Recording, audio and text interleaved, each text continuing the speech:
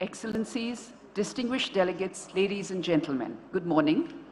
In my capacity as Chair of the Counter-Terrorism Committee, I now call the special meeting of the Security Council Committee established pursuant to Resolution 1373 of 2001 concerning counter-terrorism on countering the use of new and emerging technologies for terrorist purposes to order. The provisional agenda of today's meeting is before the members. If there is no objection, I shall consider this agenda adopted. The agenda is adopted. I would like to now invite Mr. Vladimir Voronkov, Under-Secretary General for Counter-Terrorism, to deliver a message from the Secretary General of the United Nations. Sir, the floor is yours.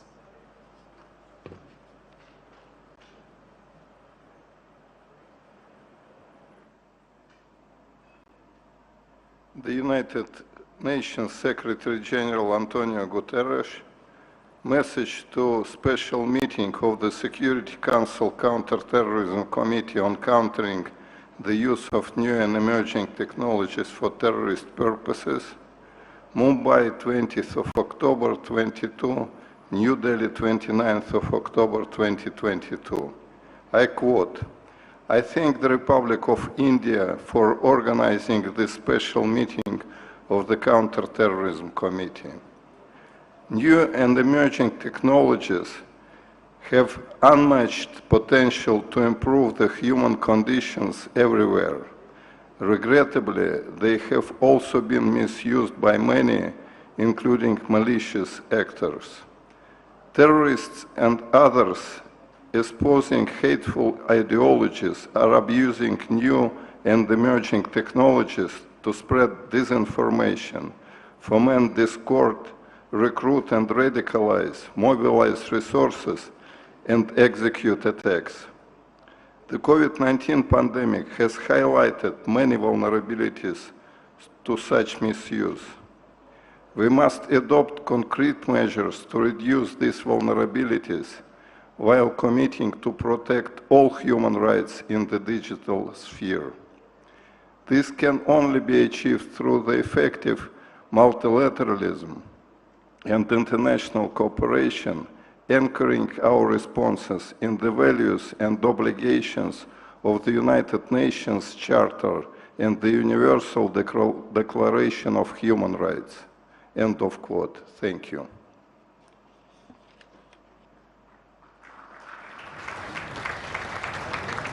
I thank the Secretary General for his message.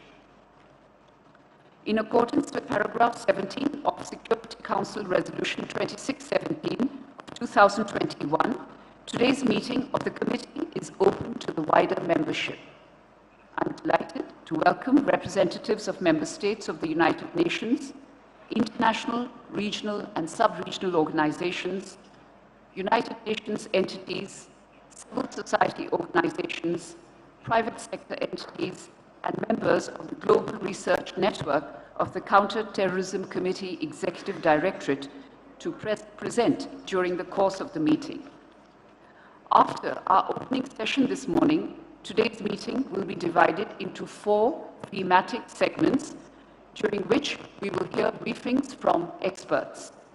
This will be followed by interventions from the members of the committee and then from the other member states, along with other participants in attendance today prior to closing the meeting.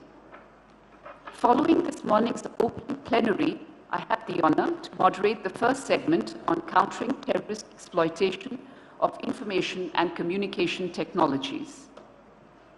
The second segment on countering terrorism financing, threats and opportunities related to new payment technologies and fundraising methods will be moderated by Mr. Mohammed Bouabdallah, Deputy Assistant Secretary at the Ministry for Europe and Foreign Affairs of France and Vice Chair of the committee.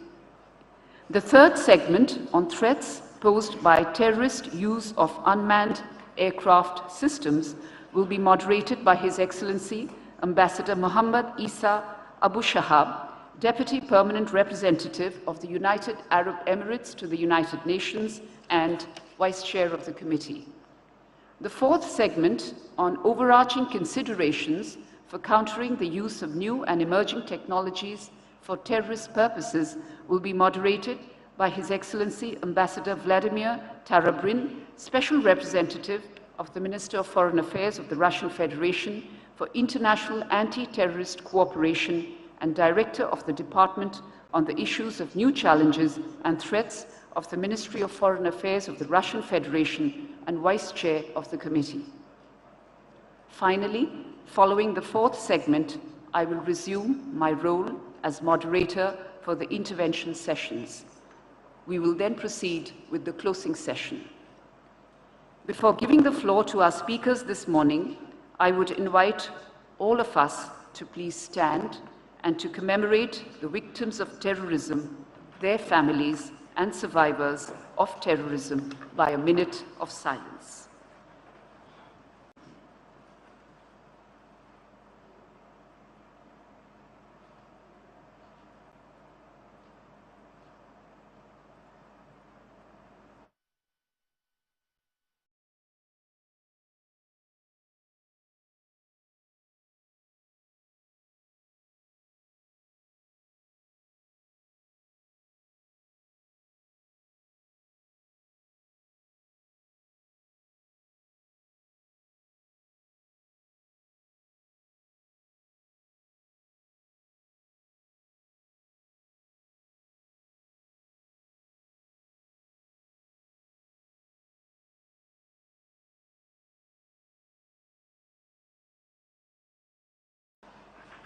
I thank you all for joining us in the commemoration to the victims of terrorism. We will now watch a short video commemorating the victims of terrorism, including the victims of the 26/11 Mumbai terror attacks.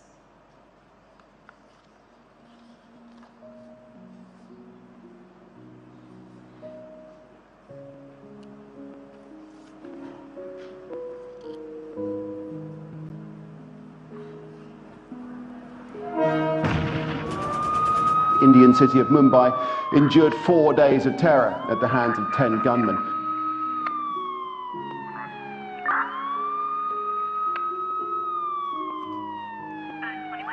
Fire coming out of the top of the dome of the old Taj Hotel and a huge plume of smoke. Just some time back we've heard some shots being fired here. 26/11/2008 के दिन मैं मेरे family के साथ, मेरे पापा, मेरे भाई और मैं, हम तीनों पूना जाने के लिए बांद्रा से सीएसटी गए थे। हम भागने की कोशिश की, वैसे कसाब की गोलियां के मेरे राइट पैर में लगी। के चेहरे पे एक मुस्कुराहट है, ऐसा लग रहा है उसे हम लोगों को मार के खुशी मिल रही है। ये इंसिडेंट हुआ था जब कॉलेज के हम फ्रेंड्स सब लियोपोल्ड कैफे गए थे। हमें एक बड़ा सा धमाका ऐसे सुनाई दिया, तो हम बहुत डर गए क्योंकि हमें वो गोलियां दिख नहीं रही थी, पर दीवार पे वो लग रही थी, तो वो आवाज आ रहा था। After killing 11 people at Cafe Leopold, Abu Shoaib and Abu Umar walked to the Taj Hotel.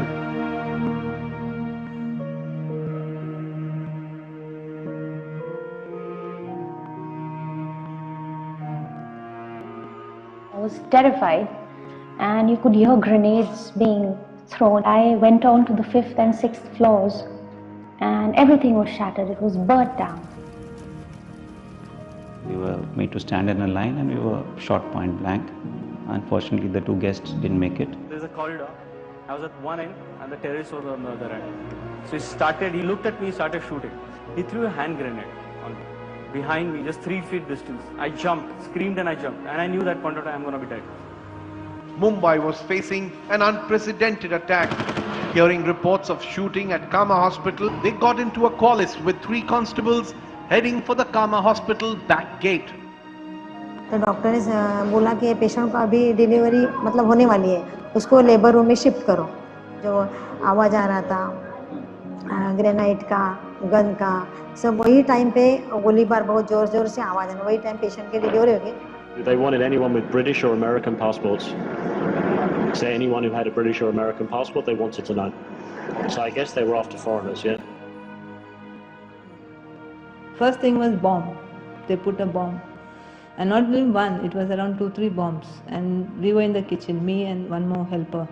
I was hiding in the storeroom and we were there up till 11:15 next morning. They didn't allow me to go anywhere. they just surrounded me like I was in a cage. And my baby, he started screaming looking at all that. At that time in the hotel lobby, there must have been about 30 or so people. I saw, I would say, 10, 12 people fall to the ground whilst I was still there. I think about 4, maybe 5 of us actually made it out of that lobby area. And I was just lucky enough to be able to make it into that. She's perhaps one of the worst sufferers of the carnage.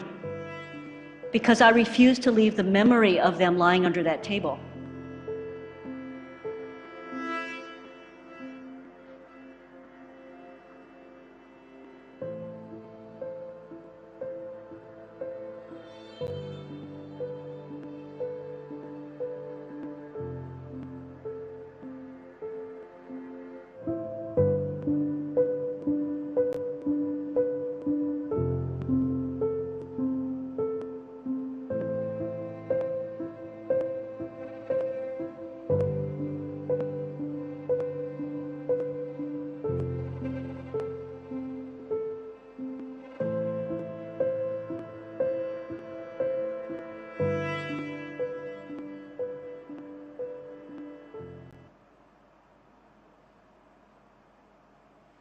Thank you.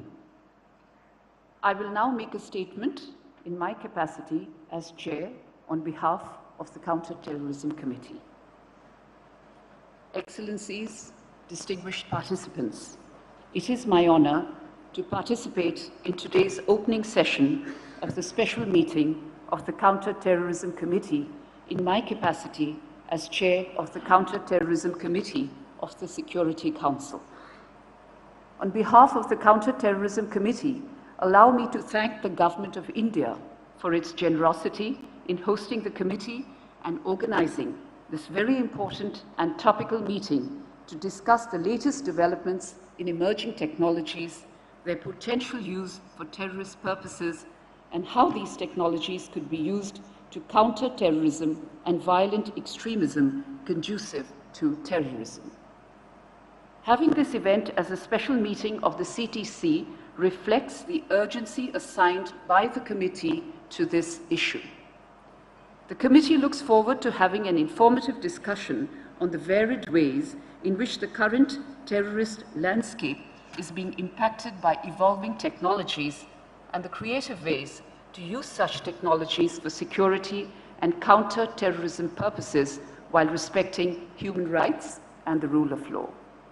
Excellencies, distinguished colleagues, in recent years, we have seen almost limitless potential of new and emerging technologies in multiple domains, starting from public health, border control, law enforcement, transportation, and communication systems. These innovations have fundamentally altered our societies, fueling economic growth and offering the possibility to reduce existing inequalities. However, the challenges are several and they demand our attention and urgent action.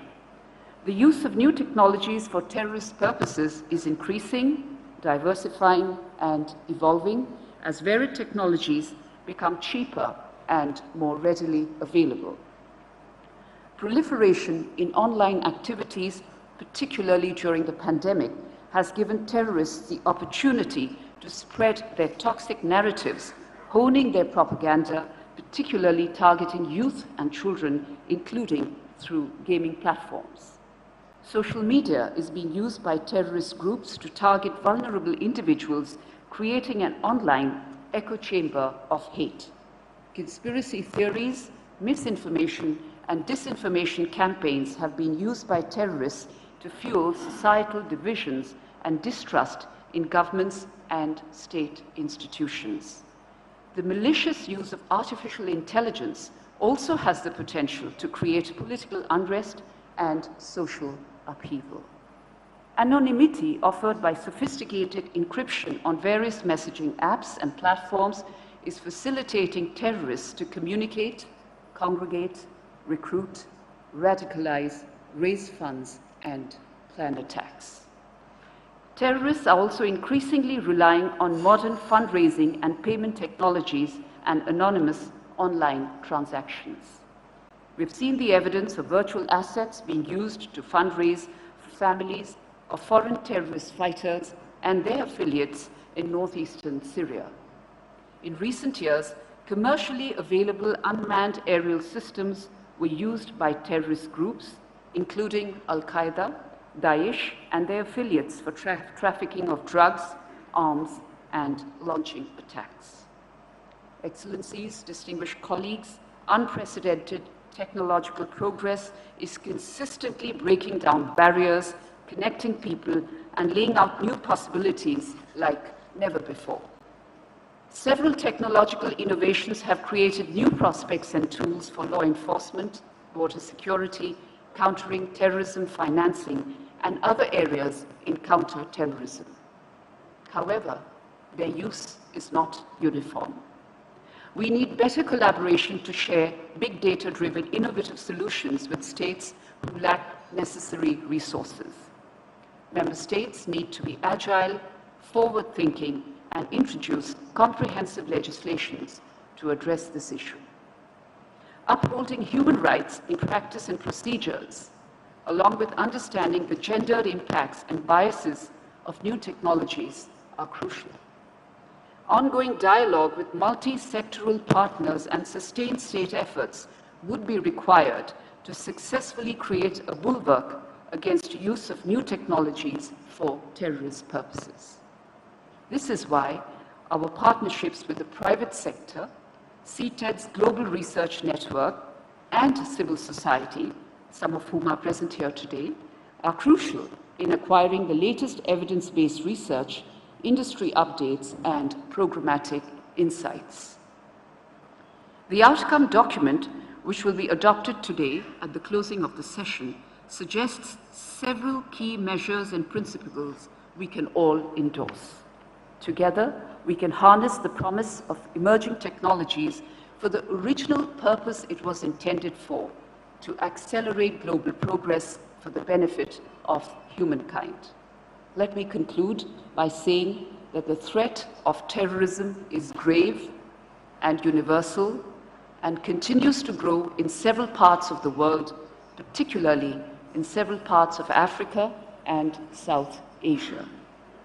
Terrorism in any part of the world is a threat to the peace and security for the whole world. And therefore, it is important we reaffirm that all acts of terrorism are criminal and unjustifiable, regardless of motivation and wherever, whenever, and by whomsoever it is committed. Thank you. I'm now pleased to invite Dr. Jaishankar, External Affairs Minister, Government of India, to deliver the keynote address. Sir, you have the floor.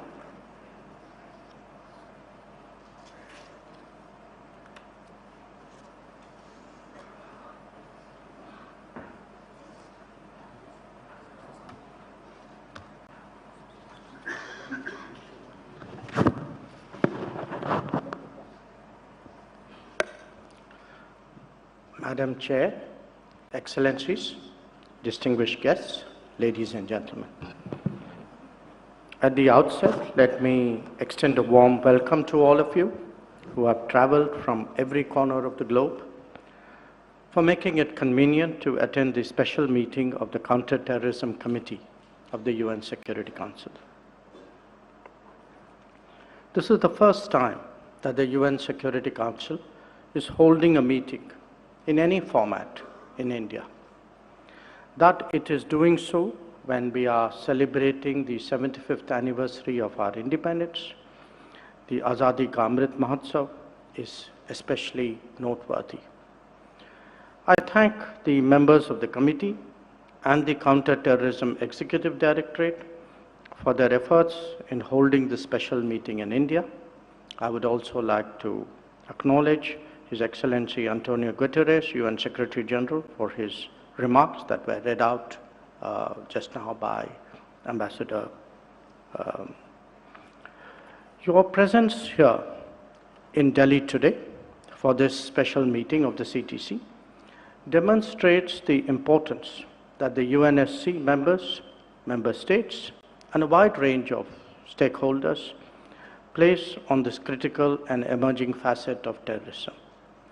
That the Council is holding this special meeting of its Counter-Terrorism Committee in India is also product of the fact that counter-terrorism has become one of the top priorities during our ongoing tenure in the Security Council. Terrorism remains one of the gravest threats to humanity.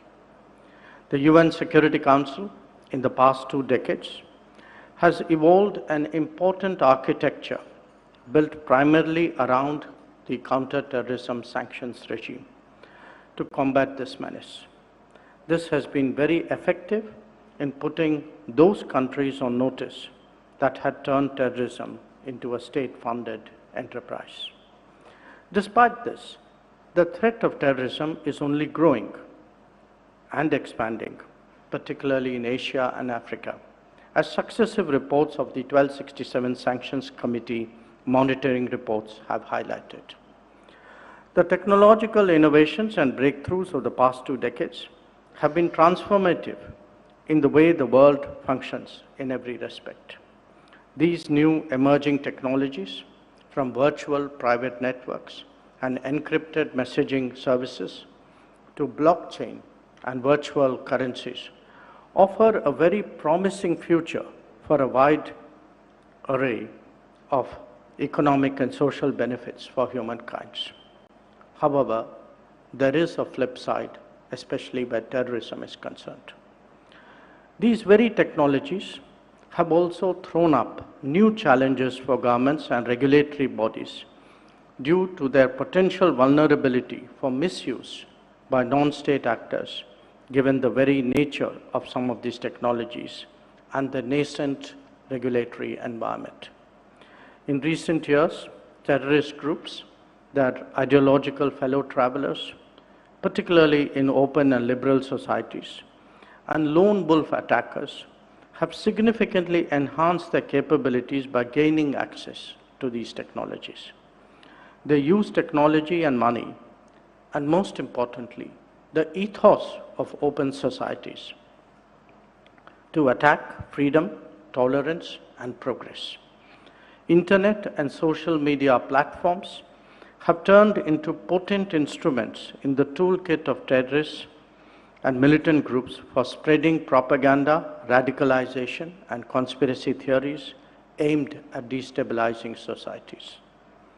Another add-on to the existing worries for governments around the world is the use of unmanned aerial systems by terrorist groups and organized criminal networks. Being a relatively low-cost option with an increasing ease of accessibility, misuse of these unmanned aerial platforms for nefarious purposes by terrorist groups, such as weapons and explosives delivery and targeted attacks, have become an imminent danger. They are therefore a challenge for security agencies worldwide. The possibilities of using weaponized drones for terrorist purposes against strategic infrastructure and commercial assets call for serious attention by member states. Our own experience of the 2008 Mumbai attacks, and you will all recall the briefing yesterday, our experience showed us how a benign technology of Voice over Internet Protocol, VoIP, could be used for organizing and directing such a barbaric terrorist attack from beyond our borders. More recently, these terrorist groups have been using unmanned aerial platforms such as drones and quadcopters for cross-border trafficking of drugs and arms and for carrying out terrorist attacks. And such risks are not limited to India. In Africa, drones have been used by terrorist groups to monitor movements of security forces and even of UN peacekeepers, making them vulnerable to terrorist attacks. A few months ago, terrorists launched cross-border drone attacks on the UAE and Saudi Arabia, targeting civilians and civilian infrastructure, which led to loss of lives and injuries, including to Indian nationals there. India has strongly condemned these cross-border drone attacks, both in UAE and Saudi Arabia.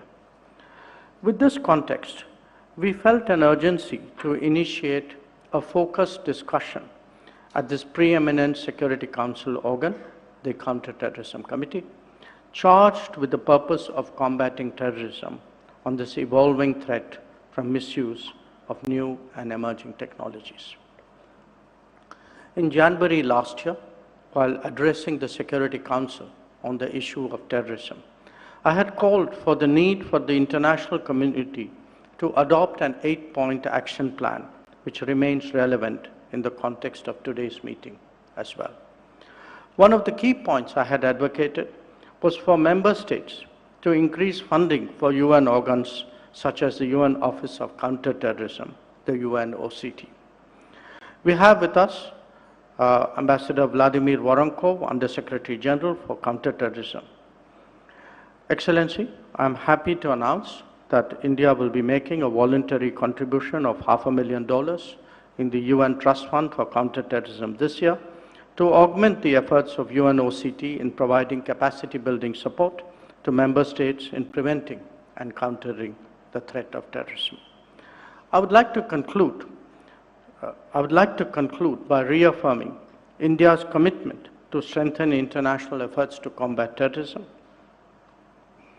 including combating the use of new and emerging technologies. The Delhi Declaration, which is to be adopted at the special meeting of the CTC, will exemplify the commitment of the international community in dealing with the threat of use of new and emerging technologies for terrorist purposes. We are honored to host this special meeting of the Counter-Terrorism Committee in India and contributing to international efforts in this regard. I'm confident that today's special meeting will be yet another milestone for this Council to deal with a pressing issue which requires the urgent attention of the international community. I thank you.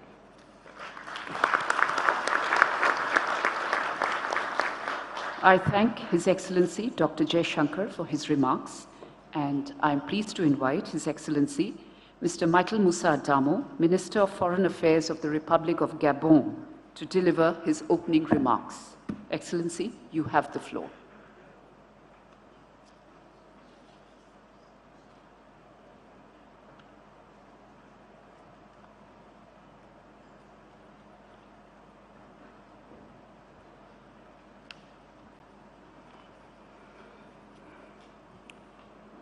Madam Chair,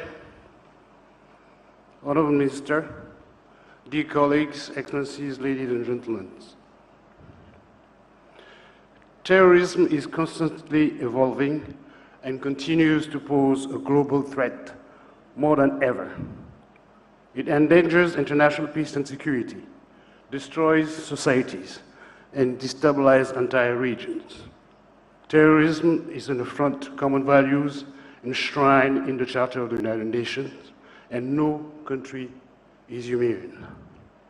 New technologies, including social media, encrypted communication tools, and cryptocurrency, are being used to the purpose of propaganda, radicalization of new recruits, and launch of atrocities. Since the military defeat of the Islamic State in Iraq in the Levant, ISIL in Iraq and Syria in 2017, foreign terrorist fighters have been on the move. Terrorism has become a transnational threat that no government or organization can combat alone. To that end, multilateral concerted action at national, regional, and global level is essential. Our action must be as swift and multidimensional as the threat itself and based on the principles of multilateralism. Esteemed colleagues, on the African continent, the terrorist threat is growing, diversifying, and has been modernizing over the years, trapping entire regions such as Sahel and the Horn of Africa in a spiral of inextricable complexity. The approach of highlighting the nexus of peace, governance, and development seems to be the most appropriate to break the cycle of abrupt political transitions and cyclical insecurity. We should adapt our response with coherency to the changing face of terrorism with great urgency. Indeed, The fragmentation of responses fuels the interest of terrorist groups that exploit systemic flaws to ferment the breeding ground for violence. Today, several regions of the continent are becoming sanctuaries for terrorist groups, epicenter of international insecurity, with one of the fastest growing humanitarian crises affecting the lives of millions of people. The humanitarian crises are becoming more complex with the induced effects of climate change, correlated with the rise of violent extremism. Poverty and inequalities inherent of recurrent political and social economic crises.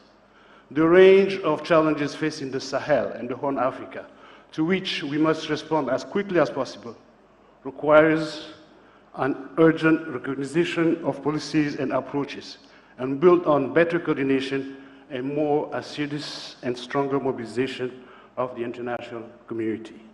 For Gabon, the joint efforts of the United Nations and the African Union, combined with the active involvement of the countries of the region and sub-regional organizations, must rely on local communities. They are the ones who suffer on a daily basis of an assault of terrorism groups. Our efforts can hardly have a lasting impact without a consistent enhancement of local strategies based on commitment of women, young people, and the most vulnerable population, and of the mechanism for prevention, resolution, and consolidation of regional and sub-regional organizations. Development, governance, and security policies must go hand in hand with an absolute determination to defend the values of social cohesion and prohibition of hate speech, with a view to maximizing the impact of our efforts to promote lasting peace and stability in the region. Addressing these underlying causes of crisis means overcoming ignorance through quality education and addressing the lack of basic services and infrastructure to lift younger generation out of violent extremism. The commitment of the international community in fragile region must be commensurated with the threat scale. Indeed, it only takes one weak link for the entire chain of collective security to be shaken. Therefore, it is crucial for the international community to support the efforts of fragile states in the fight against terrorism with adequate logistical and material means, while acting decisively to emaciate the sources of financing of terrorist groups, which, with inter alia, profit from the illicit trafficking of natural resources in order to restrict their ability to feed themselves and their abominable activities. Gabon will welcome and support the document that will be adopted at the end of this session. En remerciant le gouvernement de l'Inde pour avoir pris l'initiative de cette importante rencontre qui intervient à un moment propice, je saisis cette occasion pour aussi exprimer à l'Inde, au gouvernement de l'Inde et à la population indienne et au peuple de l'Inde les chaleureuses félicitations de mon pays, le Gabon, pour son mandat exemplaire à la tête du comité 1373 contre le terrorisme. La tenue de cette réunion est un sujet aussi sensible qu'épineux concernant la cybersécurité et l'utilisation potentielle des technologies émergentes à des fins terroristes. Ceci illustre l'attachement de votre gouvernement aux efforts de lutte contre la menace terroriste. Il faut se féliciter du fait que cette réunion mette accent sur trois aspects essentiels, à savoir l'utilisation de l'Internet et des médias sociaux à des fins terroristes, le financement du terrorisme, l'usage des systèmes aériens sans pilote. Madame le Président de séance, chers collègues, Excellences, Mesdames et Messieurs, le terrorisme continue de poser une grave menace à la paix et à la sécurité internationale. Les organisations terroristes et leurs sponsors tirent profit de la faiblesse structurelle qui affecte un certain nombre de pays, notamment ceux faisant face à des conflits armés. Plus grave encore, ces acteurs sont constamment à la recherche de nouveaux instruments pour répandre la terreur, y compris en détournant les nouvelles technologies de l'information, l'intelligence artificielle et les systèmes aériens sans pilote à des fins terroristes. Cette situation pose un défi majeur à la communauté internationale Défi que nous devons tous relever sans tarder, tout en célébrant l'avènement de nouvelles technologies à de pointe, susceptibles de transformer la vie des populations, y compris dans les pays en développement. Notre monde aujourd'hui fait face au risque grandissant que ces nouveaux instruments qui sont le fruit du génie humain tombent entre les mains des groupes terroristes et organisations criminelles pour semer plus de violence et de désolation à nos communautés. Excellences, Mesdames et Messieurs, les actes terroristes perpétrés par des organisations telles que Al-Shabaab et Daesh ne sont pas seulement une atteinte à la vie et à la dignité humaine, mais ils constituent aussi et surtout une négation de la civilisation et ne sauraient donc être justifiés. Aucune cause, aucune idéologie, aucune religion ne peut servir de prétexte aux atrocités perpétrées par des groupes terroristes à travers le monde. Ce qui est frappant, c'est la capacité de ces mouvances à rester actives et à se renouveler, y compris par leur attitude à mobiliser des considérables sommes d'argent par des réseaux criminels, ce qui leur permet de recruter et de se propager en ayant pour cible principale la jeunesse désœuvrée. Une lutte efficace contre ce fléau exige donc une approche holistique, un traitement approprié des défis qui se posent, y compris sur le plan socio-économique. C'est ici le lieu de se féliciter des efforts remarquablement déployés par l'architecture des Nations Unies dans le cadre de la stratégie antiterroriste mondiale, y compris les comités de sanctions contre les groupes terroristes et extrémistes violents et les personnes et entités associées. Il nous faudra en outre renforcer le cadre normatif par une adhésion plus forte aux instruments déjà en vigueur, y compris la Convention de Budapest, mais également en accélérant nos délibérations en vue d'une convention globale contre le terrorisme. Mesdames et messieurs, c'est dans cet effort, nous ne ferons l'économie d'aucun moyen. Nous devons veiller scrupuleusement à une adéquation de notre réponse avec le droit international et les droits de l'homme, conformément aux résolutions 1624 de 2005 et 2617 de 2022. Face aux défis posés par l'émergence de nouvelles technologies, le Gabon, mon pays, appelle de tous ses vœux le renforcement des capacités des pays en voie de développement, notamment par la formation des cadres et l'apprentissage constant pour les préparer à être à l'avant-garde des technologies de pointe et de déjouer les velléités violentes des organisations terroristes. Il est absolument vital que les pays en développement puissent bénéficier d'une assistance technique qui tienne compte des besoins spécifiques et des menaces identifiées à l'échelle nationale et sous-régionale. Un accent particulier doit être mis sur la coopération internationale, notamment le partage de l'information et l'échange des renseignements entre les services de l'État et le secteur privé, y compris les entreprises du secteur informatique, les sociétés de transport maritime et les compagnies aériennes. J'aimerais conclure mon propos, insister sur 2 points cardinaux. D'abord, que le terrorisme ne doit et ne devrait être associé à aucune religion ou culture, ethnie ou civilisation. Ensuite, rappeler que notre action commune contre le terrorisme doit être en phase avec nos engagements en matière de respect des droits de l'homme, de la lutte contre la pauvreté, en accordant une attention toute particulière aux causes et à ces causes profondes, en mettant un accent particulier à l'éducation des jeunes et à l'amélioration des conditions de vie des populations les plus vulnérables. C'est dans cet esprit que le Gabon, mon pays, s'engage à appuyer la déclaration qui sera adoptée à l'issue de cette réunion spéciale. And I thank you for your kind and generous attention. Thank you. I thank His Excellency, Mr. Michael Musa Adamo, for his remarks, and I am now pleased to invite Her Excellency, Ms. Shirley Ayoka Bochwe, Minister for Foreign Affairs and Regional Integration of Ghana, to deliver her opening remarks. Madam Minister, you have the floor.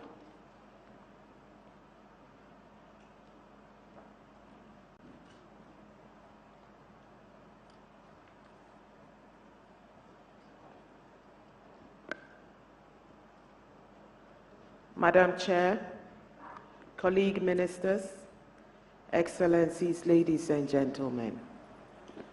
Let me begin by thanking the government and people of India for the warm reception and hospitality accorded my delegation since our arrival in incredible India. India has been a leader in the fight against international terrorism, and we commend her commitment to international peace and security. In this connection, we wish to thank the Government of India and the Counter-Terrorism Executive Directorate, CTED, for organizing this special meeting on countering the use of new and emerging technologies for terrorist purposes. We welcome your remarks, Minister Jaishankar, and we are convinced that today's meeting will help strengthen international efforts, including through new forms of cooperation on the countering the use of new and emerging technologies for terrorist purposes. Ghana will be committed to the outcomes of this meeting. Following the horrific 11 September attack, the Security Council swiftly adopted Resolution 1373. The resolution signaled the unity of the international community for the fight against terrorism. The subsequent establishment of the Counter-Terrorism Committee of the Security Council and the adoption of several resolutions and conventions on the subject showed the common commitment to combat terrorism in all its forms and manifestations. Despite international and regional efforts to fight the menace of terrorism, however, we have seen in recent years a growing trend in terrorist activity and expansion through franchising across regions and an attendant increase in violence and control of territory. These, together with changing, protracted, and complex nature of terrorism and the absence of any mechanism in the Security Council to deal with terrorist groups, pose dire consequences for international peace and security.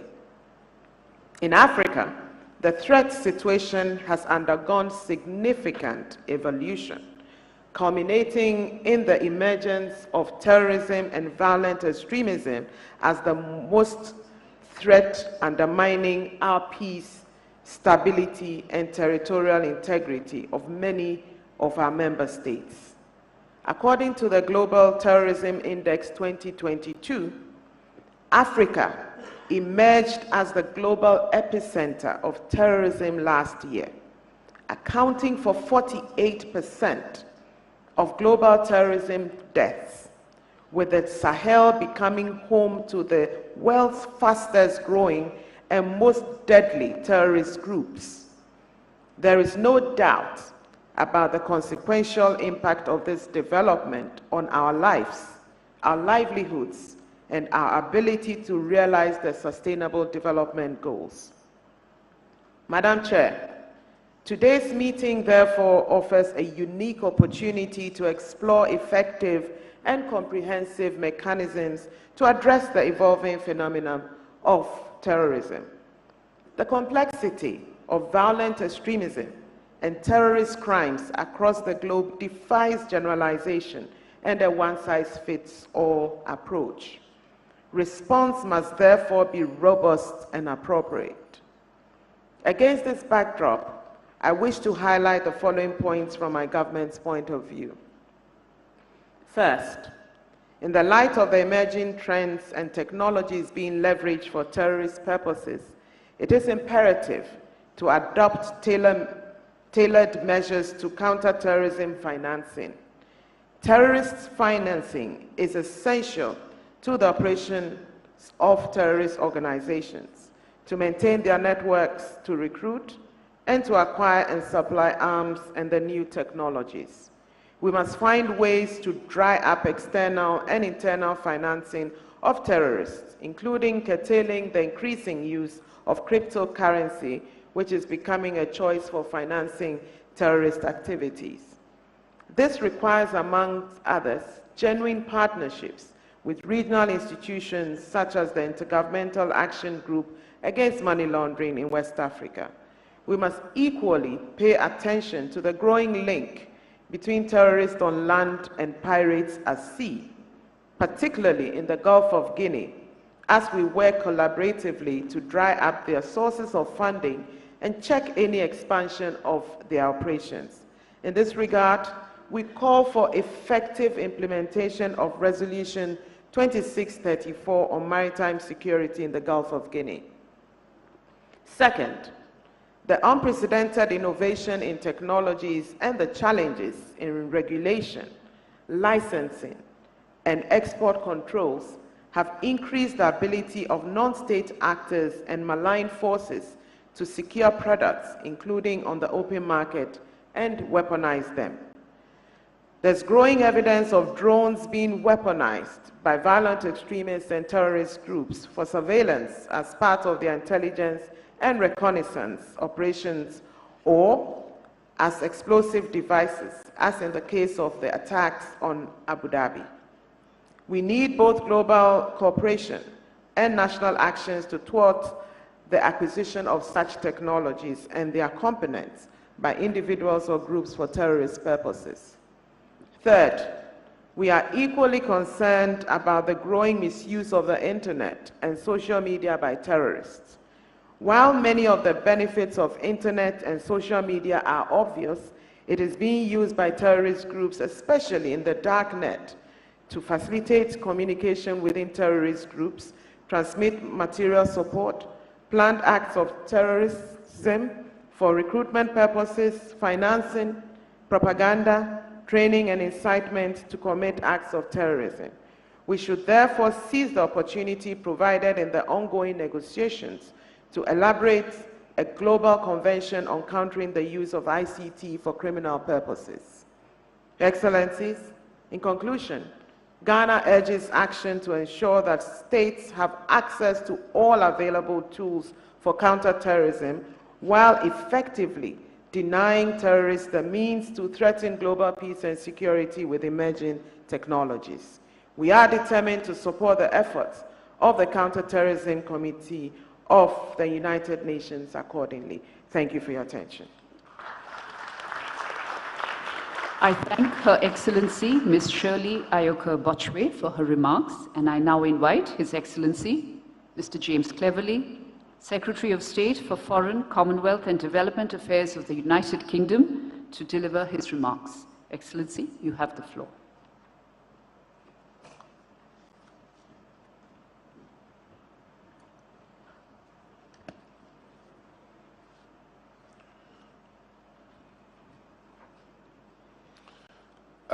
Madam Chairman, Your Excellencies, ladies and gentlemen, may I start by thanking India, our hosts, and Dr. Jaishankar for his keynote speech. And you're right that countries must do more nationally and internationally to counter the threat of terrorism. The UN and an effective CTC both have a significant role to play in this endeavour. Just outside my office in London is an elegant memorial to those who were killed in the Bali bombing of 2002. 202 victims that came from more than 20 countries, including 23 from the United Kingdom.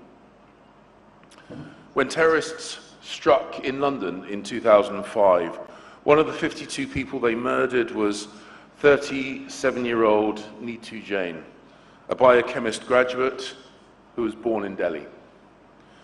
And the victims of the 2008 Mumbai attacks, who we honoured yesterday, came from every continent. Terrorism is a global problem and a global threat. So I'm incredibly grateful for Foreign Minister Jaishankar for using India's Security Council presidency to focus on this crucial issue and advance his 8-point plan. The UK's partnership with India is hugely important to me, and I'm pleased to be taking forward our CT cooperation this weekend. But let me now turn to the technological advances which offer terrorists new opportunities that we must counteract.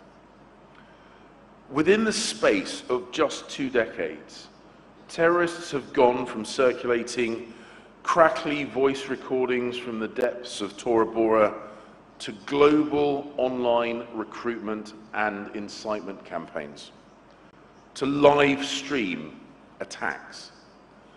And online incitement and radicalization of vulnerable people in far-off countries who have then gone on to use simple rental vans as weapons of terror. So we must continue to work together to fight terrorist ideologies online. In 2015, we set up the Counter-Terrorism Communications Cell in London in partnership with the United States of America and the government of the United Arab Emirates. Together, we have worked with governments, civil society, and communities to challenge Daesh's narrative. And we're also working with the G7 and Global Internet Forum to counter terrorism. And we continue to press tech companies, amongst whom are some of the Internet's biggest players, to crack down even harder on extremist content online.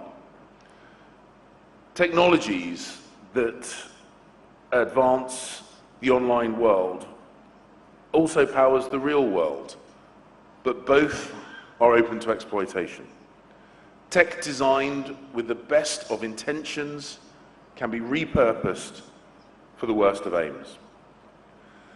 From a garden, from our ambassador's garden in Abu Dhabi, in January of this year, I saw the UAE's air defense system interdict Houthi missiles.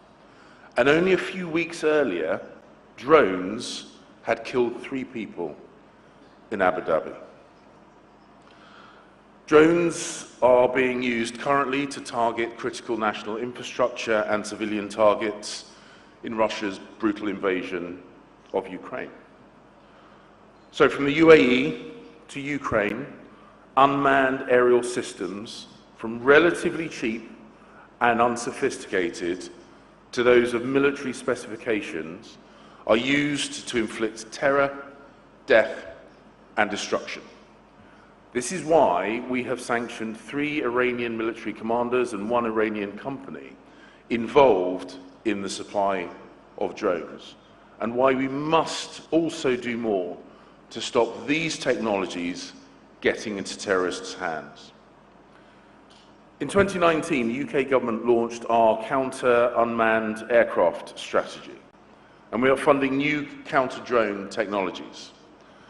And we're working through the Global Counter-Terrorism Forum to ensure that we do more to stop terrorists from misusing drones. The internet has also given terrorist groups murky new routes to conceal their finances that they need to sustain their activities. We work with industry and international partners to understand and disrupt terrorist finances, including in Somalia and North Africa. We have made tackling illicit finance a core pillar of our cooperation with international partners like the UAE. And we look forward to India's No Money for Terrorism conference in November. This is vital work. The threat from terrorism has not gone away. We know a repressive response will only exacerbate the problem. And if we are to keep our people safe, we must comply with human rights.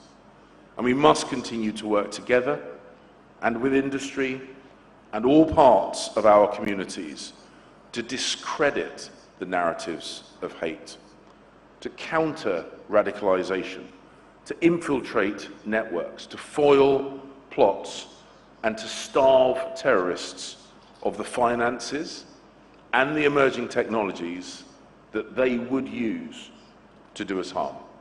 Thank you. I thank His Excellency, Mr. James Cleverly, for his remarks. I'm pleased to invite Her Excellency, Ms. Reem Ibrahim Al-Hashimi, Minister of State for International Cooperation of the United Arab Emirates, to deliver her remarks. Excellency, you have the floor.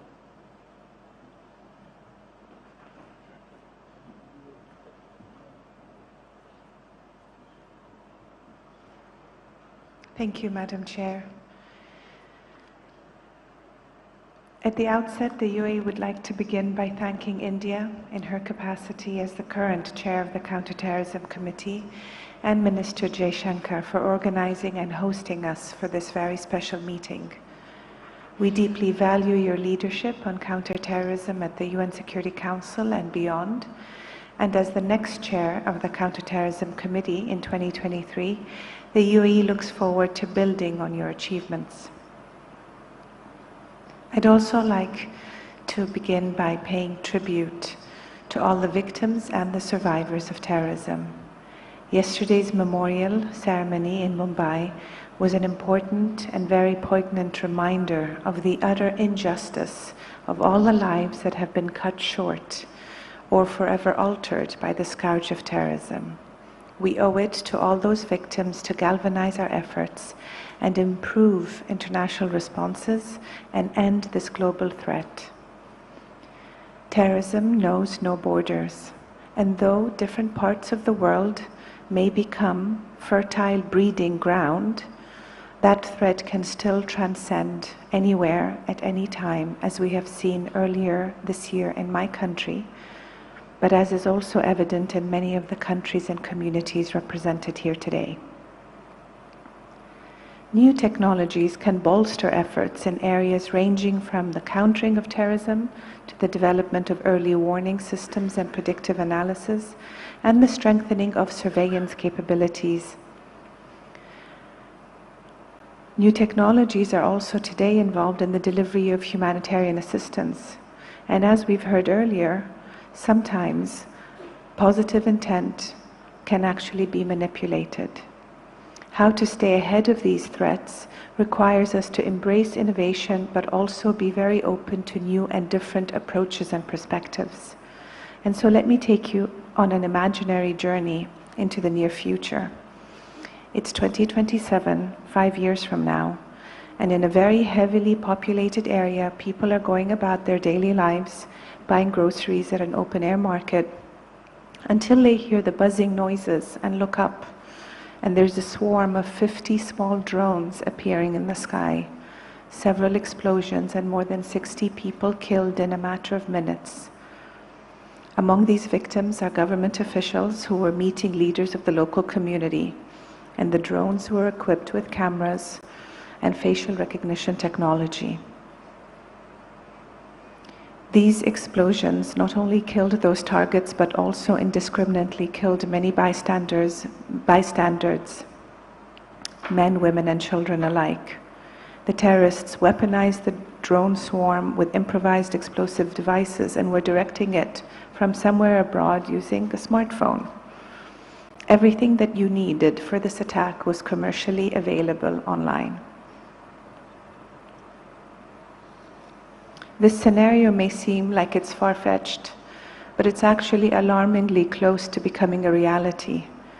Ongoing advancements in digital technologies are multiplying the possibilities of what devices like drones are able to do. One thing is clear: our existing regulatory systems and our policy discussions are not advancing at the same pace or at the same ambition as these threats that we all face. Technology is becoming a force multiplier of terrorism on our watch. Let me briefly touch on 3 issues that will be addressed during the special meeting and that are very pertinent in the minds of the United Arab Emirates leadership. First, terrorist groups are exploiting advances in commercial drone technology to carry out deadlier and stealthier attacks. Drones can now fly faster, travel further, carry larger payloads, and leverage artificial intelligence and other tools to operate without manual control. Advanced drone technology enhances the capacity of terrorists to conduct reconnaissance and target civilians with devastating attacks, including across state borders, while the projection of sophisticated capabilities is exploited for propaganda, very sophisticated propaganda, and recruitment purposes. This is a cross-regional challenge from Al-Shabaab in East Africa to Daesh and the Houthi terrorist group in the Middle East. It is urgent that we catch up to the reality of their deployment, including all transnational threats, and address these issues head-on. Second, the internet must not be a terror enabler. We've been having this discussion for years. Aren't you tired of these discussions? Despite the efforts of technology companies in developing detection tools based on artificial intelligence and human moderation, these are simply not enough. Extremist content remains on the internet with algorithms that promote the search for new audiences, making terror activity so appealing. Hate speech, terrorist narratives, extremist language, disinformation, misinformation campaigns continue to undermine and break down our social fabric. We must find ways to fast-track efforts and strengthen regulatory and legislative frameworks to protect users, our communities, and our children. Third, curbing terrorism financing requires adjusting to the emergence of new financial instruments. Whether cryptocurrency or prepaid cards, a diversified set of payment options continue to fuel terrorist activities worldwide, and organized crime groups and their actors continue to find loopholes. With the rapid development of financial technology, staying ahead of the curve and properly addressing these risks becomes ever more difficult, but ever more necessary. The UAE is fully committed to implementing AML-CFT regulations and has advanced the entire architecture of that framework to close the gaps in our system. And finally, it remains absolutely imperative for all of us to continue to keep our efforts united and to work diligently together to tackle the root causes of all forms of extremism in order to ensure that transnational malign phenomena ceases to metastasize. I believe we all agree on the urgency to tackle this challenge, and political will remains present, but it is now important to prioritize action. Thank you so much for your time and attention. I thank Her Excellency Ms. Reem Ibrahim Al-Hashibi for her remarks, and I'm now pleased to invite Her Excellency Ms. Meggy Fino, Deputy Minister for Europe and Foreign Affairs, Republic of Albania, to deliver her remarks. You have the floor, Excellency.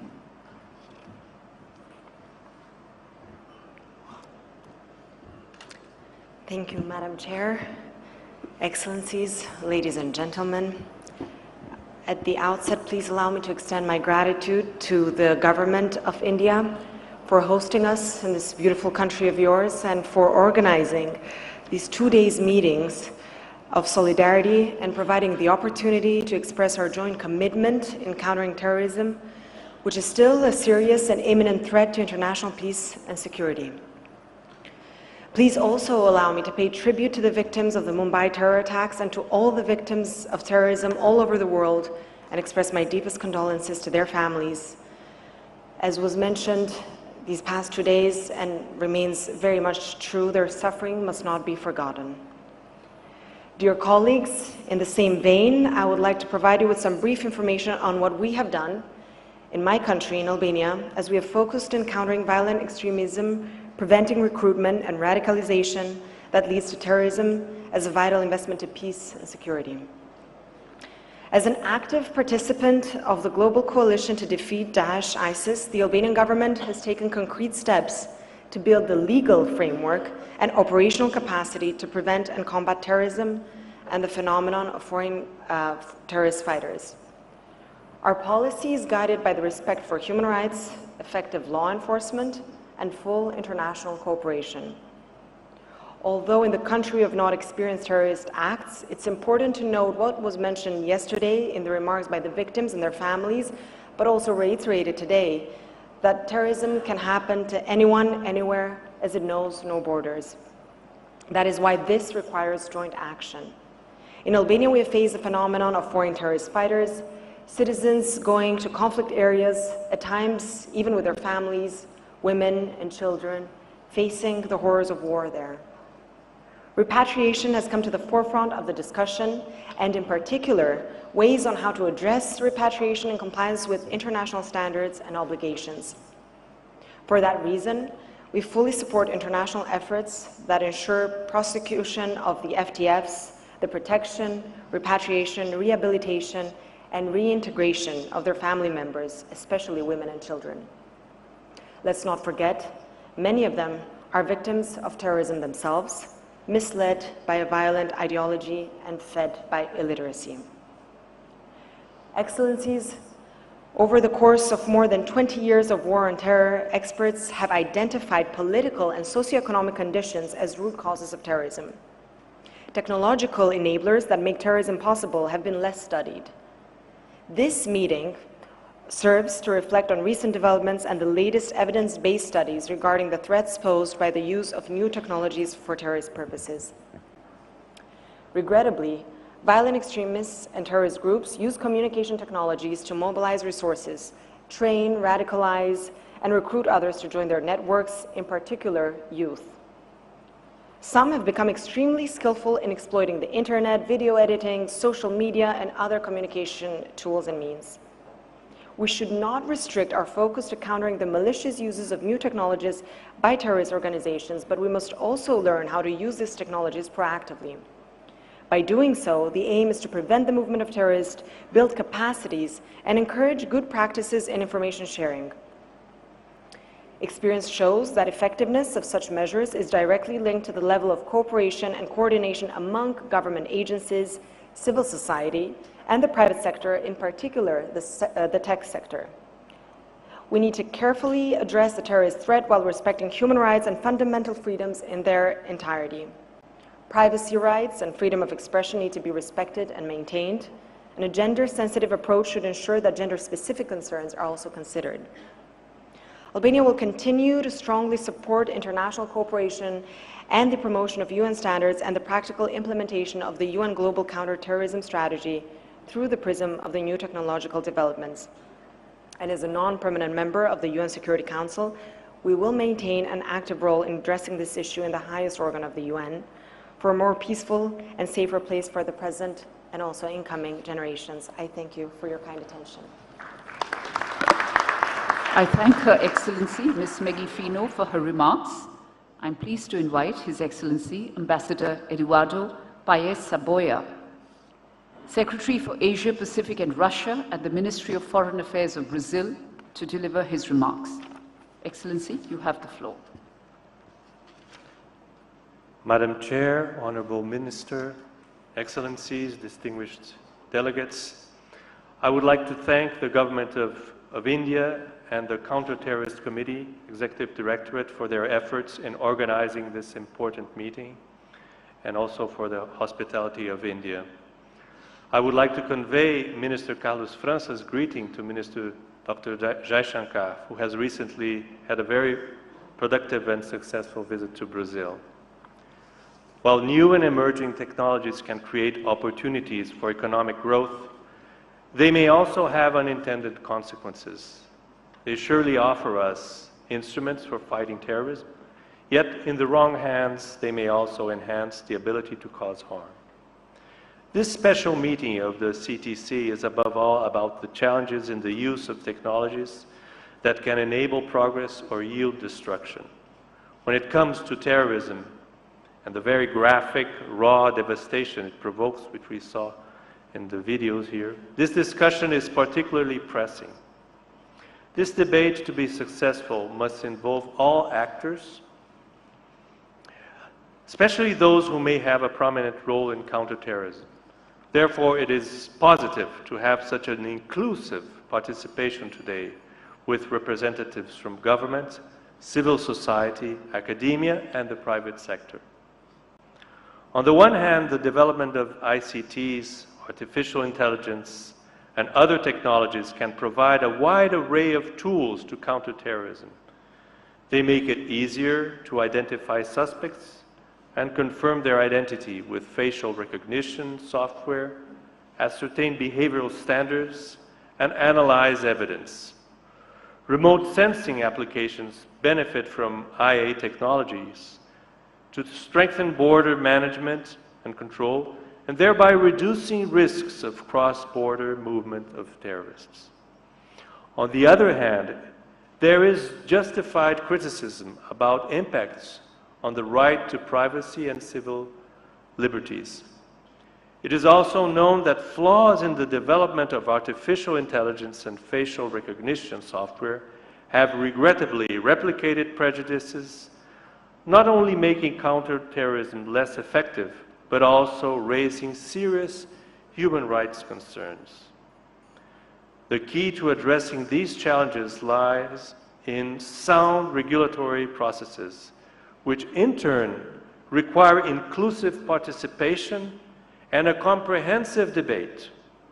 In Brazil, we had the opportunity to extensively examine how to respond to concerns of this nature in the discussions that led to the adoption of the Brazilian Civil Rights Framework for the Internet and the General Law on the Protection of Personal Data.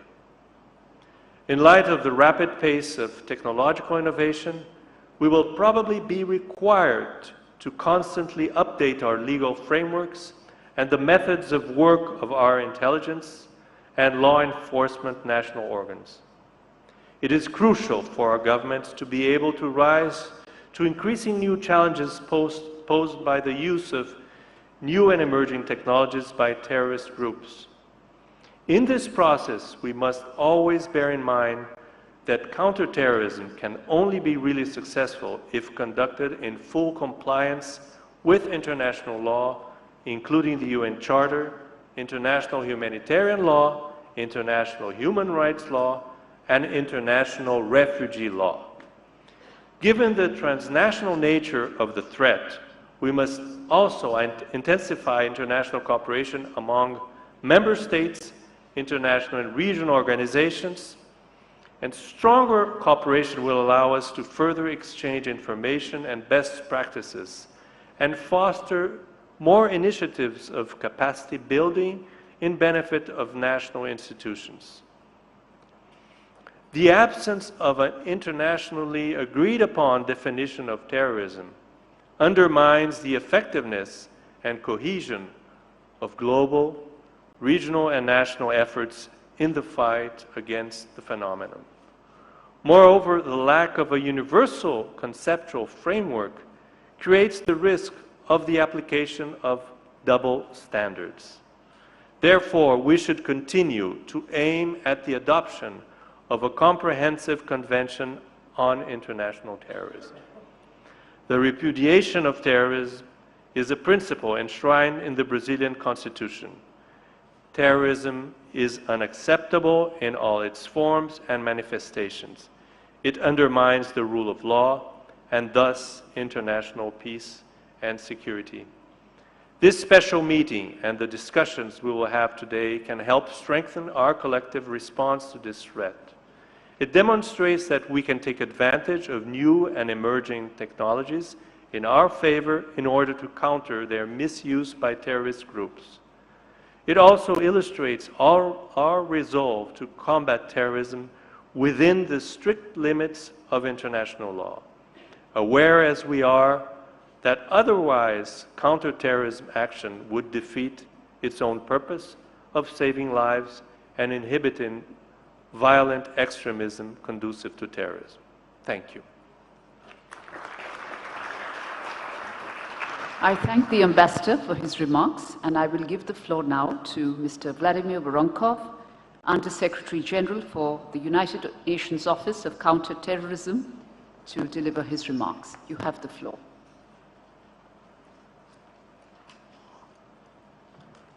Thank you, Madam Chair.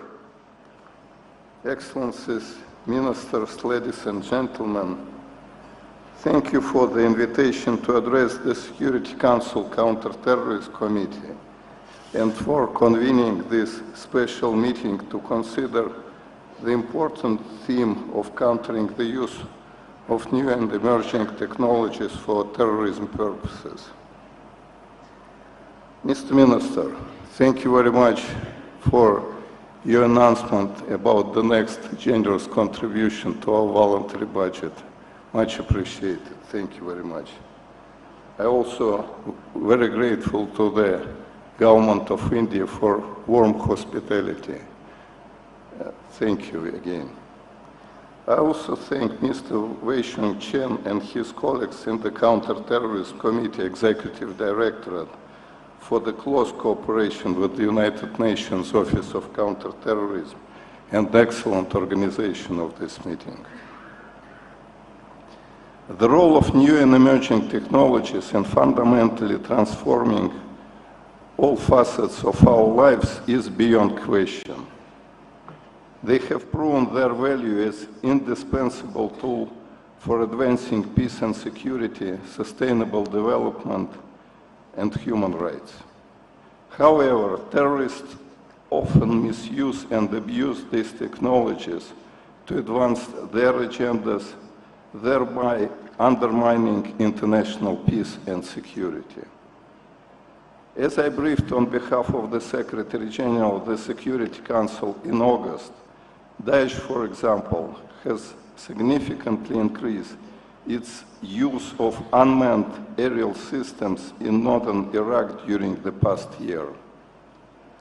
Terrorists are increasingly utilizing information and communications technologies, in particular the internet and social media, including gaming platforms, to commit, incite, recruit for, fund, and plan attacks. In his August report on terrorist attacks based on xenophobia, racism, and other forms of intolerance, or in the name of religion or belief, the Secretary General notes that the COVID-19 pandemic has significantly exacerbated the threat of terrorist attacks on this basis.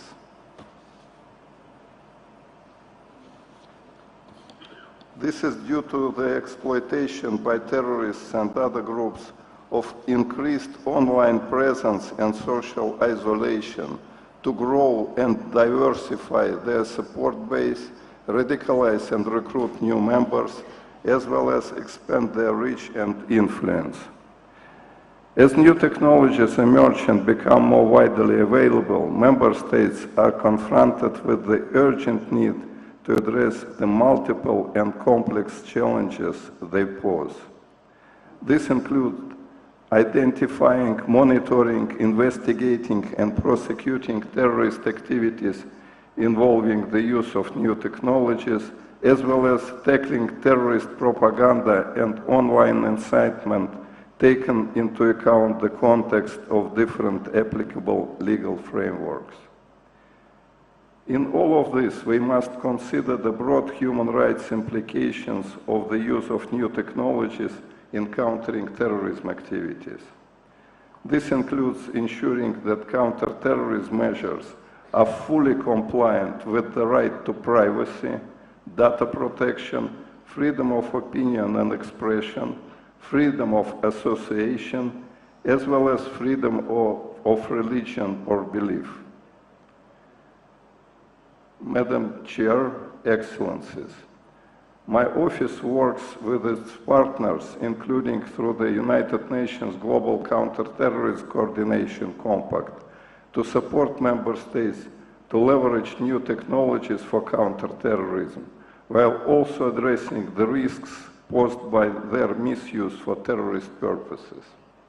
We do so in three different ways.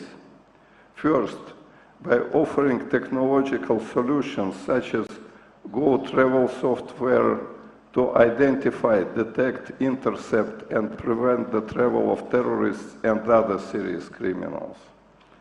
We are also exploring the development of Go Fintel software to counter the financing of terrorism. These tools support member states to better adapt and respond to the complex challenges of data collection, analysis, and dissemination in counter-terrorism. Second, by enhancing the capacities of requesting member states on the application of new technologies for counter-terrorism. As a part of these efforts, we provide capacity building support on the use of unmanned aerial systems for monitoring and surveillance, cybersecurity, as well as digital data collection and digital forensics for investigations, prosecution, and adjudication of terrorist offenses. And third, by building upon a vast network of partners to exchange views and promote innovative solutions on responsible use of technologies. In this context, I can mention the second Counter-Terrorism Week, which my office hosted at the United Nations headquarters in June 2021, which addressed the transformative role of new technologies in countering terrorism, a theme that also featured prominently in the latest 7th review of the United Nations Global Counter-Terrorist Strategy. Building partnerships for the responsible use of technology also involves producing joint research to inform and shape debates on the use of technology in countering terrorism. Examples of these efforts include 2 reports produced jointly by the United Nations Interregional Crime and Justice Research Institute and my office on the malicious use of artificial intelligence for terrorist purposes and the opportunities that this technology provides in countering terrorism. Furthermore, our partnership with the International Police Criminal Organization resulted in the production of a handbook for law enforcement on the use of the internet and social media for counter-terrorism investigations. Moving forward, my office will continue to work with its United Nations and other partners to advance the Secretary General's vision in his report, Our Common Agenda, to address the risks posed by new technologies to peace and security and use its potential for common good. Madam Chair, Excellencies, the growing availability of new and emerging technologies and their increasing and evolving use by terrorist groups result in significant challenges for member states.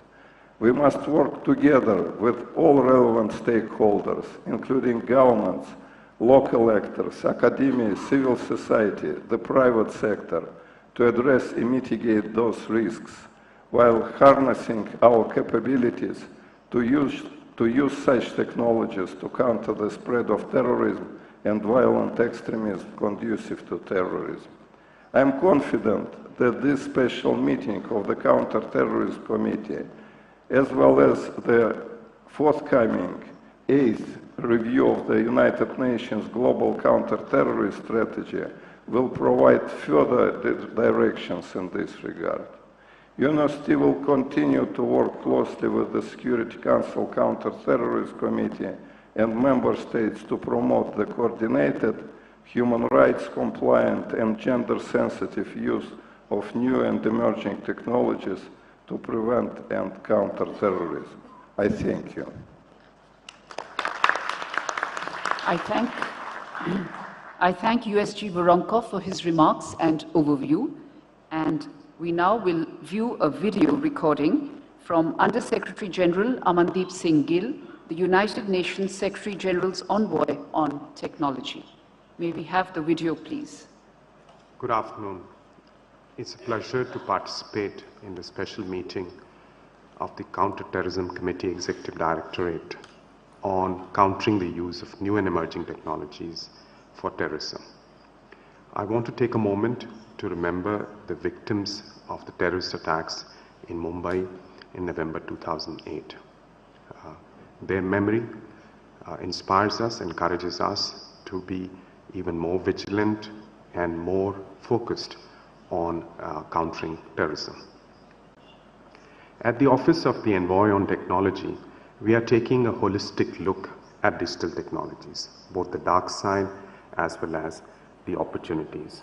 While we are primarily focused on digital technologies, their intersection with other types of technologies is important as well. We are focused on the problem of governance of these technologies, where there is fragmentation of national efforts and efforts across the public and the private sector.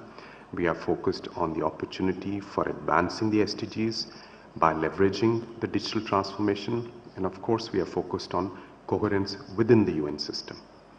On the issue of counterterrorism, the Office of the Envoy on Technology has a supporting role because this issue is ably handled by our colleagues from the CTED and the Office of Counterterrorism. There are important linkages in some of the themes and approaches that OSET works on, which might be of interest to member states and other stakeholders and might resonate in this discussion. Let me just address a few. Firstly, why the issue of terrorism is important? Because human lives matter. And if human lives matter, human rights are critical as well. And in particular, the question of how human rights frameworks apply online with regard to balancing freedom of expression, freedom of speech, with protection of individuals from violent crimes and terrorism. The role and responsibility of private companies and digital platforms is critical in this regard. And we need to ensure that there is greater accountability, there is greater transparency, and there is greater collaboration across the public and the private space in upholding human rights and in countering terrorism and the promotion of violence online. There are good examples of this kind of work in the area of counterterrorism with regard to the engagement of private sector firms and online platforms.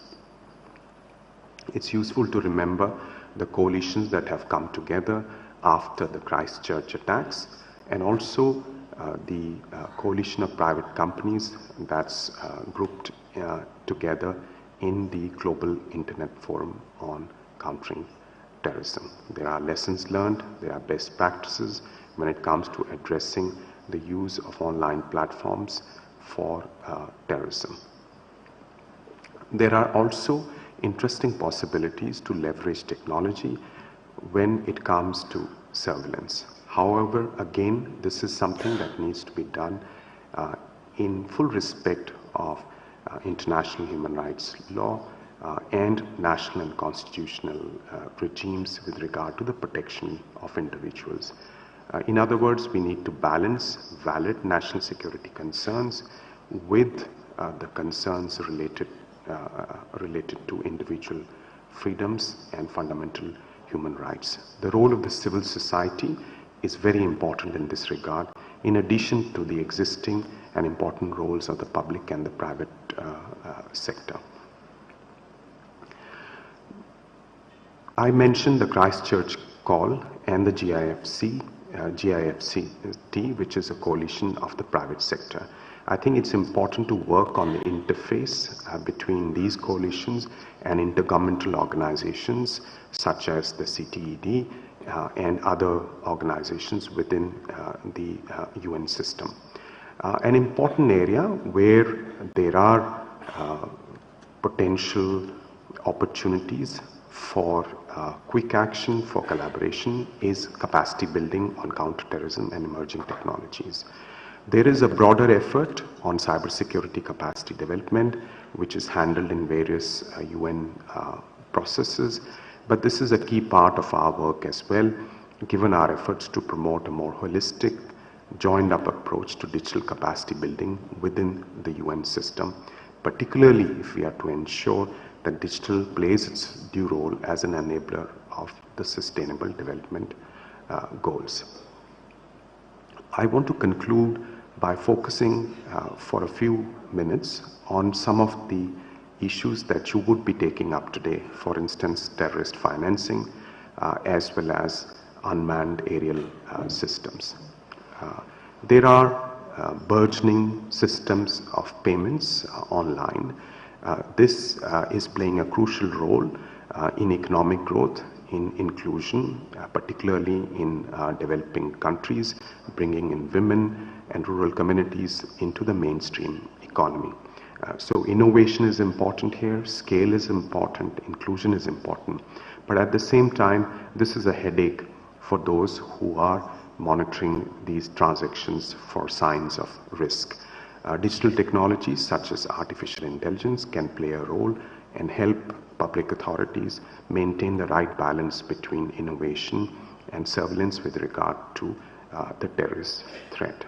Likewise, unmanned aerial systems are going to be a crucial component in the emerging digital economy.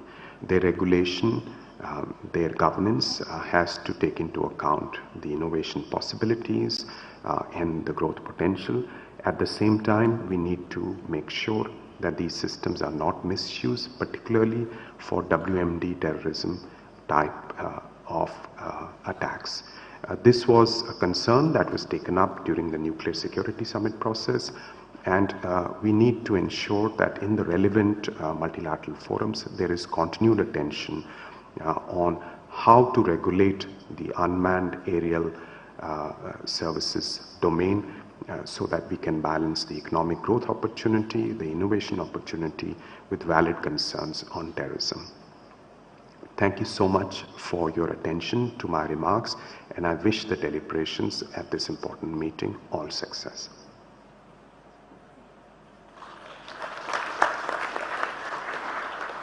I thank the Under-Secretary General for his remarks, and I now have the pleasure to give the floor to Mr.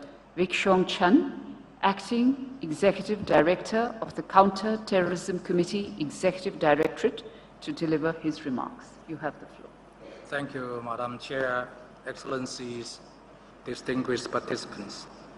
I wish to sincerely thank the Government of India for hosting the Counter-Terrorism Committee's special meeting. I also wish to commend India for its leadership role and also the significant contribution as a member of Security Council and also as the chair of the committee. The special meeting comes at the right time and for the right topics. 20 years ago, the Security Council decided that all states should deny safe haven to those who finance, plan, support, or commit terrorist acts, or provide safe haven. However, we have witnessed a shift in the nature of terrorist attacks over the years. Today, terrorists consider the digital sphere as a safe haven. Terrorists are skilled at using new platforms and systems for many purposes, including to incite, recruit, finance, plan, and execute terrorist attacks. Terrorists are also increasingly exploiting the chat, gaming, and audiovisual platforms. They understand cybersecurity and take measures to shield their illegal activities. The dark web serves as a marketplace for materials, weapons, and fake documents. In this regard, how we develop and deploy the technology will determine how effectively we shall be able to tackle the new and emerging threats and which are threats to international peace and security caused by terrorist acts. Member states are increasingly deploying technological developments in areas such as artificial intelligence and big data to prevent terrorist acts and to bring terrorists to justice. Both public and private sectors are experimenting with new technologies to improve the traceability of financial transactions. And small and large technology companies are investing in and also deploying AI to detect terrorist content on their platforms. The CETAT-led initiative, Tech Against Terrorism, has also identified over 200 platforms actively used by terrorist groups. Unmanned aerial systems are one of those technologies. As the UAS industry continues to innovate, it is lowering the terrorist barrier to enter into the aerial sphere. The rapid improvements in UAS technology and its increasingly capabilities will provide terrorist groups with multiple new targets. Critical infrastructure, open public spaces, or the other so-called soft targets are uniquely vulnerable to attack. Excellencies, distinguished participants, the global financial technology sector is another growing concern at the exploitation of new financial technology for terrorist purposes. Terrorists and terrorist groups fundraise through crowdfunding platforms and appeals on social media, move and store funds through mobile payment systems, online exchanges, and wallets or privacy coins. Virtual assets, along with other emerging financial technologies, may be vulnerable to abuse by terrorist financiers. These risks are compounded by the increase in the number and types of virtual asset service providers and persisting gaps in their regulation and supervision. These platforms and techniques are considering legal, regulatory, and investigating challenges. Excellencies, distinguished participants, the threat posed to international peace and security by terrorist groups and cells remain grave and continue to grow. How could the international community respond most effectively? First, our understanding, capabilities, and responses must keep pace with the identified threats. CTED remains committed to stay ahead of the technology curve. We have and will continue to support the Security Council and the Counter-Terrorism Committee in addressing emerging ICT challenges in the context of maintaining international peace and security and in counterterrorism. Strengthen our own assessment work, analysis, and technical expertise and guidance. The launch of the CTED UNODC Practical Guide on Obtaining Electronic Data Across Borders in 2019 is one such example.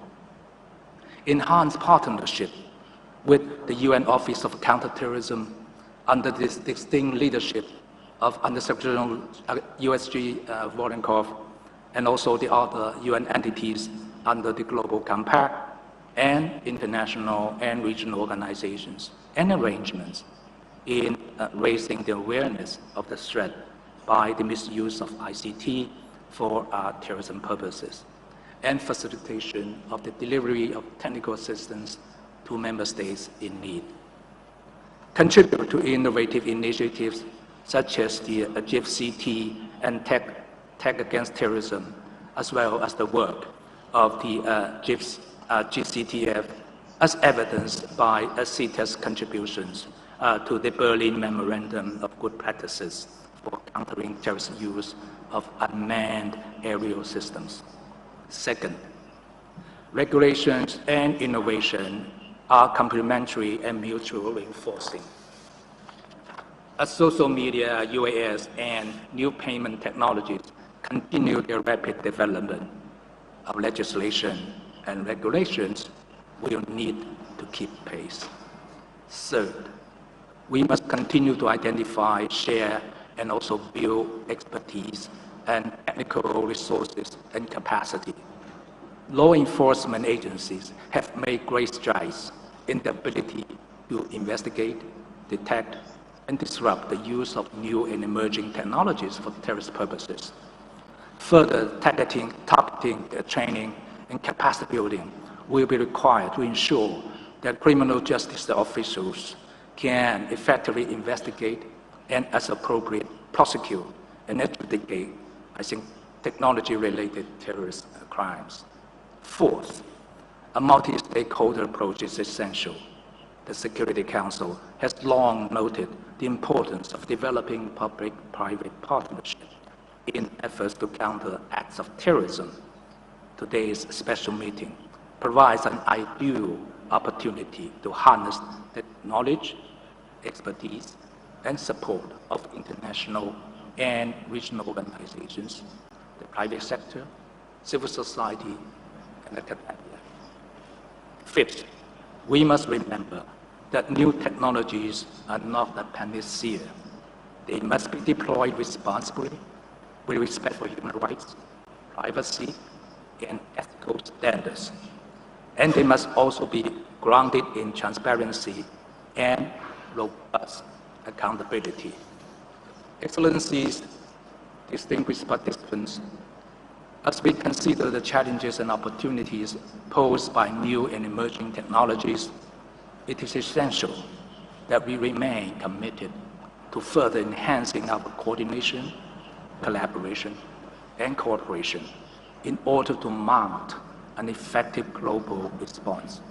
CETAD stands ready to assist member states, the Security Council, the Committee, and other UN entities and international and regional partners towards that end. Thank you, Madam Chair.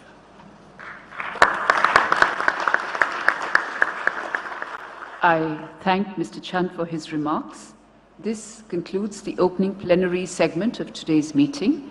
I would now like to pause for a few minutes and invite all the dignitaries who spoke at the opening session for a photograph before going on to our next agenda item.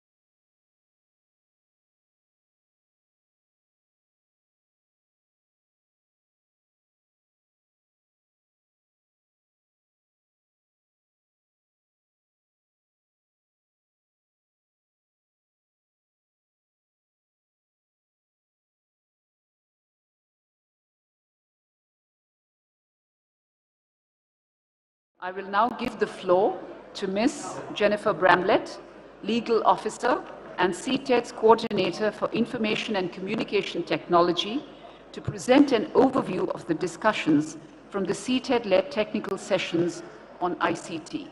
Ms. Bramlett, you have the floor. Good morning, Excellencies, distinguished colleagues. Good morning, Madam Chair.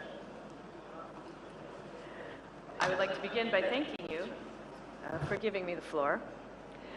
I would also like to thank our hosts, the Government of India, for their gracious hospitality and support to the manifesting of this meeting. Thank you. While new and emerging technologies, particularly information and communication technologies, or ICT, such as the internet, social media platforms, and other communications applications, are primarily used for social communication, digital commerce, and informational purposes by the general population, they have also become a favored tool for terrorist and violent extremist actors. The Security Council has focused attention on countering the exploitation of ICT for terrorist purposes for over 20 years and has adopted 15 counter-terrorism-related resolutions and 4 policy documents on the matter. In Resolution 2617 of December 2021, the Security Council recognizes CTED's work on countering the use of ICT and other emerging technologies for terrorist purposes. During a series of technical sessions held on 30 September and 3 October 2022, CTED invited over 40 speakers from among its counterparts and partners to share their research, activities, and thoughts on terrorist exploitation of ICT and emerging technologies. Over those 2 days, participants outlined the evolving threat of terrorist and violent extremist exploitation of ICT, especially the internet and social media platforms, but also other new and emerging online spaces for terrorist purposes. Speakers noted that the exploitation of ICT is certain to evolve and grow in step with the trajectories of technological development and user uptake. Terrorists and violent extremists already make use of gray area content, terrorist-specific online publications and videos, gaming platforms and related chat rooms, and largely unmoderated live audio feeds. Terrorists and violent extremists operating online will continue their use of unmoderated alternative platforms, increasingly diversify and decentralize their activities, and expand their use of new technologies, for example, cloud-based archiving services. As virtual reality technologies and the metaverse develop and attract users, they too are likely to become tools for the spread of terrorist propaganda and other exploitative actions. Participants in these meetings also discussed the opportunities offered by new technologies and other operational methods to enhance the technical sectors and states' capabilities to effectively moderate terrorist and violent extremist content online.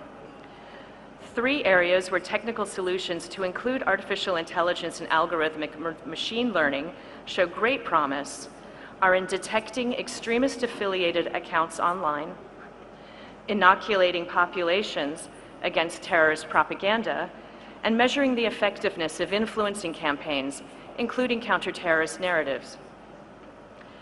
Participants additionally discussed how stakeholders could enhance their legal, policy, and operational frameworks to better position themselves now to address the predicted online terrorist threat landscape of the future. A number of observations and suggestions emerged from these discussions, of which I would like to highlight a few, and these include the need for stakeholders to better define what is meant by the term online content, because content is far broader than videos and text posts.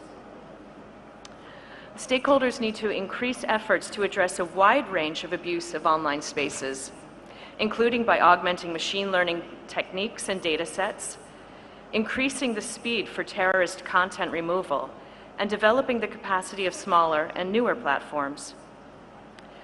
Efforts should also be made to develop tools and capabilities for the removal of websites operated by terrorists, as well as to track terrorist activity across tech platforms.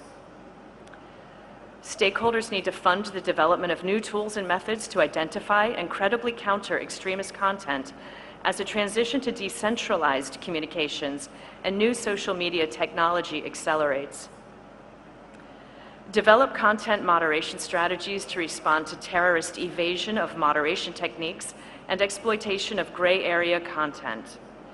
Strategies should effectively limit the posting and dissemination of terrorist material while also enabling wide content accessibility and minimizing censorship and the risk of abuse. Member states, tech sector actors, civil society all need to form stronger and new, if needed, public-private partnerships to ensure they benefit from the technological expertise available among private sector entities and the societal outreach capabilities of their local civil society actors. They also need to place human rights, gender-related considerations, and fundamental freedoms at the core of all efforts to counter terrorist misuse of ICT platforms, including through conducting human rights impact assessments and ensuring transparency in establishing the criteria for designating groups and individuals as terrorists. It was also suggested that stakeholders collectively discuss what guidelines for the responsible use of artificial intelligence, algorithms, and strategic communications might look like. CTED stands ready to continue its efforts to support member states and the Counter-Terrorism Committee in their work to counter terrorist exploitation of ICT. I thank you, and I do hope that the conversations that are coming up next from the speakers in the panel will further round out the comments that I've made and give far more detail from their own expertise, experiences, and knowledge. Madam Chair, I return the floor to you. Thank you. Thank you very much, Jennifer, for your statement and for your overview. I will now give the floor to Ms. Antonia Marie de Meo, Director, the United Nations Interregional Crime and Justice Research Institute. Madam, you have the floor. Thank you. Excellencies, ladies and gentlemen, it's a pleasure to join you today on behalf of UNICRI, the UN Research and Training Institute for Criminal Justice and Crime Prevention. I'd like to join the expressions of appreciation to our gracious host, the Government of India, and to all my co-speakers. I was honored to accept this invitation because I too have been touched by the horrors of terrorism. I was working in Libya in August 2019 when terrorists attacked a shopping mall in Benghazi the day before Eid. Many Libyans were killed or injured, and the United Nations lost 3 staff members on official business. One of my staff was severely injured. I held his mother's hand in the hospital as she begged me not to let her son die. Like the victims of the Mumbai attacks who spoke so eloquently yesterday, he survived with much pain, yet 3 years later we are still pursuing his rights and entitlements.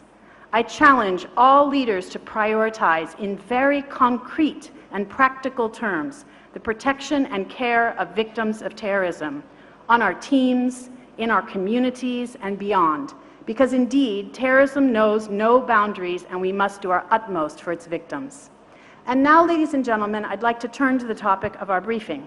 Related to ICT, UNICRI's work focuses on identifying and analyzing the impact of technology on trends and patterns in crime, including terrorism, and exploring the opportunities that technology presents for law enforcement and counterterrorism actors. In 2019, we established the Center for Artificial Intelligence in The Hague, which strives to analyze precisely these challenges and opportunities in the context of AI. Together with UNOCT, we have looked extensively at trends and developments in cybercrime, extrapolating potential malicious uses of AI for terrorist purposes, from the use of AI to enhance cyber attack capabilities to targeted drone swarm attacks employing facial recognition technology.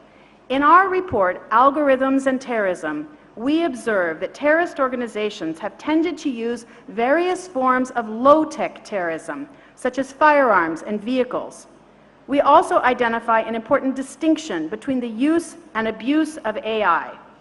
Abuse concerns attack. The report concludes that the current capability of groups such as Daesh to effectively employ AI is unlikely, but as AI becomes more widespread and the barriers to entry lower, the risks increase. In this context, a crime as a service model through which terrorist groups and individuals seek services offered by cybercriminals on the dark web is relevant. This model may enable terrorists to launch more technologically advanced cyber attacks. I'm pleased to share that UNICRI is launching an exercise to analyze examples of the crime as a service model in the context of cyber-enabled terrorism, with a view to developing case studies that can support cybercrime investigations. UNICRI has also been monitoring the impact of technology in the area of weapons of mass destruction terrorism. In 2021, in cooperation with UNOCT, UNICRI published a report that elaborates upon possible risks associated with the malicious use of science and technology to develop and deploy weapons of mass destruction. It also identifies scientific and technological solutions to prevent and combat WMD terrorism. Another area of interest is virtual reality, social gaming platforms, and the concept popularly referred to as the metaverse. UNICRI is launching new research which aims to elaborate a model for what crime looks like in the virtual environment of the metaverse. One key focus will be the potential use of the metaverse by terrorists to spread propaganda, communicate and fund terrorist operations, and coordinate attacks both on and offline.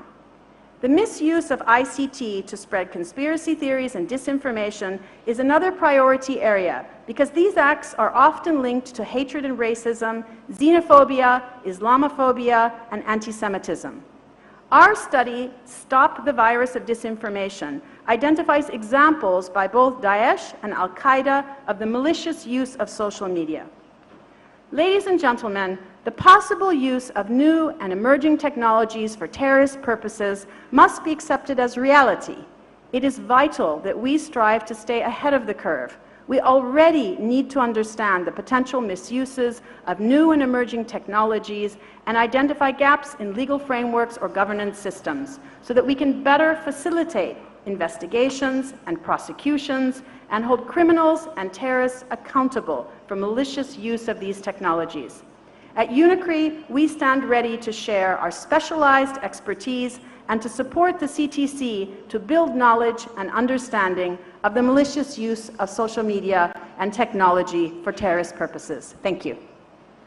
Thank you very much, Ms. De Meo, for your statement and for presenting the crucial research undertaken by UNICRI on terrorist use of emerging technologies. In giving the floor to our next speaker, Dr. Erin Saltman, may I remind all delegates that we may kindly restrict our statements to no more than 5 minutes, please. I will give the floor now to Dr. Saltman, Interim Executive Director and Director of Programming, Global Internet Forum to Counter-Terrorism. You have the floor. Thank you. Thank you very much to the Counter-Terrorism Committee and the UN Counter-Terrorism Executive Directorate for this convening and for giving the Global Internet Forum to Counter-Terrorism the opportunity to give remarks. GIFCT's mission is to prevent terrorists and violent extremists from exploiting digital platforms while respecting human rights. Looking specifically at efforts to combat terrorist and terrorist use of the internet, we've come a long way in the last 10 years, which we shouldn't discount. However, between the diversification of platform usage and the diversification of terrorist and violent extremist groups, we need to understand the roles that each of our sectors, government, tech companies, and civil society have to play in order to effectively counter the threat. Online terrorist and violent extremists are cross-platform and transnational by nature. Each of us in this room and abroad have multiple apps on our phones or laptops allowing us to operate quickly, globally, and with little to no cost. And bad actors are no different. GIFCT was founded in 2017 by tech companies, for tech companies, to provide a space for these companies to partner with each other and other sectors to better understand online exploitation and to co-develop solutions. In the aftermath of the white supremacy terrorist attacks in Christchurch, New Zealand in 2019, companies realized that GIFCT would need to transform into an independent NGO with full-time staff in order to grow these efforts properly. This cannot be done through tech working in isolation. GIFCT was founded with a multi-stakeholder approach to its governance and its work.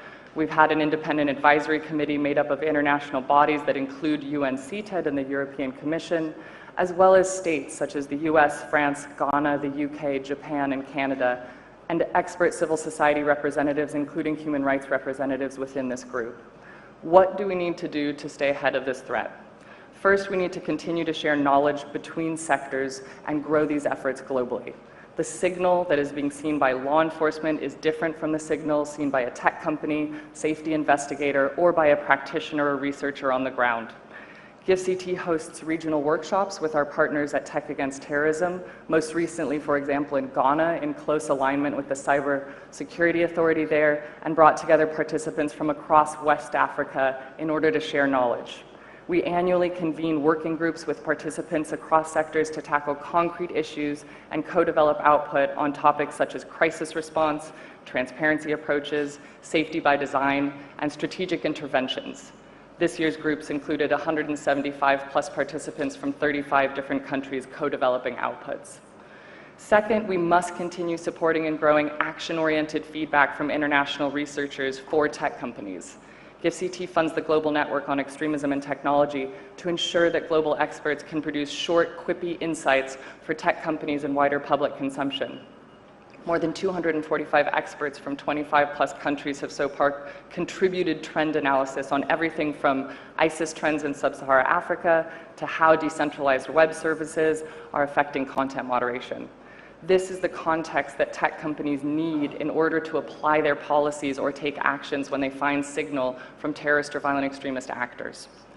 Third, we really need to enhance cross-platform tech solutions while respecting human rights. GiveCT manages a hash-sharing database of terrorist and violent extremist content.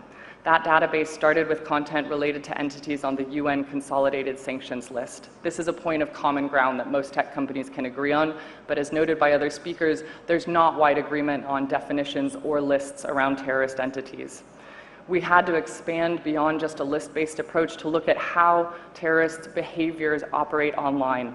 So this has now expanded for things such as perpetrator-produced content related to mass violent attacks, and now we've begun added hashes of attacker manifestos, including the recent manifesto associated with the Bratislava terrorist attack. Lastly, we need protocols that guide our work with tech platforms to respond when offline attacks include online aspects such as a live stream or manifesto. GiveCT manages a set of incident response protocols to communicate and inform our members when there are online perpetrator elements related to offline real-world incidents that enable platforms to act sooner and, where appropriate, hash content associated with those incidents. I will conclude by saying that we all have a part to play. Governments and policymakers should consider a wider range of tech platforms when building legislation for the online space and look to support those committed to our mission. Smaller companies struggle to understand the trends they see and need support to develop solutions. Fundamental and universal human rights must be considered at every level of countering terrorism online. Baseline understandings of protections for user privacy, safety, and online speech is not an agreed-upon space by governments. Relying solely on content removal will continue to target a symptom, but not the causes of radicalization. In order to be truly effective, a better cross-industry effort for strategic interventions and counter-narrative approaches also needs to be systematized. We must work together across sectors. GiveCT is grateful to have bodies like UNCTAD on its Independent Advisory Council. We're lucky to have partners like Tech Against Terrorism and to be active founders and advisors in the Extremism and Gaming Research Network, as well as the Accelerationism Research Consortium. It's by bringing these efforts together that we can stay ahead of the threat and evolve the sectors. Madam Chair, I return the floor to you. Thank you. Thank you very much. I thank Dr. Salton for her statement and highlighting the work of the GIFCT to prevent terrorists and violent extremists from exploiting digital platforms. I will now give the floor to Mr. Adam Hadley, Director, Tech Against Terrorism. Sir, you have the floor. Thank you very much. Thank you to the Government of India, the Counter-Terrorism Committee, and of course UNCTAD for the invitation to attend today. Tech Against Terrorism, much of our work is behind the scenes, so it is a privilege to have this opportunity to explain more about our work. We are an independent public-private partnership focused on countering the operational use of internet technology by terrorists. This includes capacity building with tech platforms, big and small, enhancing emerging norms, content takedowns, and developing technology, all whilst respecting human rights and upholding the rule of law. Our work has been referenced in PRST 6 in April 2017, and of course the UN Security Council Resolution 2354. We have a dual focus. Firstly, we work with smaller platforms most in need of support. Also, we work to influence large platforms to improve their response to terrorist use of their services. And we operate in a broad ecosystem of platforms. It's not just social media, but also end-to-end encryption, messaging apps, VPNs, web hosting, and so on. What we do in detail, so the bedrock of our work is focused on open source intelligence and monitoring around 200 platforms covering more than 50 designated terrorist organizations for the sharing of content. This includes online crisis response, working in partnership with the GIFCT, Europol, a number of governments, and also carrying out various operations which recently have led to the arrests of terrorists in Hungary, for example, and the removal of millions of dollars of crypto assets from US-sanctioned PMCs. We also operate the Terrorist Content Analytics platform, which is a platform, the first of its kind, that reports content to smaller platforms. And so far, more than 30,000 unique pieces of content shared on smaller platforms has been alerted. Fundamentally, we focus on proactive outreach to the tech sector. We look at smaller platforms. We try and understand where the threat will come next. And the important point to stress here is that while it's right and proper that discussion is focused on the large platforms, in reality, terrorists often use the smallest platforms first, and it's often easier to take down content in that context.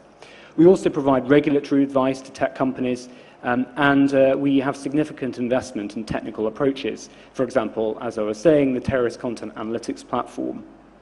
In terms of emerging trends, what we're seeing overall is that there's a constantly evolving adversarial shift.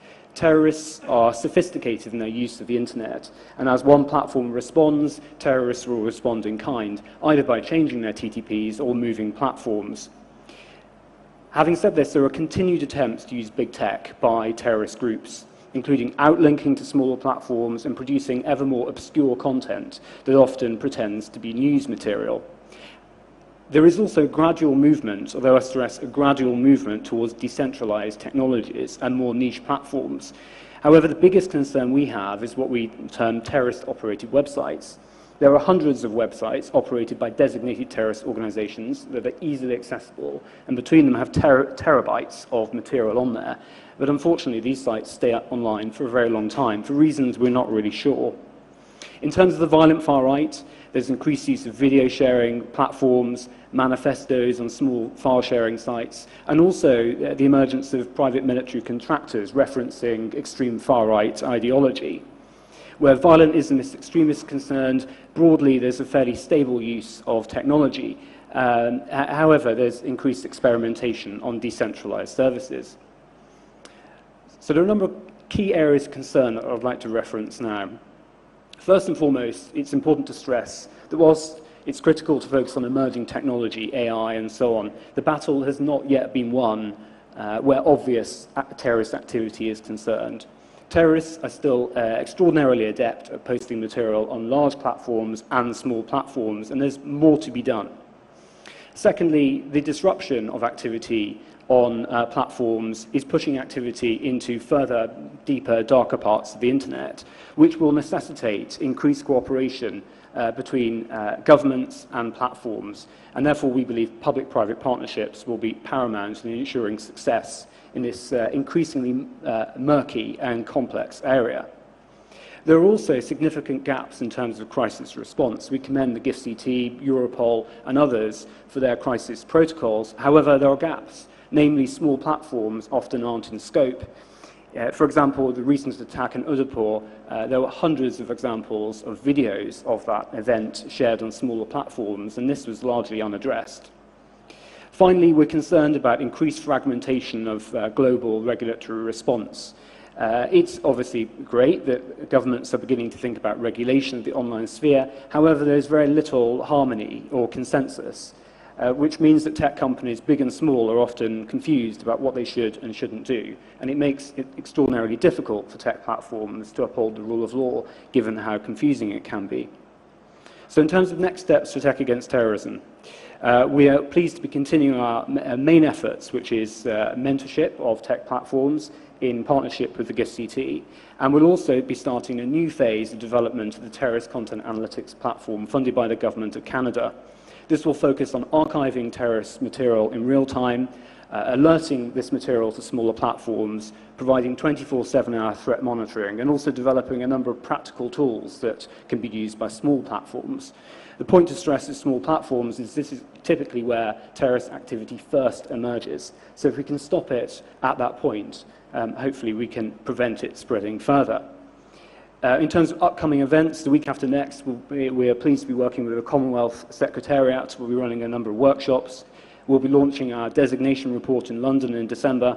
And next year, we'll be pleased to be running a number of global workshops, for example, in Singapore, and a number of end-to-end encryption events.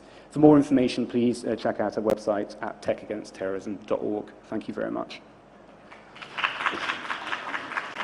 Thank you very much, Mr. Hadley, for your statement and for bringing the perspective of smaller technology companies and platforms to the conversation. I will now give the floor to Dr. Nawab Osman, Head of Counter-Terrorism and Dangerous Organizations, Asia-Pacific Meta. May I request Dr. Osman and other speakers to kindly restrict their comments to 5 minutes, please, in the interest of time. Thank you. Thank you very much. First and foremost, I'd like to thank the Government of India and UNCTAC for the invitation for Meta to represent, for us to speak to basically the way our approach to countering terrorism.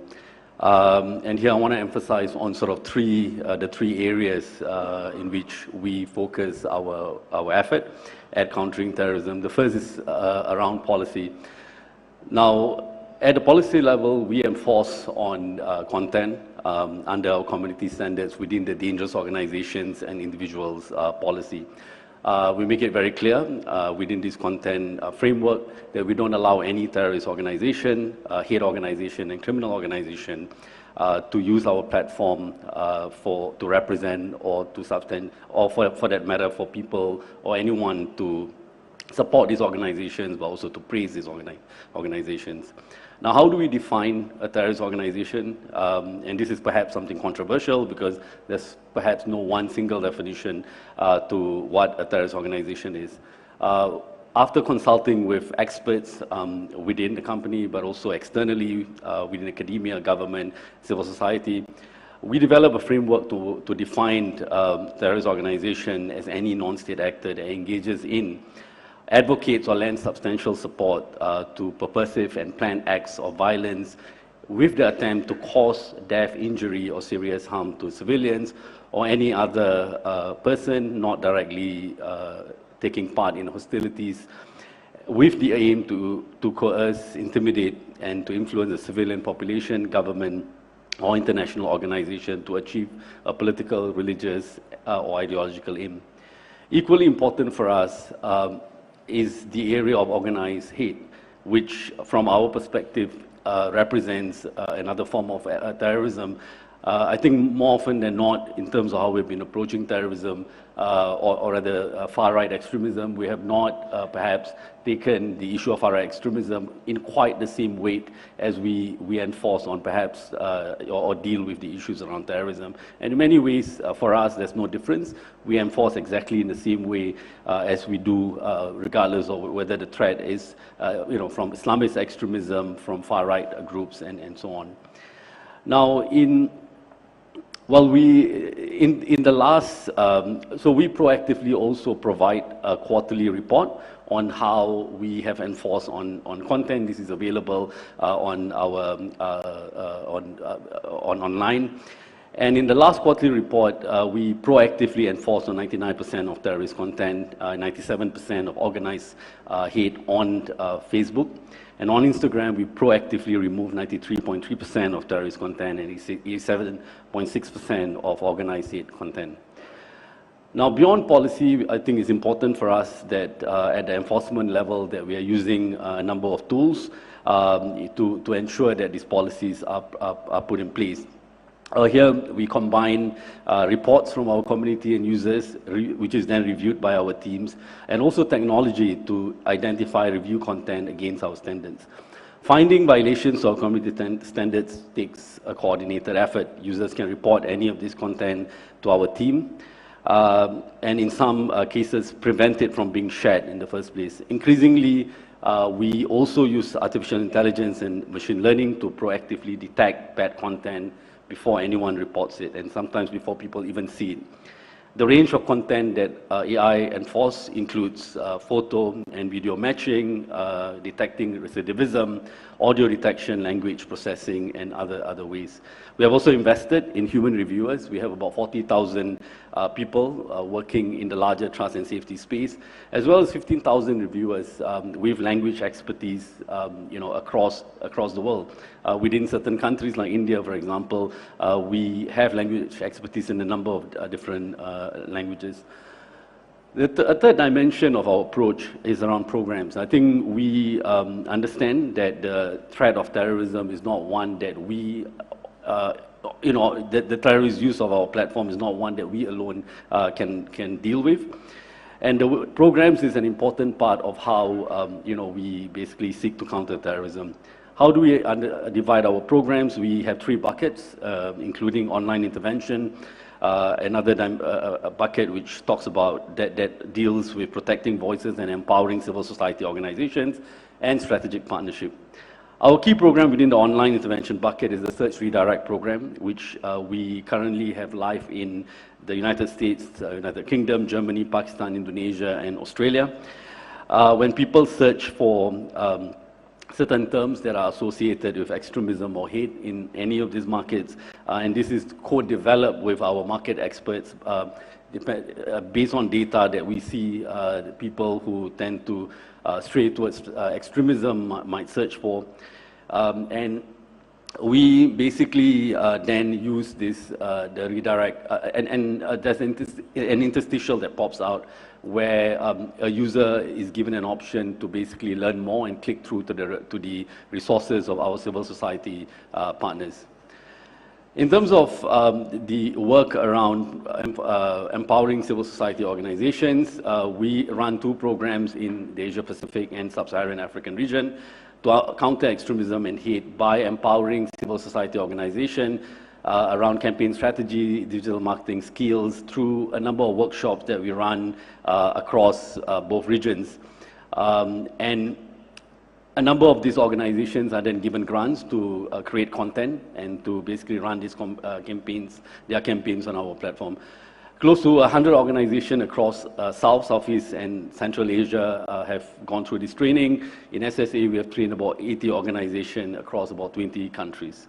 Another program that we recently rolled out is called the Cerita Jami program, which is centered around the use of storytelling in peace building to deal with root causes that contribute to issues around terrorism, as well as ethnic, language, religious cleavages. And this program, we've rolled it out in Pakistan, Bangladesh, Sri Lanka, Ethiopia, and Cameroon.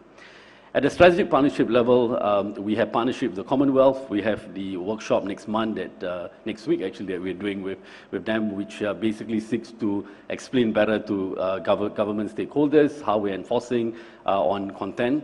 And also academia through support that we have through the Courage Against Hate project, where we fund projects or research by civil society organizations as well as academics to better understand the landscape of terrorism and hate. I want to conclude by emphasizing that the challenge of terrorism on our platform is a joint effort that needs basically the cooperation between us, the private sector, governments, international organizations, civil society organizations, and users. Thank you. Thank you very much, Dr. Osman, for your statement, highlighting the work undertaken by Meta to prevent terrorist exploitation of its various platforms. I will now give the floor to Ms. Tuhina Joshi, Senior Analyst, Government Affairs and Public Policy, Google India. Madam, you have the floor, and may I request you to restrict your remarks to 5 minutes only. Thank you. Thank you and good morning. Good morning, Madam Chair, my distinguished delegates. Thank you for inviting us to attend this important meeting of the United Nations Security Council Counter-Terrorism Committee. At the outset, I'd like to emphasize Google and YouTube's commitment to preventing terrorists and violent extremists from exploiting our products and services. As evidenced by the submissions thus far, it's a large and dynamic challenge that can only be accomplished via a multi-stakeholder approach. Just last month, Google executives, including our President of Global Affairs, joined the Christchurch Call Leaders Summit on the sidelines of the United Nations General Assembly. Efforts such as this special meeting, the Christchurch Call, and the Global Internet Forum to Counter-Terrorism are all key to our shared goal of countering the use of technology for terrorist purposes. Over the next few minutes, I'll share a high-level overview of how we work to prevent societal and user harm, including harms associated with terrorist and violent extremist content. I'll then turn the mic over to my colleague, Meera Chat, who leads our YouTube Government Affairs team. Our mission at Google is to organize the world's information and make it universally accessible and useful. Core to this mission is a focus on the relevance and quality of the information that we present to our users in different ways across our products and services.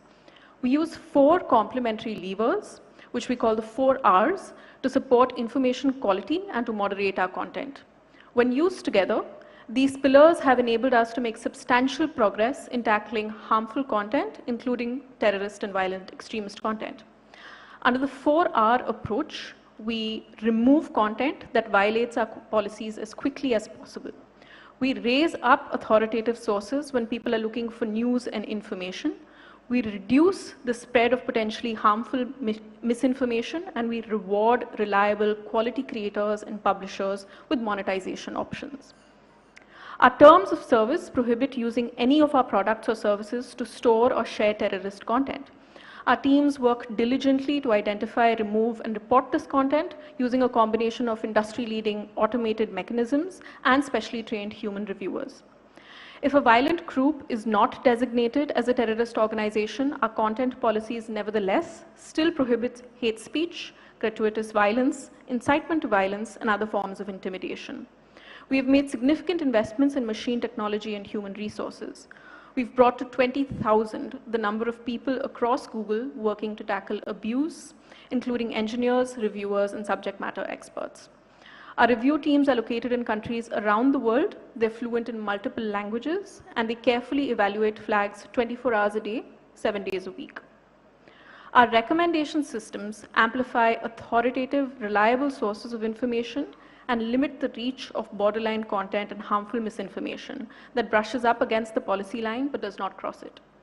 For example, on search, our ranking algorithms look for signals that indicate the expertise, authoritativeness, and trustworthiness of every piece of content so that the best results for the user are at the top every single time. To ensure that our search algorithms meet the high standards of relevance, authoritativeness, and quality, we have a rigorous process that involves both live tests and thousands of trained external search quality raters from around the world. As for reduction of misinformation and bad content, we've set a very high bar for amplifying content on our platforms. While every piece of content that is available on our services should be discoverable for users who are actively looking for it, not all content is appropriate to recommend to each user.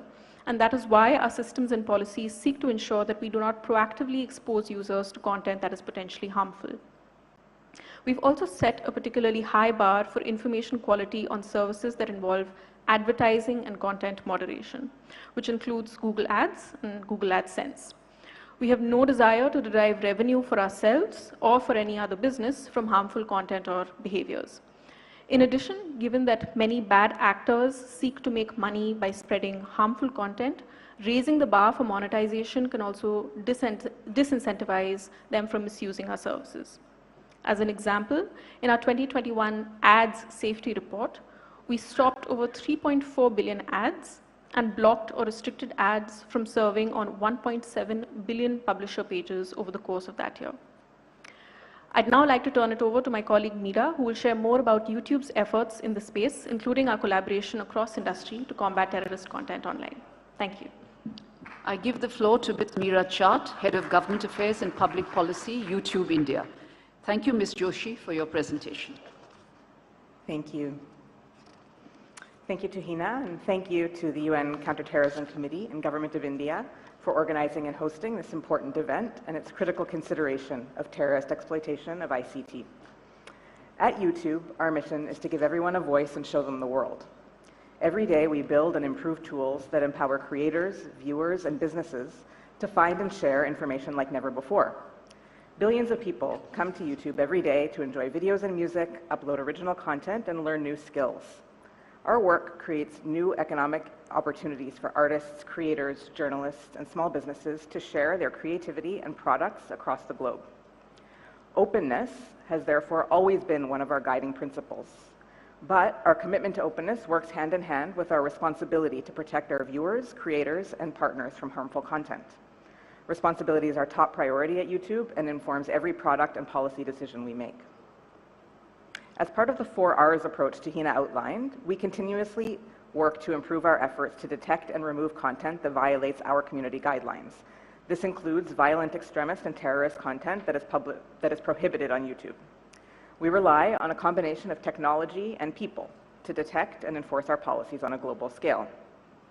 Our automated detection systems are an area of significant investment for us, and our engineering teams continuously evaluate their efficacy and make improvements. These systems help our human review teams remove content at scale with the speed and volume that could not be achieved with people alone. We're proud of the advancements that we have made in our enforcement efforts as a result. Between April and June this year, YouTube removed over 4.5 million videos for violating our community guidelines. 93% of those videos were first flagged by machines rather than humans. And of those detected by machines, 32% never received a single view. Another 36% received only between 1 and 10 views. In the same time period, we removed nearly 73,000 videos for violating our policies against violent extremism in particular, along with more than 145,000 videos for violating hate speech policies. In addition to removing violative content, we track the percentage of views on YouTube that come from this content. We refer to this metric as the violative view rate, or VVR. In the first quarter of 2022, the VVR was 0.09 to 0.11%. In other words, for every 10,000 views on YouTube, only 9 to 11 went to content that proved to be violative. And in order to hold ourselves accountable to our users and public at large, we publish quarterly community guidelines enforcement reports that provide data on the VVR and on our enforcement across YouTube. And as we've discussed this morning, thank you, Dr. Saltman, we also collaborate across the industry to combat terrorist and violent extremist content on the internet. YouTube is a proud and founding member of the GIFCT along with Meta, Microsoft, and Twitter.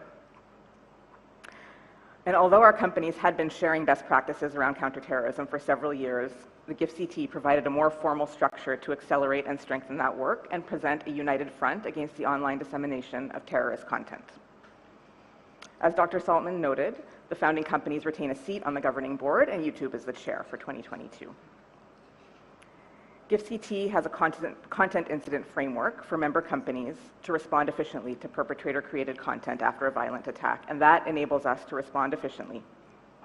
The crisis response process has proven invaluable to industry stakeholders to respond, including an attack in Udaipur, India in June this year.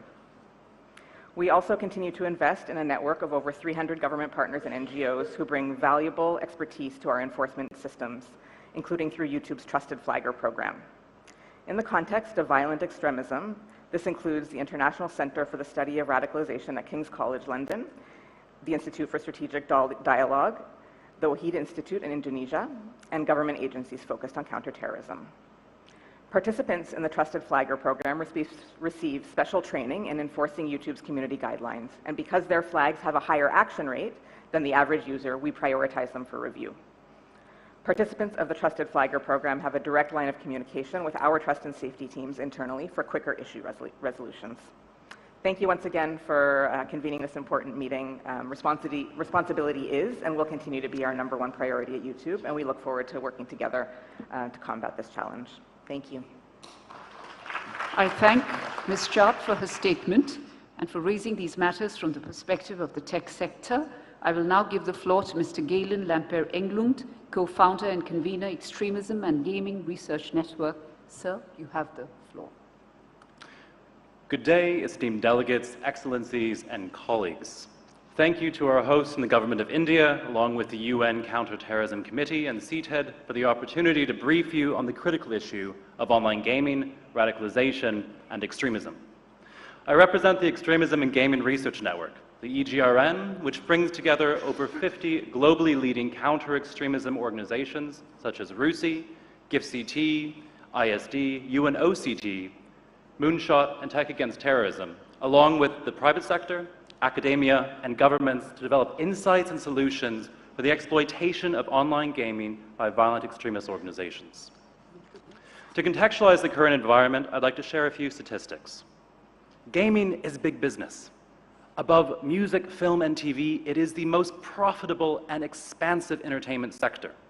Revenues for this year alone are estimated to be in the area of $197 billion USD. It's also not niche. While their level of commitment to gaming varies, nearly 3 billion people, or around 1 in 4 humans, are now gamers. Nearly half are women.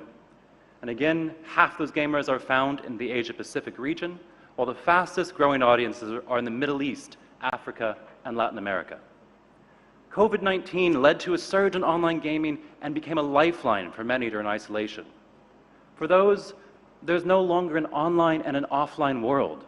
For them, it's simply the world. Games are also far more than entertainment. Games and the platforms around them, like live streaming and messaging apps, are social spaces. And they show us how virtual worlds, like this often heralded metaverse or the metaverses, can come into form. The metaverse already exists in various gaming platforms. So attempts at safety by design for those platforms will inform the future security of the metaverses to come. To debunk a common myth, depictions of violence in games have not been definitively shown to be connected to offline violent behavior. However, the connectivity on gaming platforms brings risks for other social harms, including the exploitation of these platforms by violent extremist and terrorist actors. What brings me here today is that we have seen gaming platforms exploited by the far right in the US and Europe, Hezbollah and Daesh affiliates and recruiters in the Philippines, Indonesia, and across MENA, and other violent extremist organizations globally. The ADL, for example, found that 10% of gamers in the US have been exposed to white supremacist and far-right ideologies in online multiplayer games. Now, when I say gaming platforms, I mean games themselves, I mean multiplayer chats and communication capacities in-game, and I mean the wider gamer-targeted platforms that allow for games and item purchases, live streaming, audio chats, and social interaction. We see 5 areas of concern. Firstly, the making of bespoke video games and modifications to existing games. These include Daesh making their own first-person shooters, anti-Semitic far-right groups making playable models of synagogue shootings, and neo-Nazi groups launching ethnic cleansing strategy games. These also include serious games that can be used for training. Secondly, gamifying recruitment and radicalization approaches by using game-like elements like leaderboards or infusing propaganda with gaming features that call on pop cultural appeal. We see first-person shooter helmet cam footage that we've seen from Christchurch to Halle to Buffalo and beyond. Third, using in-game, often under or unmoderated chat and game design functions to communicate. Through this, extremist groups directly approach and groom users, including, on occasion, members of the security services, through a range of targeted humor, mimetic warfare or propaganda, and off-platform outlinks to more encrypted and secure platforms and services.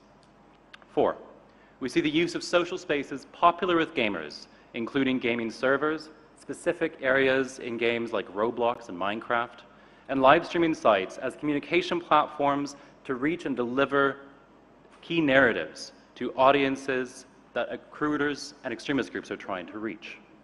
5th, and lastly, there appears to be the potential to finance extremist and terrorist activities through microtransactions of difficult-to-trace items like virtual coins, game key tokens in games, and sold through third-party markets. Loot boxes, NFTs, and cryptocurrency donations to live streamers should also be of concern.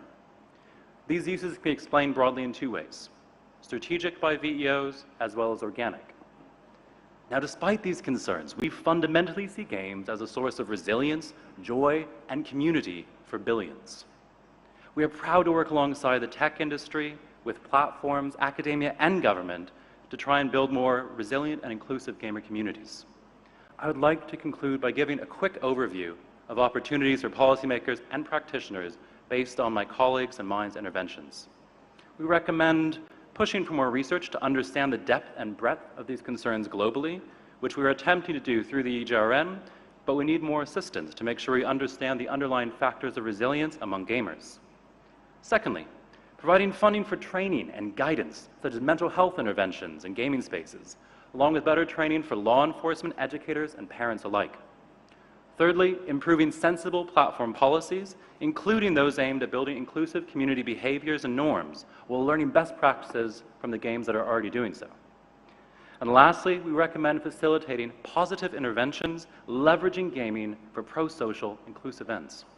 We have fascinating case studies of this that I would love to share with you, but I need to yield my time. So, I would say that this entirely massive audience, 1 in 4 people globally, deserves greater recognition, protection, and resources to keep games as they should be.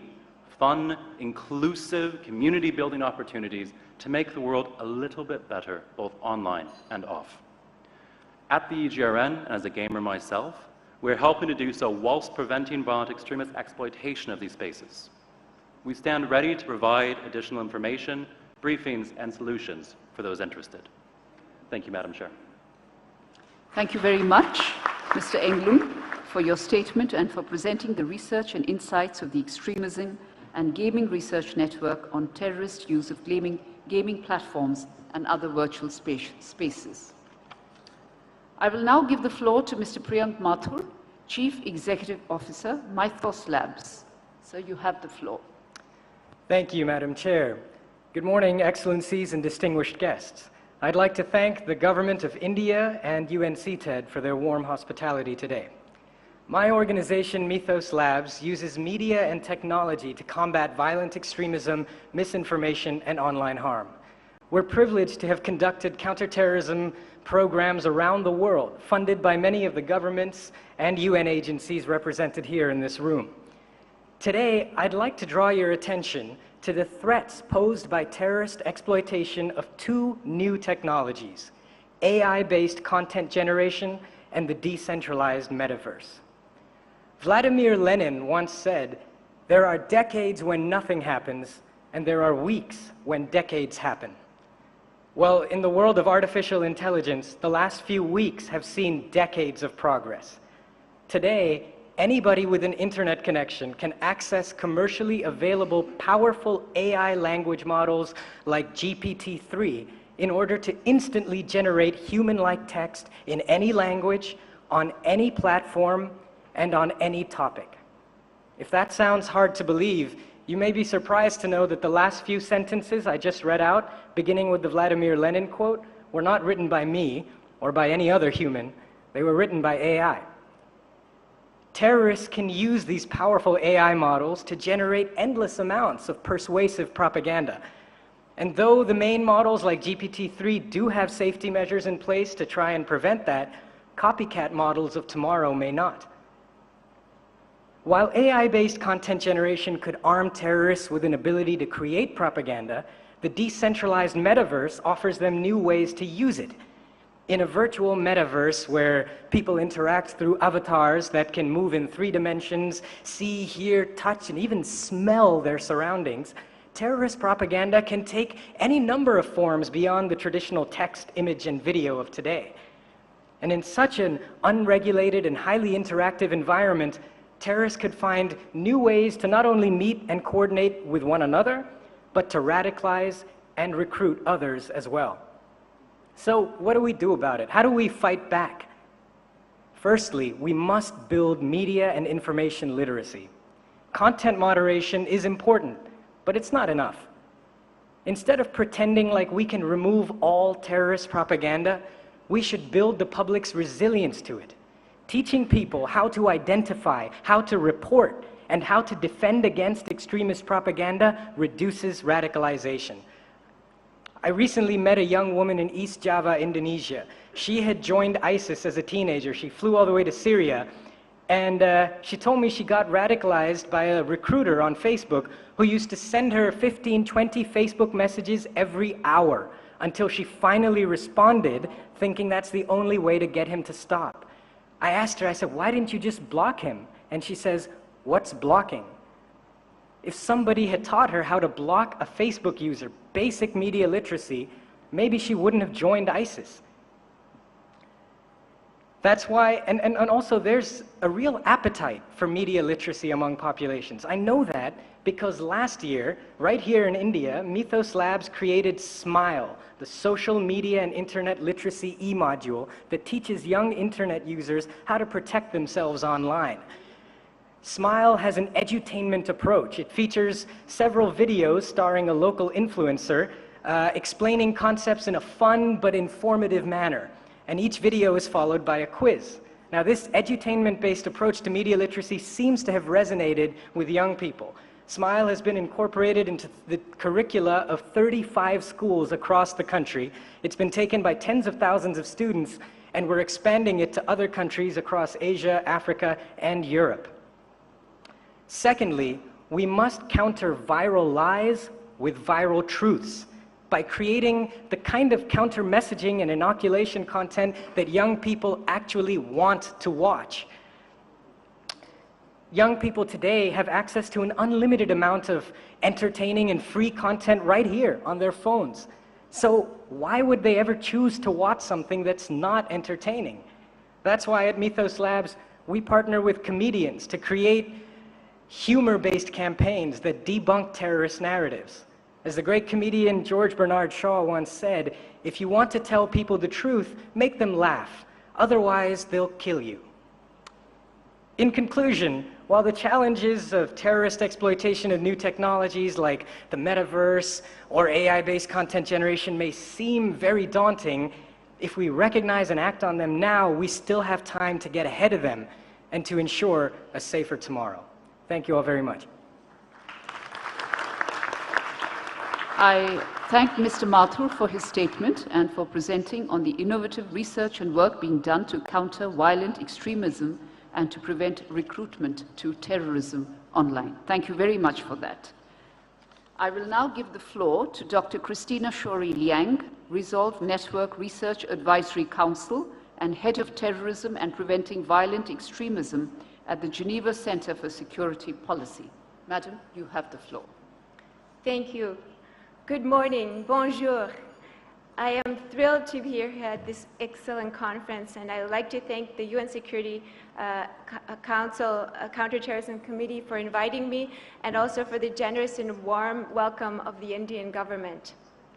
Today, we are witnessing a democratization of new and emerging technologies. Never in history have violent non-state actors been so resourceful, rich, dynamic, and technologically savvy. There are 4 reasons for this. The first is that in the past, advanced technologies were only in the hands of a few. Today, 2/3 of the world hold in their hand a smartphone, which is millions times more powerful than the Apollo 11 guidance computers that sent man to the moon in 1969. Second, new technologies have dramatically expanded terrorist groups' global reach. With the internet and social media, terrorists have the access to the eyes and neurons of a large part of humanity. The third reason is that terrorists now have access to technological tools that were solely in the hands of militaries. Many of the technologies that exist today are dual-use technologies that can be utilized for both peaceful purposes and military goals.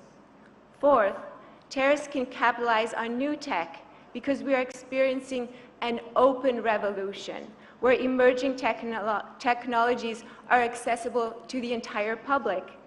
Today, terrorists not only can buy and use new technologies, but they can also tinker with them and distribute them to community labs like hacker spaces and share lessons learned. The fact that we now have entered a stage of unprecedented open innovation could potentially undermine and weaken the Westphalian system of states and change the very nature of warfare. In the past, terrorist groups have for more than a century stuck to 2 disruptive technologies. First dynamite, and then the Kalashnikov assault weapon, which gave them incredible power. Terrorists today have been interested in obtaining and mastering innovative and powerful weapons. As in the past, new technologies were rapidly adopted and adapted by violent non-state actors when they were accessible, cheap, simple to use, transportable, concealable, and effective. In 1991, the US National Academy of Sciences made the now famous prediction that tomorrow's terrorists may be able to do more harm with a keyboard than with a bomb. The internet and social media has become the dynamite of our generation. Daesh continues to improve upon its virtual propaganda, and it has personalized its recruitment with do-it-yourself manuals, do-it-yourself terror, ranging from vehicle attacks to knife attacks to spreading wildfires. Far-right terrorists and extremists have begun to use memes as a central weapon in online warfare. The Christchurch attacker called upon others to create and post memes, arguing they were more powerful than manifestos. Memes prevent fact-based debates. They help spread disinformation and even conspiracy theories. Memes help to spread hate. And as Ambassador al-Hashimi noted yesterday, we need to draw a closer and tighter link to hate language and terrorism.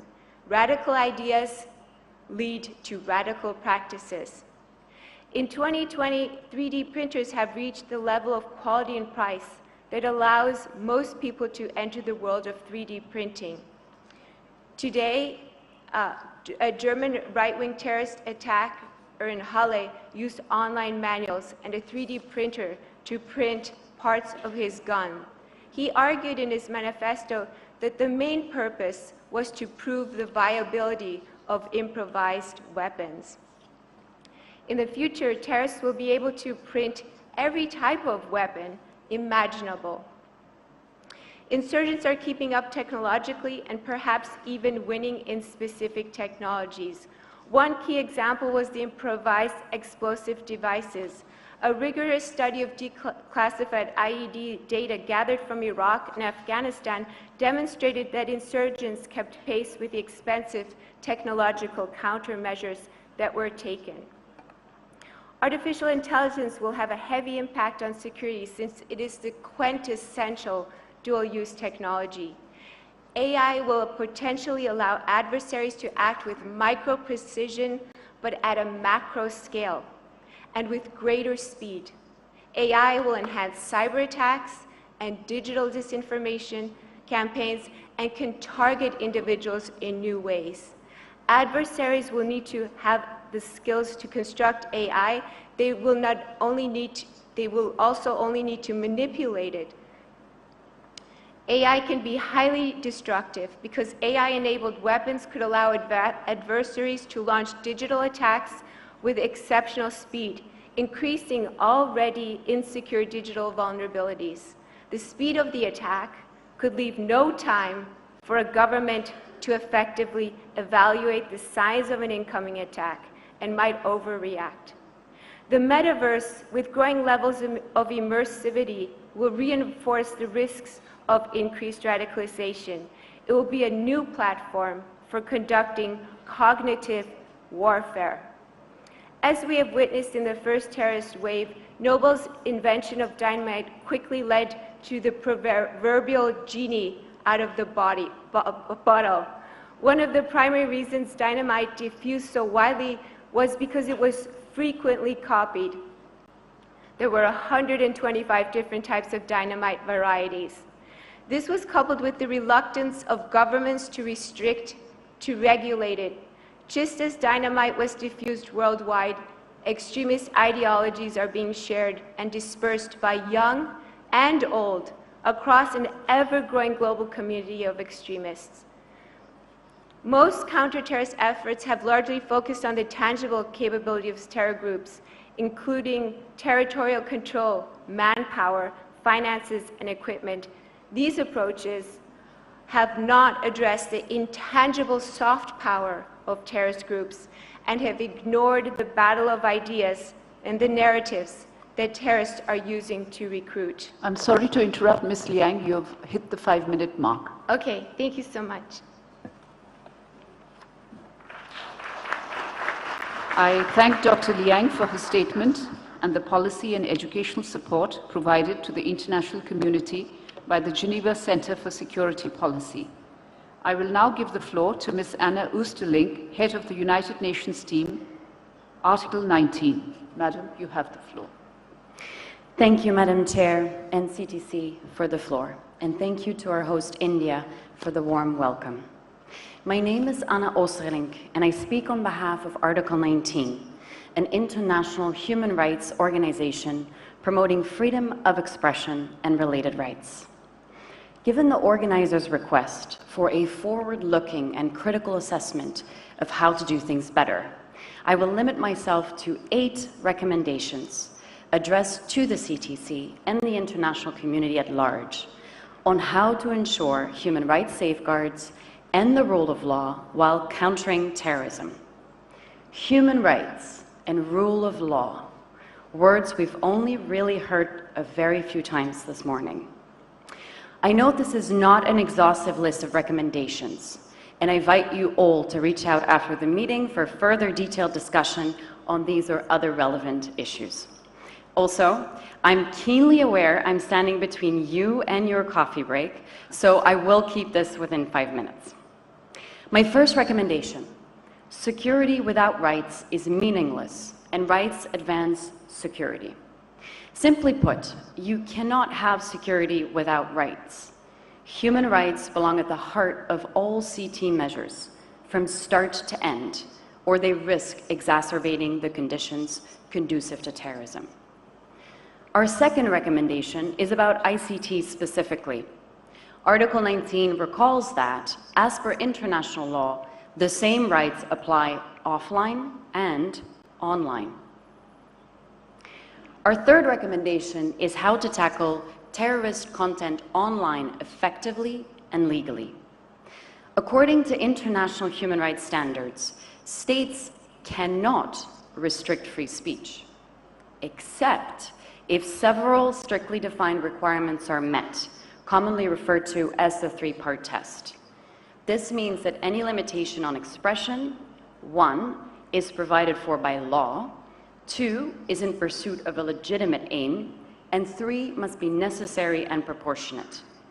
Protection of national security can be a legitimate aim, but such restriction is legitimate only if the expression is intended to incite imminent violence, it is likely to incite such violence, and there is a direct and immediate connection between the expression and the likelihood or occurrence of such violence. But that said, even if warranted, these restrictions may never jeopardize the right itself. My fourth recommendation pertains to content moderation. Article 19 acknowledges there is content circulating online which is manifestly illegal and should be removed. However, some laws or legislative proposals of social media platforms are problematic, as they do not deal with the root problem of handing even more power into the hands of very few private companies. Government proposals to regulate platforms are in reality more about regulating users' content. States are essentially tasking social media companies to police our communication and decide what kinds of speech are illegal, rather than independent judicial authorities who should be doing that. Even worse, some states require platforms to restrict content deemed legal but harmful. However, legal speech is protected speech. Here, we as Article 19 argue that, as a general principle, states should avoid unnecessary regulation of how digital platforms undertake online content moderation. In particular, we strongly advise against unduly limiting platforms' immunity from liability for user-generated content, as we believe this provides a very strong incentive for companies to over-censor their users to avoid any risk of breaching the law. As recommendation 5, We call for states to regulate the power imbalance of dominant social media companies. We argue that, 1, state regulation should not prescribe what content to restrict, but rather focus on processes, access to effective remedies, transparency, accountability, human rights protection, including through impact assessments. 2, regulation should limit surveillance-based advertising and tackle market dominance of social media platforms through sound competition policies. For example, unbundling of hosting and content curation functions. 3, you should promote oversight of social media platforms by independent multi-stakeholder institutions. And 4, prohibit general monitoring of online content and do not undermine encryption and anonymity online. Now, as we all know, content moderation is only one piece of this very big puzzle, and I refer to other human rights colleagues present here today to address some of the other challenges. My 6th recommendation deals specifically with online hate speech. Hate speech that amounts to incitement to violence, hostility, or discrimination is clearly regulated by international law. These forms of incitement do not automatically constitute incitement to terrorism and therefore require different state responses. As my before last recommendation, we need to address misuse and abuse of CT measures by state authorities. We have witnessed internet shutdowns or blocking of websites increasingly being deployed during elections or protests under the guise of national security, while in effect concealing or even facilitating human rights violations.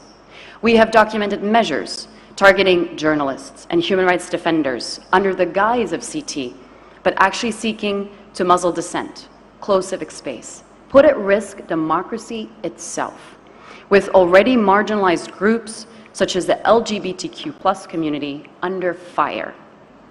Finally, if the CTC or the UN Security Council consider any follow-up action today or in the future, this must fully respect international law and put human rights safeguards at its core.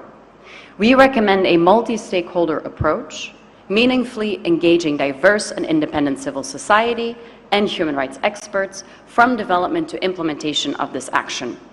And bearing in mind my before last recommendation, the CTC or Security Council must build in safeguards to prevent and address any misuse.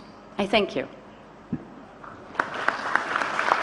I thank Ms. Osterling for her statement and for presenting the perspective of civil society on freedom of expression and human rights. As we have now heard from all our invited speakers in the first segment, I thank all the speakers for their statements. This concludes session 1. In view, however, of the time, we will commence the next segment in 5 minutes only. Delegates are encouraged to take coffee and tea outside and rejoin the meeting as soon as they can. Thank you.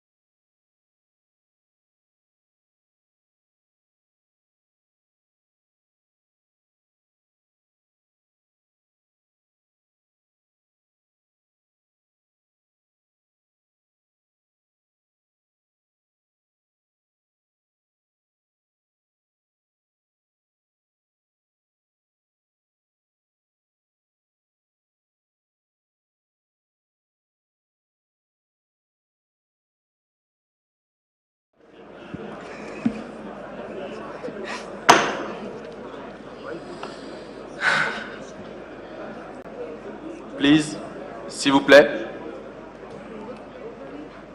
La séance. The session is about to resume. I will speak in French, so if needed, please use the translation. La séance reprend. La deuxième partie des exposés thématiques sera consacrée à la lutte contre le financement du terrorisme, menaces et perspectives liées aux nouvelles technologies de paiement et méthodes de collecte de fonds. Fundraising methods. I would like to remind all the speakers that the declarations cannot exceed 5 minutes. If we want to be able to have lunch today, I first would like to give the word to Madame Smetlana Martinova, Senior Legal Officer and Coordinator on Countering the Finance of Terrorism and the main legal expert on the Executive Commission Against Terrorism, who is going to present a presentation of a technical on the fight against terrorism. Ms. Melatova, you have the word. Thank you, Mr. Vice Chair. Distinguished representatives, ladies and gentlemen. Terrorists are opportunistic and adaptive, including to the rapid evolution of financial services facilitated by the emerging technologies. The scale and types of abuses in this regard vary considerably depending on regional and economic context, as well as the targets set by terrorists in terms of their financing, sources, and methods. The UN Security Council repeatedly recognized that innovations in financial products and services offer significant economic opportunities, but also present a risk of being misused. It therefore called on member states to assess and address potential risks associated with the new financial instruments, and it also called for full use of new technologies to bolster financial inclusion and to contribute to the effective implementation of AML-CFT measures. During the technical sessions held last month ahead of this meeting, more than 20 experts from international and regional organizations, national authorities, civil society, academia, and the private sector reflected precisely on these aspects: the trends and scale of the misuse of new technologies for terrorism financing purposes, and the opportunities presented by the new technologies to make CFT responses more effective. Examples of methods to raise funds for terrorist purposes include abuse of social media services to solicit donations, online merchandise sales, and crowdfunding platforms. Persistent fundraising loopholes, including brands advertising and monetization alongside terrorist content. Yet the enforcement of terms of services and internal monitoring lag behind. With regards to moving funds, experts agreed that cash and hawala time transfers remain the prevalent methods used by terrorists. However, there is also an increase in their use in combination with the new payment methods. Terrorists are also known to have abused mobile payment systems, virtual assets, privacy coins, as well as online exchanges and wallets. Blockchains, cryptocurrencies, and crowdfunding sometimes pose a complex money trail for financial investigators to follow. Some of these products can enable anonymous cross-border funds transfers. These risks are compounded by the increase in the number and types of service providers and persisting gaps in their regulation and enforcement globally.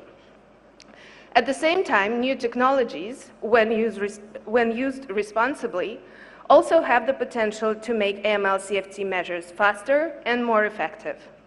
Robust public-private partnerships are essential to share information, understand evolving trends, increase knowledge and skills of relevant authorities, and strengthen the integrity of the financial sector. Multi-stakeholder partnerships, meaning those that involve the relevant authorities, private sector, civil society, and research experts, also present opportunities to ensure that CFT measures do not infringe upon financial inclusion and civic space.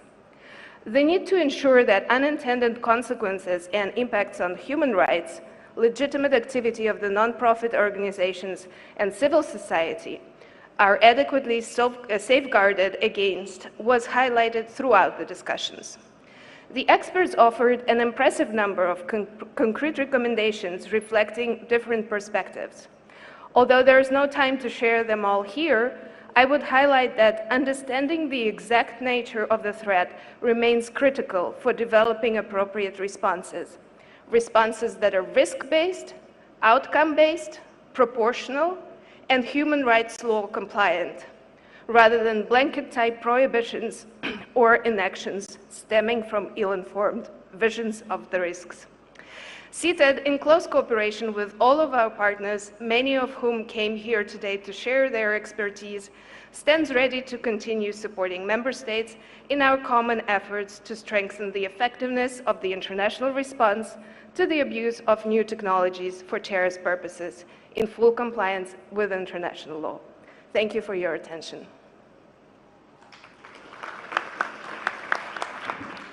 Je remercie Madame her presentation and for the fact that she has held the time. I now give the time to Mr. Justin Husred, coordinator of the Analytical Support and Sanctions Monitoring Team, created by Resolution 1526 and 2053, concerning Islamic State in Iraq and the Levant, Daesh, Al-Qaeda and the Taliban, and associated individuals. And I'd like to join others in thanking our hosts for organizing this splendid event. For those not familiar with the work of the team, I'll just say a couple of words on our mandate. We work to support the committees pursuant to Resolutions 1267 and 1988 of the Security Council to help them manage sanctions on Al-Qaeda, Daesh, and the Taliban. We conduct global assessment of the threat posed by these groups and their affiliates, maintain the sanctions lists, and monitor implementations of 3 sanctions measures, assets freeze, a travel ban, and an arms embargo. And we provide recommendations for the effective implementation, including those relevant to the misuse of new payment technologies and fundraising methods. My comments will be in this context, but I think are also broadly relevant to other terrorist actors. The rapid evolution of technology in the financial sector supports economic growth. It delivers benefits in our daily lives and has opened new avenues to counter terrorism more effectively. It's inherently a good thing. But it's also open to abuse by malicious actors.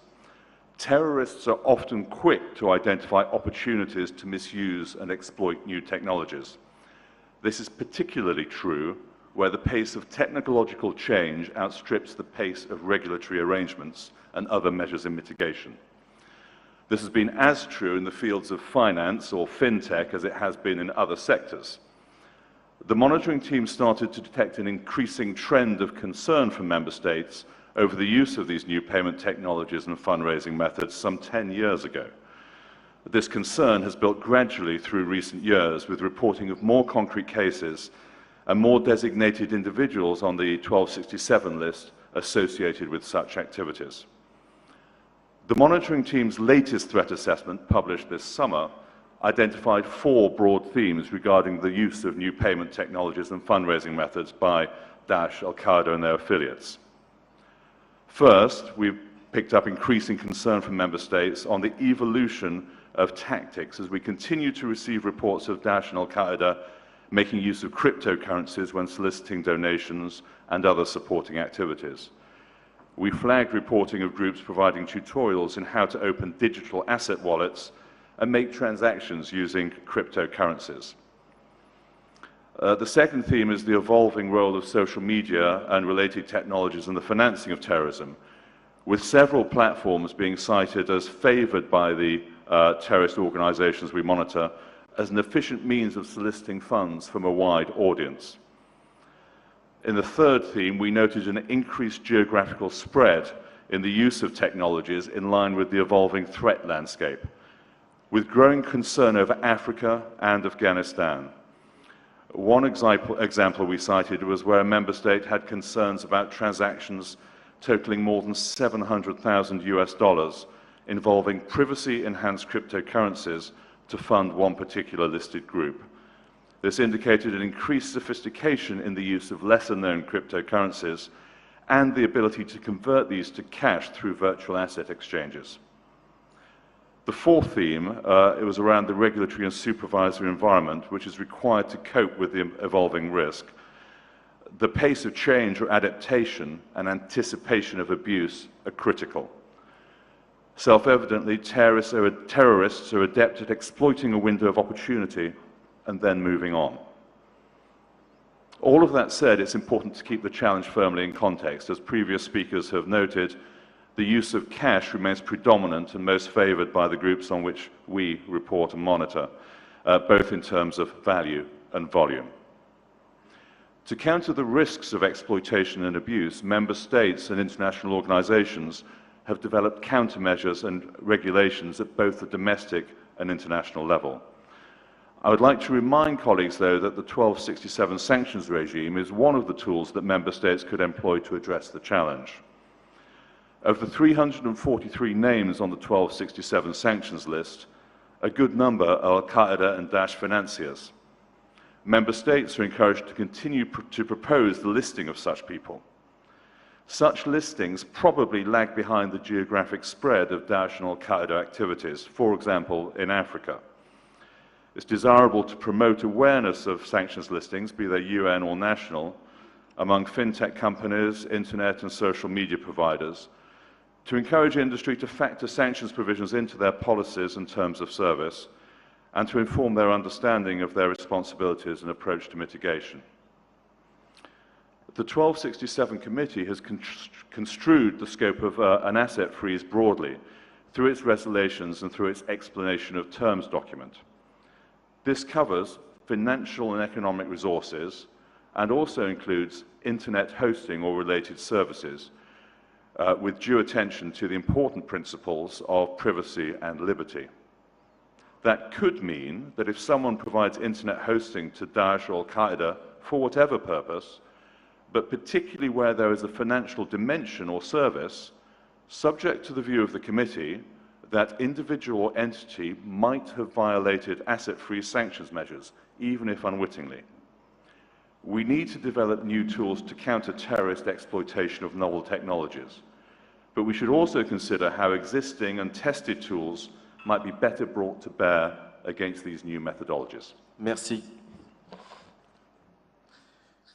Je remercie M. Sweet pour sa déclaration soulignant les évolutions récentes concernant le détournement des nouvelles technologies de paiement. Concerning the recent findings on the exploited funding methods of terrorist groups such as Daesh and Al-Qaeda. I'd like to give the floor now to Mrs. Zara Praido, who's leading the DFE Financial Group. You have 5 minutes as well. Ladies and gentlemen, good afternoon.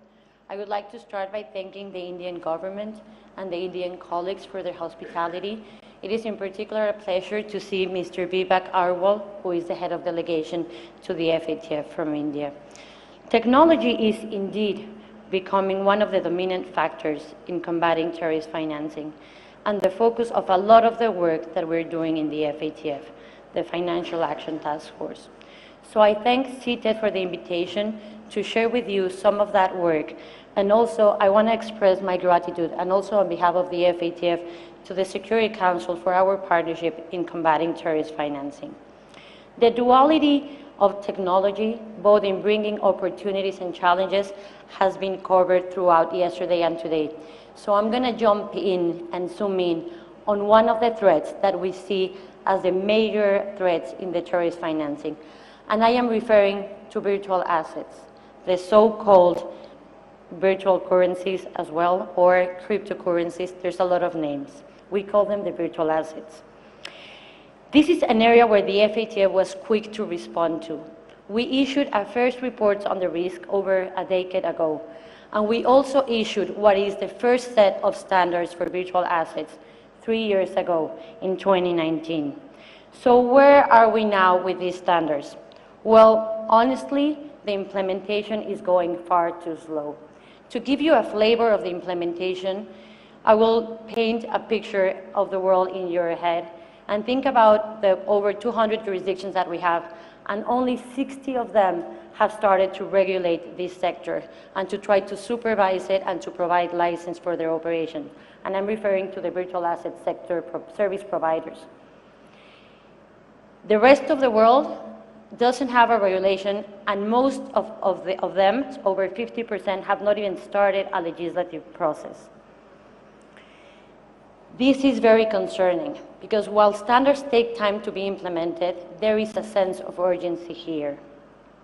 And until most jurisdictions implement these new rules, it will not be possible to start implementing the travel rule. Many of you have heard about the travel rule, many of you haven't, so allow me to dig into it. What is the traveler's rule?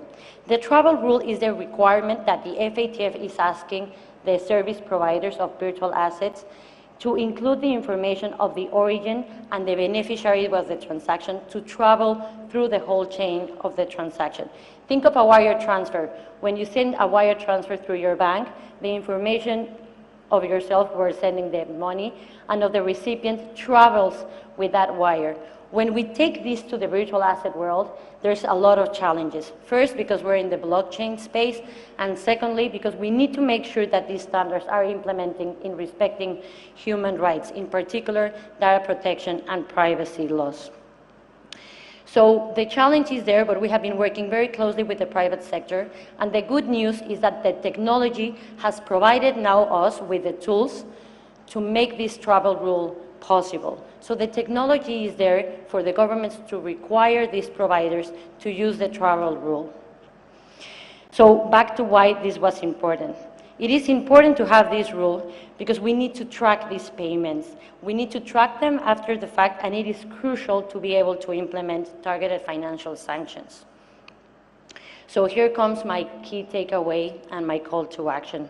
It is urgent for countries to take steps to regulate the virtual asset sectors in their countries, or to prohibit these exchangers from operating out of their countries.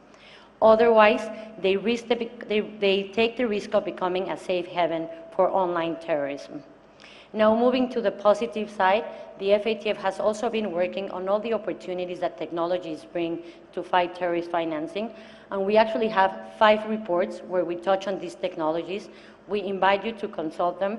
3 of them are public, and 2 of them have been circulated for governments because they have sensitive information, so they have been distributed through FIUs, the Financial Intelligence Units, and also through the law enforcement agencies.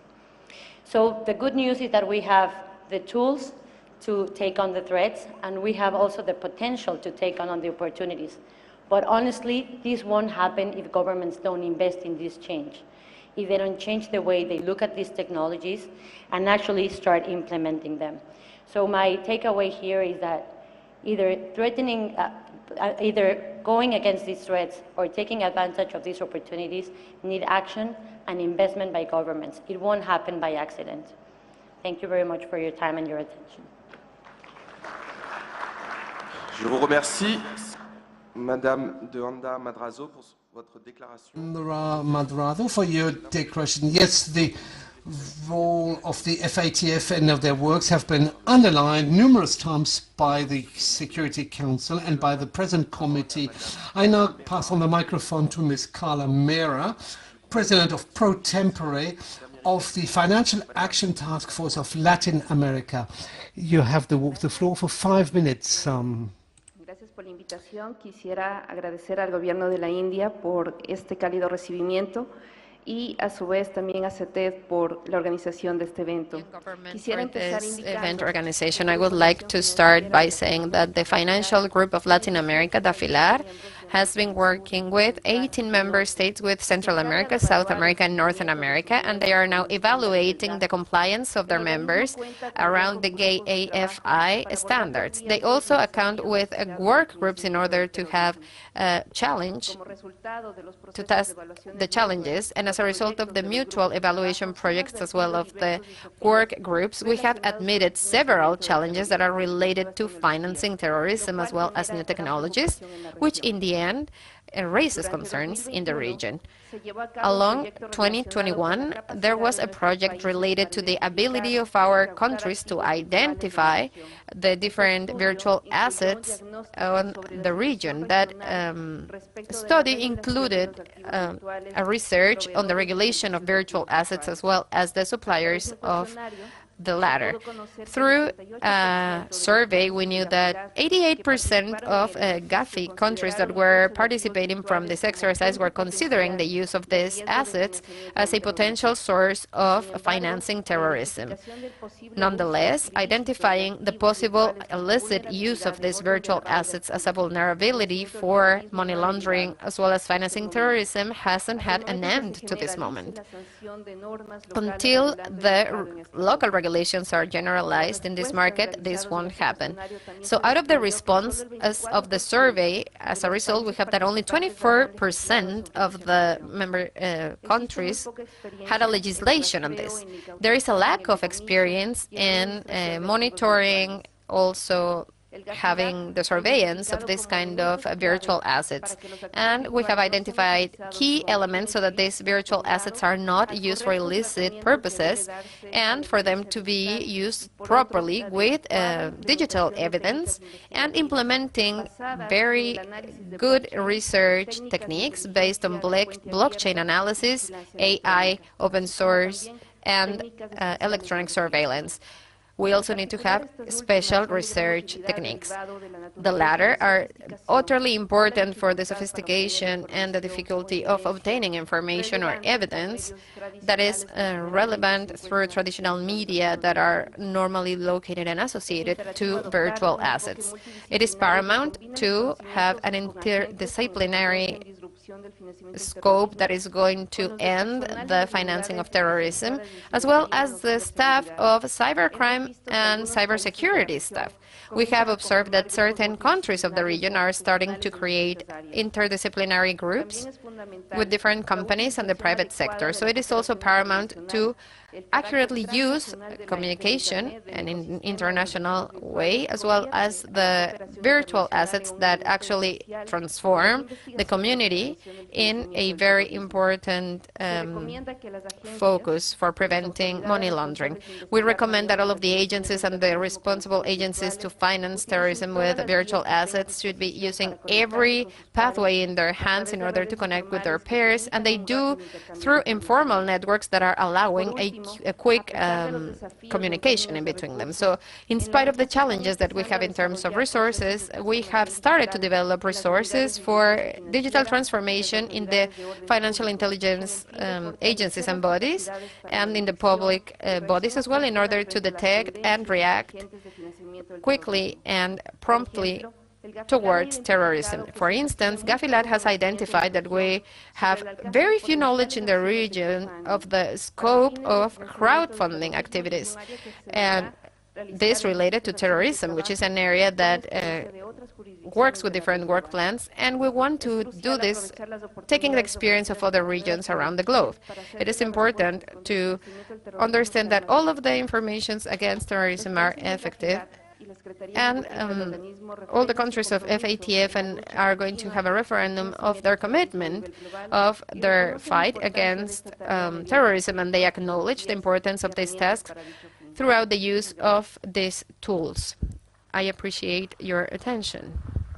Je remercie Madame Mera pour sa déclaration et pour offrir la perspective régionale de l'Amérique latine. Je donne maintenant la parole à Monsieur Sergei. The regional perspective of Latin America. I now give the word to Mr. Sergei Directorate, Executive Secretary of the Eurasian Group of Fighting Against Money Laundering and Financing of Terrorism. Thank you very much, Mr. Vice President. Ladies and gentlemen, my speech will be in Russian, so I would like to ensure that you have proper interpretation. Ladies and gentlemen, Your Excellencies, distinguished ministers, first, on behalf of the Eurasian Group, I would like to thank the government of India for such a warm welcome.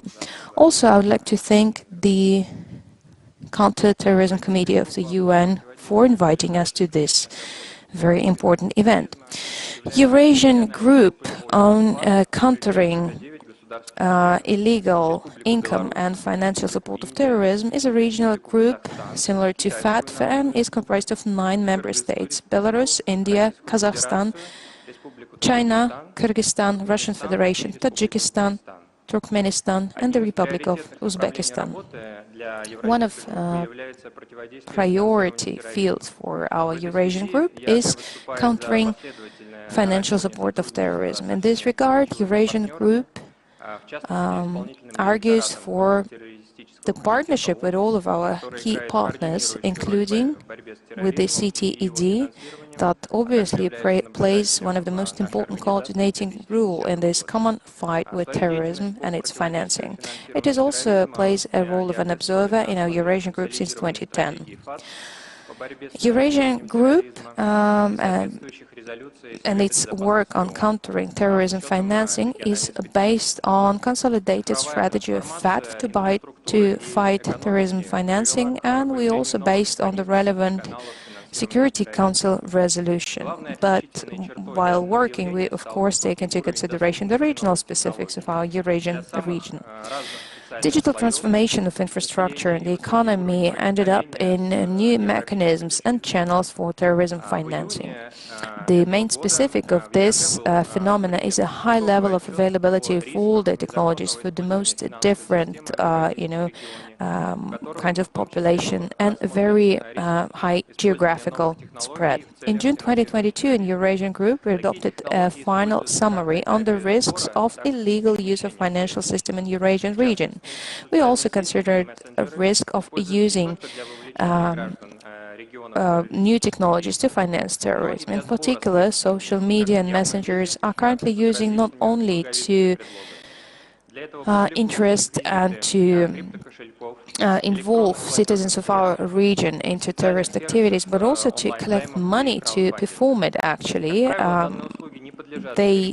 By they, I mean terrorist organization. They use crypto wallets, e-payment systems, and special services of online loans and crowdfunding. Of course, obviously, usually such services are not regulated and are not observed in any way in the majority of the region's countries, which makes it very easy to move financial resources all around the internet without any requirements to identify the sender and the receiver of the money. Especially fragile, we believe to be the era of virtual assets for transactions between the physical bodies and, well, citizens, between people who purchase some goods on an illegal marketplaces in this so-called darknet. In the majority of Eurasian Group member countries, a lot of work is being done to prevent the use of new technologies for illegal goals. We use all the analytic resources we have. We develop new instruments to monitor the global network. Existing materials are then shared with law enforcement institutions. They are used during the financial investigations and to actually increase the qualifications of people who are working in financial intelligence. The challenges that are related to the illegal use of new technologies require from the competent authorities more proactive and efficient activities. One of the solutions here might be the regular dialogue between the competent and relevant authorities and the private sector that actually build the infrastructure and build these new technologies. I'm talking about IT companies, service providers, and telecommunication companies. We urge member states to strengthen the international cooperation and also strengthen this intersectoral coordination, because we are just obliged to keep this international knowledge exchange. Eurasian Group will keep on with its monitoring and will keep evaluate the risks related to financing of terrorism. Thank you. Fournissant un aperçu des risques et vulnérabilités propres à cette région. Je donne maintenant la parole à M. Hans-Jakob Schindler, directeur principal, co-président du Conseil consultatif du Global Diplomatic Forum, directeur de l'organisation Global Diplomatic Forum, Director of Compliance and Capacity Skills International.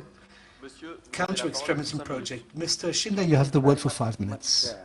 Your Excellencies, ladies and gentlemen, allow me to begin, of course, also to thank our host, the Government of India, and by expressing my appreciation for the opportunity to address today's meeting on behalf of my organization, the Counter-Extremism Project, CEP. CEP is a transatlantic think tank and advocacy organization that works on a wide range of extremist and terrorist phenomena. We serve in an advisory role for governments in North America, Europe, as well as at the level of the European Union, including on the design and implementation of effective and efficient regulation to hinder the misuse of new technologies for the financing of terrorism. My short remarks today are based on our ongoing research and work. While several contributions in this session and of course in the preparatory sessions have focused on the methods and strategies of this misuse, let me briefly outline some of the regulatory challenges. From a regulatory perspective, it's crucial to distinguish between financial instruments such as virtual assets or cryptocurrencies or non-fungible tokens, NFTs, and the misuse of virtual infrastructures such as social media, messenger services, or crowdfunding platforms. While the regulation of financial instruments should mirror as closely as possible the already established mechanisms employed when countering the financing of terrorism in fiat currencies, it is central to consider specific technical challenges that are crucial to the functioning of these new technologies. For example, customer onboarding processes in the fintech industry are always fully automated without human-to-human interaction. This will require the setting of appropriate standards for the identification and verification of customer identities to ensure that terrorists or violent extremists are not able to penetrate the respective services by deceptive means. Furthermore, definitions of, for example, a de minimis threshold for virtual asset transfers, for example, as suggested by the FATF, or an equivalent of $1,000 or euros, should consider the much higher volatility of virtual assets compared to fiat currencies. Therefore, potentially more flexible definitions would need to be adopted to ensure that transactions that are temporarily fall below this threshold in value are appropriately captured. Technical developments within the sector, such as mixers, tumblers, so-called privacy coins, as well as unhosted wallets, present serious challenges for transactions transparency, and their use by terrorist and violent extremist groups is increasing. Therefore, both new regulatory frameworks as well as new technical tools must be developed to ensure that the terrorism financing risks that emanate from this privacy-enhancing but transparency-reducing technology are appropriately mitigated. In addition to blockchain analysis, standards for behavior-based transaction monitoring should be contemplated. Finally, the use of these new financial instruments by terrorist and violent extremist networks, groups, and individuals is often combined with the misuse of the global virtual infrastructure that social media, messenger services, as well as crowdfunding platforms provide. These service providers must become part of the first line of defense. Here, both terms of services as well as monitoring standards by these service providers should be improved. Currently, these are not yet sufficiently focused on countering the misuse of their services for the financing of terrorism. However, compliance standards within the tech industry are unlikely to improve sustainably without externally induced regulatory and commercial incentives. Some jurisdictions, such as, for example, the European Union, are in the process of developing such frameworks. However, while these address illegal content and therefore could also be applied to combating the misuse for terrorist financing, a specific focus on this particular misuse is missing and should be included. Furthermore, while introducing notice and action standards are crucial, given the vast quantities of data uploaded on these platforms, proactive monitoring of their service by providers, which already curate all the data on their platforms all the time for commercial purposes, is a necessary element of any effective defensive system. Therefore, standards for such proactive monitoring need to be developed to guide the curation of data by providers. Such standards could be modeled along the already existing standards employed by other industries. So much for your attention. Je remercie déclaration soulignant les défis à relever pour éviter que les plateformes de financement participatif et les médias sociaux soient détournés. The abuse and exploitation, basically, of information technology and social media by terrorist groups. We shall now be watching a videoed intervention by Miss Tracy from the Global Center on Cooperative Security, apparently.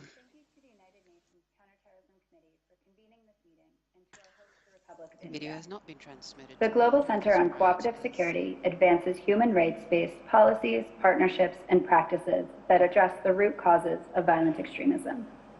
As part of this work, we partner with public, private, and nonprofit actors to advance risk-based anti-money laundering and countering the financing of terrorism measures while safeguarding civic space. The rise of the global crypto ecosystem presents new challenges to efforts to detect and disrupt terrorism financing. But it also offers new opportunities to improve and critically recalibrate regulatory approaches to improve efficiency and effectiveness. In my time today, I want to offer 3 lessons learned from our work to guide the development of measures to prevent terrorism financing through virtual assets. First is to prioritize financial intelligence alongside risk-based prevention measures. The financial sector can provide a critical piece of the puzzle for law enforcement and intelligence authorities to map terrorist networks and trace their financial patterns and flows. Decentralized finance, specifically its utilization of blockchain technology, offers enhanced opportunities for operational as well as tactical analysis. CFT regulation and supervisory practices for virtual assets should lean into this, avoiding tick box compliance measures and instead emphasizing those that meaningfully support detection and disruption efforts while upholding due process and procedural rights. Essential to the shift towards effectiveness is improved feedback mechanisms between law enforcement, financial intelligence units, and the private sector to hone red flags and improve the quality of reports and financial intelligence products. Second, ensure that decentralized finance realizes its promises to previously underserved communities as financial inclusion increases visibility across the global financial system. Expanded access to financial services is one of the central promises of crypto and decentralized finance. To realize this promise, regulators must work with crypto firms and with underserved communities to identify solutions to practical usage barriers, invest in needs-based use cases, and ensure adequate consumer and data protection measures. One way to do this is through hosting regulatory sandboxes that create space to test market innovations to ensure that it meets the needs of target audiences while upholding regulatory standards. Supporting and encouraging the crypto ecosystem to realize its financial inclusion promise offers sustainable development benefits as well as increases overall visibility in the global financial system by bringing more transactions into the regulated space. And third, a multi-stakeholder approach is required to prevent and mitigate potential negative consequences. We know that CFT measures have resulted in unintended consequences on human rights, civic space, and nonprofit operations. To avoid a similar outcome with decentralized finance, a diversity of public, private, and nonprofit actors must participate in the design and implementation of CFT policies and practices. The Financial Action Task Force, Global Counter-Terrorism Forum, UN entities, as well as several national governments have launched efforts to understand, prevent, and mitigate unintended consequences of existing CFT measures, with multi-stakeholder dialogue often forming a cornerstone for informed, proportionate, and risk-based measures. The lessons learned from these efforts must be centered as we design new regulatory approaches to crypto and decentralized finance if we are to avoid past mistakes. To conclude, we've learned a lot about disrupting terrorism financing over the past decades. We stand at a unique moment with the crypto ecosystem, whereby we can recalibrate and redesign our approach based on those lessons learned. Doing so will make CFT efforts more efficient and effective, but does require an active role from government, private sector, and nonprofit actors to ensure that technologies are developed to meet community needs, are consistent with international human rights law and due process and procedural rights, and include protections for consumers, data, and privacy. Thank you all for your time and attention. Je remercie Madame Dorner pour sa déclaration et pour le soutien fourni par le Global Center for this statement and for the support provided by the Global Center to the Member States on this important subject. We'd like to give the floor now to Mr. Stephen Reimer, who's in charge of research from the Finance Program at the Center for Financial Crime and Security Studies at the Royal United Service Institute. So you have 5 minutes. Thank you to the Counter-Terrorism Committee, UNCTAD, and of course our hosts, the Government of India, for inviting me to share our latest research on this topic on behalf of RUSI. For nearly 200 years, RUSI has been at the center of research and debate that surrounds military and security thinking. And as one of the newest entrants to the RUSI family, we at the Center for Financial Crime and Security Studies continue that tradition and have quickly become a global authority on the intersection of finance and security. Through our project on collaboration, research, and analysis against the financing of terrorism, which was generously funded by the European Commission, we spent last year studying the impacts of new technologies on terrorism financing risks in the European context. And it is upon the findings of this research that I wish to base my remarks today. Our study, which focused on fintech, online crowdfunding, virtual assets, and social media, found that these technologies have had virtually no impact on how terrorists finance their activities in Europe. But this may not be all that surprising, given that the terrorist threat facing the continent mostly stems from so-called lone actor or self-activating terrorists, who can easily acquire the modest funds needed to facilitate their simplistic attacks through banal, everyday means. Despite noted concerns, virtual assets, including cryptocurrencies, have very limited functionality for European lone actor terrorists. Their supposed anonymity must be reconciled with the fact that transactions appear on a public blockchain, not to mention the relative uselessness of cryptocurrencies on the surface web, where most lone actors go shopping for attack components, including weapons. But most importantly, the pressure to adopt this technology simply doesn't exist, so long as precursor chemicals for explosives or edged weapons can be procured in shops or online marketplaces. There's a saying where I come from that reflects just this: if it ain't broke, don't fix it. We also studied how new technologies affect fundraising for terrorist groups to cover organizational costs. And here the picture is slightly different. While social media, virtual assets, and crowdfunding all featured in fundraising campaigns, we found decisively that their use has not replaced entrenched methods, and that usually we see new technologies being used in tandem with traditional terrorism financing methodologies. To dwell on just one of many examples, a recent campaign that targeted European donors with social media solicitations for funds relied on the crowdfunding functionality of a popular digital payments provider, which was set up by a European-based intermediary. Once the funds were collected, the intermediary relied on traditional value transfer services to move funds to their final destination outside of Europe. So while new technologies may offer novel channels for raising, moving, and obfuscating terrorist funds, we shouldn't be overly distracted by what is shiny and new so as to take our eye off the ball when it comes to countering those tried and true tactics. Our work from the European perspective demonstrates an important point that should have global relevance. The technologies most abused for terrorism financing are rarely the most novel innovations, but rather those with the greatest uptake in society overall. And we can expect risk to shift over time in the same manner. This challenges a prevailing view in policymaking circles that the safest approach to handling terrorism financing risks of new technologies is to assume that all theoretical vulnerabilities are real, unless otherwise proven. We find this to be an unhelpful and undiscerning assumption. In order to cut through the noise of assumed vulnerabilities and to reach a truer understanding of risk, we should assess terrorists' financial tradecraft and under what conditions they may come to adopt new technologies. By way of example, consider the illicit taxation of major roads in Somalia by Al-Shabaab, who accept payments in mobile money from those that they extort. Here, the group exploits mobile money technology for its near-universal societal uptake, so that anybody who comes down the road will have a means of payment.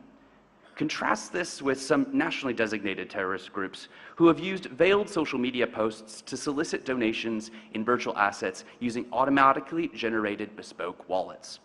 The attributes of those technologies meet a different need: namely to arrange and discreetly receive payments from a wide base of fellow ideological adherents. When it comes to devising counterterrorism financing responses, this would be a good place to start. I will conclude my remarks with a word on regulating new technologies based on counterterrorism financing concerns and the potential costs of getting this wrong. We know how mobile money, for example, has revolutionized financial inclusion in many parts of sub-Saharan Africa, and the impacts that this has had on meeting development goals like the SDGs. Restrictive regulation intended to suppress risk of terrorism financing abuse must be balanced against the potential for new financial technologies to further serve the unbanked. When striking that balance, we might even ask ourselves what the greater harm to society is, considering some of the chief underlying drivers of radicalization, terrorism, and insecurity. We should resist knee-jerk regulation that have unintended consequences, including the stifling of innovation or snuffing out of the development potential of new financial technologies. And once again, on behalf of RUSI and the Center for Financial Crime and Security Studies, thank you all for inviting us to participate in this important event, and thank you for your kind attention. Je remercie Monsieur Reimer pour sa déclaration. Je donne maintenant la parole à Madame. His declaration, and we now give the floor to Mrs. Navitas Krekang, who's an expert independent advisor in judicial activity and fight against corruption. You have Ladies and gentlemen, I'm indeed both honored and privileged to present at this special meeting of the CDC.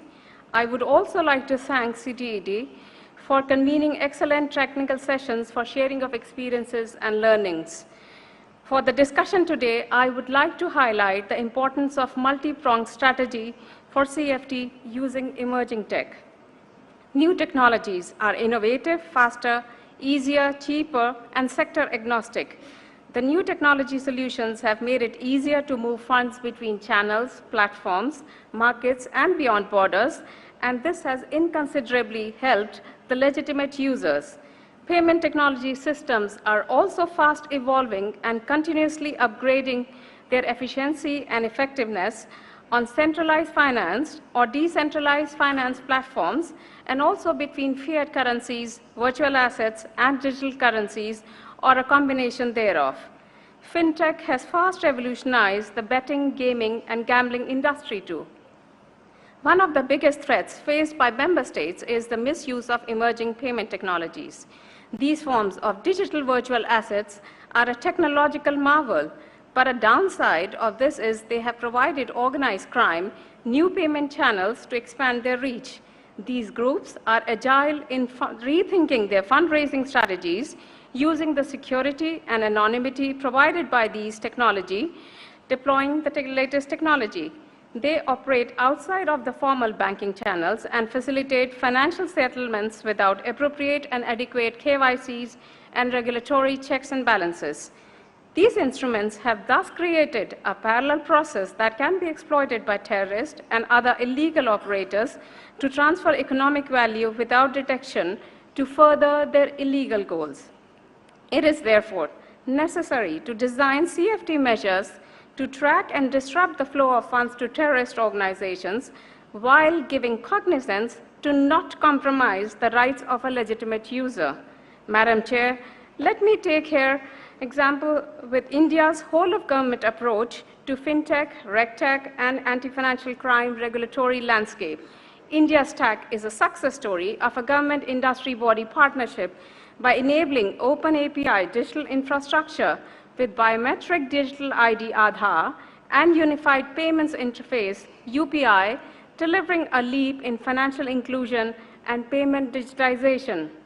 The regtech industry is using products as API, AI, ML, blockchain, distributed computing, and cryptography for services offering compliance, surveillance, intelligence, and investigation outcomes.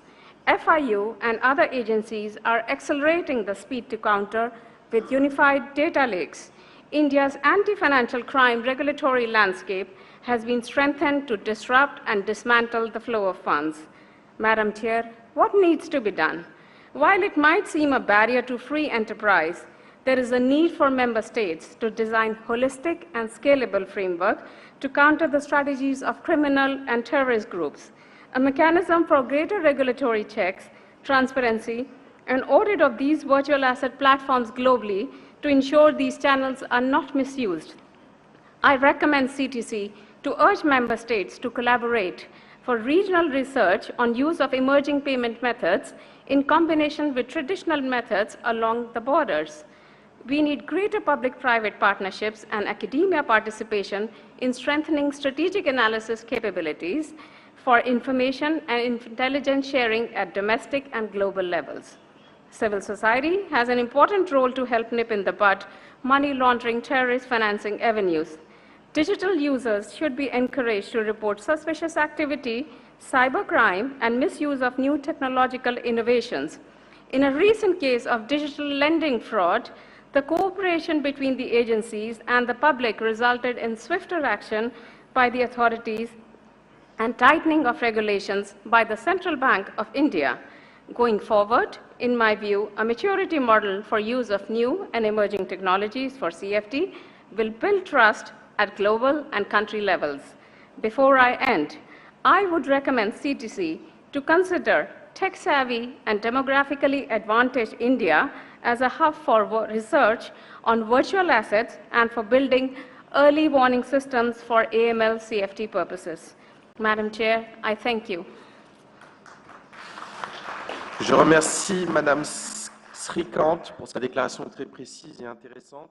Je donne maintenant la parole à Monsieur Amin Ghali, directeur du Al-Kawakibi. So Mr. Amin Ghali, who is in charge of the Al-Kawakibi Democratic Transition Center. Mr. Amin Ghali, you have the word for 5 minutes. Mr. Chairman. Start by thanking the organizers for inviting civil society to speak on this panel.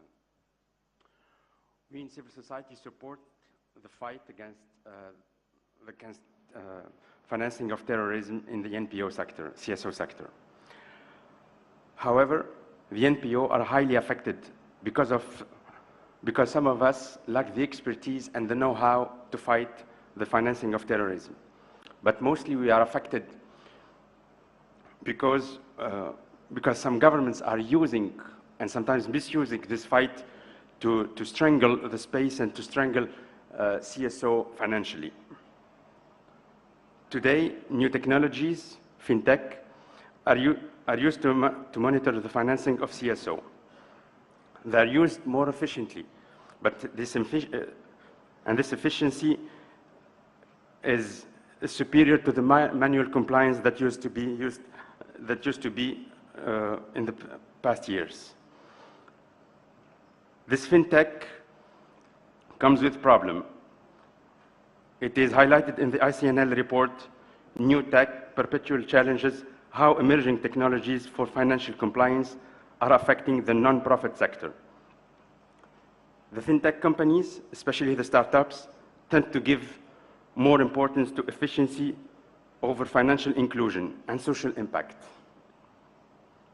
While data privacy is a concern for the fintech industry and a little less for financial institutions, in less democratic countries, this concern drastically decreases for governments, security forces, and intelligence units and intelligence departments.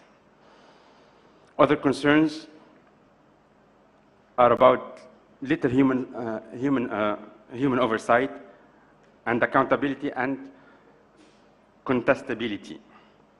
We in civil society are concerned about the over-reliance on sophisticated technologies, encountering the financing of terrorism in NPO, whose behavior differ from ordinary banking clients. We prefer to push for collaboration between NPO and financial institutions and monitoring regulatory bodies, international and national. Such collaboration is possible. FATF is an example we can build on. Today, this institution is more receptive to CSO calls, improving their guidance, their assessment on the NPO CSO sector, of course with differences among regions and countries. And overall, acknowledging that combating terrorism financing and money laundering should be implemented differently in the CSO sector. We are not there yet, but we are moving slowly, country by country, and Tunisia is a good practice in this collaborative approach between regulators and NPO.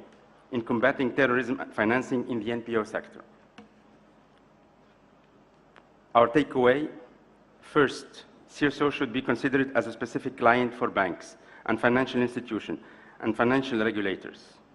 Second, we, as civil society, push for collaboration and consultation to improve the fight against terrorism using new finance technologies through efficiency and inclusiveness and respect for human rights and freedom of association. And thank you. Je remercie M.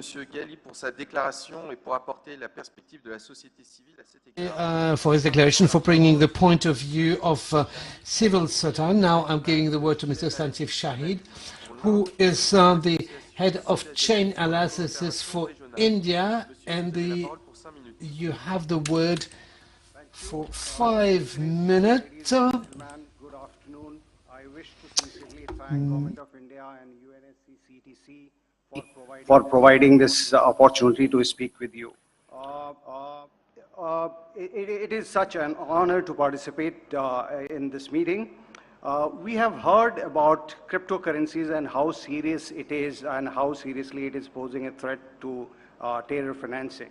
I would like to begin by saying this blockchain technology is very transparent in nature. It is very immutable as well. So if the cryptocurrencies are being used by terror finance or terrorist activities, it is more of the vulnerability to them than us. And I'll try to deep dive a little bit into it. Data and research from past few years shows cryptocurrencies is remarkably small component of global terror finance. However, when we see terrorists using cryptocurrencies, it is generally in one of three ways. So the first way is the donation campaigns, much like what we have seen in past associated with Al-Sadaq campaign. Terrorist organizations aim to globally raise funds or solicit donations using cryptocurrencies. And these campaigns typically fail to raise substantial funds and are generally easy to monitor. Terrorists also use cryptocurrency to facilitate online operations. Online radicalization is the key strategy for global recruitment, and the infrastructure associated with their online presence is often paid by using cryptocurrencies. And the third way where we see the connection between cryptocurrencies and terror finance is typically occurs when the terrorist financial facilitation, within the terrorist financial facilitation networks. The same network of Hawala or MSBs, what we call it money service businesses that have supported terror organizations for decades, are now adopting cryptocurrencies. And this is where we are seeing the uptick in terror finance related to crypto. We are not seeing massive donations pouring in via Bitcoin, but as the world continues to adopt cryptocurrencies, it is only natural that it is increasingly used by money service businesses, hawalas, and financial facilitators. This leads to my third point, that the risk is not always obvious. Many crypto exchanges or virtual asset service providers have exposure to terror financing, and they are completely unaware of it. It is possible that they would not know about this. And this is because the accounts are simply registered by individuals, not by organizations or the member of any organization. Also, exchanges are often located in the located or registered in countries that are typically don't have to worry about terror financing. Because of the global reach of international cryptocurrency exchanges, they have to monitor customers who are on a completely different, who are in completely different countries and sometimes within high-risk jurisdictions. The good news is that terrorists have been fairly clumsy in their use of cryptocurrency. This provides critical information about both the donors and the recipients. Internationally, there has been numerous law enforcement actions that were based on information provided by blockchain intelligence. Chain analysis has been collaborating with many law enforcement agencies across the globe in such actions. The bad news is these high-profile wins against the terrorist use of crypto have caused them to be a little more conscious and cautious. They are far less open about their use of cryptocurrencies than they were a couple of years ago. And they have begun experimenting with the privacy coin like Moneros as well. My final point is that it is essential that we work together to stay left of the boom. And I mean, for those who may not understand this phrase, left of the boom describes the event on timeline which leads up to the attack. So if we aim to stay left of the boom, that means we are aiming to mitigate the events prior to an attack and ultimately preventing from that to happen. Analyzing terror financing donor activity just do that. It helps us identify individuals who have been radicalized in some cases, and in some cases identify threats before they take actions. So finally, I would like to conclude by saying combating the terrorist use of cryptocurrency not only requires public-private partnership, it also requires international collaboration. Law enforcement agencies and regulators are obviously deep into this fight, but the compliance officers at virtual asset service providers and blockchain analysts are also essentials. So I truly appreciate the opportunity to speak with you all today and work towards the goal of collaboration around the cryptocurrency analysis. I thank you so much for your kind attention. Thank you. Je remercie Monsieur Shahi pour sa déclaration et pour offrir le point de vue du secteur privé. Declaration and for presenting the point of view of the private sector and the importance of partnerships with the partners. All the panelists of this part of our section, I would like to thank them for their declarations and for holding the 5-minute limit. I also would like to thank the organizer for the quality of this roundtable with the gender parity and the use of numerous official languages of the United Nations system. We have now reached the end of the second time of our works, and I have some important announcements to make from the logistics point of view. Break for lunch. I would ask that you all return promptly to this room by 2:05, so we can begin our third thematic session on time.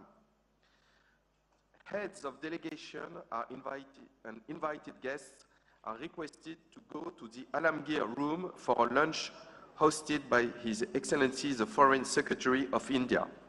And final and important information, today at 7:00 p.m. a call on Honorable President of India has been scheduled for all heads of delegations of UN Security Council member and incoming members, along with senior UN officials.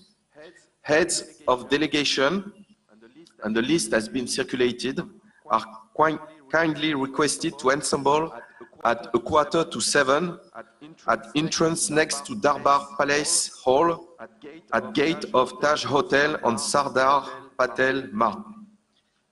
A dedicated car card will be escorted from Taj Palace to President House for the call on, and it will leave at 6:50.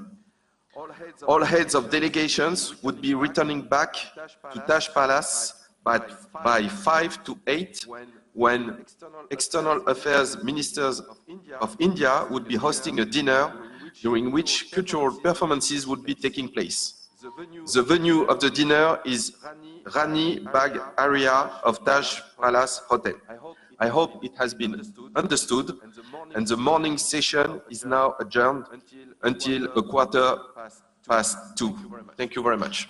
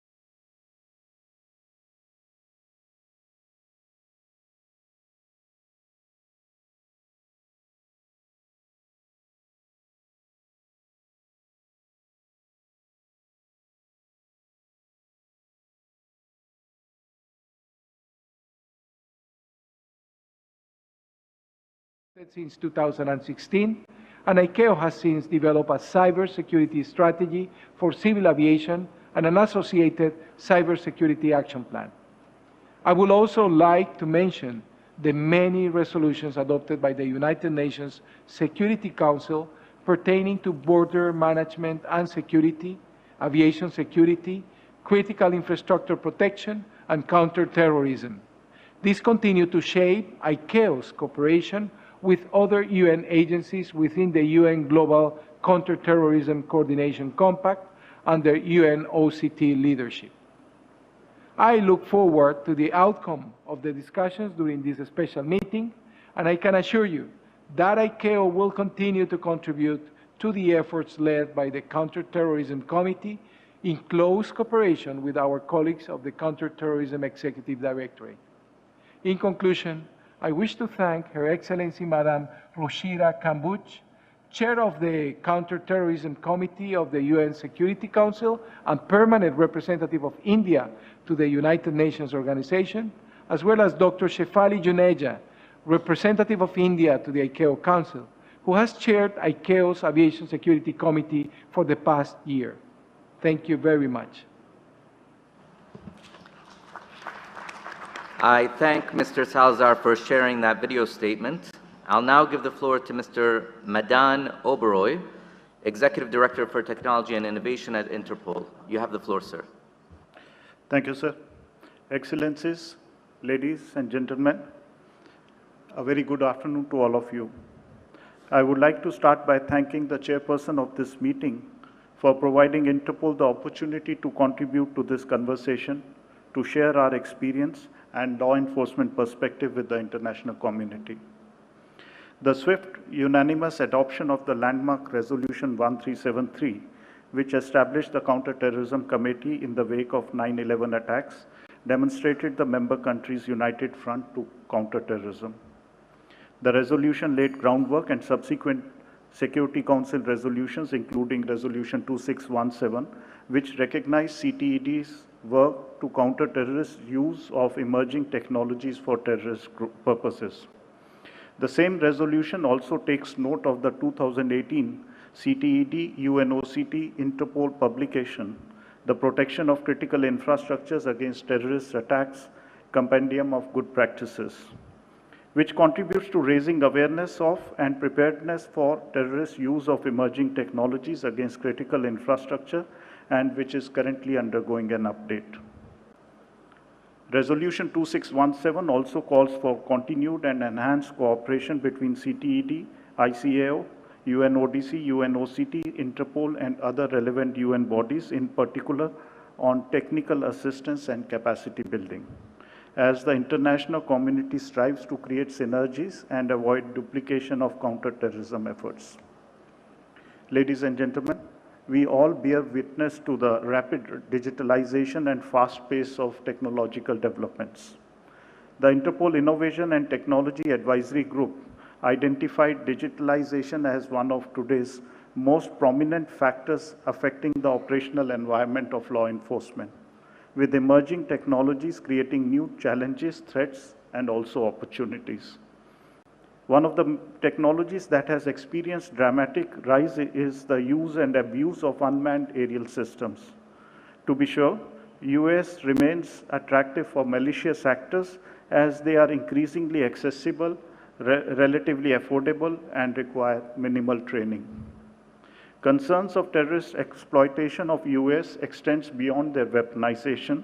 Other misuse includes conducting reconnaissance, disrupting law enforcement operations, compromising critical infrastructure, trafficking of items in a prison setting, smuggling of illicit goods across international borders, illegally capturing public mass events such as football games, etc. A whole of society approach is needed to effectively and comprehensively counter terrorist exploitation of US, and law enforcement has to play a crucial role in this.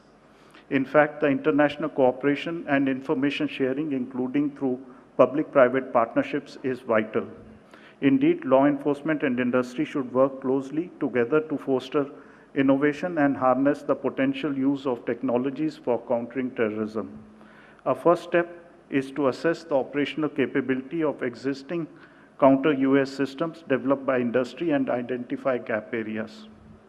To achieve this, Interpol drone countermeasure exercise, which was held at the Oslo International Airport in September 2021, saw the Norwegian police, industry actors, and Interpol install, test, and evaluate more than 20 counter-UAS systems within an airport environment, all while the airport remained operational.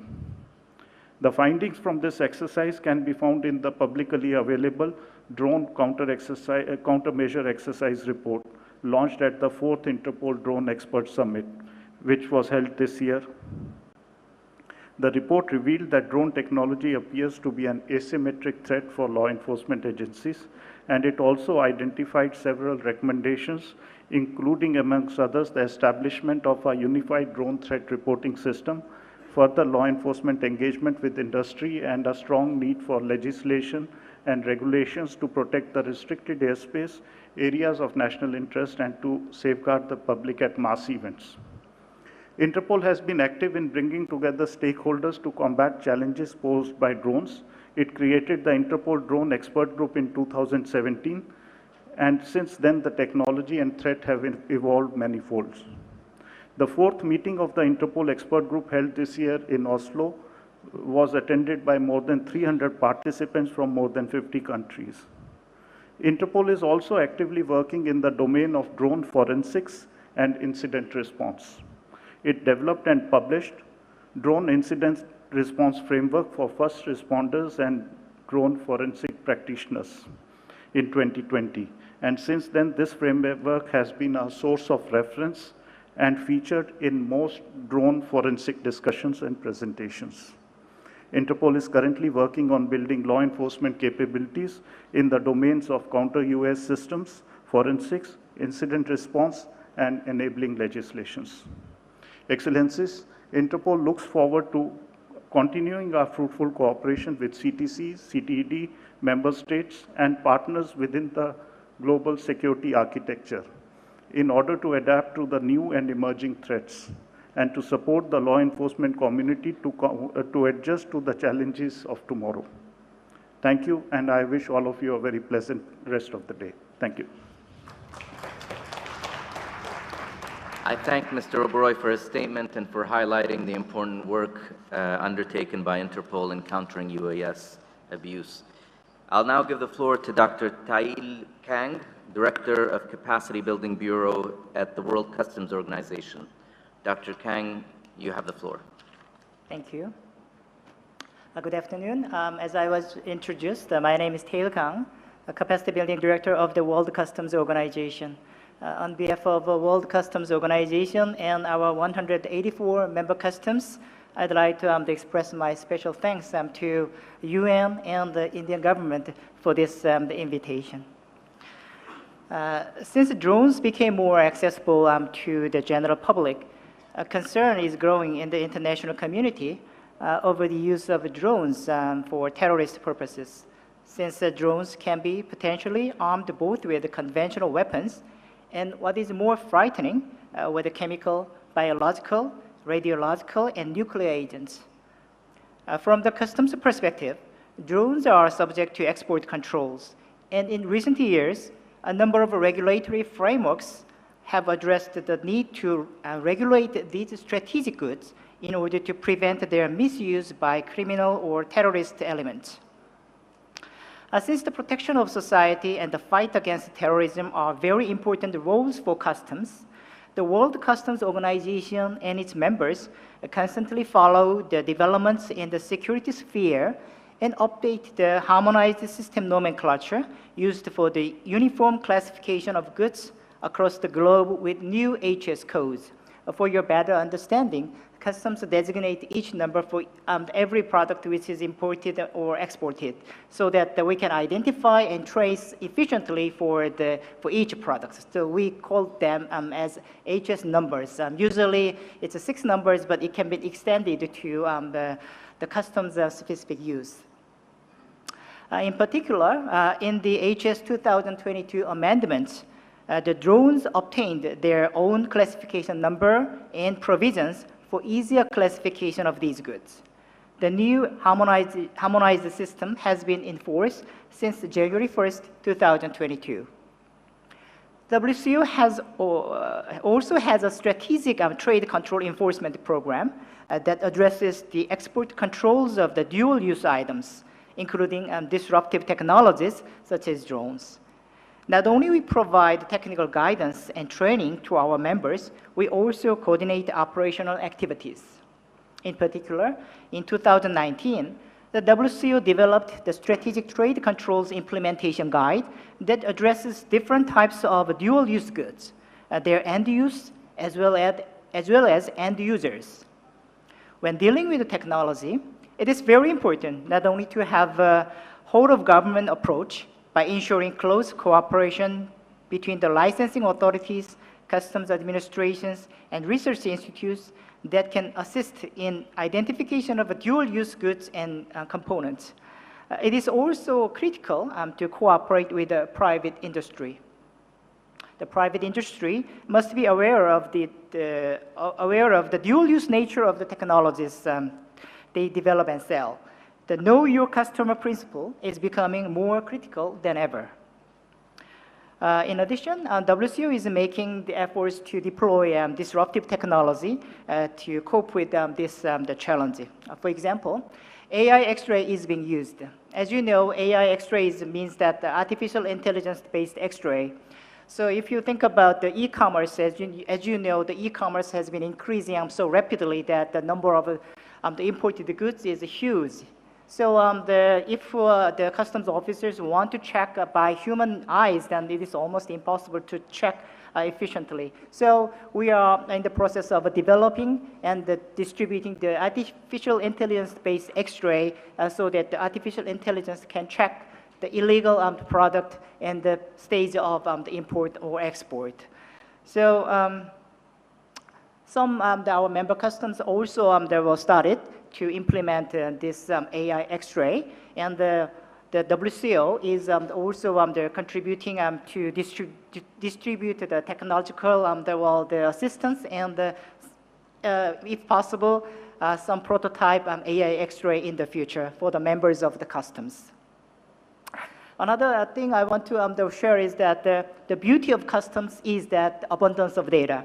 The millions of the transaction cases are generated on a monthly basis for one customs, and the huge transaction data has been accumulated from the past. So we have lots of data to be used and deployed. So when we make the artificial intelligence based the algorithm, so we are very good the position to make very good artificial intelligence based algorithms. Of course, all the technology can be used in both sides, the customs and the terrorist groups. But for the customs side, we are much better because we have lots of data which cannot be shared with the terrorist groups. So our artificial intelligence the algorithm can be much smarter than theirs. So the customs is making every effort to make the database, artificial intelligence-based algorithms to detect the criminal activities and the dangerous weapons, including the drones. Sometimes in the electronic commerce, the drones can be imported in a part. The part is small, it's hidden, and the drones can be imported in a part. The part is small, it's hidden and within the other product, so it's very hard to detect those the parts. But if we use artificial intelligence based X-ray or algorithms, then we can easily detect this kind of the illegal activities and illegal product. So in addition to this, the WCO is making every effort to train our customs officers. Dr. Kang, if I may ask you to bring your statement to a close, so please. we are trying to make more cooperation with the UN and other relevant agencies to combat the terrorism more efficiently. Thank you. Thank you, Dr. Kang, and thank you for highlighting the challenges in addressing the threat from UAS from a customs perspective. I'll now give the floor to Mr. Justin Hustwit, Coordinator in the Analytical Support and Sanctions Monitoring Team pursuant to Resolutions 1526 and 2253 concerning ISIL, Daesh, Al-Qaeda, and the Taliban and associated individuals and entities. Sir, you have the floor. Thank you, Mr. Moderator. I hope that the title may end up being slightly longer than my presentation. Excellencies, ladies and gentlemen, good afternoon. Nice to be with you again. What I hope to do is to give you a very brief overview of the findings of the monitoring team on the evolution of the use of unmanned aerial systems by Al-Qaeda, Daesh, and their affiliates. My observations reflect information shared by United Nations member states as captured in our biannual 1267 reports over the last 10 years. The key points are that this is no longer truly a new technology, and that its exploitation has become a well-established terrorist methodology with wide application and growing geographic spread. It can be low cost and high impact. Controls and regulation efforts by member states do not yet adequately mitigate the threat, particularly in conflict zones. The first time the monitoring team reported on an Al-Qaeda affiliate using drones was in 2012. At the time, the cost of these devices ranged between $100 and $1,000 US. The use of drones by Daesh, or Islamic State, was first reported by the monitoring team in 2014, when we warned that should Daesh come under existential pressure in Iraq and Syria, the temptation for them to use non-conventional or high-impact weapons would grow. By 2017, member states reported that Daesh was using commercially available drones in Syria and Iraq and had developed the capacity to modify them and to assemble their own models using recycled parts. Several member states highlighted that Daesh used drones in creative and sophisticated ways for filming propaganda material, observation, targeting, indirect fire, and carrying and dropping small bombs or improvised explosive devices. Daesh had also crashed drones laden with explosives into attacking forces. Daesh was assessed to be developing the capability to design and construct larger, weaponized drones, thereby increasing its ability to strike at distance. Islamic State's core leadership continued to procure commercial drones through a layered network of procurers organized into small cells and dispersed over a number of countries. One such network involved the shipping of drones from Western Europe to Iraq and was dismantled in September 2018. By early 2021, in parts of West and East Africa, the affiliates of Daesh and Al-Qaeda demonstrated a growing capability in the use of drones. In West Africa, fighters affiliated to Al-Qaeda occasionally deployed drones for aerial reconnaissance. And in the Lake Chad Basin, Daesh affiliates also used drones for reconnaissance and surveillance, raising concerns that it might have ambitions to weaponize them for attacks. In East Africa, Al-Shabaab significantly increased its use of drones for reconnaissance and surveillance. Member states expressed concern about the group's intent and capacity to launch attacks on aircraft and civil aviation infrastructure, and this was aroused when Al-Shabaab's plans to target low-flying aircraft within Somali airspace and along the border between Kenya and Somalia became clear, and incidentally that's a significant air corridor for both humanitarian support and commercial flights. In 2022, the monitoring team received reports of a significant increase in the use of UAS. Member states noted that Daesh had used front companies to acquire commercially available, low-cost, high-tech UAS in well-regulated markets in Asia and North America, and had subsequently converted them for lethal use. One member state reported that anti-aircraft weapons and UAS were sourced in the form of spare parts and assembled later to evade detection. The assessments have indicated that the terrorist threat from UAS are likely to increase given the exponential rise in the number of drones purchased by hobbyists and the decreasing cost of the technology. Rapid advancements in the technology of drones, including advances in speed, payload, fuel cells, and resistance to radio interdiction, have made countering the threat costlier and more difficult. Member states have reported that challenges in mitigating the threat, include the lack of harmonized regulatory standards across different jurisdictions. And some member states have flagged a need for cooperation in developing an international regulatory framework which recognizes the commercial and law enforcement opportunities of legitimate use of these devices. Thank you. I thank you, Mr. Hustwit, and particularly for sharing with us the evolution of the threat of UAS use by Daesh and its affiliates.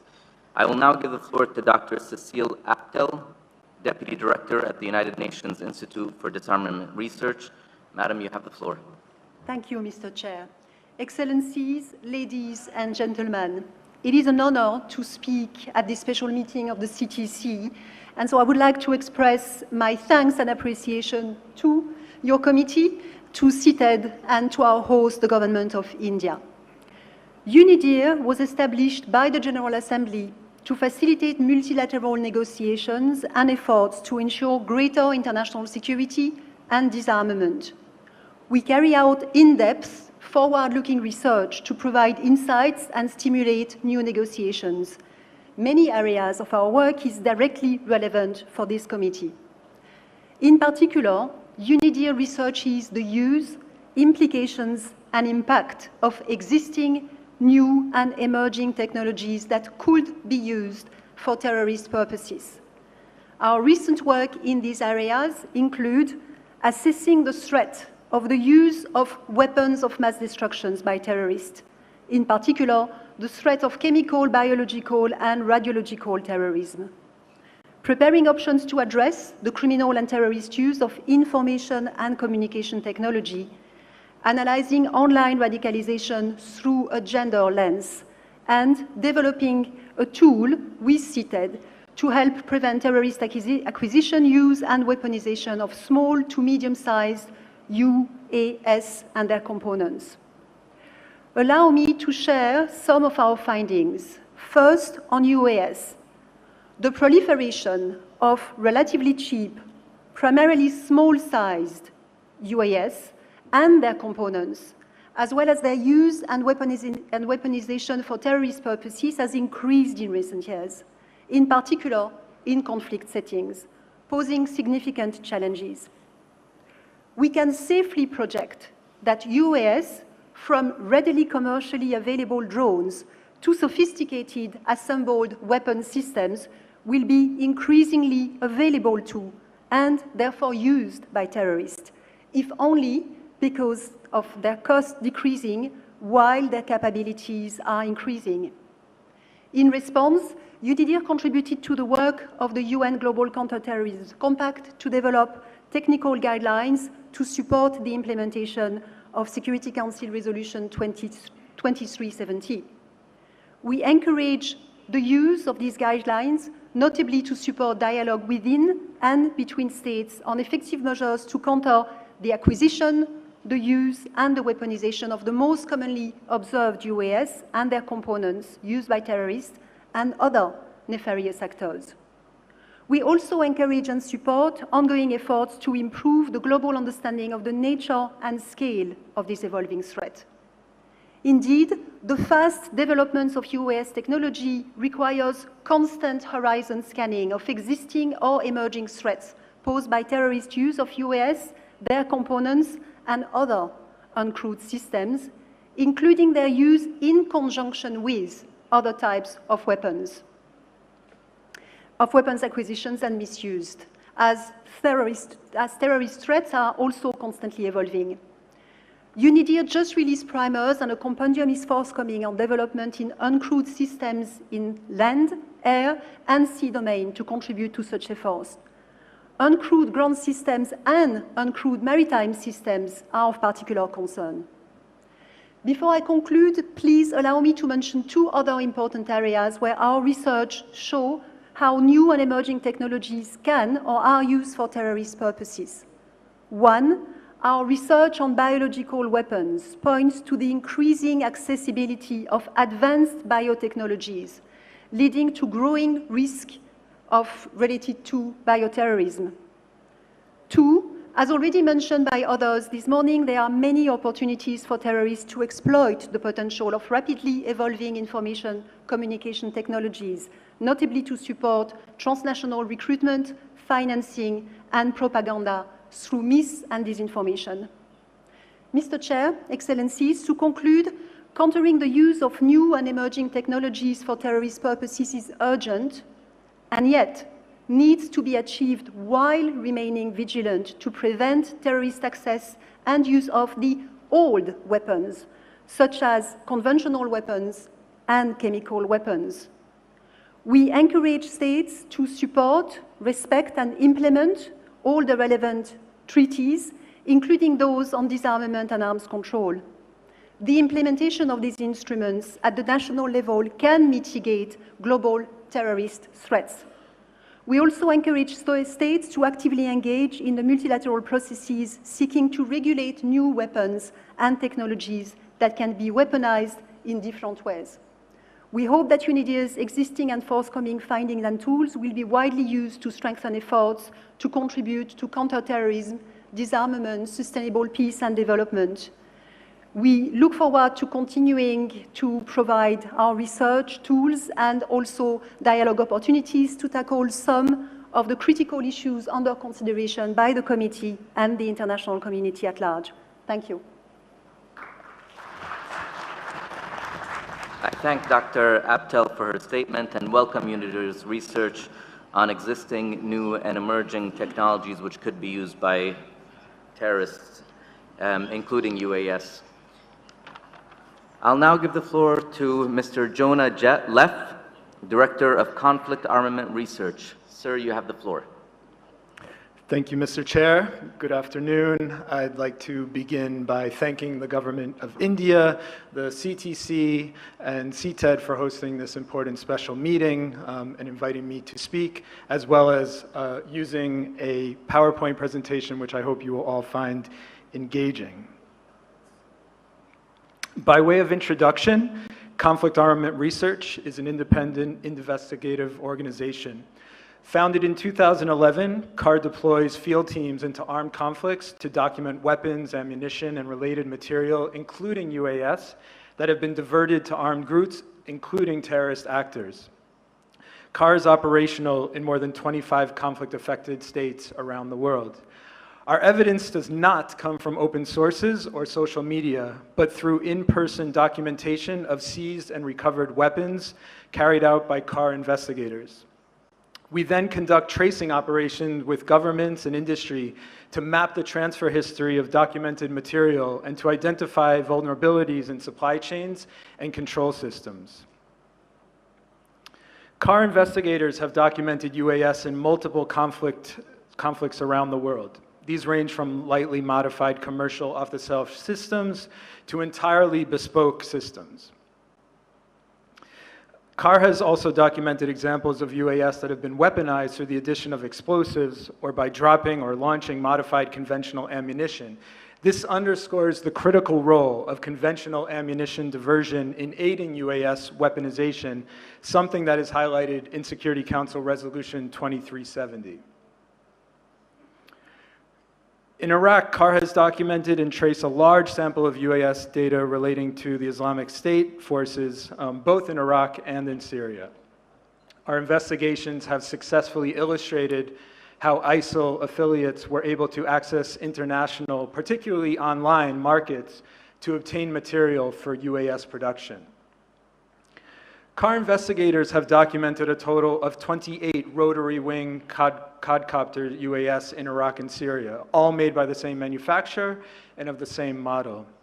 ISIL technicians customized some of these quadcopters so they could drop improvised or modified munitions onto ground targets from empty sealant tubes that were fitted to the underside of the aircraft. These commercial systems are easy to obtain online, and it is likely that ISIL affiliates did not purchase these UAS in large bulk sales, but rather obtained them through multiple diverse sources. Although CAR traced these quadcopter UAS to independent distributors across Asia and the Middle East, we are often unable to establish how these items subsequently reached ISIL forces. This is due to the fact that the companies involved in the onward sale of commercial systems often do not keep records of customers or serial numbers, information that is critical for investigative efforts. CAR also visited several ISIL UAS workshops and production facilities throughout Iraq and established evidence of attempts by ISIL forces to develop much larger systems than those that were commercially available. These bespoke systems appeared to be of a rudimentary and inexpensive design, but were composed of hardware that would need to be procured internationally, such as microjet turbines, altimeters, and servo motors. CAR has investigated some of the international acquisition networks that facilitated the procurement of this critical technology. This network, as you see on the screen, hosts activities included online purchases of UAS technology and design plans. The purchases were carried out by individuals using aliases on behalf of companies that were themselves registered using fictitious directors and shareholders. CAR has also been investigating the evolution of UAS design and deployment and development in the context of the conflict in Yemen. CAR investigators have documented a number of UAS recovered in Yemen and have analyzed the common technology that underpins the different models. Our analysis identifies that a number of critical components across the different models are identical to those that proliferate elsewhere in the region. This includes matches between components that have been observed in improvised explosive devices used by non-state forces, both in Yemen and in Bahrain. CAR's investigations have identified critical red flags and risk factors. Many of these red flags demonstrate that stringent commercial due diligence is a vital control measure to prevent UAS technology and components from reaching terrorist actors. This includes the need to assess if equipment is being shipped to sensitive locations, or if the business type of the company purchasing equipment is even relevant to UAS. Finally, CAR's investigations also highlight a number of relevant control measures. One such measure is the need for parties further down the supply chain, such as retailers and distributors, to enhance their record keeping of sales in sensitive goods and multiple application technologies used in the construction of UAS, so that suspicious consignments and sales can be more easily detected. Investigations into the diversion of UAS and UAS components by organizations like CAR can provide critical field evidence to help pinpoint specific vulnerabilities in supply chains. CAR is currently engaged in a joint research project with the UN Office of Counter-Terrorism to produce a global trends report on the acquisition, weaponization, and deployment of UAS by illicit non-state armed groups. And through this research, we will be mapping the existing threats and concerns of member states. Lastly, CAR will also continue to document and analyze UAS in the future, including tracing of critical components, in order to support the development of effective control measures and counterterrorism strategies. I thank you for your kind attention. I thank Mr. Leff for the engaging presentation and for bringing the important perspective of civil society organizations. I'll now give the floor to Mr. Smit Shah, President of the Drone Federation of India. Sir, you have the floor. Thank you, Mr. Chair. Your Excellencies, senior members of the forum, and distinguished ladies and gentlemen. Thank you for giving me the opportunity to represent my organization, the Drone Federation of India, which is a collective of over 200 companies engaged in the business of drones in India. And thank you for giving me the opportunity to share my thoughts and engage with you on this emerging threats posed by the use of unmanned aerial systems by terrorists. Unmanned aerial systems, more commonly known as drones, are bringing tremendous benefits to various sectors of the society. Their use in the field of agriculture, mining, infrastructure, energy, healthcare, law enforcement, and in other sectors is increasing efficiency and optimizing decision-making in these sectors at an unprecedented scale. Drone surveys for the digitization of rural land records, their use in the spraying of fertilizers and pesticides in farms, are some of the key examples of drones bringing societal change in India. There are many similar examples across the world. However, like many other emerging technologies, drones too are posing a risk of being misused by malicious actors. In the past decade, drones have been used globally in over 50+ terrorist attacks, killing and injuring several people. The use of drones for targeting key personnel, critical infrastructure, military establishments across the world are examples where sophisticated drones have been misused by terrorists. The world is already expressing concerns about the increasing capability of drones to carry larger payloads, sophisticated armament, CBRN weapons, or the possible use of hundreds of drones as a swarm. However, there is a need to closely look at another dimension, which is the dimension of smaller drones. The approach for small and large drones should be different. I say this because the development of large and sophisticated drones usually requires heavy investment, has long gestation periods, and generally leads to their use in active conflict zones. Existing air defense systems, which cater to defense from manned aircrafts, can be upgraded with industry experts, and the same is being done across the world for addressing the larger categories of drones. While in the case of small drones, they can be assembled using dual use or open source components, usually have limited range, limited capacity, and can be assembled with very less investment or operated with basic technical expertise. These drones also remain mostly undetected by existing air defense radars because of the simple fact that the existing radars are tuned and designed in a way to detect larger flying objects. The counter-drone systems that are still work in progress and need continuous development are also not covering all aspects of smaller drones. All of these reasons have actually made small drones an almost favorite among terrorists for their use in asymmetric warfare, especially across the borders. However, their limited capabilities require them to be launched closely from the border. Cross-border contraband smuggling across the Indian border is one such example of this scenario. The frequency of drones being used across the Indian border to smuggle drugs, arms, ammunition, and explosives is also becoming a major concern, with frequent sightings of drones on the border, a marked increase from last year. Many of these drones have been detected delivering contraband and have been shot down by the Indian security forces. While India and the rest of the world are already deploying counter-drone technologies to tackle this issue, the responsibility for solving this issue should lie on both sides of the border. If terrorists launch drones from a country, that country should also be responsible and should also increase their efforts to stop this menace. The victim country cannot completely solve this issue on its own without the support of its neighbor from where the drones are actually being launched, especially in the case where these drones are being launched very close to the border. Negligence and inaction by any country in this regard should not be acceptable to the global forum as a collective. I make my statements by giving India and its neighbor as an example, but the argument is applicable for any two countries sharing a common border. Countries on each side of the border should be held accountable. This being an intergovernmental issue makes United Nations, of course, the perfect forum for developing a framework to enable cooperation between border sharing countries. Such a framework may create shared responsibility, motivate information exchange, and mandate expedited action against terrorists which have been misusing these drones. Lastly, such a framework must recognize and penalize countries that do not cooperate or do not take any action to stop terrorists from launching these drones from their soil. Inaction or ignorance in this matter may be construed as some sort of support, and the global forum must condemn it. I would once again like to thank the UNSC's Counter-Terrorism Committee and the CTED Secretariat for addressing this very important and relevant issue and giving me the opportunity to speak in this regard. I look forward to conclusions being drawn today through this forum on countering the threat from these drones. Thank you for your attention. I thank Mr. Shah for his statement and for bringing the perspective of more than 200 companies in India to the committee. I'll now give the floor to Ms. Anasuya Ray, Political Affairs Officer of CTED, who will read a statement on behalf of Dr. James Rogers, Associate Professor in War Studies from the Center of War Studies at the University of Southern Denmark. Madam, you have the floor. Thank you, Mr. Chair. Excellencies, distinguished delegates. Drones, once deemed to be a panacea for the protection of nations, are now among the greatest threats to state security. Since the turn of the year, the deployment of weaponized drones by terrorist groups has increased, with attacks taking place on a weekly basis against state military assets, diplomatic sites, international trade, energy infrastructure, and civilian centers. There is a clear reason for this.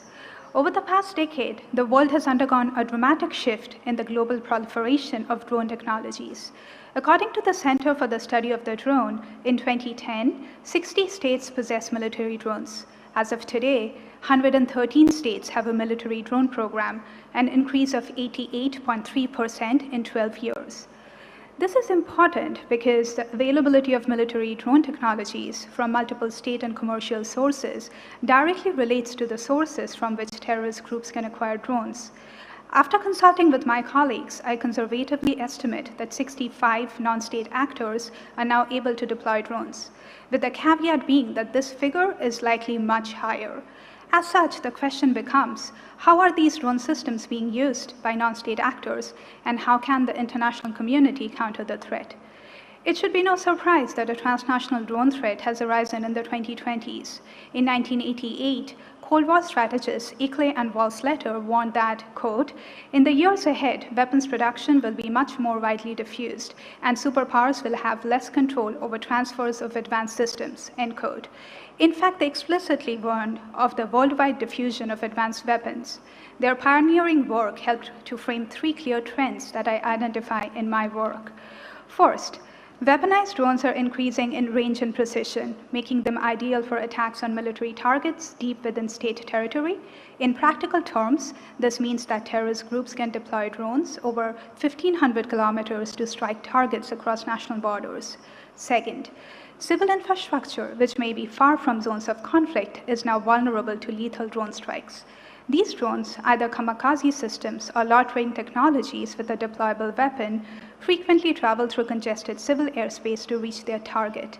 In fact, since 2020, energy infrastructure, international shipping, international airports, and the civilian centers of capital cities have all been targeted by drones. The third and final insight concerns the growing issues of saturation drone strikes. Working in partnership with other unarmed UAVs, weaponized drones can be used to pinpoint and destroy air defense systems, opening the gates, so as to speak, for an incoming volley of rockets, missiles, and other armed drones. With these disquieting means of deployment in mind, how is it that the transnational threat of drones can be contained? There is no easy solution, not least because today weaponized drones can be acquired by any actors who wish to possess them, and in many cases, the weapons are similar in design or duplicates of state systems. This makes it harder to identify to whom a drone belongs when attacks are perpetrated. I term this drone deniability, as it makes it difficult to hold perpetrators of attacks to account and bring them to justice in a timely fashion. However, along with my colleagues, we have been working on a Drone Technology Control Regime, or DTCR. It will require international leadership, but such an agreement would prioritize state commitments to prevent the illicit transfer of drone technologies to non-state groups. It would mean a pledge to uphold international law and human rights in the state use of drone systems, to take collective action against those who breach these rules, and to limit the global proliferation of the next generation of weaponized drones through licensing, tariffs, trafficking, legal action, and/or quotas on specific dual-use systems, such as those augmented with advanced AI-infused autonomous and swarming technologies. Now is the time to act. These technologies are, after all, the future force multipliers for terrorist groups. Thank you very much for your time and attention. I thank Ms. Ray for delivering the statement from Dr. Rogers, which brought us the perspective of academia in countering the threat of UAS. With that, ladies and gentlemen, we have heard from all of our invited speakers in this segment. I'd like to once again thank all the speakers for their statements, and this brings us to the end of our third segment. We'll now take a very brief 2-minute pause to allow my colleague, the Vice Chair from the Russian Federation, to moderate the next session. The meeting is briefly suspended.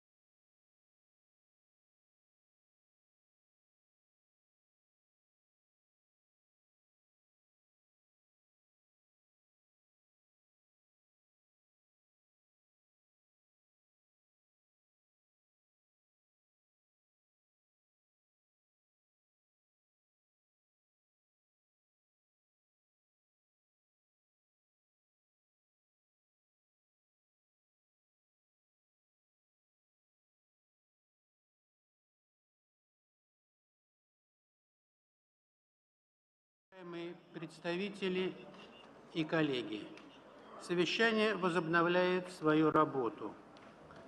Я приветствую участников четвертого сегмента по теме «Общие соображения, касающиеся противодействия использованию новых и возникающих технологий в террористических New and emerging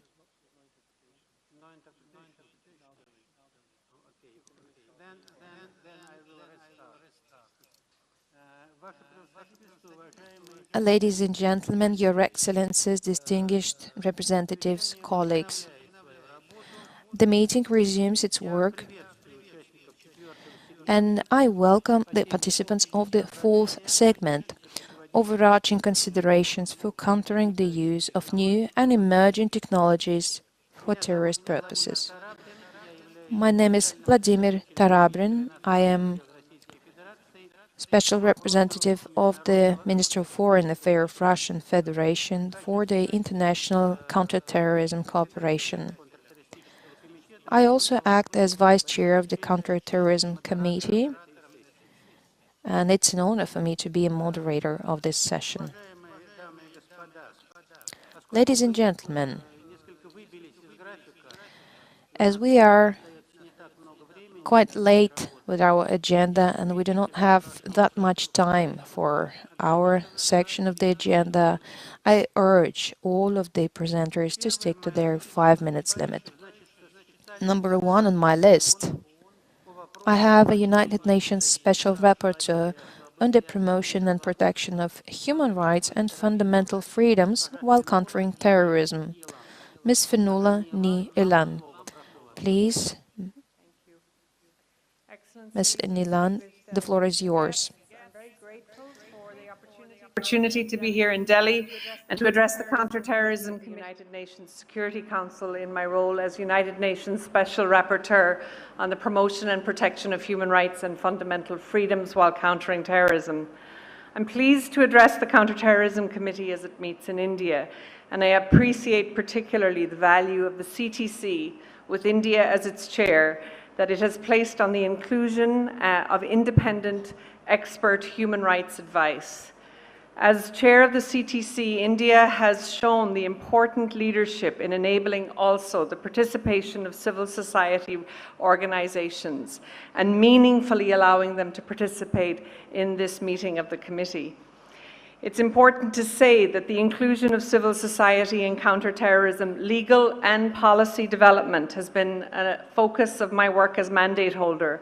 And here I want to acknowledge the significant developments that we've seen in the last year, including the participative GCTS review process and the high-level conference on counterterrorism and human rights that took place in Malaga, Spain earlier this year. Engaging civil society is absolutely indispensable to understanding the impact of terrorism on communities and individuals, as we heard yesterday in Mumbai. It is also, civil society is also indispensable to identifying and understanding new and emerging threats. And it's absolutely essential, civil society participation is absolutely essential to understand the impact, both positive and negative, of the international community's effort to combat terrorism. If we don't do this work with civil society in the room, and if we don't have them as active participants in our legal, policy, and programmatic work, our capacity, our collective capacity to prevent, regulate, and find solutions to the scourge of terrorism will be undermined and much weaker. So with that in mind, I wish to particularly commend India for their inclusive leadership. The precedent that India has set and established at this meeting in including civil society will strengthen the work of the committee going forward. And it's building upon and learning from India's example and this leadership that is the positive challenge that the CTC has going forward. I also look forward to the continued input to aspects of the outcomes of this meeting and its preceding technical sessions. I think it's particularly important that we continue to engage civil society in this process at all of its stages, including in any future outcomes to the meeting. So to the substance, the session we have is entitled Overarching Considerations for Countering the Use of New and Emerging Technologies for Terrorist Purposes. Accordingly, the focus of the United Nations and member states is how we are going to, in seeking to respond to terrorist threats, do this in a way that avoids infringing fundamental human rights. And the way that we fundamentally do that is by virtue of ensuring that the use we are undertaking is neither arbitrary, unnecessary, nor disproportionate, ensuring that we do not use technologies that impact in those ways on individuals and communities. And at the same time, one of the challenges that we all have is to ensure that and to consider the ways in which the UN and member states' own deployment of new technologies for countering terrorism may in itself create negative impacts and affect human rights protections. So 3 points are worthy of emphasizing in that regard. First point is that the new and emerging technologies that have been developed by the UN, by member states and private companies in service of counterterrorism does and occurs in a vacuum where we have no internationally agreed definition of terrorism. And so what that means is that there is extraordinary leeway for arbitrary and unjustified action using purported counterterrorism as a pretext. I've advocated consistently for a precise and tightly defined definition of terrorism, but in reality, few states have adopted such a definition. And the result is that in the counterterrorism space, which we are all working in that context, and in the context in which states are deploying sophisticated technology, they're doing so in a context which is ripe for systematic violations of human rights. States are going to face continued challenges to ensure the protection and promotion of human technologies unless they adopt rigorous definitions and restrictions upon their own conduct in the context of countering terrorism and seeking counterterrorism objectives. Second point I would make, while the field of new and emerging technologies, both as used by states and by terrorists, presents what we might call new and novel technical challenges, these cannot be used as a justification to limit the scope or the rigor of state obligations. International human rights obligations are essentially technology neutral. And what that means is that they apply in all circumstances, including in the context of armed conflict, although we would all acknowledge that a lex specialis of international humanitarian law would apply there. The principles of international human rights protection are actually flexible, and their application is thankfully and practically rooted to the facts on the ground or in any given case. And so we have to treat, as a collective, we have to treat skeptically any claim to the assertion that, in fact, the well-established human rights principles that we have should be suspended or require updating in the new technology space.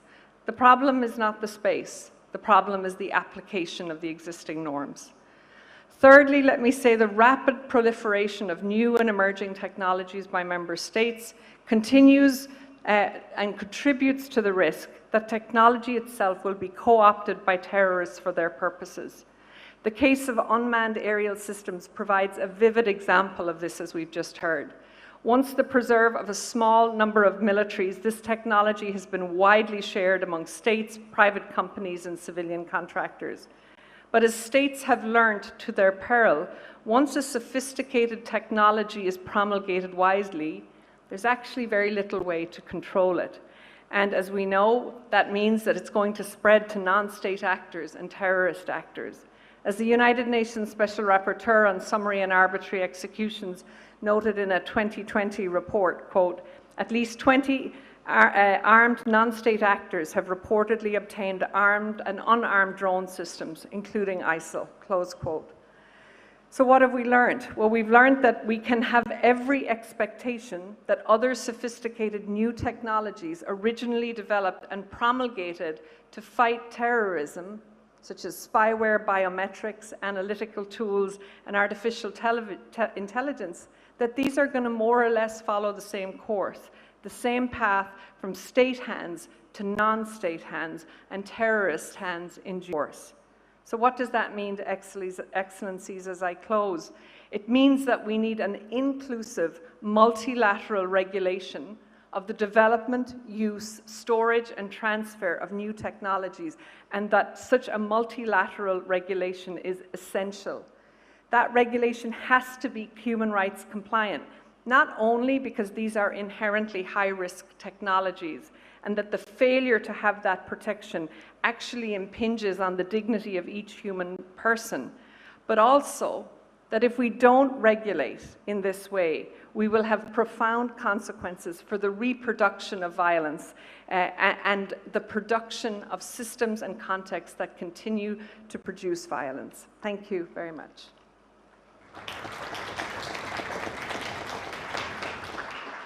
Я благодарю госпожу Илан за ее заявление, подчеркиваю to extend my gratitude to Madam Ni Lang for her statement that underscored the importance of involvement of the civil society in countering terrorism. Now I would like to give the floor to Mr. Scott Campbell, who is the Human Rights and Digital Technology Team Leader, United Nations Office of the High Commission of Human Rights. Host the Government of India and CTED for the opportunity to address the Counter-Terrorism Committee and to offer UN human rights perspectives on human rights challenges linked to new and emerging technologies. I will begin by recalling that some overarching considerations are indeed key legal obligations, which states have freely assumed. International human rights law provides us with a clear legal framework to respond to the challenges of terrorism, including the use of new technologies to commit acts of terrorism. Under international law, a state has complementary types of obligations vis-à-vis its people within its jurisdiction that are particularly relevant in the counterterrorism context. First, the state has a duty to protect the security of its population, including with regard to the foreseeable risks to life and health posed by acts of terrorism. Second, the state has an obligation to ensure that its own conduct does not violate the rights of any persons. This includes the need to avoid state measures that would compel or incentivize third parties, including internet companies, to take actions that unduly restrict the free exercise of human rights. Meeting these requirements is no easy task, and indeed we have repeatedly experienced that ill-conceived or improperly executed counterterrorism efforts can become counterproductive and sources of rights violations themselves.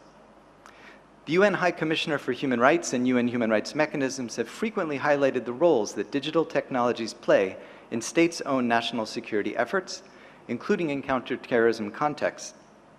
State efforts to counter terrorism have often employed overbroad and vague definitions of terrorism or terrorist acts, and at times have granted extensive executive powers without sufficient safeguard against abuse, jeopardizing the enjoyments of the rights of many. For example, demands to filter and block content on social media have been shown to frequently affect minorities and journalists in disproportionate ways. Mass surveillance, often depicted as a necessary counterterrorism measure, has been a grave problem for many years and seems to be expanding, for example, through indiscriminate video and facial recognition surveillance. What can be done? Adherence to fundamental human rights principles, such as legality, necessity, and proportionality, transparency, accountability, non-discrimination, and participation is key. With regards to the regulation of online content, for example, restrictions must be based on clear and narrowly tailored laws. Content restrictions required from companies should not incentivize censoring of legitimate expression. We need far more transparent processes about state requests to and responses from companies to take down content. And oversight bodies need to be truly independent and impartial. And as the Special Rapporteur has just reminded, civil society should be involved in developing, evaluating, and implementing regulations. The surveillance and moderation of online content highlights the particular role private actors play in counterterrorism efforts. Some states have placed obligations on private companies in order to procure access to private data and to remove and block content online, repeatedly in violation of human rights. In this regard, the UN Guiding Principles on Business and Human Rights are a key tool for defining roles and responsibilities of states and companies. Our office provides helpful guidance to companies for implementing the UN guiding principles, including exploring regulatory and policy responses to human rights challenges linked to digital technologies.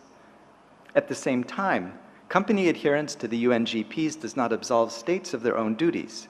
State regulation, if undertaken without sufficient precision and transparency, can consolidate undemocratic and discriminatory approaches that limit free speech and suppress dissent. Our most recent report on surveillance and the right to privacy addresses the use of spyware by state authorities, the key role of robust encryption methods in protecting human rights online, and the impacts of widespread digital monitoring of public spaces, both offline and online.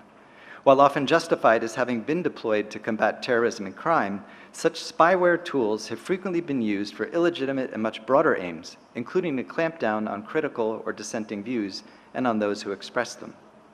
Our office has called for a moratorium on their use and marketing until adequate safeguards are developed and put in place. In conclusion, countering the use of new and emerging technologies to commit acts of terrorism needs to be anchored in human rights law. This is essential not just because of our commitments to uphold rights as a legal and ethical imperative, but because respecting rights when countering terrorism is fundamental to ensuring sustainable and effective efforts to protect our security. Approaches that cross these important lines not only violate the law, they undermine efforts to combat terrorism by eroding the trust, the networks, the community that are essential to successful prevention and response. Our office stands ready to assist the committee and all stakeholders on these important issues. I thank you for your attention.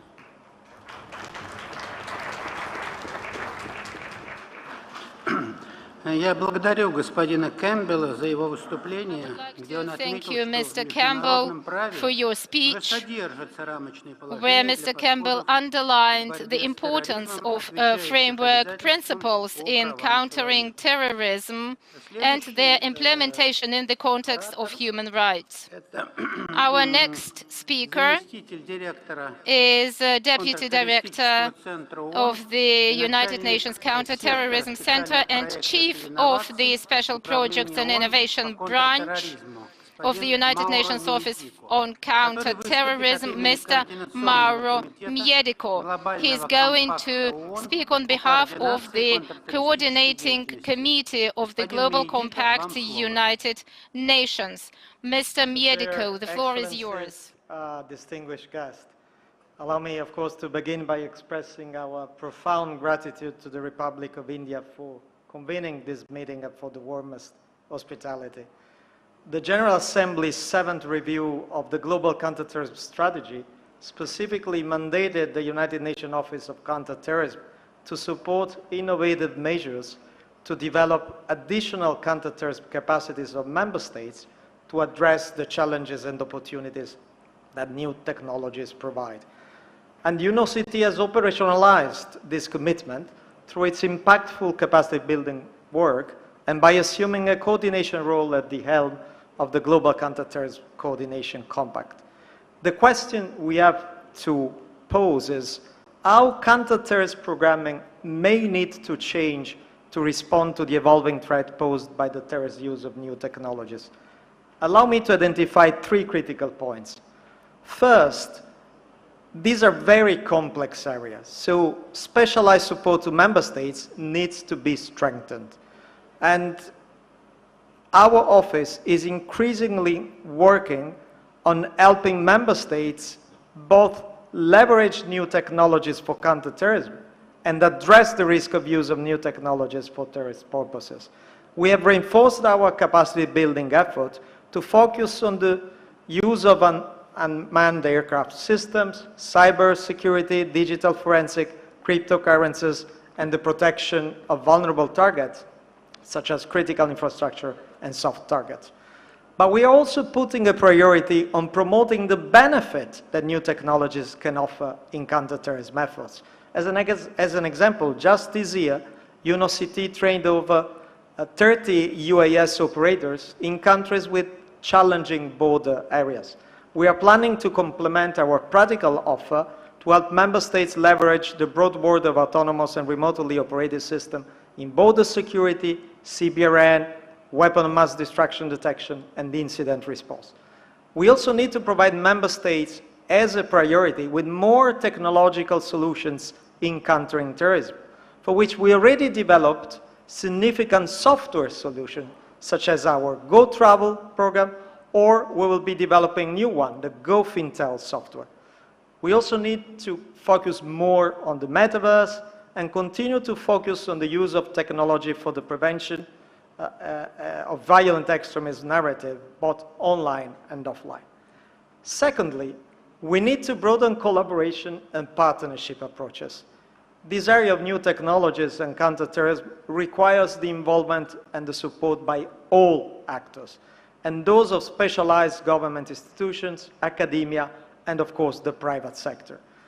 For instance, today's commercial drone technology, and we heard in the previous session, is so reasonably affordable, accessible, and simply to deploy. The scope of extent of commercial UAV use is a powerful indication of how easily this technology gets adopted by state and non-state actors. As such, priorities for future programming must change and include enhanced private sector partnership and collaboration if we want to be effective in prevention. Moreover, on the UN side, and certainly it includes UNOCT, we shall focus more on promoting discussions with all actors on policy, on coordination, particularly as it relates to innovation, regulations, best practices, global standards, training, and reciprocity, so that to help better member states have a comparative view and adopt the best approach in any given situation. The last point is that we consider of utmost importance the inclusion in any counter-terrorism programming of measures aimed at promoting safeguards and full protection of fundamental guarantees and liberties. In counter-terrorism programs, we must remain mindful of the broad human rights implication on the use of new technologies, such as the right to privacy, data protection, and freedom of opinion, just to mention some. Therefore, we must strengthen support to member states and other stakeholders in proactively developing comprehensive human rights impact assessments during the design, the development, and the deployment of new technological tools in counterterrorism issues. UNOCT and the UN in general shall continue to have as a priority to ensure that member states are supported in this area, and particularly in adopting proper safeguards to prevent, mitigate, and even remedy the arbitrary or unlawful collection and use of personal data or any other violation of internationally recognized human rights standards. Our office is committed to support an inclusive process for integrated, a risk-based approach and conduct human rights due diligence in the development of technological solutions such as those I mentioned, the Go Travel and the Go Fintel softwares that we offer to member states.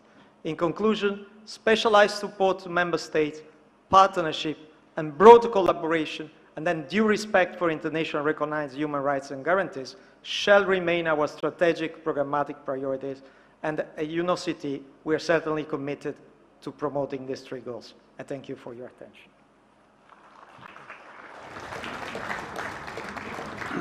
Я благодарю господина Миедика за его выступление и его представление будущих стратегий. To extend my gratitude to Mr. Miedico for his speech and for the fact that he has represented strategic approach in capacity building.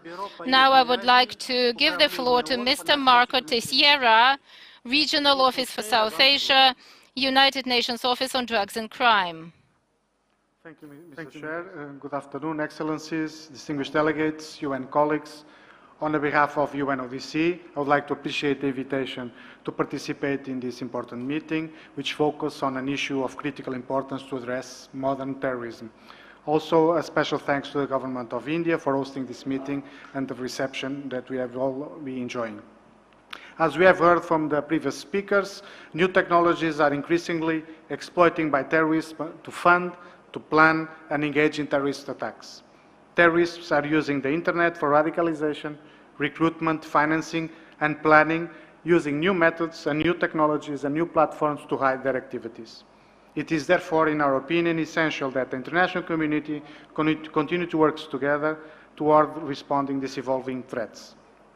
National governments need the technical tools and the data sources to effectively assess national risks, respond to evolving threats, and allocate resources using a risk-based approach.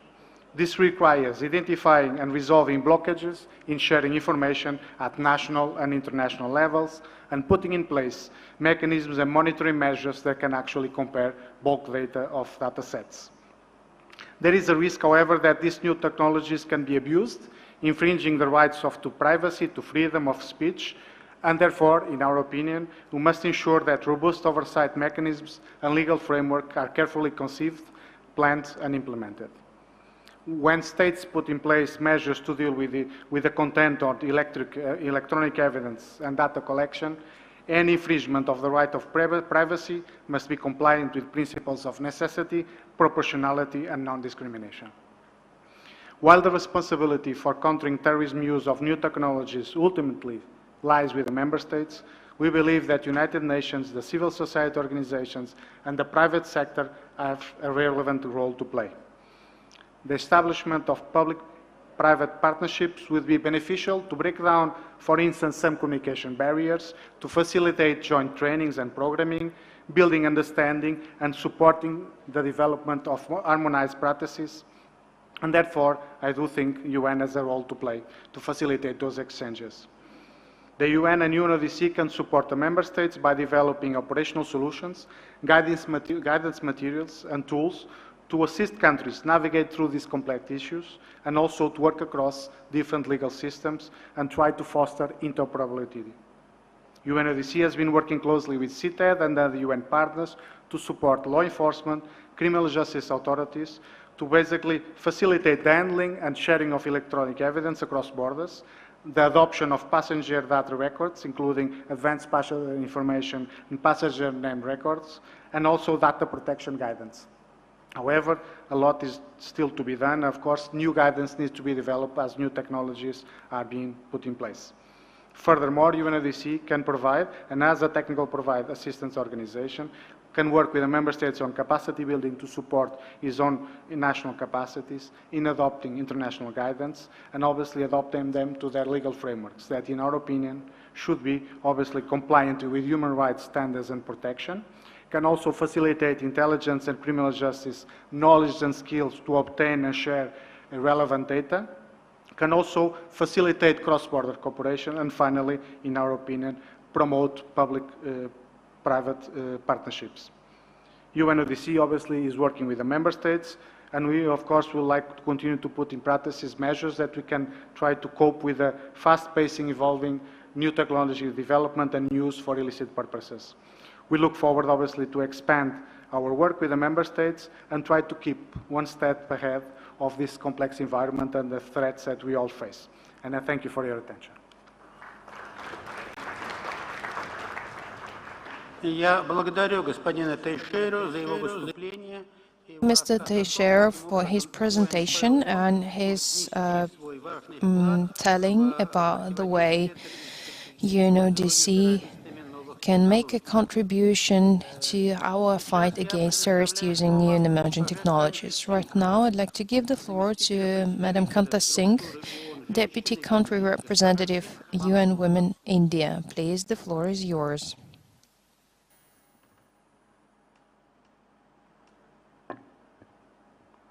Good afternoon, Mr. Chair, Excellencies, ladies and gentlemen. On behalf of the Executive Director, UN Women, I would like to express my most sincere thanks to the Counter-Terrorism Committee, Government of India, and each one of you to give us an opportunity to speak today. Give me a second, please. As you all know, that UN Women is very pleased to provide a gender perspective in the security policy platform. Excellencies, UN Women is in its contribution in the area of hate speech that we have been working under the UN Secretary General Special Advisory leading on the implementation of the action plan on hate speech. UN Women's work contributes directly to achieving the objectives of the strategy by working closely with line ministries and civil society to address the impact and root causes of hate speech, especially as it pertains to women, violent misogyny, and other forms of violent extremism. This work has been rolled out in Bangladesh, Indonesia, Sri Lanka, Jordan, and Pakistan, among other countries. UN Women's Asia-Pacific Catalytic Regional Program to prevent violent extremism in South and Southeast Asia has, for example, empowered approximately 6,000 women at the community level to participate in decision-making in the prevention of violent extremism through leadership training, advancing a whole-of-society approach to addressing violent extremism. Furthermore, the program strengthened the capacity of 420 young leaders, including 12 men, representing indigenous, transgender, urban poor, and rural individuals to identify and report online hate speech, misinformation, and fake news, protect individuals against these harms, as well as to produce and disseminate alternative narratives to terrorism, violent extremism, and hate speech through the use of social media. These young leaders have become lasting agents of social change in their society and have passed on their skills and knowledge by providing digital literacy training to other peace builders and raising awareness to the communities. We all understand that public discourse can be abusive and hateful, in particular towards women active in public and political life. As highlighted in the Secretary General's report on report to UNGA 77 on violence against women, women in public life are at heightened risk of online violence and abuse, including gendered and misogynistic hate speech. In Asia and the Pacific, through UN Women's work on cybersecurity implications for the women, peace and security agenda, we have also seen that other harmful acts on digital platforms such as cyberbullying, trolling, hacking, and unsolicited spread of personal information and data disproportionately affect women, particularly women in public positions such as politicians, journalists, and human rights defenders. These acts risk causing self-censorship and disrupting women's civic engagement and efforts to build sustainable peace and social cohesion. In building back better, women's safety in the online sphere needs to be prioritized by relevant stakeholders to support democratic progress and improve gender equality in public life. There's a connection between the root causes of gender inequality and the persistent of gendered censorship, but also violence against women and hate speech when women express their opinion. Women should not need to choose between their right to be free from violence and the right to freedom of opinion and expression. Gender-sensitive interpretation of right to freedom, an internationally accepted standard on what constituted online gender-based violence, hate speech, and disinformation, and ensuring response by the member states are aligned with the level of harm are much needed. Major social media platforms have committed to curbing online violence, including gender-based hate speech, as part of the Action Coalition on Technology and Innovation during Generation Equality Forum. However, leveraging the positive potential of technology for gender equality is essential to reaching the Goal 5, as it encourages the enhancement of the use of enabling technology, in particular ICT, to promote the empowerment of women. Excellencies, I would like to urge member states to pass legislative changes allowing sanctioning of violence against women in politics and public life, including aspects of hate speech, both online and offline, as their mandate allows. In the end, I would like to reiterate that such call for legislative changes must strictly be construed within the parameters established by International Convention of Civil and Political Rights, in particular Article 19 on freedom of expression, that is only limited by provisions outlined in the Article 20 to outlaw calls for and propaganda for war and advocacy on national, racial, and religious hatred that constitutes incitement to indiscrimination, hostility, or violence shall be prohibited by law. Strict encroachment on freedom of expression through internet shutdowns, undermines access to women's and girls' critical support and protection, and are generally seen as a measure disproportionate to the threat as it attempts to address. Thank you. Thank you very much.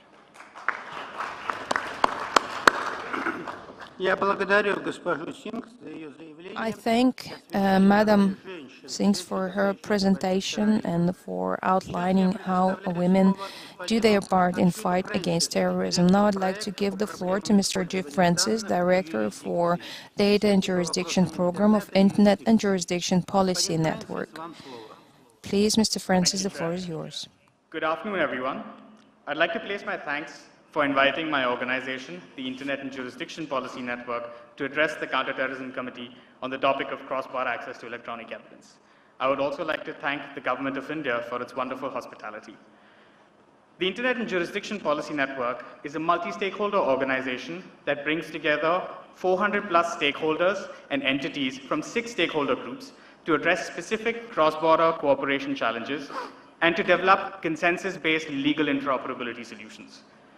In this capacity, we've been working on the topic of cross-border access to electronic evidence, on addressing DNS abuse, and cross-border content moderation for the last 6 years.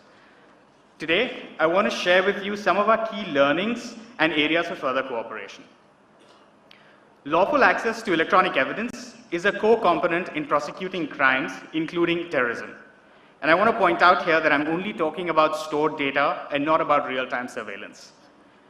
The context is that law enforcement often struggle to obtain electronic evidence in the investigation and prosecution of crimes from service providers that are not located within the jurisdiction.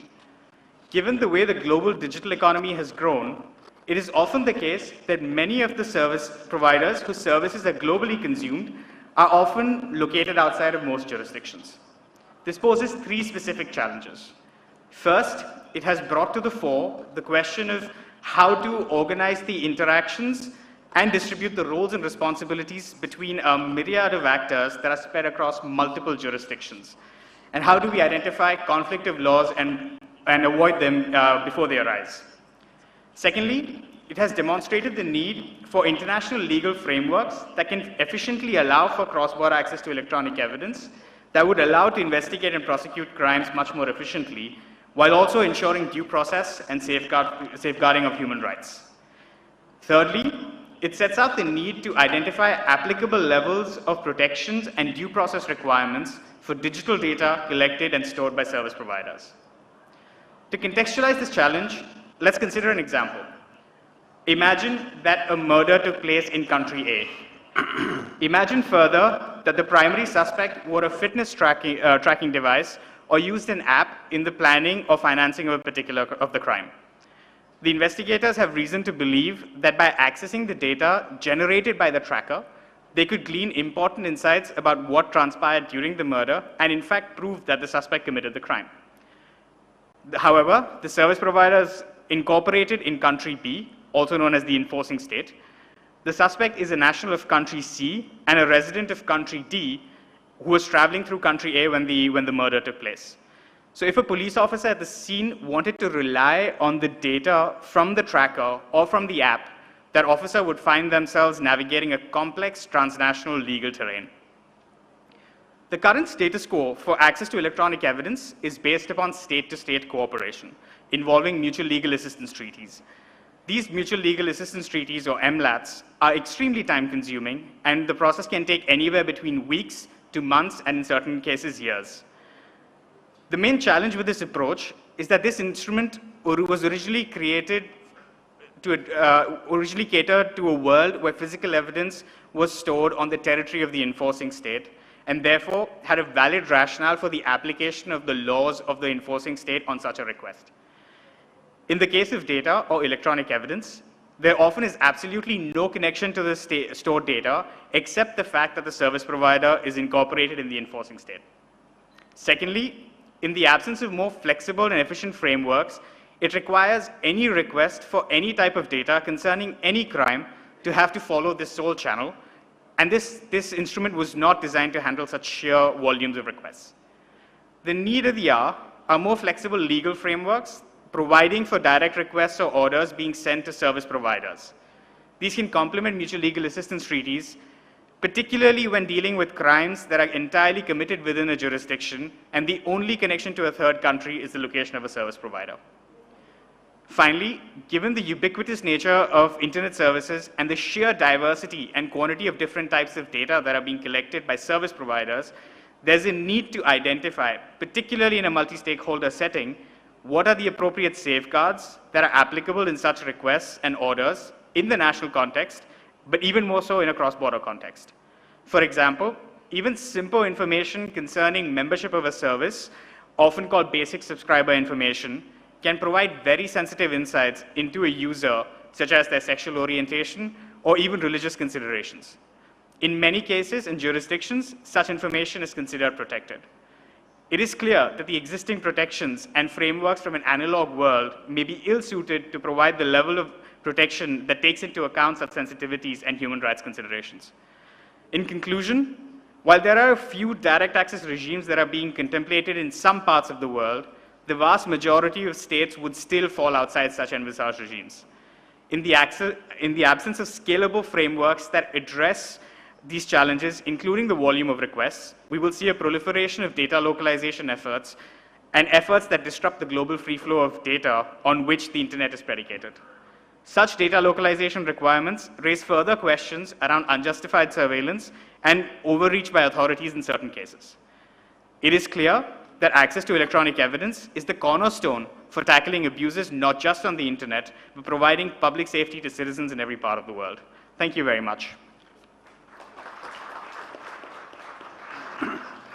Я благодарю господина Фрэнсиса за его выступление и акцент на необходимости укрепления сотрудничества. And the accents he made on the need to strengthen the cooperation in the area of digital responsibilities. Now I'd like to give the floor to Mr. Tommaso Falchetta, Coordinator of Global Advocacy Coordinator, Privacy International. The floor is yours. Distinguished delegates, ladies and gentlemen, I would like to thank you for the opportunity to address this special session of the Counter-Terrorism Committee. Privacy International is an international non-governmental organization which advocates for legal and technological solutions to protect people and their data.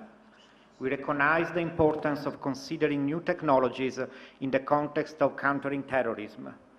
However, we also see the instrumentalization of counter-terrorism policies that have undermined human rights and ultimately security at domestic level. This concern is not new, and it is shared by human rights and security experts. Since the adoption of Security Council Resolution 2396, Privacy International has documented how biometric data technologies have been introduced in ways that undermine the protection of human rights. In December 2021, CTED also noted how biometrics technologies have also been introduced without an adequate legal framework. Looking at current and future challenges, Privacy International is particularly concerned at the expansion of new technologies employed for the surveillance of public spaces, online and offline. Social media monitoring, for example, is often justified for counter-terrorist purposes. It is also abused to surveil peaceful assemblies and profile people's social conduct. The type and amount of personal information that is collected and analyzed is staggering and includes facial images and other sensitive data. The information is collected by governments as well as private companies, which make it available to law enforcement and other security agencies. Concerns about the AI technologies employed to analyze this vast amount of data have been raised in consensus resolution of the UN General Assembly and the UN Human Rights Council. Privacy International is also concerned by attempts to limit or weaken encrypted communication. Encryption has become essential to our modern digital communication, from personal emails to bank transactions. Journalists, human rights defenders, and activists also often use encrypted chats and other services to protect their privacy and security and to exercise their human rights. Privacy International recent research suggests that some proposals put forward to access encrypted communication introduce vulnerabilities in the systems and seek to monitor the content of communication through bulk surveillance. I would like to make 3 general remarks. Firstly, Legitimate aims such as countering terrorism can never justify general and indiscriminate surveillance of digital communication or of public spaces. Second, we are already seeing measures adopted to address the use of ICT for terrorism purposes which are incompatible with applicable international human rights law. We also already see widespread repurposing or mission creep, whereby surveillance tools adopted for counterterrorism are used for unlawful purposes, such as repressing peaceful assembly, association, and political dissent. Thirdly, and lastly, the characteristics of digital services and infrastructure are such that the consequences of weakening their privacy and security will often have negative impact well beyond the intended targets, and can put many, arguably all users, at risk of abuse by governments, organized crime, and terrorist organizations. For this reason, Privacy International recommends that the UNCTC and member states exercise extreme caution before introducing measures that interfere with people's privacy and security of communication online. Human rights due diligence and comprehensive impact assessment must be conducted before new surveillance technologies are introduced. Any future guidance to states and companies on using new technologies for counterterrorism needs to put human rights at the center. It also needs to be developed with effective participation of human rights experts and of civil society organizations. I thank you.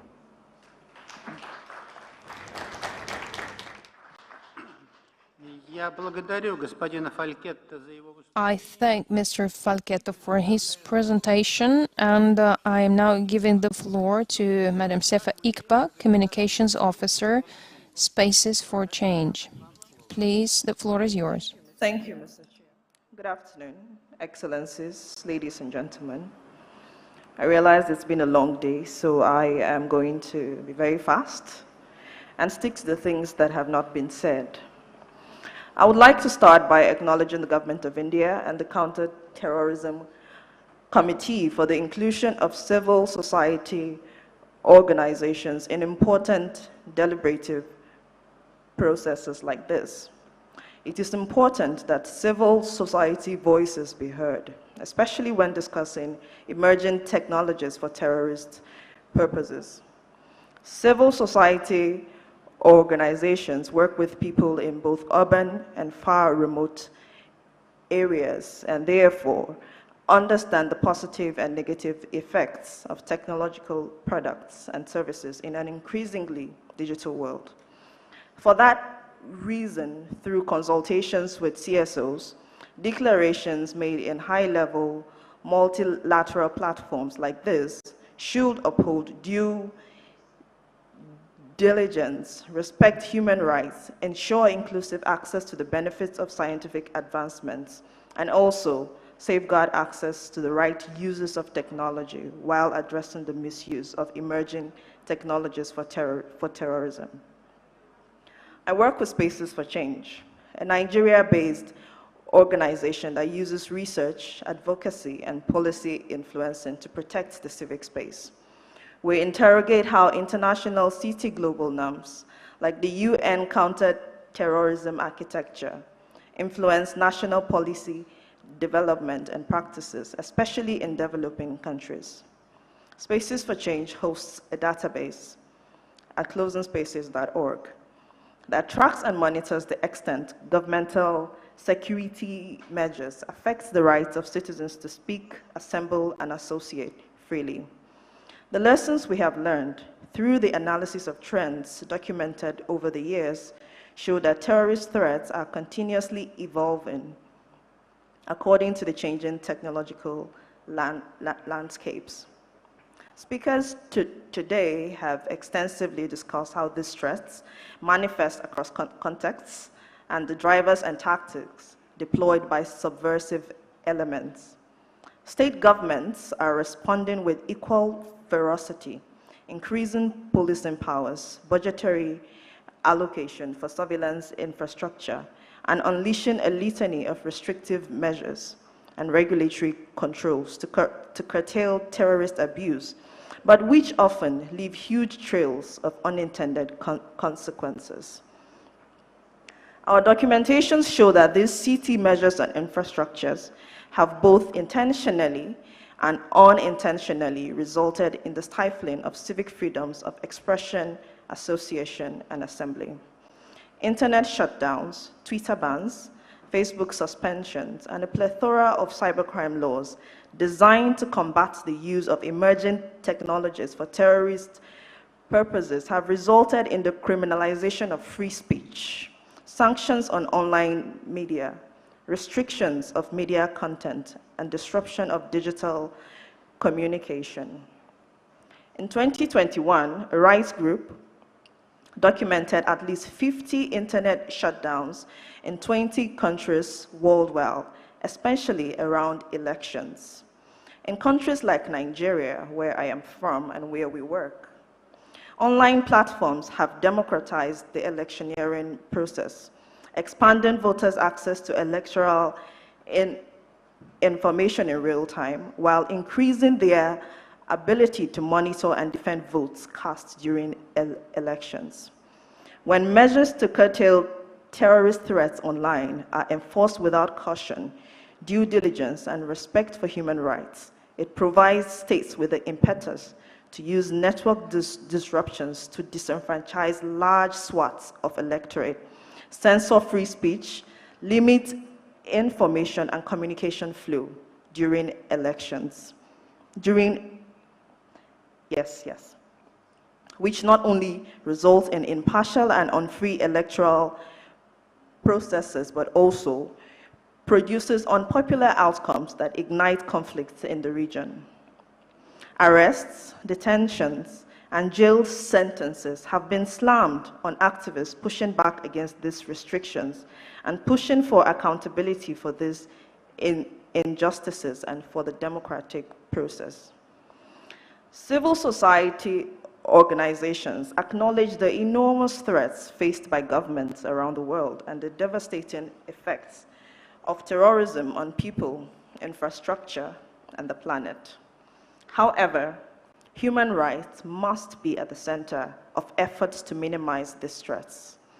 In conclusion, important meetings like this provide a unique opportunity to imagine new solutions to terrorist threats, and at the same time, redress and mitigate the challenges that may arise from those solutions. I join colleagues in the civil society to acknowledge the tremendous work that the United Nations has done and is doing around combating the threat of terrorism globally and the danger that emergent technologies pose to these threats. While framing new solutions to these risks, it is important to ensure that these solutions do not provide legal impetus for the expansion and misapplication of fine intentions. Thank you for listening.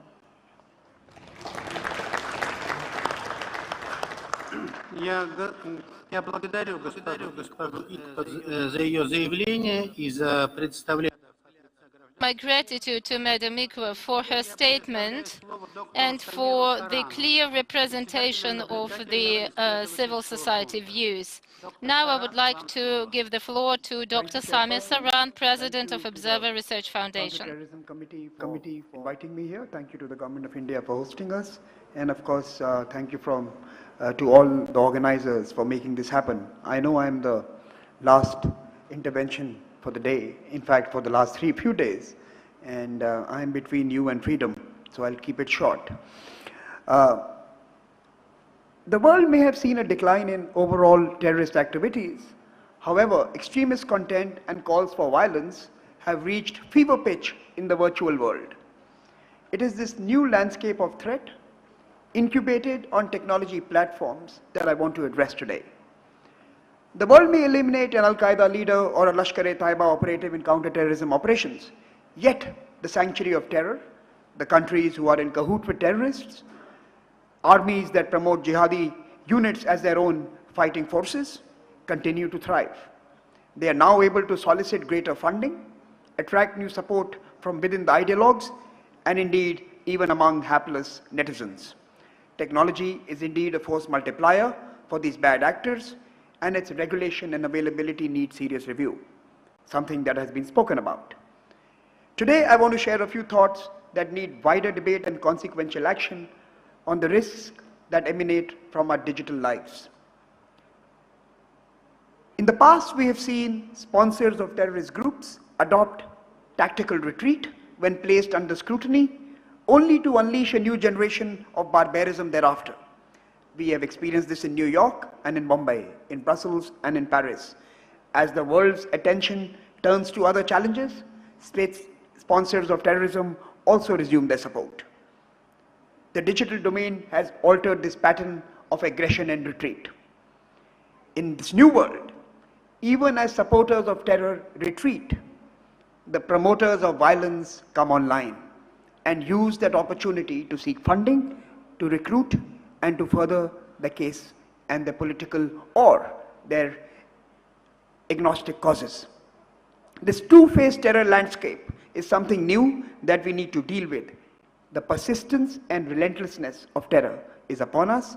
Between the streets and the digital platforms, terror is now a 24/7 reality. Is our response coping up? Is a big question we need to ask. When all terrorists are in many ways seeking to be defined and captured in definitions that are elusive in this council and other places, social media hashtags are building their own categories.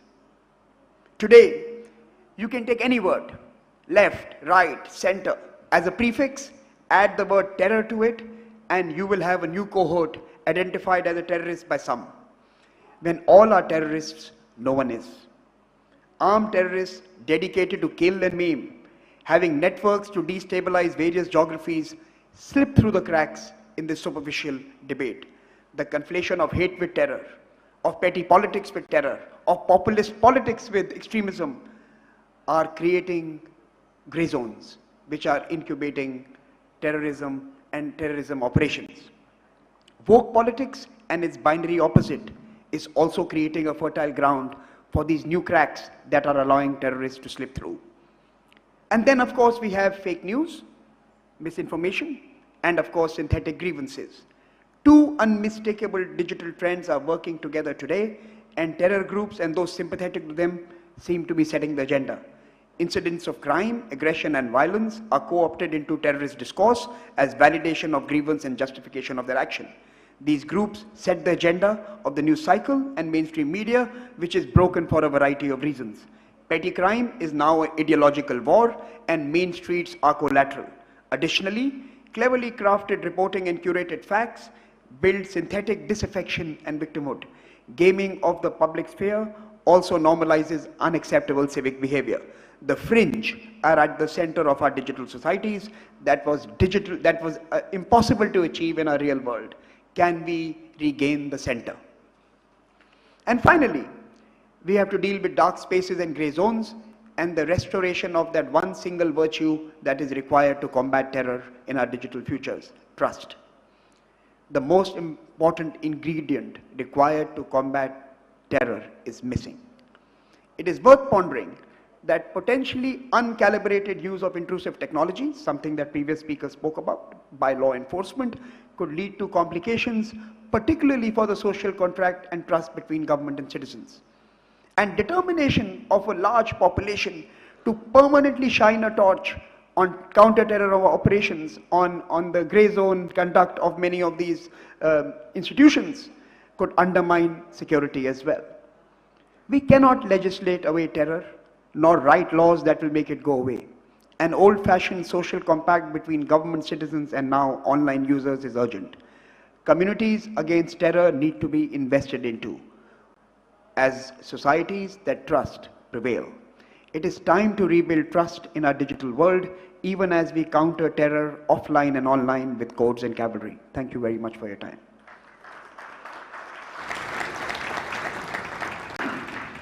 Я благодарю доктора Сарана за его выступление. Extend my gratitude to Dr. Saran for his speech and for shedding light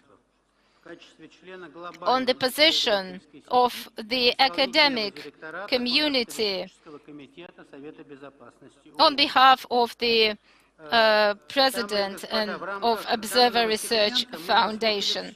Ladies and gentlemen, we have exhausted our agenda, and the list of the speakers is exhausted. I would like to extend my gratitude to all the panelists for comprehensive statements.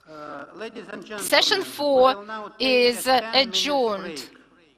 And the next segment will begin at 4:30. Thank you. Thank you. Ladies and gentlemen, before you depart, I just have a quick housekeeping announcement from the host government. A sunrise yoga session is being organized for delegates staying at the hotel tomorrow morning at 7 a.m. The venue for sunrise yoga is the Rajabha Gardens, right outside this venue. 2 renowned yoga teachers will be conducting the 1-hour yoga session. Delegates who have registered themselves for the event are requested to collect their yoga t-shirts from Sheesh Mahal.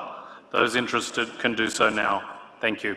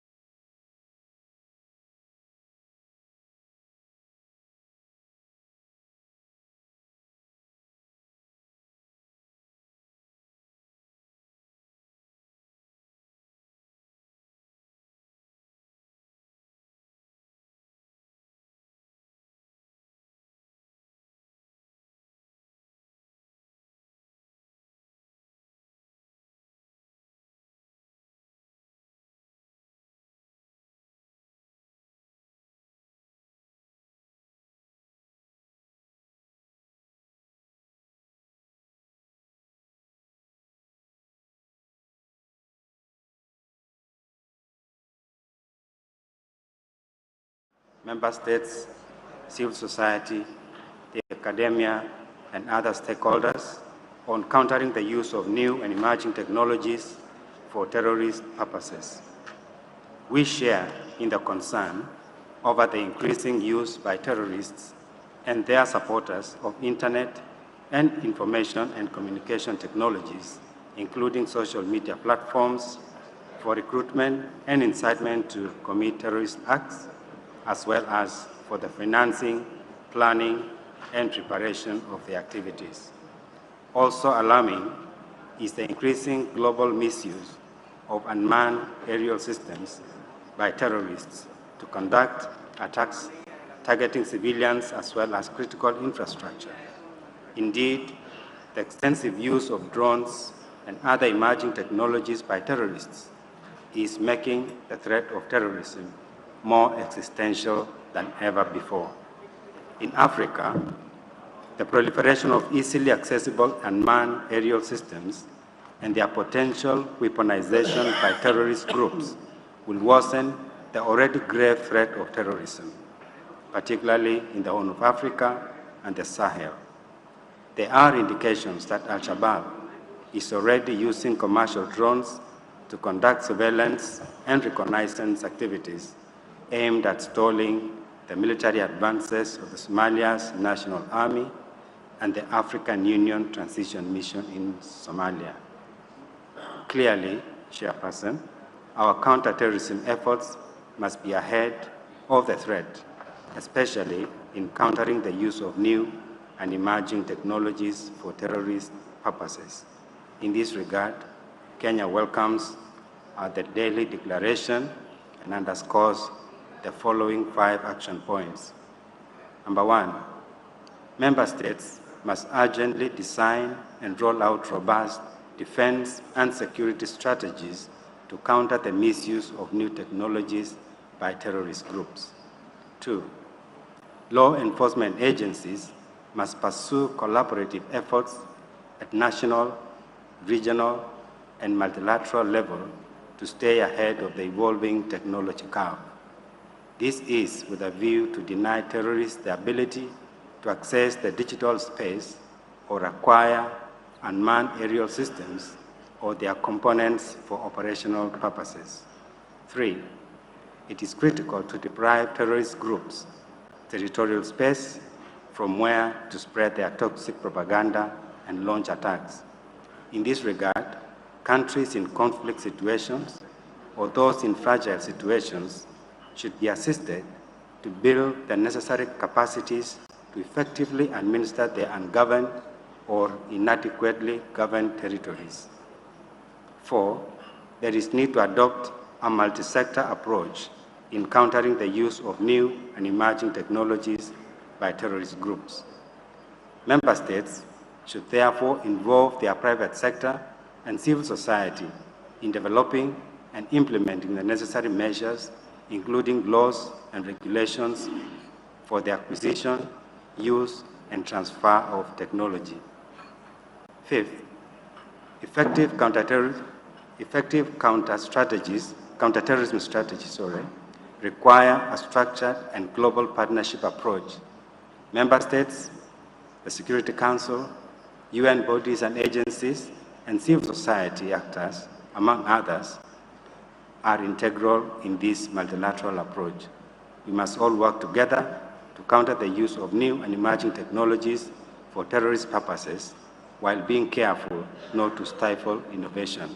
In conclusion, Kenya's delegation expresses its appreciation to the government and the people of this great country, India, for the warm hospitality accorded to us since our arrival, and we congratulate you, Madam Chair, for your pragmatic leadership of the work of the Counter-Terrorism Committee. I thank you. Thank you very much, and may I now hand the floor to France.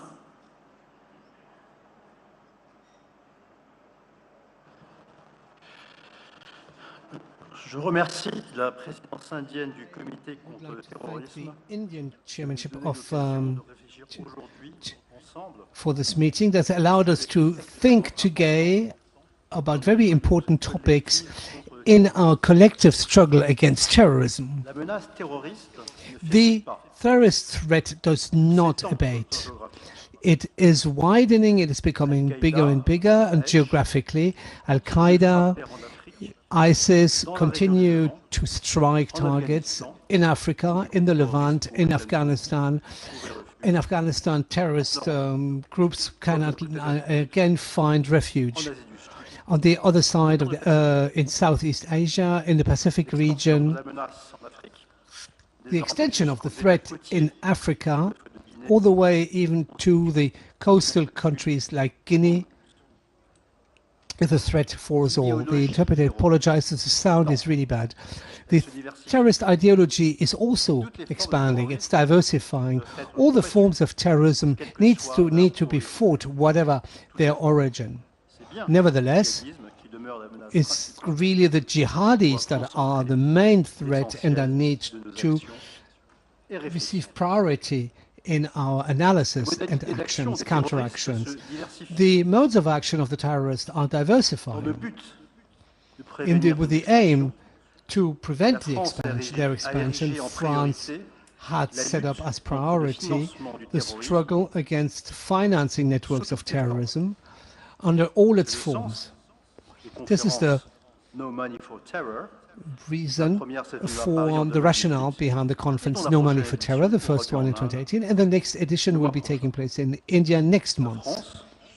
France will be participating in order to continue our common work around the commitments of the Paris Agenda.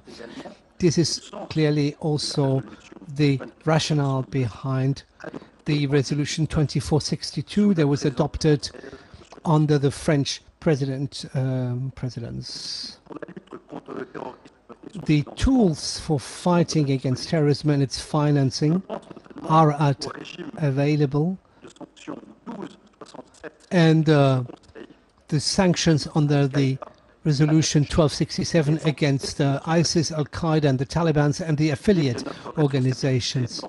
It is our responsibility to not slow down in our fight against them.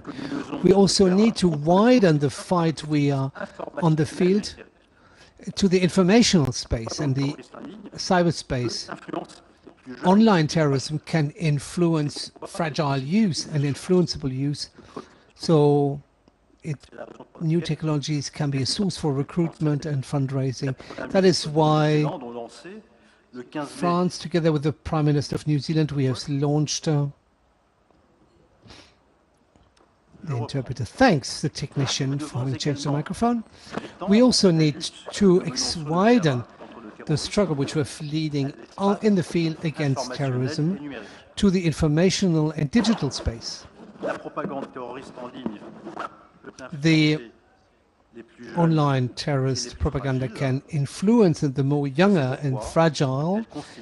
That's why it is a source of deep concern. That is why the French President and the First Minister of New Zealand have launched on May 15, 2019 in Paris, the Christchurch Call, Christchurch Appeal. 120 governments have signed this call at international level.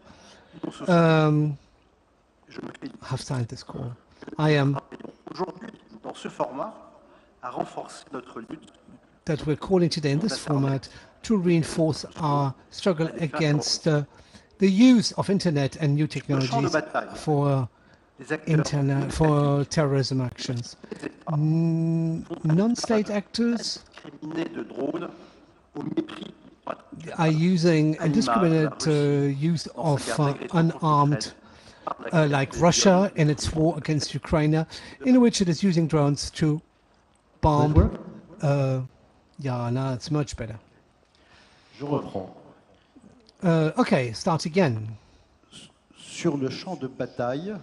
On the battlefield, state actors, but also states in itself, are using indiscriminately drones and unmanned vehicles against violating international law, like Russia in its aggression war against Ukraine, by which they are violating the fundamentals of peace and of international order. France will continue to carry the values of multilateralism, of democracy and international law in our common fight against terrorism and against destabilizing actors of the international order. And I thank you for your attention. Merci beaucoup. I give the floor Thank now you. to the representative of the Russian Federation.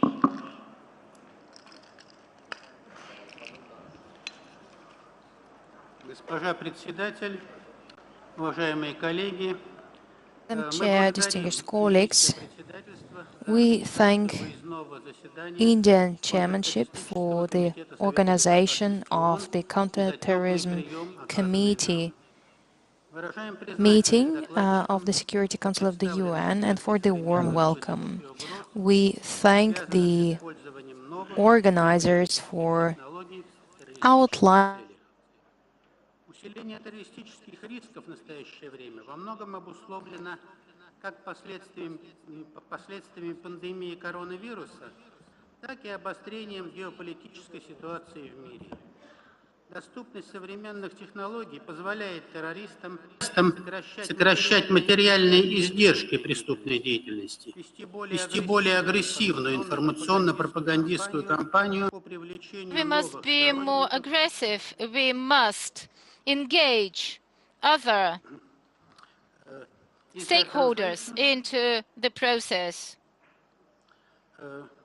По имеющейся информации на данном According to our data, currently up to 90% of terrorist attacks globally are performed by deploying cutting-edge emerging communication technologies. Recruitment is 80% relying on online technologies, and we can see more cases when terrorist attacks are being demonstrated publicly as well as online. Considering this deployment of information technologies to support terrorist violent purposes, governments quite often underperform considering the huge pace of the development of new technologies. Therefore, we have to be more effective in monitoring terrorist activity and in the filtration of terrorist content. Quite often, the efforts of only one government are not enough, because criminals do all the best to ensure anonymity of their activities and to conceal their activities. Therefore, to this end, we need to further enforce state mechanisms, including the regulation harmonization, including national regulation harmonization, to ensure that the terrorists are inevitably punished. It is evident that we must curb the deployment of internet technologies by terrorists, and we must cooperate in IT to develop fair and universal rules in managing and monitoring IT space. On top of that, lots of governments allow themselves to exercise double standards in terms of countering terrorism. We believe that such approaches are counterproductive and more so quite dangerous. We cannot indirectly protect terrorism and find excuses for their violent actions. Russia has always been and keeps being responsible about the development of informational space and its behavior in the internet space. We plan to urge for more balanced management system for the online environment. We plan to keep counting on our partnerships. In the conditions of the faster digitalization and digital transformation, we see how international terrorist organizations are doing their best to diversify their financial sources, including what they're trying to do is to make sustainable revenue channels online. The so-called crowdfunding online platforms now seem to be one of the most popular among terrorist organizations. Modern software that provides for a very high level of anonymity at the same time makes it easier for terrorist organizations to diversify their financial sources. Another significant challenge: very active use by terrorist organizations of crypto chains and crypto instruments. Now, still, the control over virtual currency is not very well developed, and in the meantime, while it's still so, terrorist organizations can easily use them, especially considering how popular the cryptocurrency are becoming among the wider population during this global economic instability. And that is a benefit for terrorist organizations. They are highly adaptive to the constantly changing conditions and are very quickly learning how to perform their transactions online. Russia is performing non-stop research in this crypto area to prevent illegal terrorist financial sources. We have launched on the international EIG platform a large Russian cryptocurrency large-scale project. The main goal of that project is to provide a comprehensive analysis of cryptocurrency transactions that is needed to quickly prevent and investigate crimes of a terroristic origin in the first place. We share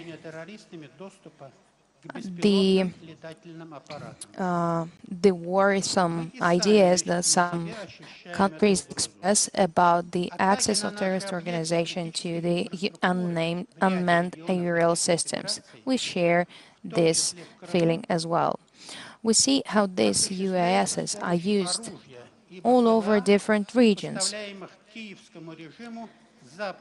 We know that Kiev regime is supplied with those instruments by Western regimes, including Great Britain and France. It was today when a massive attack on the city of Sebastopol took place with the use of UASs and with the direct participation of the Great Britain. Luckily, Sebastopol city managed to react on a quickly manner. Terrorists from the escalation zone are constantly performing attacks using the unmanned aerial systems from some unofficial sources. We believe that all of our efforts should be used to prevent terrorist use of unmanned aerial systems that can also be used for military purposes. We believe that one of the most efficient instruments here is the permanent improvement of national control systems, not forgetting about international cooperation as well.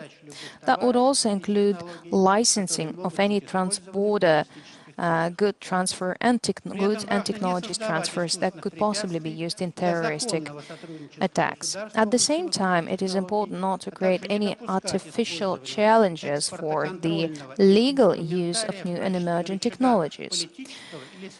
We should be also using export control as a political leverage to make some pressure on some relevant countries.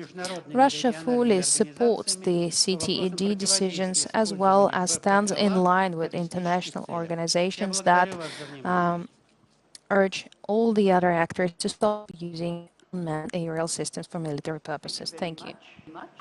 I now have the pleasure to hand the floor over to Ireland.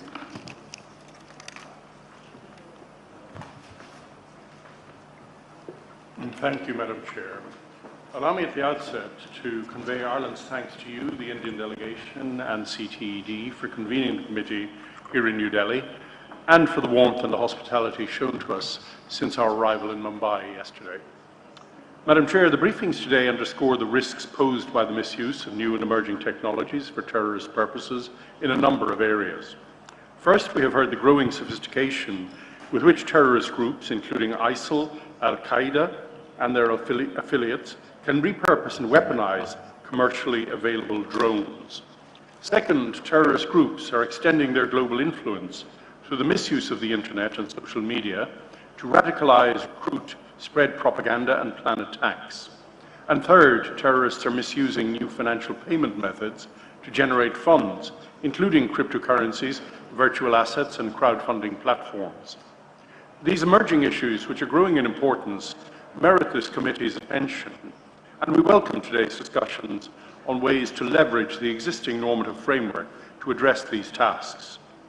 Madam Chair, while acknowledging these threats, we must also recognize the benefits of new and emerging technologies for counterterrorism purposes. For example, social media can be a force for good, amplifying positive counterterrorist narratives and offering avenues for engagement, including with youth. Additionally, UN peacekeepers are using drones to monitor humanitarian convoys traveling in areas where terrorists are active. A balanced conversation is imperative. We must also not lose sight of our values when confronted with the terrorist threat. Efforts to counter terrorism must comply with international law, in particular international human rights law. Too often, however, counterterrorism measures violate human rights. The Office of the High Commissioner for Human Rights' recent report on the right to privacy highlighted how hacking tools and mass surveillance of public places, purportedly to counter terrorism, are misused to target journalists, human rights defenders, and political opponents. UN Special Rapporteur Fionnuala Ní Aoláin and civil society have also alerted us to worrying developments. These include the misuse of CFT measures to target civil society, the killing of innocent civilians from unlawful counterterrorism drone strikes, and widespread internet shutdowns justified on grounds of national security.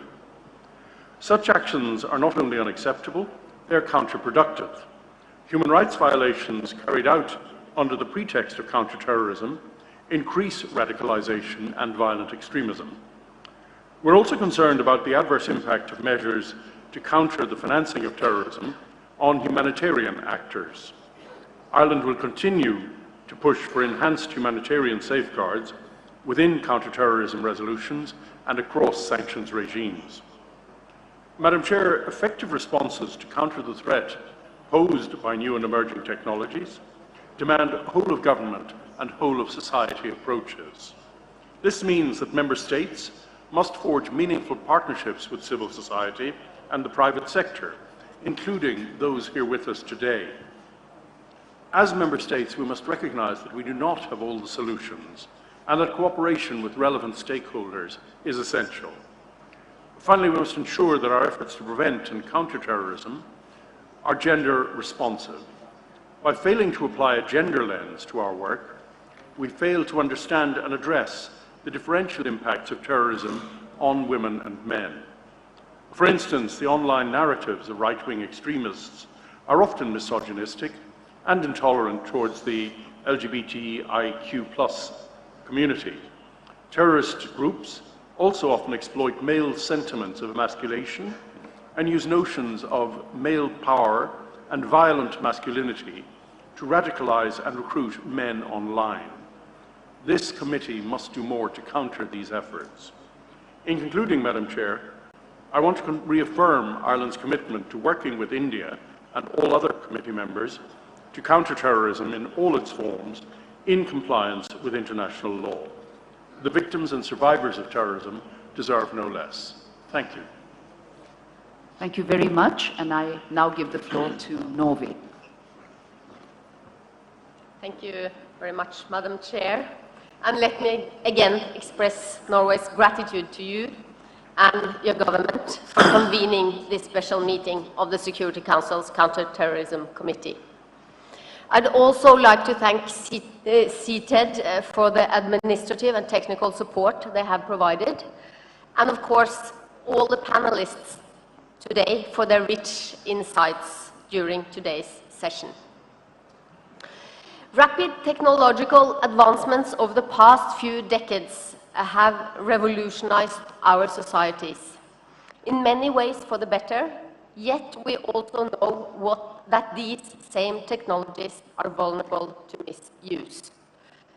A key challenge of our time is to harness the benefits of technology while minimizing its adverse impacts. Whether or not we succeed will determine our legacy on critical issues ranging from climate change to public health. It will also affect our counter-terrorism efforts. Information and communication technologies, new virtual payment technologies, and uncrewed aerial systems may all be exploited for terrorist purposes. The international community increasingly recognizes this threat. The most recent report by the monitoring team for the Security Council's ISIL Al-Qaeda Sanctions Committee cites widespread member state concern regarding the evolving role of social media, the dark web, and virtual technologies for terrorist propaganda.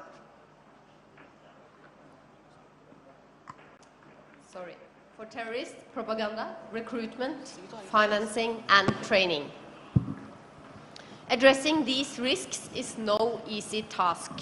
It requires a coordinated, cross-sectoral approach on both the national and international level, in consultation with all relevant stakeholders, the private sector, civil society, and academia. In the newly completed revision of Norway's national counter-terrorism strategy, technological development is one of 5 identified focus areas. The strategy specifies a range of measures meant to address both risks and opportunities associated with technology in the context of counter-terrorism. We seek to ensure a coherent, all-of-government approach to the issue. Even if terrorist actors increasingly exploit new technologies, we should not exaggerate the risk. In a recent UN report, all surveyed experts believe that the malicious use of artificial intelligence for terrorist purposes was either very or somewhat likely. But the same report cautions that no evidence of such use has been identified to date. This illustrates the importance of aligning our response with the actual threat environment. While technology affects how terrorist groups operate, the underlying drivers of radicalization remain unchanged. Therefore, efforts to counter the exploitation of technology for terrorist purposes should form part of a broader political strategy addressing these vulnerabilities. Norway stresses that all measures taken to counter terrorism must comply with member states' obligations under international law, including international human rights law and humanitarian law. We recall this context that the UN Human Rights Council has repeatedly affirmed that the same rights that people have offline must also be protected online, including the right to freedom of expression and to privacy. We underscore that all measures to counter terrorist financing must consider potential negative effects on humanitarian activities, as prescribed by Resolution 2462. Norway welcomes the adoption of the special meeting outcome document, which reflects these considerations in a balanced manner. As this committee prepares to elaborate a set of non-binding guiding principles on this issue, we must carefully consider the added value and potential risks of additional regulatory frameworks in this domain, recalling concerns expressed by civil society partners during CTED's preparatory roundtable prior to this meeting. In conclusion, let me once again thank the Government of India for convening this special meeting to shed light on an important issue. We welcome this opportunity to reaffirm the international community's shared commitment to countering terrorism in accordance with international law. Thank you, Madam Chair. Thank you so much, Novi. The floor is yours, China. 谢谢主席女士。中方欢迎英方倡议。中方欢迎英方倡议召开打击恐怖势力利用新兴技术问题 India for convening this this special meeting on the Counter-Terrorism Committee on countering the use of new and emerging technology for terrorist purpose. And we thank you for your thoughtful arrangement. Fighting terrorism is a common responsibility of the international community and of the Security Council. We have seen great advancement by the Council. At the same time, the pandemic and poverty continue to increase. Terrorism, the Islam State, and international terrorism continue to propagate and become more complex. Madam Chair, China President is promoting new collaboration and new safety value to safeguard safety in traditional and non-traditional arena to together fight global terrorism problems. China advocates for the international community to collaborate toward common safety. First, we must insist on real multilateralism and forge consensus and fight bias on geopolitical front to leverage China's central coordinating function. And we, at the Security Council, we should fight together all individuals and organizations listed as terrorism. And we should not use anti-terrorism as a tool, a political tool, and do selective terrorism fighting. We also need to fight the challenges from novel challenges, including AI and unmanned aerial vehicles. And these have highlighted the need to collaborate. Specifically, the terrorists are using internet to levy activities, and this has become an important issue for the international community. We strive to leverage ICT to improve electrical protective measures and improve cyber security, collect intelligence, and fight terrorists using internet to communicate, to effectively protect against attacks. We should enforce collaboration in terms of protecting against terrorism. We should build a close network in the cyberspace. We also closely pay attention to the UAS technologies and enforce regulatory monitoring and defense system to prevent terrorist attack from UAS. Countries around the world should also improve monitoring and alarm exchange on UAS to improve real-time sharing of best practice. To this end, all countries should improve on advanced research and leverage the private sector and civil society to fulfill their responsibility, continue to improve regulatory frameworks and improve monitoring and closely fight illegal uses. We should expand information sharing and leverage each other's strengths to embrace the new challenges. Third, we should ensure that we fight the root cause of terrorism. Practice has shown that purely relying on military measures is impossible to thoroughly destroy terrorism. We should use political, economical measures along with others to fight the hot spots and prevent the terrorism forces from growing. Now, we are facing a lot of challenges. We should continue to improve and accelerate the speed of the 2030 SDG, especially education of youth.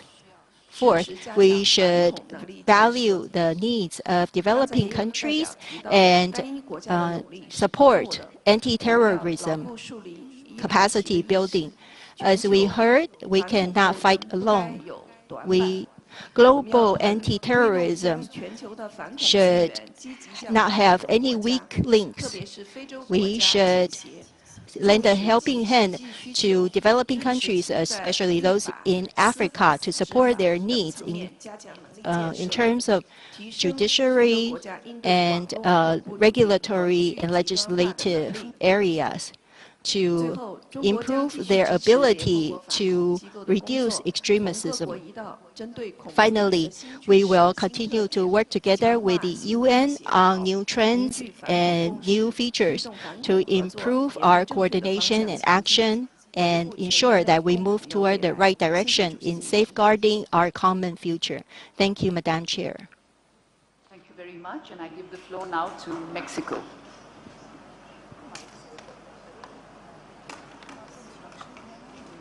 Gracias, señora presidenta. México agradece la convocatoria. Thank you. Thank you, Mexico. Thanks the opportunity for this event and the use of new emerging technologies without and social media of terrorist and extremist groups. About the financial terrorism, during the last years we have been witnesses of how the criminal organizations have evolved and developed new ways of recruiting, organization, and financing. That is why it's fundamental to analyze those mechanisms to stop financial flows and prevent future attacks. Mexico participates actively in different forums like Gafi and part of the efforts to prevent and face money laundering and illicit traffic of weapons. According to the use of new technologies, it is important to note that in the past, the non-state actors did not have this global connectivity that is a result of the dynamic resources that are easy to finance and acquire. The new technologies have grown, are economically accessible and easy to use. It's not to stigmatize the emerging technologies, which are a powerful tool for development and prosperity of our societies. The goal is to impede that these are acquired and then exploited by criminal groups in a certain way that put in risk peace and international safety. Terrorist groups and extremist groups that are violent have shown the interest in taking advantage of these technologies, considering considering how they make these terrorist acts and to reinforce the recruiting efforts. We should take advantage of the technology precisely to counteract the violent narratives, to promote tolerance and the respect of human rights, and especially attention to gender equality and development of our nations, and the way of being it better in our societies. Seeing it other ways, it's true that that the exploitation of new technologies could put the risk of the international securities, but take advantage positively. These tools could have a fundamental role in canceling the reach of the narratives and ideologies that are terrorist and promote the values, the social values that we aspire. According to the Global Index of Terrorism 2022, the social media platforms have had a crucial paper in 90% of the cases of radicalization. In this same line, a study of 2018 showed that through Facebook, it was identified a connection of 1,000 followers of ISIL in 96 countries, concluding that the presence of this organization in this platform was dominant and growing. In 2019, we were witnesses of the terrorist attack in Christchurch in New Zealand, which was transmitted online through social media, showing how perverse could be the abuse of these technologies. From there, similar cases continued as the attacks in El Paso and Buffalo. Just to say a few examples, for these reasons, it is fundamental to reinforce cooperations between the public and private sectors to improve monitoring of these platforms, including the transmissions, the live transmissions. It is also necessary to develop evaluation mechanisms of online threats that allow to develop answer protocols that are adequate and effective. The CTC in support with the CTED should consider this together with the private sector, the civil society, and the academy, guaranteeing always to respect the rule of law, the human rights, including the freedom of expression. We do not lose the way in which a stigmatization of technology could be a weapon of two lines. So we should ensure that our efforts are not counterproductive. Lastly, but not less important, according to the non-tribulated systems, we see that they're used on a greater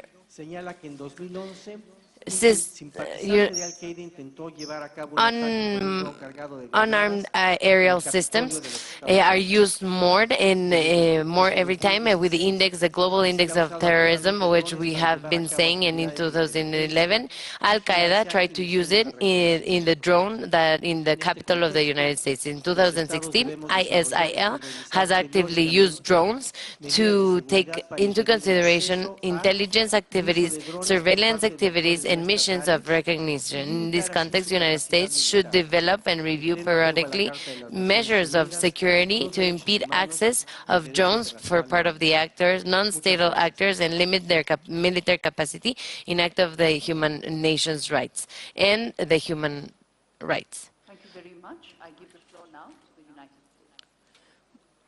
States. Thank you, Madam Chair. First, let me thank the Government of India and the Counter-Terrorism Committee Executive Directorate for hosting and organizing this important meeting. I especially welcome the participation of a range of civil society and private sector partners. Their input is critical to countering the use of emerging technologies for terrorist purposes. As we heard yesterday from Secretary Blinken, the American people extend our sympathy to and express our solidarity with the people of India on the 14th anniversary of the Mumbai attacks. And we reiterated our call for the perpetrators to be brought to justice. At the heart of our collective counterterrorism effort is the imperative to protect lives. The victims of terrorism remind us of our collective responsibility to prevent acts of terrorism everywhere in the world and to hold terrorists accountable. Today's special meeting builds upon previous commitments and strategies. In line with Pillar 4 of the UN Global Counterterrorism Strategy, we must make sure that efforts to counter terrorism respect human rights. In addition to the importance of upholding human rights in the fight against terrorism, The United States welcomes that today's outcome document recognizes the importance of gender as a cross-cutting issue for counterterrorism. The role of gender in counterterrorism is multifaceted. In that regard, I highlight CTED's report earlier this year on masculinities and violent extremism. Turning to the evolving terrorist threats we face, an April 2020 trend alert from CTED found that there has been a 320% increase in what the United States calls racially or ethnically motivated violent extremism, or REMV, globally in recent years. We welcome the Global Counterterrorism Forum's new REMV policy toolkit, adopted last month as a set of recommended whole-of-society and whole-of-government responses to this emerging international terrorism challenge. We urge member states to use a broad range of tools with respect for human rights to counter transnational REMV threats, including bolstering information sharing, utilizing terrorist sanction authorities, preventing terrorist travel, and using diplomacy to raise public awareness. Let me turn to the three themes of this special meeting. In the last year, we have seen an uptick in attacks involving weaponized unmanned aerial systems. Globally, terrorists and other non-state actors have used UAS to attack critical infrastructure and military and diplomatic facilities. We should continue to share best practices, building on existing efforts such as the GCTF's Berlin Memorandum on Good Practices to Counter Terrorist Use of UAS. On the topic of emerging financial technologies for terrorist financing, we recognizing the ongoing work of the Financial Action Task Force, including its discussions with the private sector on virtual assets and other developing technologies. Innovations in the cyberspace have benefited a number of our collective efforts and shared interests, including in advancing counterterrorism. However, the use of the Internet for terrorist purposes remains a major challenge for international counterterrorism, cybersecurity, and digital governance. The United States continues to be proactive in countering terrorist content online while respecting freedom of expression, consistent with our Constitution and our longstanding support for a secure, open, trusted, reliable, and interoperable Internet. This includes voluntary collaboration with private technology companies. For example, we encourage companies to enhance and enforce their terms of service to ensure that platforms are not being used to host terrorist or violent extremist content. However, the U.S. condemns the use of counterterrorism as an excuse to shut down, block, or disrupt communication services. These actions undermine freedom of peaceful assembly, association, expression. They disrupt access to essential services, and they negatively impact the economy. In conclusion, while this committee has made many important contributions to the global terrorism efforts, our work is not done. As we continue to confront threats from Al-Qaeda, ISIS, and their affiliates, including through designations in the 1267 Committee, we will also need to ramp up our collective effort to repatriate foreign nationals who remain vulnerable to terrorist predations in camps like Al-Hol in northeast Syria. We must continue to build the political will and capacities for member states to strengthen law enforcement and judicial systems, improve threat information sharing, enhance border security, counter terrorist financing, and strengthen terrorist prevention efforts. The United States stands ready to partner with other member states in a way that promotes human rights and rule of law and fosters whole of UN and whole of society approaches. Before I end, I must respond to the false claims made by the Russian Federation, which seek to deflect their own wrongdoing. Its aggression in Ukraine is illegal and must end. Thank you again to the Government of India and CTED for hosting and organizing this important event. Thank you very much. I will now give the floor to the delegate of Albania.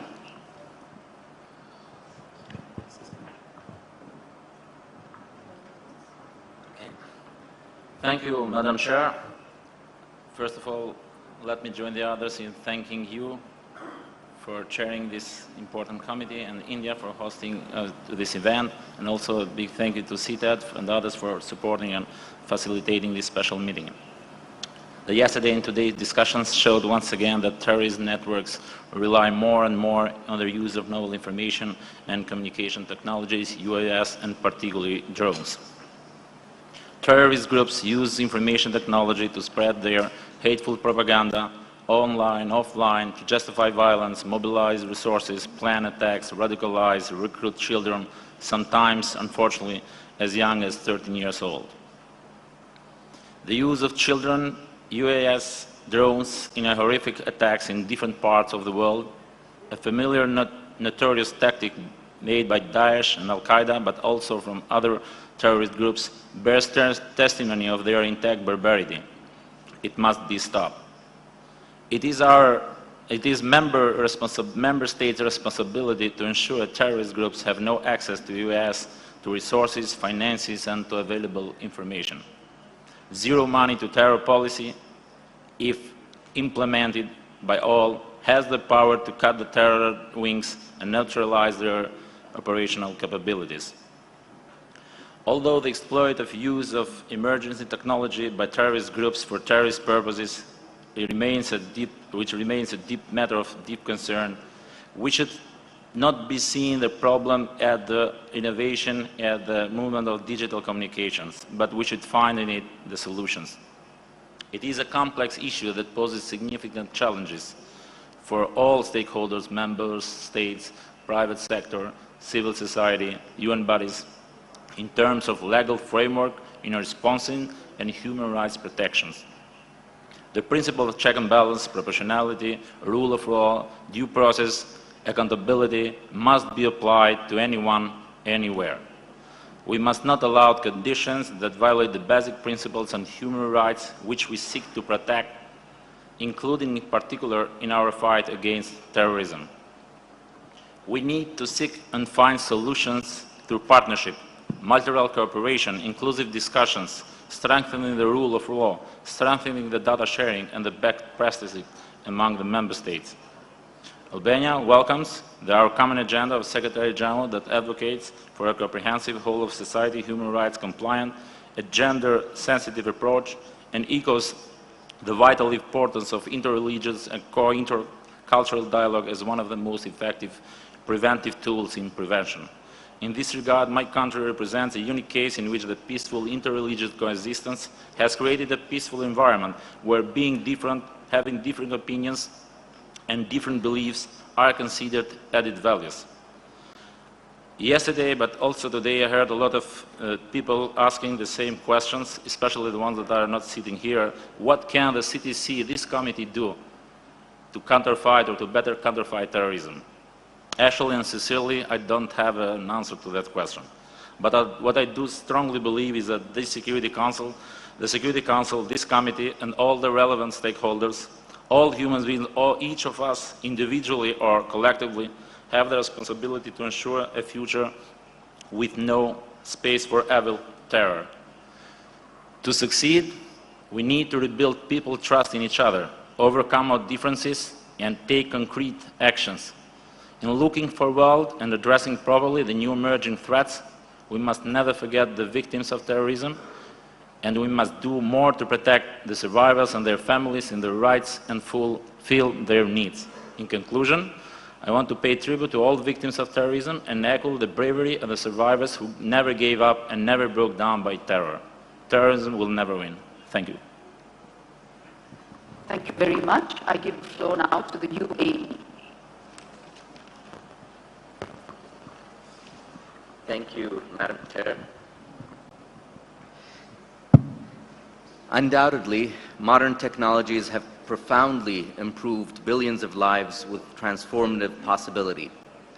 However, over the past 2 days, we have heard about the existing and anticipated threats posed by terrorists' use of new and emerging technologies.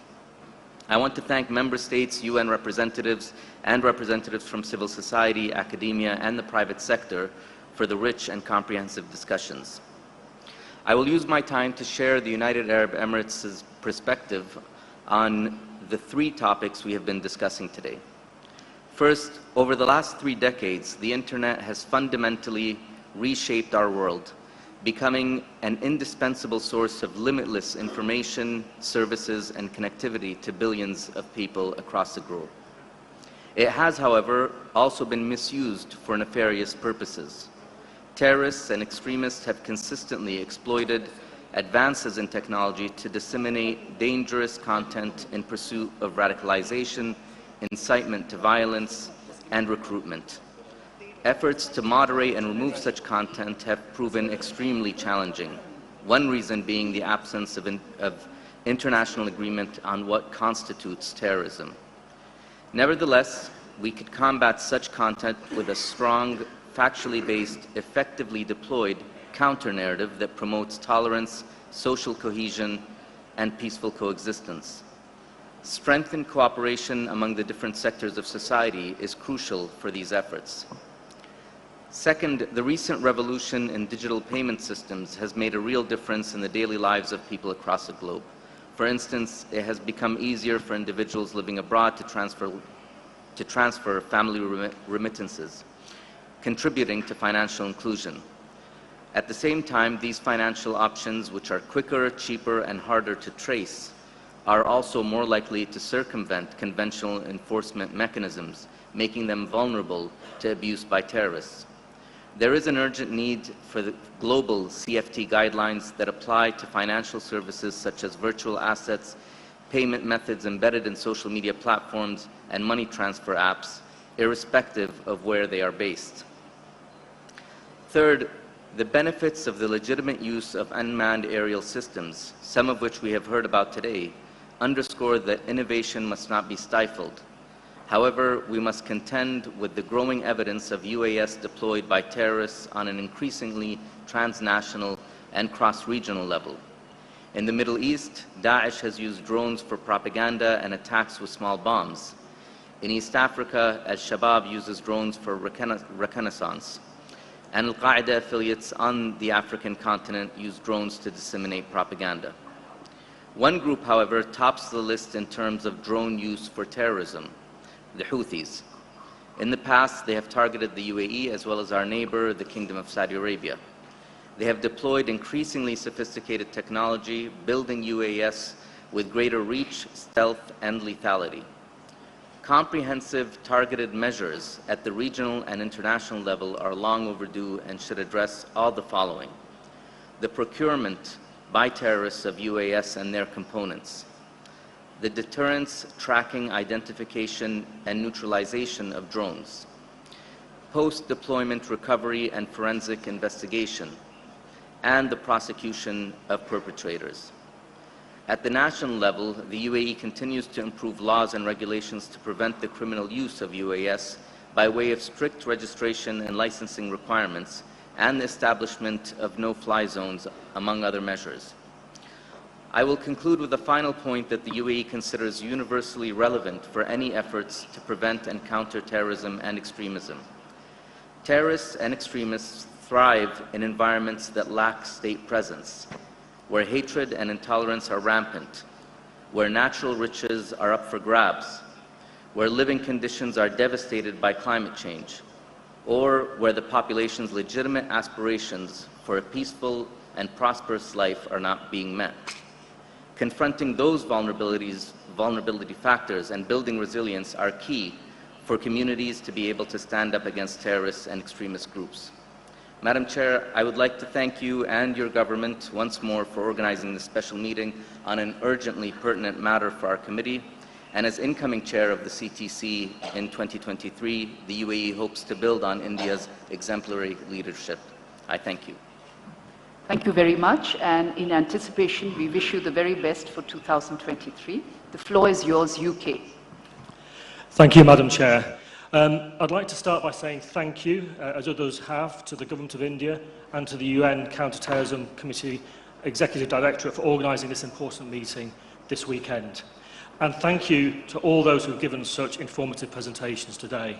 We thank India for assembling such a diverse range of expert, civil society, private sector and human rights focused briefers. Before I continue, I must respond to comments made earlier. Russia has made claims here today about the UK and US.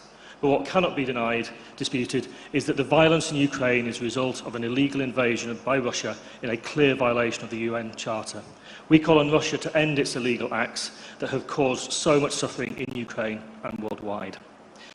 Okay, turning back to my previous prepared comments.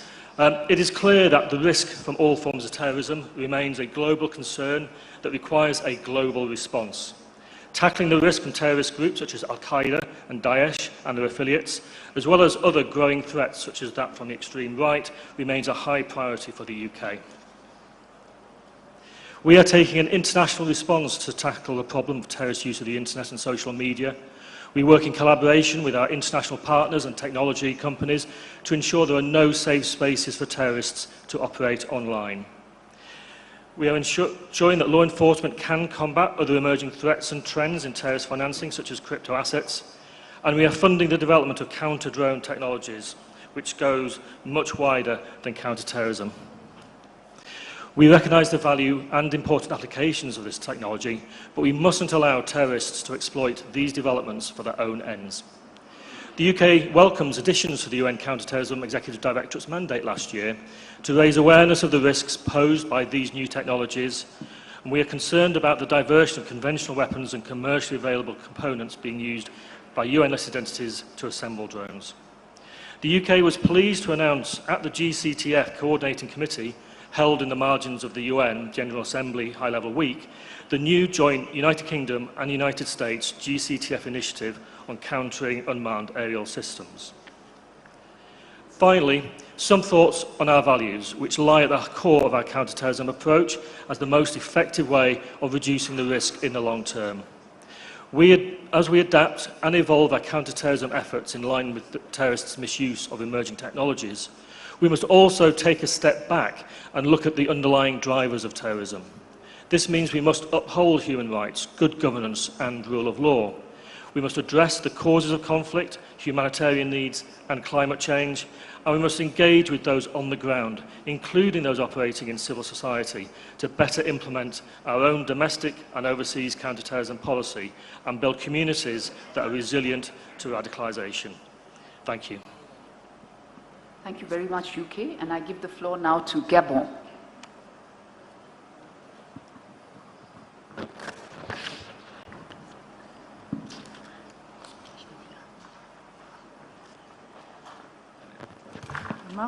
Merci, Madame la Présidente, de me donner la parole.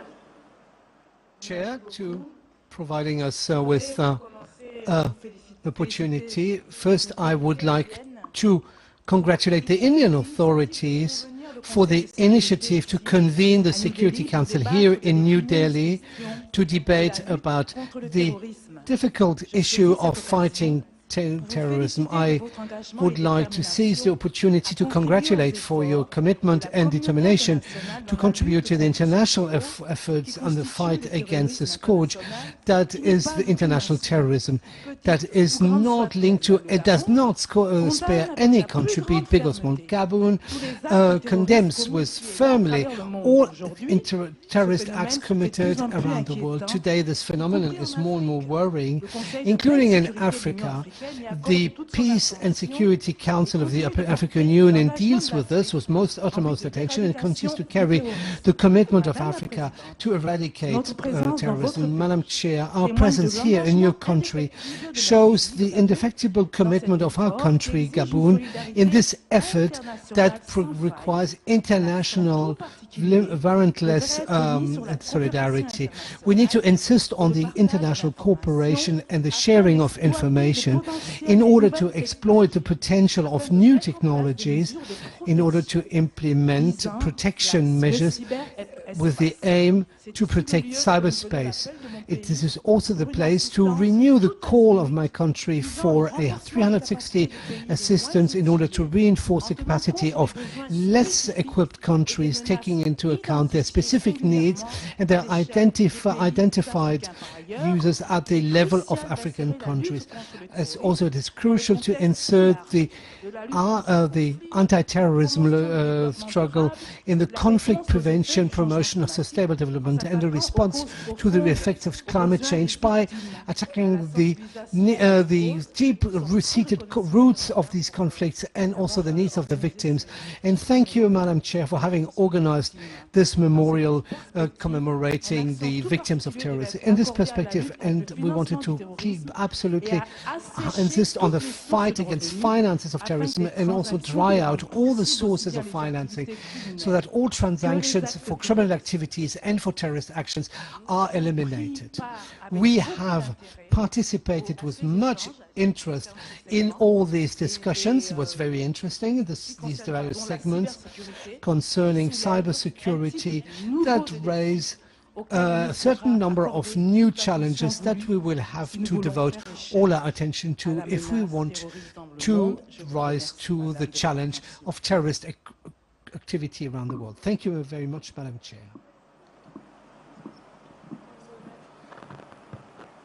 Merci beaucoup. Et now I give the floor to Ghana. Thank you, Madam Chair. Ghana would like to join earlier speakers in thanking India for hosting this meeting. The generous hospitality is very much appreciated. We welcome the continuous efforts of CTED to support countries facing severe terrorism and thank the Executive Director and all briefers for their thought-provoking presentations on the subject. The information provided today confirms our worst fears of growing misuse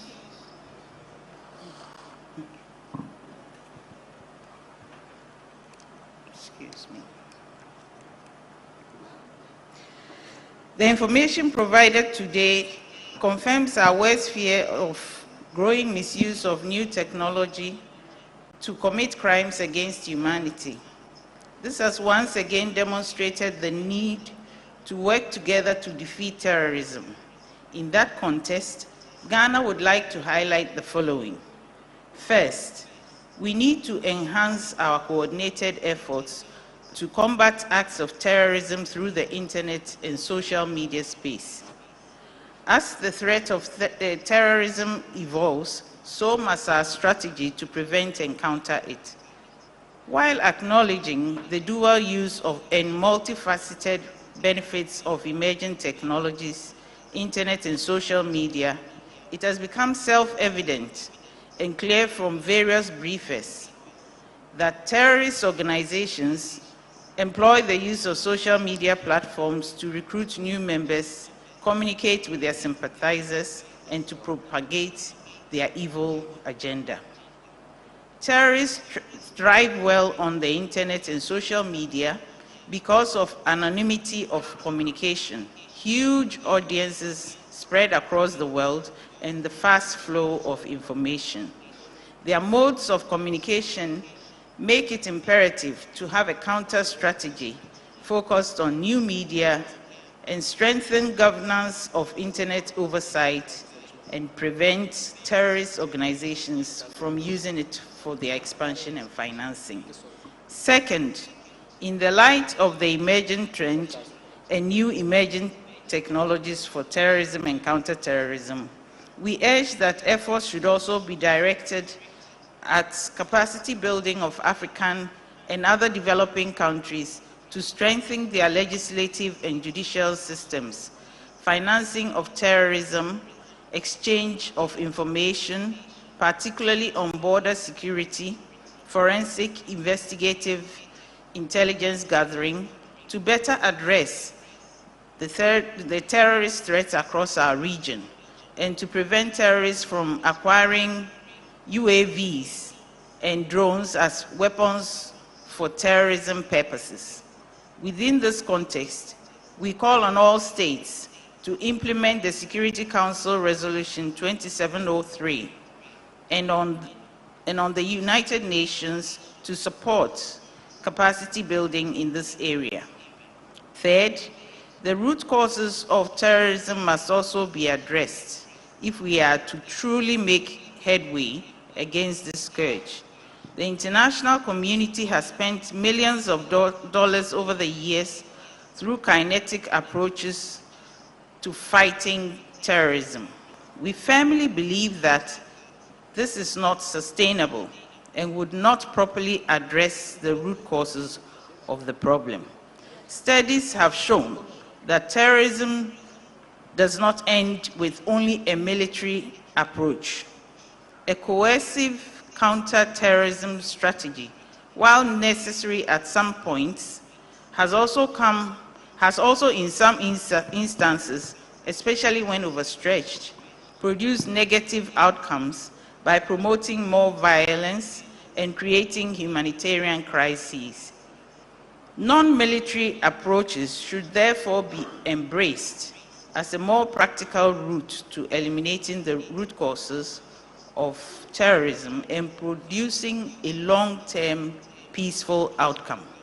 The international community should therefore adopt a joint approach to address the root causes of terrorism, especially the political ones, through preventive diplomacy, mediation, good offices, which Ghana believes is critical in the fight against terrorism.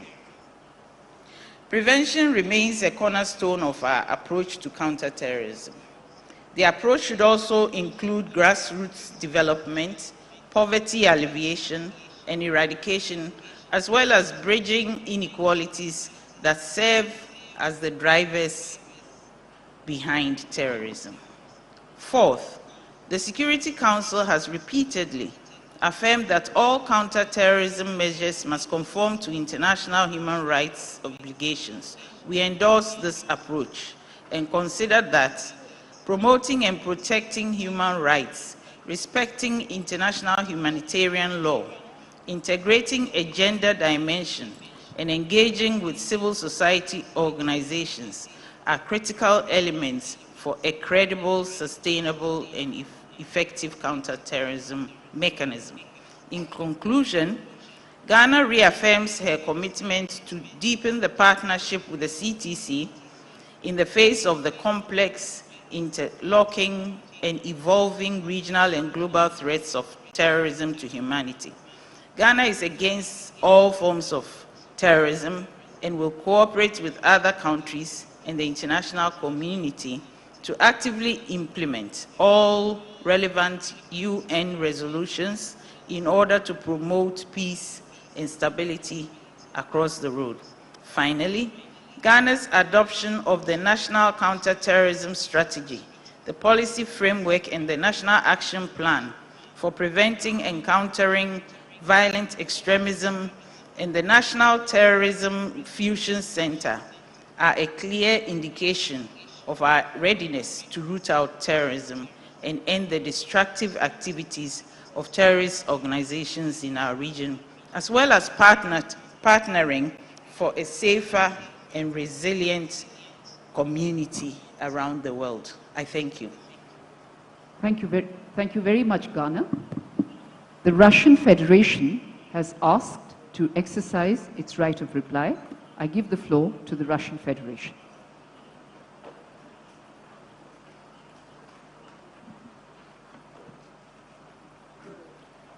Thank you very much, Madam Chair. Благодарю вас, госпожа председатель. Честно говоря, мы не хотели намерения политизировать. Madam Chair, it was not our intention to prolong this discussion and to ask for the floor for an extra time, but concerning the unfair blame that was addressed in the morning session towards us and to be followed by the representative of France, we had to respond. We are indeed at a loss why the response of our Western colleagues was so nervous and excited. Why did our colleagues mention the today's terrorist attack on the Sevastopol harbor? That was also concocted by British engineers. The official information is that the preparation of this terrorist attack, as well as the training of the militia that exercised this terrorist attack, was exercised in the city of Charkov, and it all was managed by the British military engineers. As a result, civil infrastructure suffered, and I'm really wondering how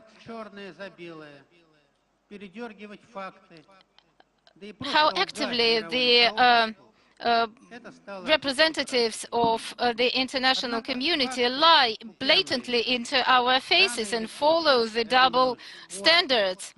However, I'm convinced that in the near future the world is going to understand the entire degree of hypocrisy of the Western countries who supply weapons in massive volumes to the Kiev regime. And may I also highlight that these weapons are also channeled to the international terrorist organization, and they benefit from that. Madam Chair, I'm not going to dive into all the gory details of this discussion. This is it for our part. Thank you. Thank you. I will give the floor to the representative of the United Kingdom. Thank you, Madam Chair. Let me re-emphasise, Russia started this violence through an illegal invasion of Ukraine. Russia alone can end the violence in Ukraine. Thank you. With that, we have come to an end to statements, and I will give the floor to David Sharia, Chief of Branch, CTED, to present the outcome document of the Counter-Terrorism Committee on countering the use of new and emerging technologies for terrorist purposes and its principles that was approved by the committee through written procedure on 27 October 2022. Mr. Sharia, you have the floor. Thank you, Madam Chair, Excellencies, distinguished delegates. It is my great honor to introduce today the Delhi Declaration, as they say, fresh out from the press, on countering the use of new and emerging technologies for terrorist purposes. Today's declaration identifies several key principles relating to this theme. I will not go through each and every one of them, as they are or will be before you very soon. But let me stress a few commonalities that cut across the CTC approach to new and emerging technologies. The first principle recognized by the CTC today is that these technologies present tremendous opportunities to global connectivity, to our economies, and even to our security. The innovative spirit they represent should not be suppressed by counterterrorism measures. At the same time, the CTC recognizes the challenges imposed upon their use by terrorists and their supporters. This tension leads to the second principle recognized by the CTC. That the principle is that benefiting from the good that these technologies bring while mitigating their risks is an act of balancing. Member states are encouraged to balance fostering innovation with preventing the use of new and emerging technologies for terrorist purposes. Another balancing act recognized by the CTC lies in the long-standing requirement of the Council that effective counterterrorism measures and respect for human rights and fundamental freedom and the rule of law are complementary and mutually reinforcing. In this regard, the Counter-Terrorism Committee also notes the importance of member states integrating gender as a cross-cutting issue into their counterterrorism strategies and activities. A third and fourth principle recognized in this declaration are the need to act globally and collaboratively. We cannot address these threats without a response that is truly global and without a commitment that is genuinely cooperative. This collaboration must also include the UN and other global partners. Many of them are explicitly mentioned in the declaration, and some of whom are with us today. The special meeting and the outcome of this meeting is a testament to Member States' commitment to work collaboratively in this space. A fifth principle that the CTC identified relates to public-private partnership. Member States recognize that they cannot handle these challenges alone. Technology companies know better than anyone else how their technologies can be abused, and they know very well which solutions will work and which won't. Crucially, the CTC encourages ongoing voluntary cooperation between Member States and the private sector. It also recognizes the work of Tech Against Terrorism and GIFCT. In this context of public-private partnership, the declaration puts a particular emphasis on the need of financial intelligence unit and intelligence services to continue to establish effective partnerships with the private sector. The CTC also recognizes the contributions of civil society to our efforts. Civil society actors, as we have seen today and in the many technical sessions CITED led, bring a wealth of experience. Civil society organizations can also advise on the impact some solutions may have on human rights. Many asked during our discussions and during today's meeting, what is the way forward? The declaration of today, the Delhi Declaration, brings a very clear way forward. The crucial commitment made today by the CTC is to continue working on these issues. The meeting today was never meant to offer a silver bullet or a magic solution to this challenge, because one just simply doesn't exist. We are only at the beginning of a long journey, but by adopting the Delhi Declaration, the committee sends a resounding signal that it is leading this journey. Today, the CTC is committing itself also to developing, with the active support of CITED, a set of non-binding guiding principles, and to compiling good practices on the opportunities offered by the same set of technologies to counter the threat, all of them consistent with international law and international humanitarian law. CITED specifically is asked to deepen its engagement and cooperation with civil society, including women and women's organizations, relevant private sector entities, and other stakeholders. Those actors, including CITED's Global Research Network, are invited to assist CITED and the CTC in the identification of trends, emerging issues and development, and understanding of the threat posed by use of new and emerging technologies for terrorist purposes. The declaration further encourages CITED to consider building strategic and voluntary public-private partnerships to ensure the timely exchange of information, support the conducting of threat analysis, the collation of good practices, and the development of operational support in countering this threat. Additionally, it requests CITED to produce a gap analysis for the consideration of the committee on the capacities of member states to counter the use of new and emerging technologies for terrorist purposes.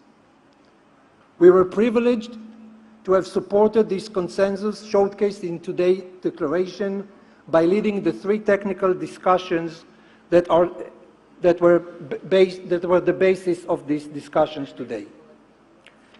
Madam Chair, distinguished delegates, I would like on behalf of CITED to thank the Government of India for your principled and visionary leadership.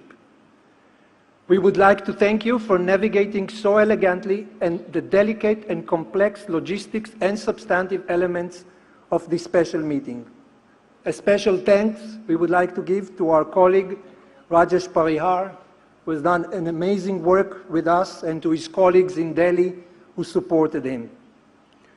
The committee has set out an ambitious way forward. The Delhi Declaration vests a lot of responsibility in CTED. We welcome this responsibility, and we are honored to accept the trust bestowed upon us by the committee and its members. In close and inclusive cooperation with our partners, we commit to doing our utmost in supporting the committee in these efforts today and in the years to come. Thank you. Thank you. Thank you, Mr. Sharia, for your presentation. Moving on to the adoption of the outcome document, I will ask the members of the Counter-Terrorism Committee to indicate by a show of hands that this outcome document has been adopted. Kindly raise your hands. The outcome document is adopted.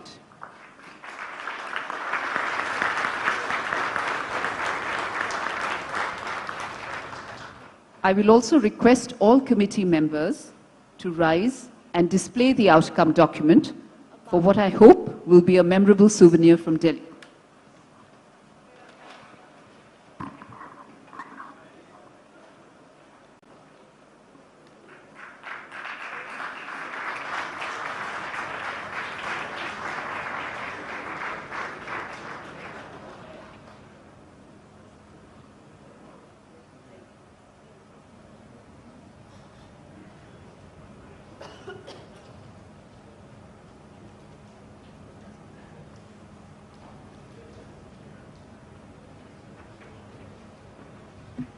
Thank you very much. And it is now my pleasure to give the floor to the Foreign Secretary of the Government of India to deliver his concluding remarks.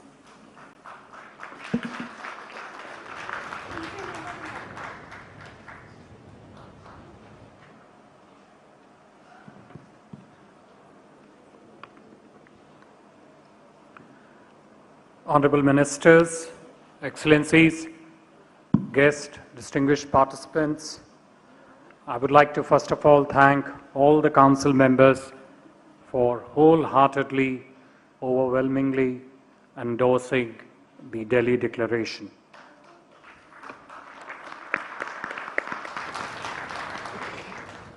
It is for the very first time ever that the Security Council came to India and held its deliberations at two of India's most iconic cities, the financial capital, Mumbai, and the national capital, New Delhi. You began yesterday by expressing solidarity with families and friends of the victims of terrorism, including the martyrs of the Mumbai terror attacks, through a solemn ceremony at the 2611 Memorial Site in Mumbai. You also heard at the first hand the voices of 4 victims who, in spite of their profound personal losses, still stood up and shared their experiences and called for peace and harmony. The CTC members also witnessed presentations on a continuous presence of terror financing threats in South Asia and the measures that we, along with other friendly partners, are taking to address and mitigate it. Today, with the enriching and extensive contributions from the professional experts and panelists, we have delved deep into the next frontiers of the challenges that the menace of terrorism presents to open and pluralistic societies like ours. Thematic discussions earlier today deliberated on the following key questions that confront us. 1. How do we prevent the use of internet and social media for misuse by terrorists to propagate extremism and violence? How do we counter the use of new financial technologies and new payment systems, methods by terrorist groups? How do we address the misuse of drones by terrorists? Most importantly, how do we collectively arrive at a holistic and inclusive counter-terrorism architecture that responds meaningfully to these new and emerging threats? I am happy to inform, as we just heard, that your consideration and conclusions to these pressing challenges form a key constituent of the New Delhi Declaration that has been unanimously adopted by the Council members today, just now. Today's Delhi Declaration is not only a shared determination of the Counter-Terrorism Committee to collectively fight the scourge of terrorism, including the threats posed by the new and emerging technologies, but also marks a commitment of the Security Council in setting up a larger normative framework to address this menace, this threat. We hope that the Council will be able to build on the gains that we have made today in the text of the Delhi Declaration. For India, counter-terrorism has been one of our core priorities in our ongoing innings at the UN Security Council.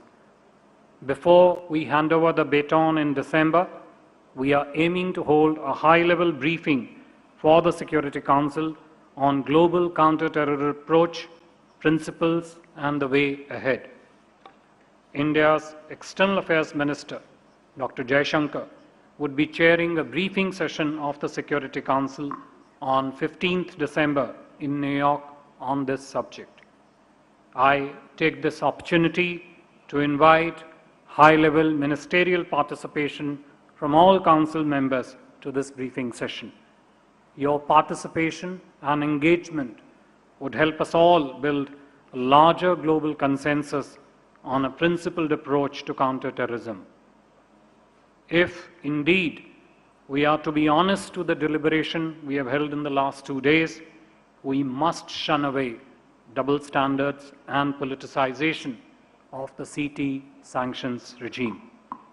I would like to express our sincere gratitude to the Foreign Minister of Gabon and the President of Security Council for the month of October for traveling all the way to join us at this special meeting. Our thanks also to the Foreign Ministers of Ghana, the United Kingdom, and other ministerial participants from UAE, Albania, and Brazil for their valuable participation, which is deeply appreciated by all of us. I would like to express our sincere appreciation to all the distinguished representatives of the current and incoming members of the UN Security Council for their contributions during our engagements in Mumbai yesterday and in New Delhi today. I know that you all plan to begin your tomorrow morning with a sunrise yoga session, sometimes difficult, early morning starts, and thereafter a road journey to see and experience the wonders of incredible India at the Taj Mahal. I wish you all safe travels and hope you carry back happy memories of your India experience. I thank you all. Namaskar.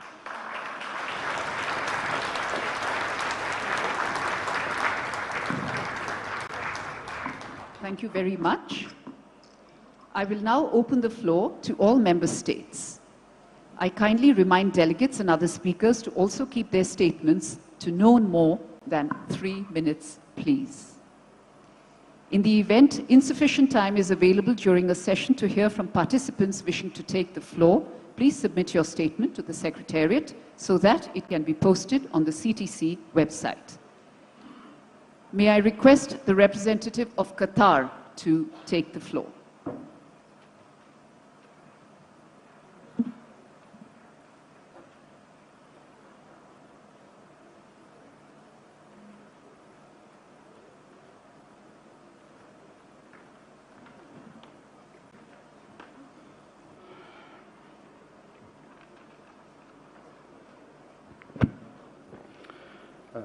السيد الرئيس، أصحاب السعادة، أعضاء اللجنة، السيدات والسادة.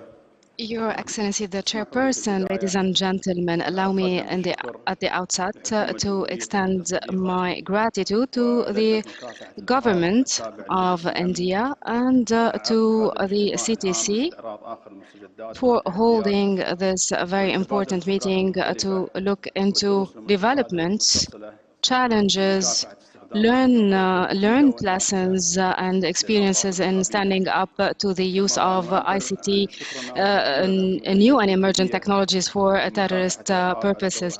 Also, allow me to thank the CTED for its prominent role and specifically for holding the preliminary consultative meetings preceding this meeting. Ladies and gentlemen, the new developments and the fast and rapid developments in the ICT provides us with opportunities to stand up to terrorism and financing of terrorism and fighting extremism and violent extremism. However, the vast development of terrorist groups in the recent years and the misuse of some countries and some terrorist groups of new and emergent technologies to launch cyber attacks and target infrastructures of countries and planning and promoting and inciting for terrorism. All of this poses a dangerous risk for international peace and security. This requires of us to use modern means and techniques to stand up to these phenomena, most important of which would be through a comprehensive revisiting of national legislations and international instruments and putting down new codes, new regulations, especially when it comes to cybersecurity, fighting fighting cyber terrorism, and establishing partnerships with the local, regional, international organizations from both the private and public sectors. Also, we need to exchange data and information related to terrorist groups. We also need to be familiarized with the techniques that are being used by terrorist groups when it comes to abusing modern, new and emerging technologies. Allow me to reaffirm to you that Qatar is keen and willing and always ready to work with the CTED.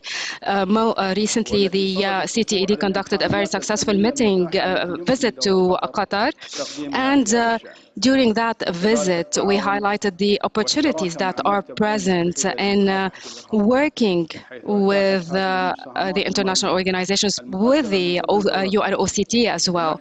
And the donations provided by Qatar to the UN agencies have actually contributed to standing up to much of such ICT abuses. As a matter of fact, there was the program, the UN program to fight the travel or to stand up to the travel of terrorists, and we know that there are some means and techniques that are being used within that program, such as the API and the ANPR. And we are collaborating at that level with all the means possible. We're also working on helping other states building their capabilities to stand up to the unmanned aerial systems that are being used in terrorist attacks. We also look for more integrated efforts with international organizations, specifically UNOCT and the CTED. We need to see more coordinated efforts in order to stand up to terrorist attacks by means of using new and emerging technologies. Ladies and gentlemen, the state of Qatar will keep on revisiting and revamping its national legislations. Qatar wants to keep pace with all developments, and we need to embrace all new and state-of-the-art techniques in standing up to terrorism by creating databases and analysis and so on and so forth. We look forward to having more collaboration with all international relevant agencies and work by international relevant instruments in that regard. In conclusion, let me say that modern technologies activities can also be leveraged in using rendering benefits to the community in establishing international peace and security as well. Thank you very much for your attentive listening. I thank the representative of Qatar for his statement. I now invite representative of Japan, followed by Ecuador, to make the statement.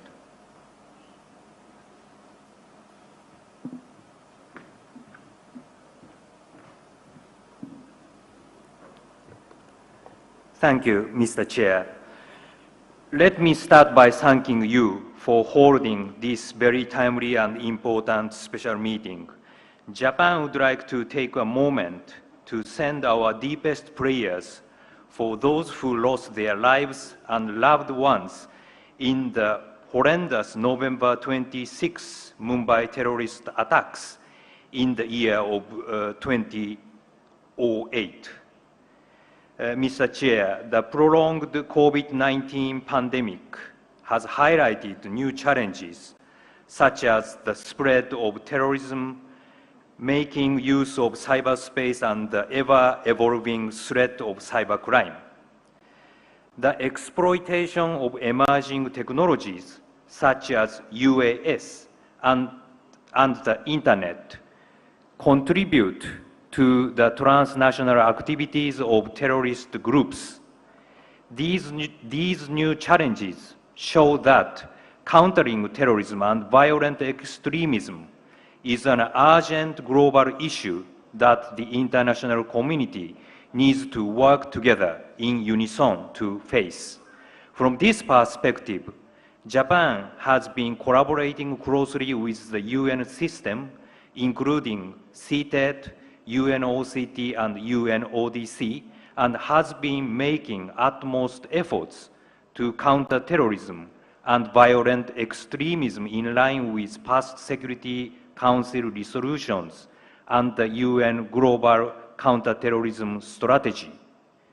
Next year, Japan will serve as a new elected member of UN Security Council, as well as the G7 presidency, and we are firmly committed to contribute to global counter-terrorism initiatives.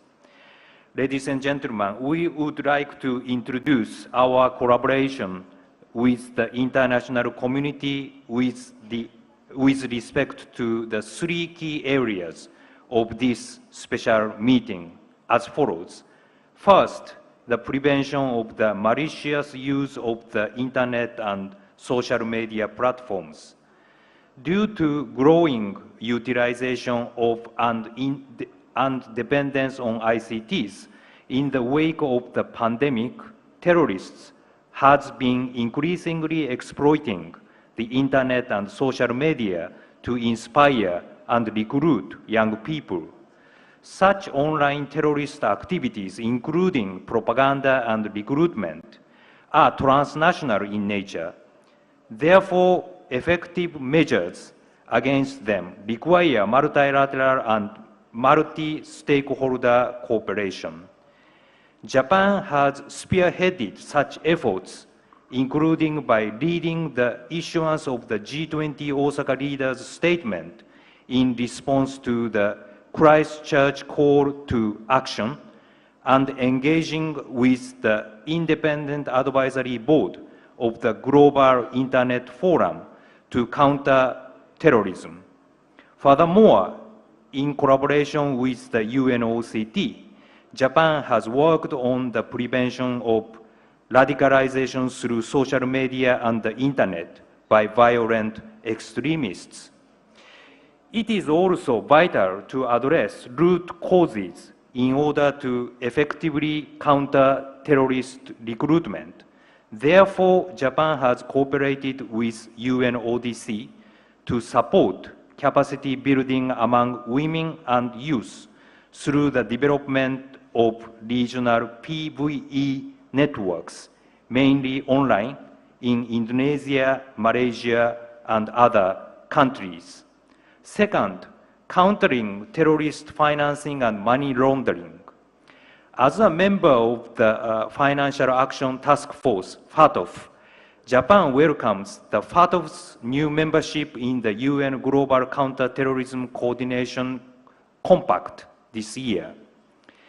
Japan has co-chaired the FATF's Virtual Asset Contact Group and has led discussions on the global implementation of FATF standards for cryptographic assets. In collaboration with UNODC and ICPO, Japan has supported the strengthening of AML CFT measures, mainly in Southeast Asian countries, including through capacity building programs to counter the financing of terrorism using new financial technologies such as crypto assets. In this connection, Japan will continue to lead international efforts to implement relevant Security Council resolutions in this area. Third, the prevention of the misuse of UAS for terrorist purposes. We share the concerns expressed by others on the increased scope of attacks and threats associated with the continuing improvement of the technological capabilities of unmanned aerial systems. In this regard, Japan welcomes the initiative to operationalize the Berlin Memorandum, newly presented at the GCTF meeting in September this year. Since 2015, Japan has been promoting countermeasures for the use of small UAS by terrorist groups, including through the amendment of our National Drone Act. In addition, in order to prevent terrorist attacks using small UAS, Japan has been preparing equipment and materials, as well as collaborating with related agencies in conducting surveillance on key national facilities. Several of these countermeasures were implemented on occasion of the Tokyo Olympic and Paralympic Games in 2020 in order to detect, track, and monitor the flight of small UAS during such a high-profile international event. We would be happy to share our experiences to strengthen international efforts in this area. To conclude, let me reassure you of Japan's firm commitment to continuing to play its part in global counterterrorism efforts, including addressing the abuse of new and emerging technologies for terrorist purposes. We continue to support the steady implementation of international counterterrorism efforts in this area in cooperation with relevant UN organizations such as CTED, UNOCT, and UNODC, based on the relevant UN Security Council resolutions and UN Global Counter-Terrorism Strategy. We will keep working closely with the international community. I thank you.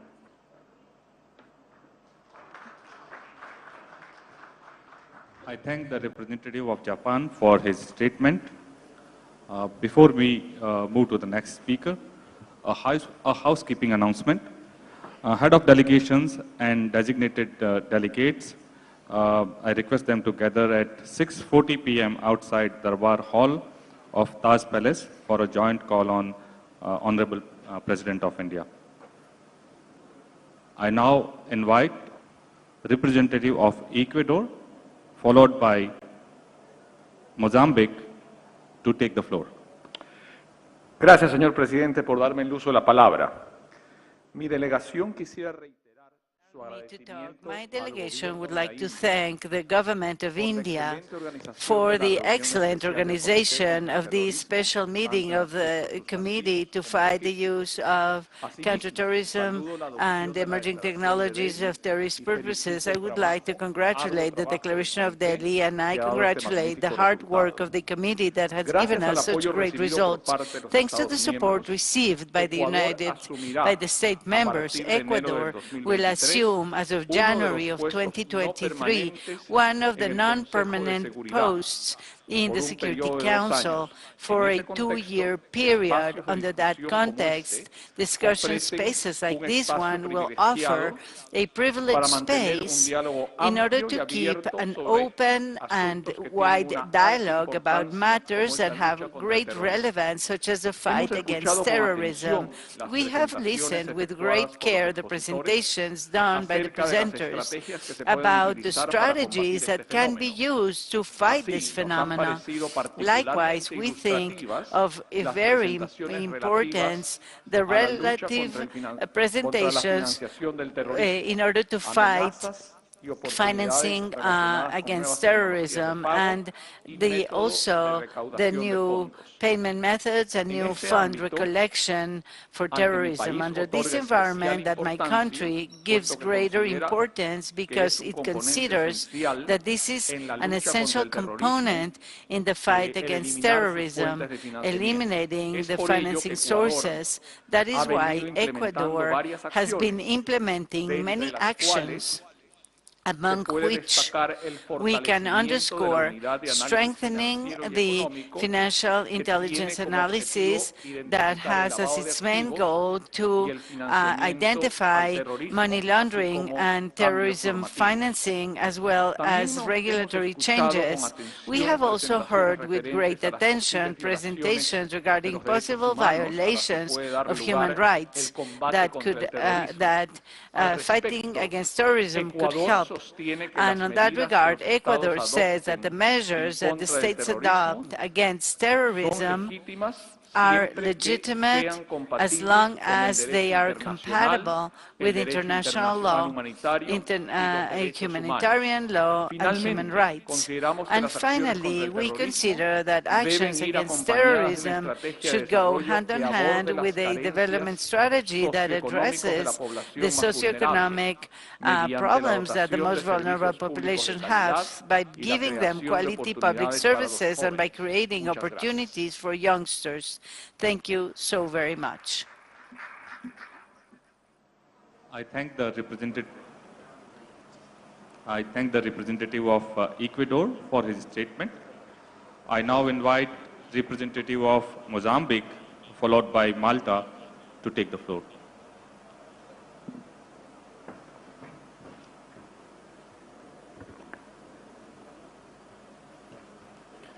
Mr. Chair, distinguished heads of delegations, all protocol observed.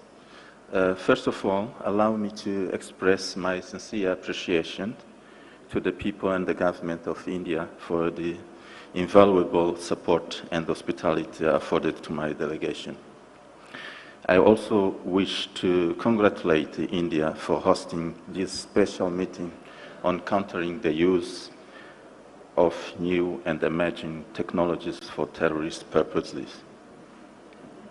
Mr. Chair, combating terrorism is a challenging issue indeed.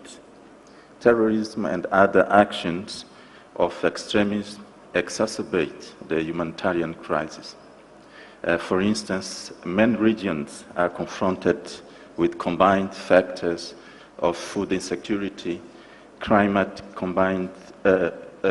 change, conflicts, and the effects of the COVID-19 pandemic, which amplify the vulnerability of our people. The possession and the proliferation of small arms and weapons in the hands of non-state actors are also fueling terrorism. For instance, as I mentioned yesterday, recent studies conducted by Global Terrorism Index in 2022 show that Sub-Saharan Africa alone accounted for 48% of the total global deaths Other regions also have been targeted. Therefore, we would like to commend the efforts made by the United Nations Security Council through Resolution 1540 of 2004. In fact, we want to point out that global action is needed to prevent terrorists and any other non-state actors from using arms, science, technology, and financing. Mr. Chair, it is important to emphasize that an effective action against terrorism will come through a strong cooperation and coordination among various stakeholders within the framework of the United Nations Charter. To this end, we would want to highlight few measures that we consider that should be taken by the international community. First, all the countries need to be prepared to fight terrorism. The most vulnerable countries need technical and financial support to equip them with the adequate resources to deliver on their responsibility to ensure security. In Africa in particular, terrorism is growing and threatening state institutions. In that regard, it is important that the UN Security Council and the African Union and regional economic communities continue cooperating to sustain momentum to fight terrorism and eliminate the proliferation of small weapons. Second, the global counter-terrorism strategy of United Nations Security Council must be implemented at the ground where most terrorist actions occur. The active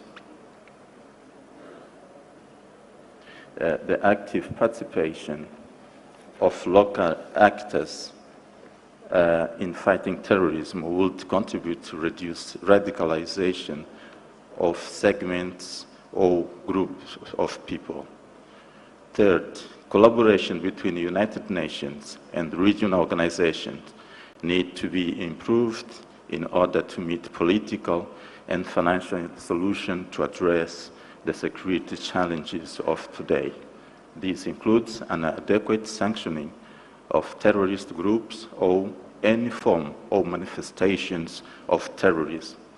Fourth, there is a need to promote a multidimensional and proactive approach through a broader strategy that combines the military with the political, economic, social, and ideological actions to address the root causes of terrorism. Fifth, the world needs to put into place measures to address access by non-state state actors to new technologies such as drones and other weapons, as it was clearly spelled out in the previous interventions. And lastly, particular importance should be given to the nexus between terrorist organizations and other criminal groups, including bandits, gangs, and various other organized criminal groups. Mr. Chair, distinguished delegate, I thank you for your kind attention. Thank you. I thank the representative of Mozambique for his statement. I now invite representative of Malta, followed by Switzerland, to make the statement. Thank you. Mr. Chair, Excellencies, ladies and gentlemen, first of all, let me take this opportunity to thank the Government of India for its hospitality for providing this beautiful venue to host a special meeting of the Counter-Terrorism Committee. As an incoming member of the UN Security Council, Malta will be working closely with the Counter-Terrorism Committee and will continue to reaffirm the importance of this committee and its work. There are numerous factors which contribute to the rapidly changing landscape in preventing and countering terrorism, and to the evolving strategies and tools which are employed by terrorist organizations. However, none can claim to have risen to more prominence than the use of new and emerging technologies. The latter have become an integral part of our societies and have contributed in no small measure to economic and societal progress across borders. Whilst bringing along increased capacity in the human experience, new and emerging technologies have also been exploited to promote terrorist activities and violent extremism. The ease of access to such emerging technologies have rapidly changed the rules of the game and is continuing to do so to the detriment of policymakers and law enforcement, laundering and the financing of terrorist activities. Increased access to new categories of weapons, such as UAS, is also posing serious challenges. Of weapons, such as UAS, is also posing serious challenges to counter-terrorism activities. What is worth noting is the fact that while new and emerging technologies represent the biggest challenge in counter-terrorism efforts, they also represent the tools which can help us stay ahead of the curve. Artificial intelligence is a clear example which has a role to play in border security and law enforcement.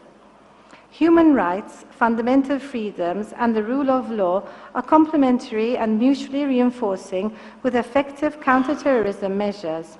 This is especially so when it comes to preventing and countering the use of new and emerging technologies for terrorist purposes, which require us to be more focused and refined. Respect for human rights, including the freedom of expression and the right to privacy, will ensure that our counterterrorism measures that are not counterproductive and achieving long-term results. This is tied with the fact that we need to avoid the creation of gaps due to the lack of resources and ensure that big data-driven solutions are made accessible to law enforcement. In this regard, we must also acknowledge the role of the private sector and civil society in order to keep ahead of the curve and to have a clear picture of what's next on the horizon. Malta looks forward to continue these important discussions in the Counter-Terrorism Committee and in ensuring that counter-terrorism issues are given the importance they deserve in the Security Council. Thank you. I thank the representative of Malta for her statement. I now invite the representative of Switzerland to take the floor, followed by Morocco. Monsieur le Président, Excellences, distinguished délégués. Distinguished delegates, we are very thankful for the hospitality that India has showed us for this special CTC meeting, and it's my honor to make some concluding remarks as a future member of the Security Council and strongly committed on these issues. Switzerland has always pleaded for a balanced approach towards new technologies. We need to do our best to benefit from the vast opportunities they offer us. Next to the socioeconomic advantages that are obvious, we can also use these new technologies to prevent and counter terrorism in an efficient and targeted manner. Thanks to them, it is possible to identify terrorist groups, to prevent attacks, and to bring to justice the person responsible for violence. This also allows us to protect the victims of terrorism and also implement their rights. We also need to remain vigilant as far as abusive and nefarious use of internet by terrorist and violent groups. Nevertheless, anti-terrorist means that limit the access to internet or to information can be negative for human rights and restrict the civic space accorded to civil society. We need to ensure that these restrictions are in conformity with the right and that there are true possibilities to have them checked by institution of the rule of law. I also would like to underline that within the World Forum of Fight Against Counter, the GTCF, the UK and Switzerland have elaborated recommendations the Zurich and London recommendations on the fight against violent extremism and online terrorism promotion. On this case, we salute the references of GEFCT and Tech Against Terrorism in the final document of the daily declarations. Cooperation between the public partners and private partners, it's the only way to fight in an efficient manner terrorism.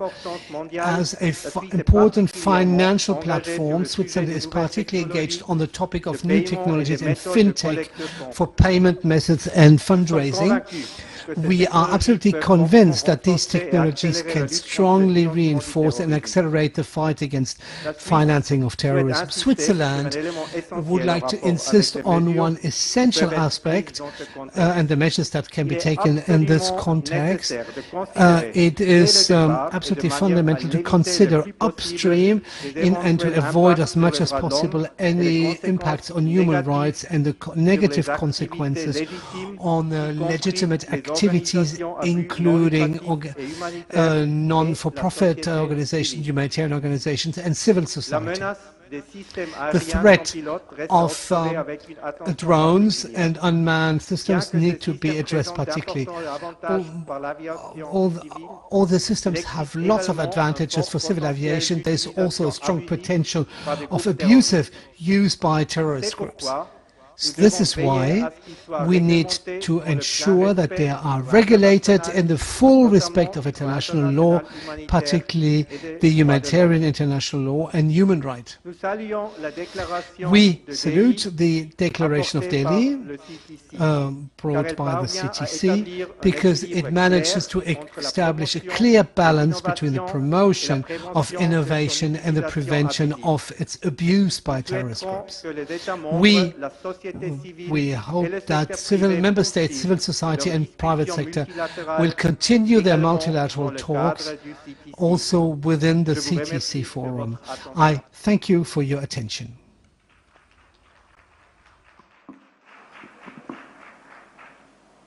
I thank the representative of Switzerland for his statement. I now invite representative of Morocco to take the floor, followed by Cuba.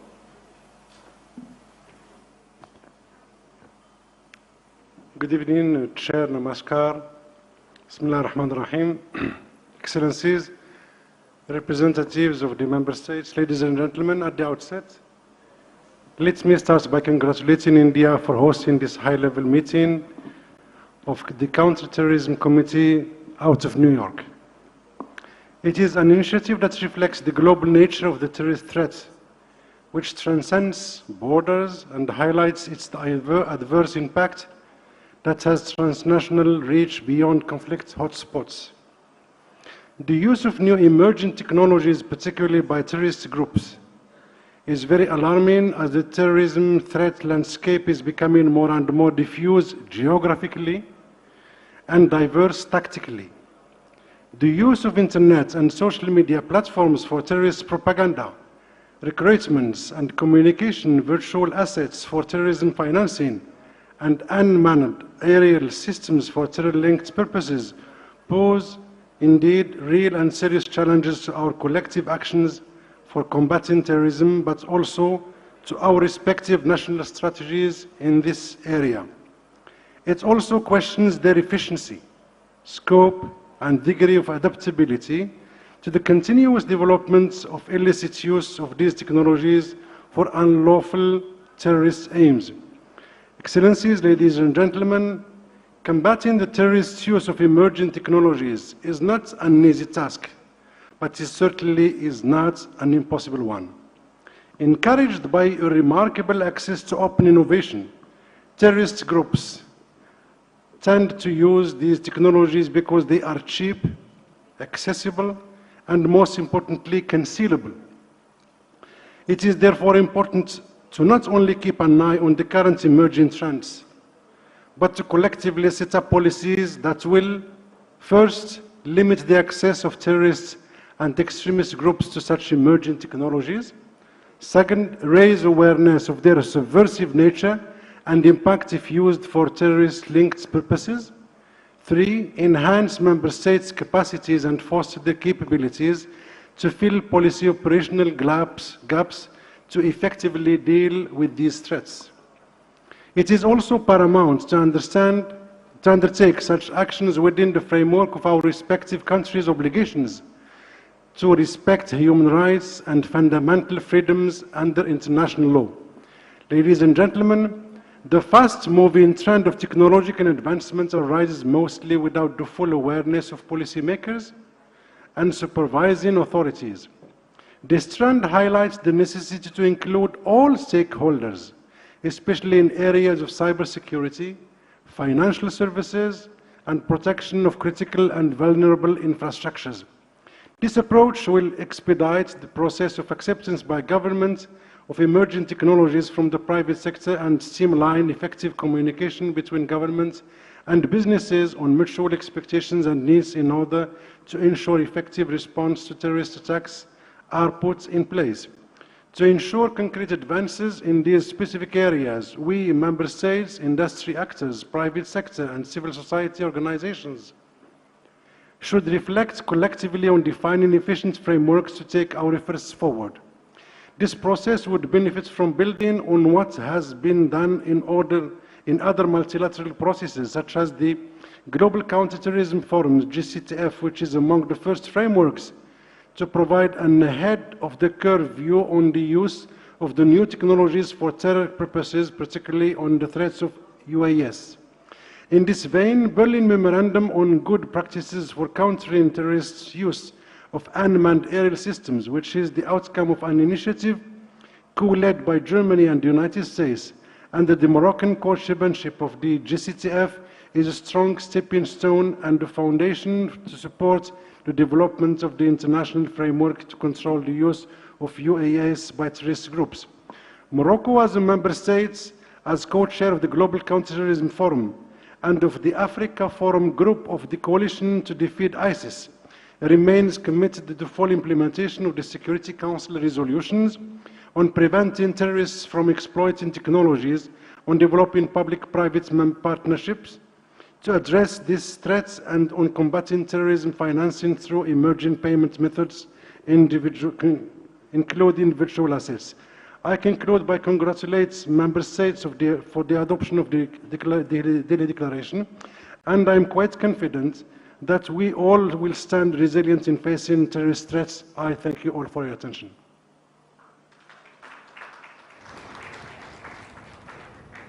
I thank the representative of Morocco for his statement.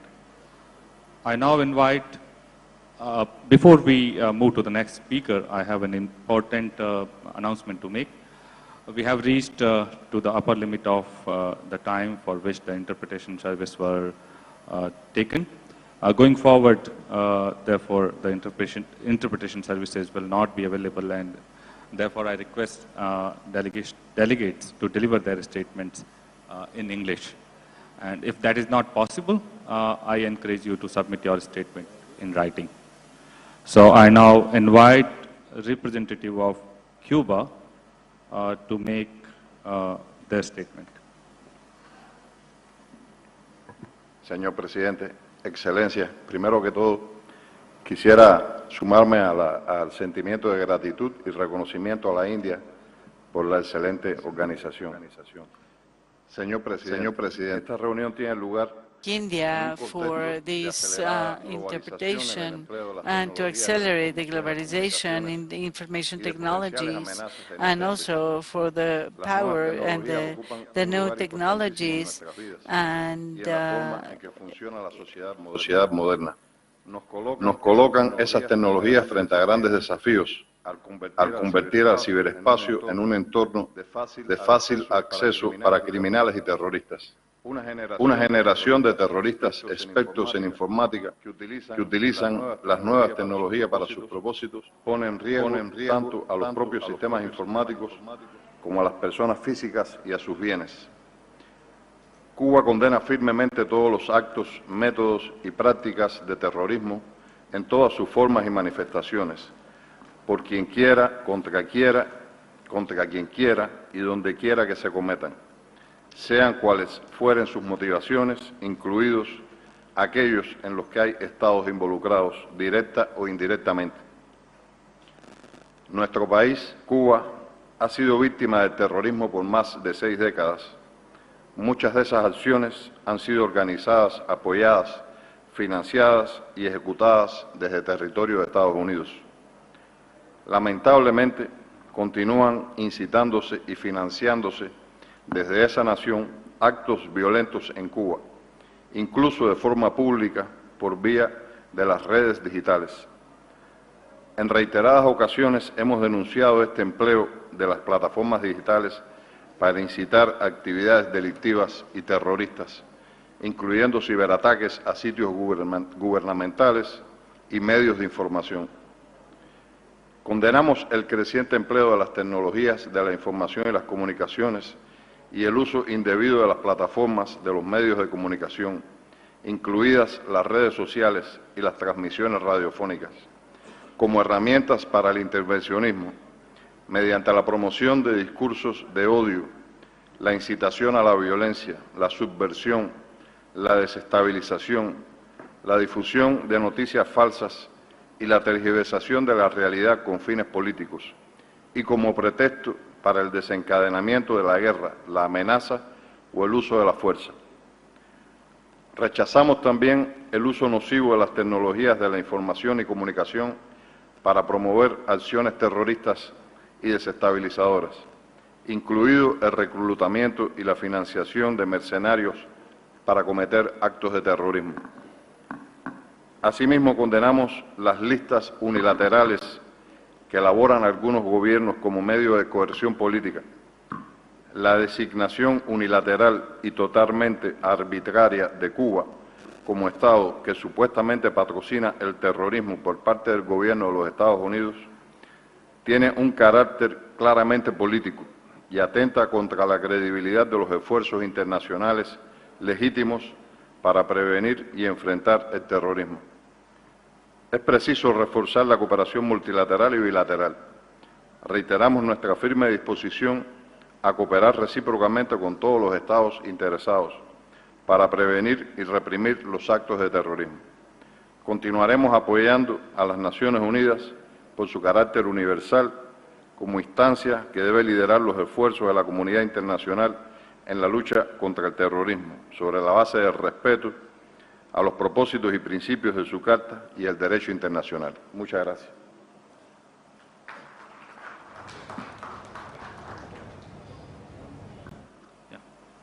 I thank the representative of Cuba for his statement.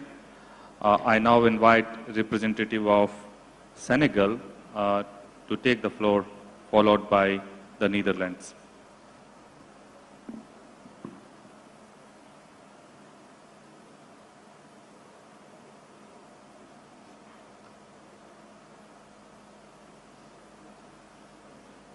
Is representative of Senegal present in the meeting?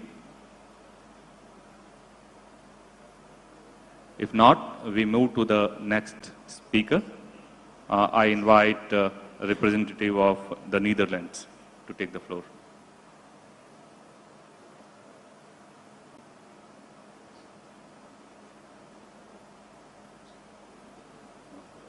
Okay, so we move to the next speaker. Syria Arab Republic.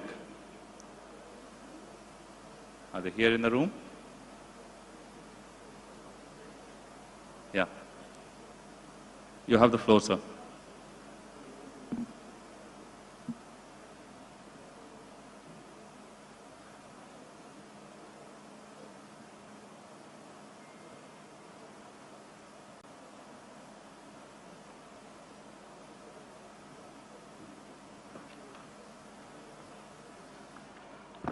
I thank you, but it was a kind of surprise for me. I was doing the translation and I couldn't finish it, so I think I'm obliged to deliver it in Arabic. السيد الرئيس، بداية أود أن أعرب عن شكرنا لجهود الحكومة الهندية والمديرية التنفيذية لمكافحة الإرهاب CTED لعقد هذا الاجتماع الهام حول مكافحة استخدام التقنيات الحديثة والناشئة لأغراض إرهابية. إن حرص الجمهورية العربية السورية على المشاركة في كافة الفعاليات الدولية التي تعنى بمكافحة الإرهاب يأتي من قناعتها بأهمية التصدي لهذه الآفة الخطيرة التي باتت تمثل خطرا داهما يهدد المجتمعات والشعوب. إن اجتماعنا اليوم يكتسب أهمية خاصة مع ازدياد اعتماد الإرهابيين على استخدام تكنولوجيا الاتصالات بنشر الفكر المتطرف وتجنيد الأفراد لارتكاب أعمال الإرهاب وتحريضهم على ذلك من خلال قنوات الاتصال الحديثة ومن ضمنها الإنترنت، وتمويل وسافر المقاتلين الإرهابيين الأجانب وتلك الأنشطة الخطيرة التي يقومون بها بعد ذلك. وهناك تحديات ينبغي إيلاؤها قدرا كبيرا من الاهتمام بإطار جهود مكافحة الإرهاب. هنا تبرز أهمية وضرورة أن تعمل الدول معا في إطار من التعاون على منع الإرهابيين من استغلال التكنولوجيا والاتصالات والموارد في التحريض على دعم الأجهزة الإرهابية، وذلك مع حرص في الوقت ذاته على الامتثال للالتزامات القائمة بموجب القانون الدولي ولا سيما قرارات مجلس الأمن المعنية. إن حكومة الجمهورية العربية السورية في إطار حربها المستمرة منذ أكثر من 10 سنوات ضد الكيانات والجماعات الإرهابية الأشد خطورة، بما فيها تنظيمي داعش والنصرة وغيرها من التنظيمات الإرهابية، حرصت على اتخاذ تدابير فعالة على المستوى الوطني ترمي إلى منع استغلال الإرهابيين للتكنولوجيا والاتصالات والموارد، بما في ذلك الوسائل السمعية والمرئية، لذلك في التحريض والترويج أو دعم الأعمال الإرهابية. إن قانون مكافحة الإرهاب رقم 19 لعام 2012 يتناول تجريم الترويج للأعمال الإرهابية والمعاقبة عليها بأشد العقوبات، وتلك الأفعال تشمل توزيع المطبوعات أو المعلومات المخزنة مهما كان شكلها بقصد الترويج لوسائل الإرهاب أو الأعمال الإرهابية، وهي تنزل العقوبة نفسها بكل من أدار واستخدم موقعا إلكترونيا لهذا الغرض. حكومة الجمهورية العربية السورية تحرص على بناء شراكات فعالة بين كل المؤسسات والهيئات الوطنية المعنية من أجل تحسين أساليب الرصد ودراسة المحتوى الإرهابي المتداول عبر الإنترنت وكل أنواع تكنولوجيا الاتصالات ومكافحة التحريض على ارتكاب الأعمال الإرهابية، وهي تحيل ذلك عند الحاجة إلى هيئات إنفاذ القانون ذات الصلة. السيد الرئيس، يود وفد بلادي التأكيد أهمية أن تطلع كل الدول بمسؤولياتها حيال رصد محتوى وسائل الاتصال الاجتماعي ذي الصلة بالإرهاب، وذلك من أجل منع تدفق المقاتلين الإرهابيين الأجانب وتتبع أنشطة الشبكات الإرهابية التي تنشط بتجنيد وتسهيل سفر المقاتلين الأجانب، وهي تتخذ من بعض الدول منصات ومنطلق لأعمالها التخريبية في نشر الفكر المتطرف والترويج له، وتقديم ما يلزم من دعم لحكومات الدول التي تواجه خطر الإرهاب على أراضيها عبر مساعدتها ببناء القدرات وتكوين الخبرات في مجالي تكنولوجيا المعلومات والاتصالات وعلوم الأدلة الجنائية داخل الأجهزة الوطنية لتعزيز قدرة أجهزة إنفاذ القانون للاطلاع بدورها على الوجه الأمثل في مكافحة الإرهاب. شكرا سيد الرئيس. Thank you.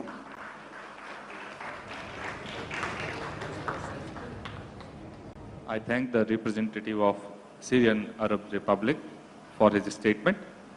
I now invite the representative of the Netherlands to take the floor, followed by Yemen. Thank you, Chair, and my apologies that I didn't hear your first call. Ladies and gentlemen, esteemed colleagues, let me begin by thanking the United Nations Security Council Committee and India for hosting this special meeting. We are very happy to have such an important and timely discussion, and the Netherlands would like to make 3 points related to the main topics of this meeting. Firstly, in order to tackle and diminish terrorist misuse of Internet, the Netherlands underscores the importance and need of international collaboration with other governments and with the tech industry, for example, in the Global Internet Forum to Counter-Terrorism and the EU Internet Forum, in which the Netherlands is an active participant. At the same time, the framework for effective action has been strengthened considerably through EU legislation, the Terrorist Content Online Regulation. In the Netherlands, we are setting up a new authority to implement this terrorist content online regulation based on administrative law, but will be placed at arm's length of the government. Improving the regulation of terrorist content online is an important step ahead on our battle against online extremism and terrorism. Ensuring human rights compliance and preventing negative effects from regulation trickling down on civic space is critical and our joint responsibility. Secondly, concerning unmanned aerial systems, we have to be aware that the effect of using unmanned aerial systems by state actors in attacking civilian and critical infrastructure could inspire terrorist groups to make use of these systems. Our national strategy focuses on limiting risks of deliberate misuse of commercially available unmanned aerial vehicles by those who want to do harm. One of the matters we are currently dealing with is the questions of countermeasures, determining responsibility and improving the cooperation of different partners involved in case of incidents. The Netherlands is curious to hear the issues other countries are dealing with when it comes to unmanned aerial systems. Thirdly and lastly, countering terrorist financing is one of the priorities of the counter-terrorism policies of the Netherlands, guided by the UN and EU regulations at FATF guidelines. Risks associated with new technologies, including mobile payments, virtual assets, internet payment systems, and crowdfunding platforms call for effective partnerships, not only within the public sector, but also with the private sector. In the Netherlands, we introduced a successful joint platform, public-private partnership, of public parties like the Financial Intelligence Unit and the Public Prosecution Office with private parties, like commercial banks and insurance companies, in order to combat terrorist financing more efficiently and more effectively.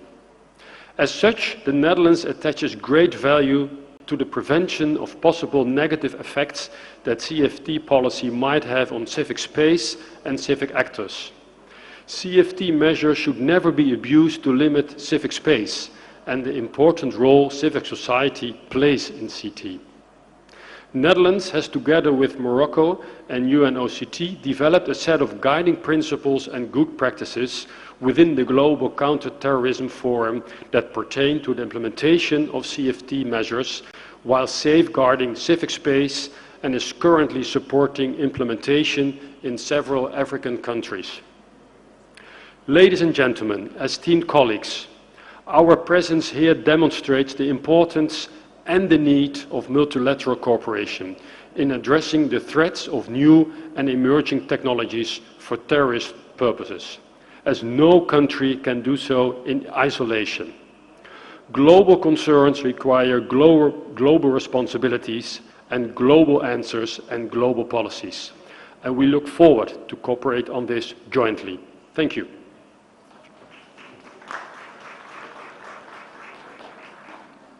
I thank the representative of the Netherlands for his statement. I now invite representative of Yemen to take the floor, followed by Bangladesh.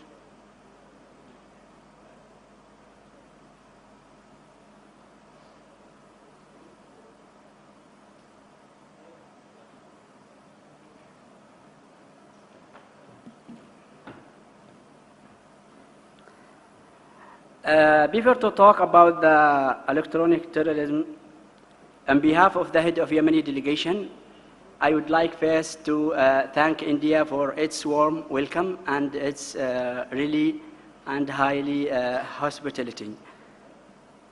In regard to the electronic terrorism, here we can say that the new technological development really became a good means and method for terrorists, where they, by using the new emerging technologies, can threaten the civil people, security, and the life of societies. This means that using of new technology can be the subject of terrorism, the subject to the crime of cyber crime, and also the subject we can say, for committing terrorist acts. Let's take an example, or a real example in our country, Yemen. What happened in Yemen is that Houthis as a terrorist group are using drones which threaten and attack the civil people in Yemen cities, like what's happening in Marib city and what's happening in other cities like Aden, the temporary capital of Yemen. These drones are used against even neighboring countries, like what's happening in Saudi Arabia, which has been attacked by drones to oil places like Aramco, and also Emirate, UAE country also has been attacked by such drones. This terrorist group is a terrorist group designed and determined by National Defense Council and the resolution number 1, 2210. National Defense Council has determined Houthis as a terrorist group, and related to this resolution, the Council of Arab Interior Ministers also determined and designated Houthis group as a terrorist group. Coming to our topic, electronic terrorism, we can conclude that any new development in technology can help terrorists, where it can assist them in treating people daily life and making use of the data stored, and then they can destroy others' work. Such attack may cause damage to business of banks and global financial markets, as well as destroying anything targeted by terrorists. The question which is arisen here, how can we create new methods in developing technologies, and we can prevent those terrorists of using such technology. Thank you all.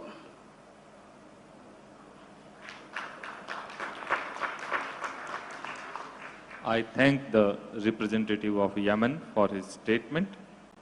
I now invite the representative of Bangladesh to take the floor, followed by Saudi Arabia. Thank you, Mr. Chair. I would like to extend our sincere thanks and appreciation to the Counter-Terrorism Committee for convening this special meeting, and also welcome the just adopted Delhi Declaration. We also sincerely thank the Government of India for the generous hospitality rendered. Bangladesh pays its deepest homage to the victims of terrorism all over the world, including those during the 2008 Mumbai terrorist attack. Mr. Chair, Bangladesh maintains a stern zero-tolerance policy towards terrorism and violent extremism. We reject and deplore all forms of terrorist acts, including state-sponsored ones, as we believe that terrorism has no justification based on any political, religious, ideological, or any other context. In the complex scenario where the terrorists are taking advantage of emerging technologies like social media, UAS, etc., for their evil purposes, Bangladesh gives emphasis on the whole of society and whole of government approach to fight this new threat. Apart from joining all international counter-terrorism instruments, we have also joined a number of regional initiatives in order to combat financing of terrorism. Mr. Chair, as terrorism poses multifaceted threat to international peace and security, let us briefly enumerate few points related to this. Firstly, root causes of terrorism and violent extremism should be addressed in short, medium, and long-term counter-terrorism strategies. Secondly, technology can facilitate effective preventing identifying and countering terrorism. Therefore, focus must be given on responsible use of technology. Thirdly, the UN should further scale up its efforts to forge partnership among the states for innovative technological solution, capacity building, awareness raising, and sharing the best practices. Finally, global counterterrorism efforts should be translated into coordinated national, regional, sub-regional, and multilateral actions, complemented by genuine political will. In conclusion, Mr. Chair, let me state that reiterating strong determination and unflinching commitment of Bangladesh, let me conclude by reiterating strong determination and unflinching commitment of Bangladesh to fight terrorism in all its forms and manifestations, including those using emerging technology. Let us renew our commitment today to unite against terrorism with the view to save the succeeding generations. I thank you all.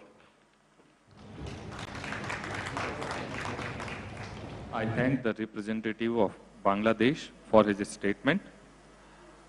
I now invite representative of Saudi Arabia to take the floor, followed by Egypt.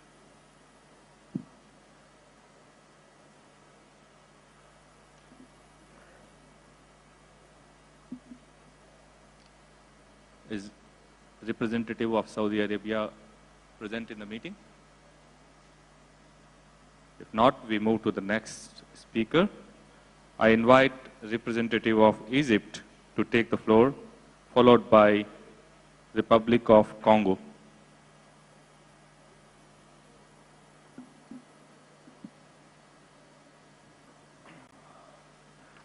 Thank you very much, Mr. Chair, for giving us the floor.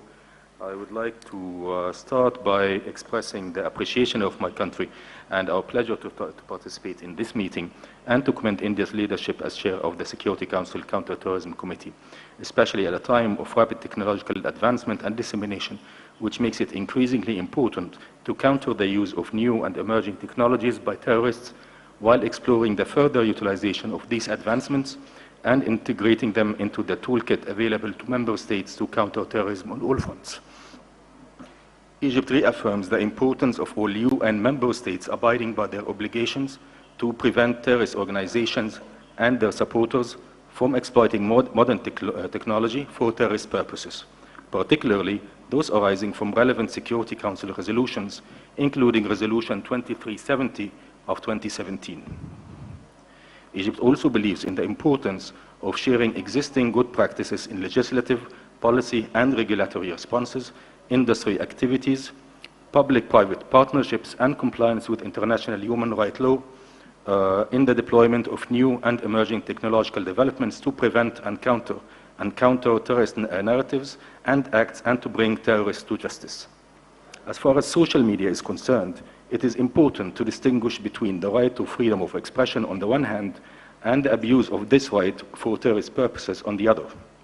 In this context, Egypt calls for ensuring the implementation of Security Council Resolution 2354 of 2017 on countering terrorist narratives, which Egypt submitted during its non-permanent membership of the Security Council with a view to bolster the effectiveness of international counter-terrorism efforts. Egypt attaches great importance to strengthening domestic policies and international cooperation to degrade the ability of terrorist groups to exploit social networks and other modern technologies for radicalization and recruitment purposes. This includes stemming the propagation of extremist ideologies and hate and engaging with service providers to remove content inciting extremism and to respond to countries' requests to provide law enforcement agencies with the data regarding those who use such websites for terrorist purposes. Egypt has also taken proactive approach with Al-Azhar Observatory developing a strategy focusing on reaching out to young people and promoting religious and moral values that call for tolerance, human fraternity, and respecting diversity. In the same context, in January 2020, the Ministry of Endowments launched the online endowments portal, which now has more than 30 million followers and seeks to promote moderate Islam and discredit misinterpretation of religious texts by terrorist groups and hindering the recruitment of new members. The ministry has also established the online preaching department in May 2020 to supervise its strategic communication program. In the same context, Egypt implements effective measures to address the new methods and emerging trends of financing terrorism. In particular, Egypt has undertaken measures to counter the increasing use of virtual or encrypted currencies in financial transfers for the purpose of money laundering as well as financing of terrorist activities. The Egyptian Money Laundering and Terrorist Financing Combating Unit is playing an important role in this area and is also regularly updating its legislative and regulatory framework to cope with emerging trends and relevant international standards. On the other hand, the government has also implemented a raft of measures to encourage the use of digital tools to lessen the risks of cash transfer in the context of civil society organizations. NGOs are encouraged to adopt digital transformation policy, use banking channels, and scrap cash interaction due to the intrinsic risks therein. This also includes advising non-profit organizations and citizens donating to them to use bank transfers in receiving donations and providing audiovisual resources to raise awareness of the risk of misutilization of non-profit and non-government organizations by terrorists and terrorist entities. At the end, I would like to reiterate our appreciation for the Government of India for holding this important meeting and to thank you for giving me the floor. Thank you very much. I thank the representative of Egypt for his statement.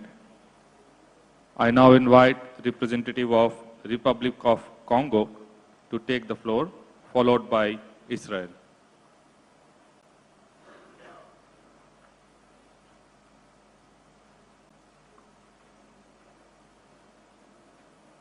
Is representative of Republic of Congo is here in the meeting? If not, we move to the next speaker. I now invite representative of Israel to take the floor, followed by European Union.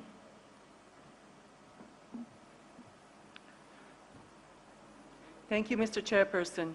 At the outset, I would like to thank the Government of India and CETID for hosting this very important conference, which brings to the forefront of global counterterrorism agenda 3 emerging threats that require joint international efforts, and for the moving tribute to the victims of 26/11 yesterday in Mumbai. Terrorism knows no boundaries. Unless we cooperate, coordinate and promote international norms and specific plans of actions, terrorists will continue to acquire, develop, and use emerging technologies, including sensitive ones, for their malign purposes. Mr. Chairperson, in the interest of time, I will give a shortened version of my statement, and the full statement will be sent to be placed on the website. Regarding the field of ICT, Israel shares the concern that terrorist organizations and countries who support them make use of digital platforms to promote messages of incitement, radicalization, and recruitment. Israel is subjected to the results of such incitement on a daily basis, and for several years have been dealing with terrorist activity that is based on recruitment and incitement through social networks. ICT companies that own these platforms must carry out and enhance the continuous close monitoring of hate speech and incitement that is conducted on these networks and take concrete steps for immediate removal in appropriate cases. This must be done with the necessary respect for the freedom of expression.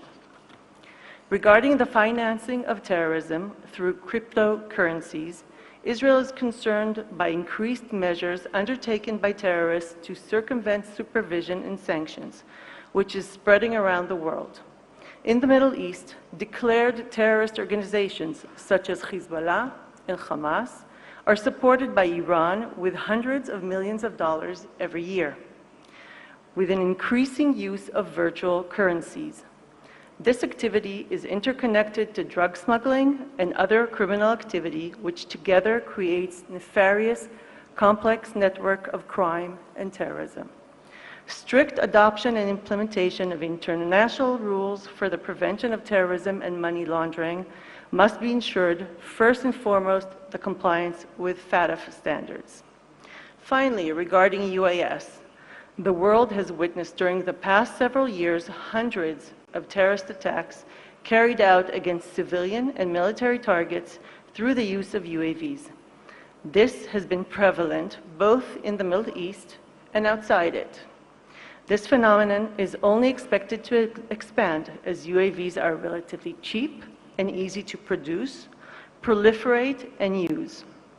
Only in the Middle East, both Iran as well as terrorist organizations serving as Iran proxies have launched UAVs attacks against urban areas, civilian infrastructure, commercial ships, and even against elected officials. Terrorists' use of UAVs is not limited only to small drones bought on the internet turned into small and crude attack vehicles. Iran manufactures UAVs that are significantly more dangerous, both in terms of range as well as payload, with the aim of transferring them to terrorist organizations. In addition, Iran transfers technologies and operational knowledge to terrorist organizations with the aim of building indigenous manufacturing capabilities. The Hezbollah, for example, has UAVs ranging thousands of kilometers, reaching way beyond the Middle East.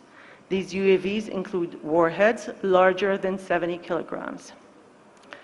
Unfortunately, currently there is a lacuna in terms of the international response towards this threat. There is no prohibition against the transfer of UAVs by states to terrorists, except as it relates to WMD in the context of UN Security Council Resolution 1540. There is no coordinated international response toward those states supplying such weapons.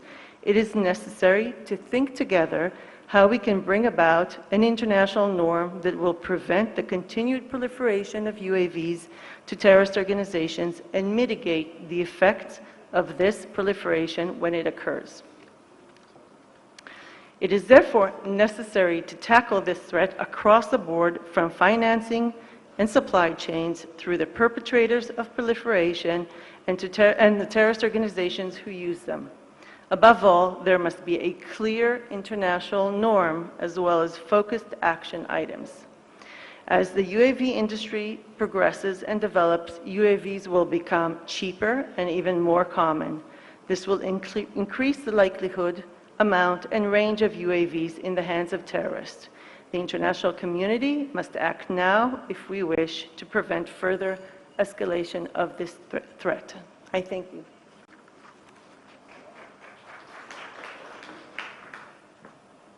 I thank the representative of Israel for her statement. I now invite representative of European Union to take the floor, followed by Parliamentary Assembly of the Mediterranean. Thank you, Chair. Let me at the outset pay tribute to all the victims of terrorism worldwide, and notably of the Mumbai attack, the horrific Mumbai attack in 2008. And let me also thank the government of India for organizing this event.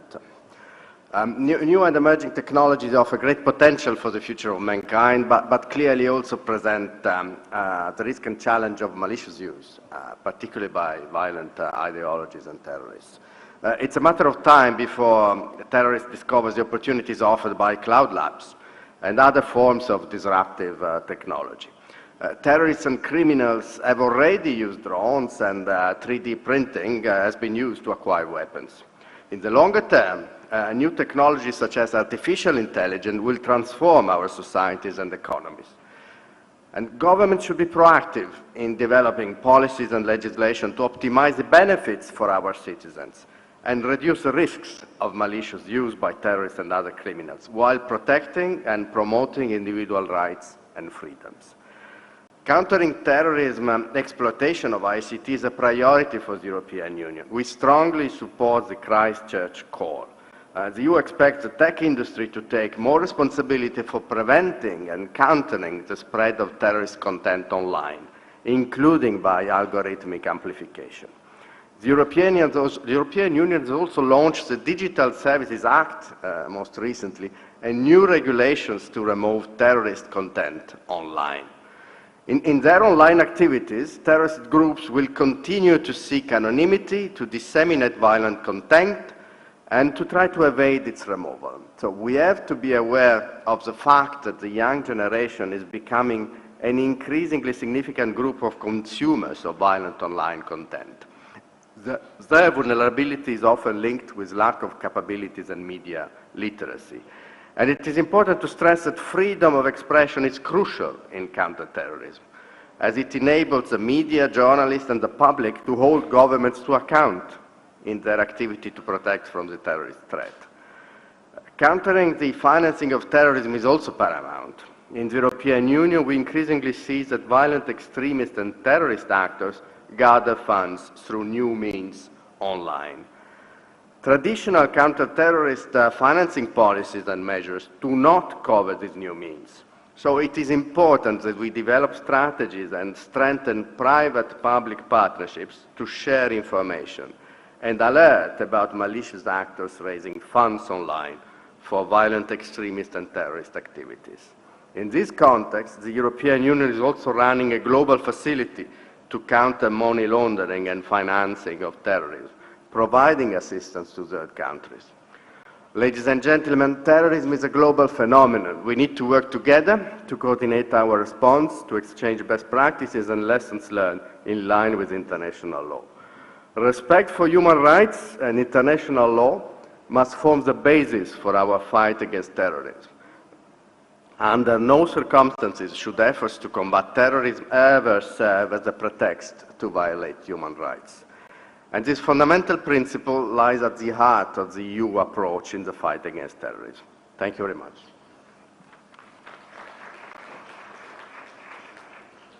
I thank the representative of European Union for his statement.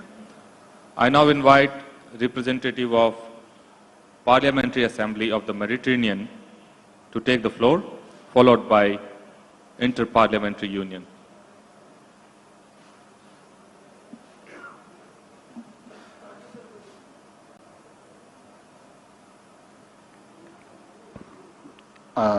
I think, Your Excellency, there will be a presentation in English because I didn't prepare it in English and Arabic, so I don't know if they are here or.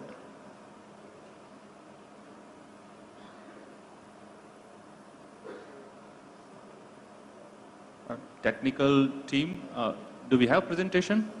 Can we have that on the screen?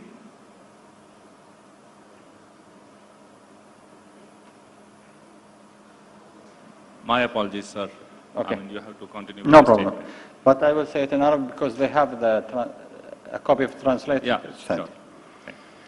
أصحاب المعالي، أصحاب السعادة، الحضور الكريم، السلام عليكم ورحمة الله وبركاته. إنه من دواعي سروري أن أمثل هنا الجمعية البرلمانية للبحر الأبيض المتوسط بام أمام هذا الحضور الكريم. بداية أود التأكيد بشدة على الالتزام القوي في دعم استراتيجية الأمم المتحدة لمكافحة الإرهاب بإسهاماتها الفعالة على مدى السنوات الماضية. فلطالما كانت للجمعية البرلمانية للبحر الأبيض المتوسط جهود طليعية في مواجهة التحديات الناجمة عن الإرهاب، سواء بإعادة الإرهابيين الأجانب إلى أوطانهم وإعادة تأهيلهم، أو بمواجهة الظروف الأمنية الغير مستقرة في منطقة الساحل، أو بمواجهة الجريمة المنظمة ذات الصلة الوثيقة بالإرهاب. لذلك أود اليوم أن أكرر التأكيد على أننا سنواصل الدعم للمجتمع الدولي في هذا الاتجاه، ليقيننا بأن التعاون هو المفتاح الأجدى لتعزيز الأمن والاستقرار والسلام للأجيال القادمة. السيدات والسادة، كما تعلمون بأن ظاهرة الإتجار بالأعضاء البشرية أصبحت ظاهرة عالمية تمزق أرواحنا وقلوبنا قبل أن تمزق الضحايا وتنتزع أعضائهم، مستغلة طلب السوق للمزيد من الأعضاء في ظل قلة المتبرعين بشكل قانوني، وازدياد ظاهرة الإرهاب وانتشار التنظيمات الإرهابية والعصابات المسلحة.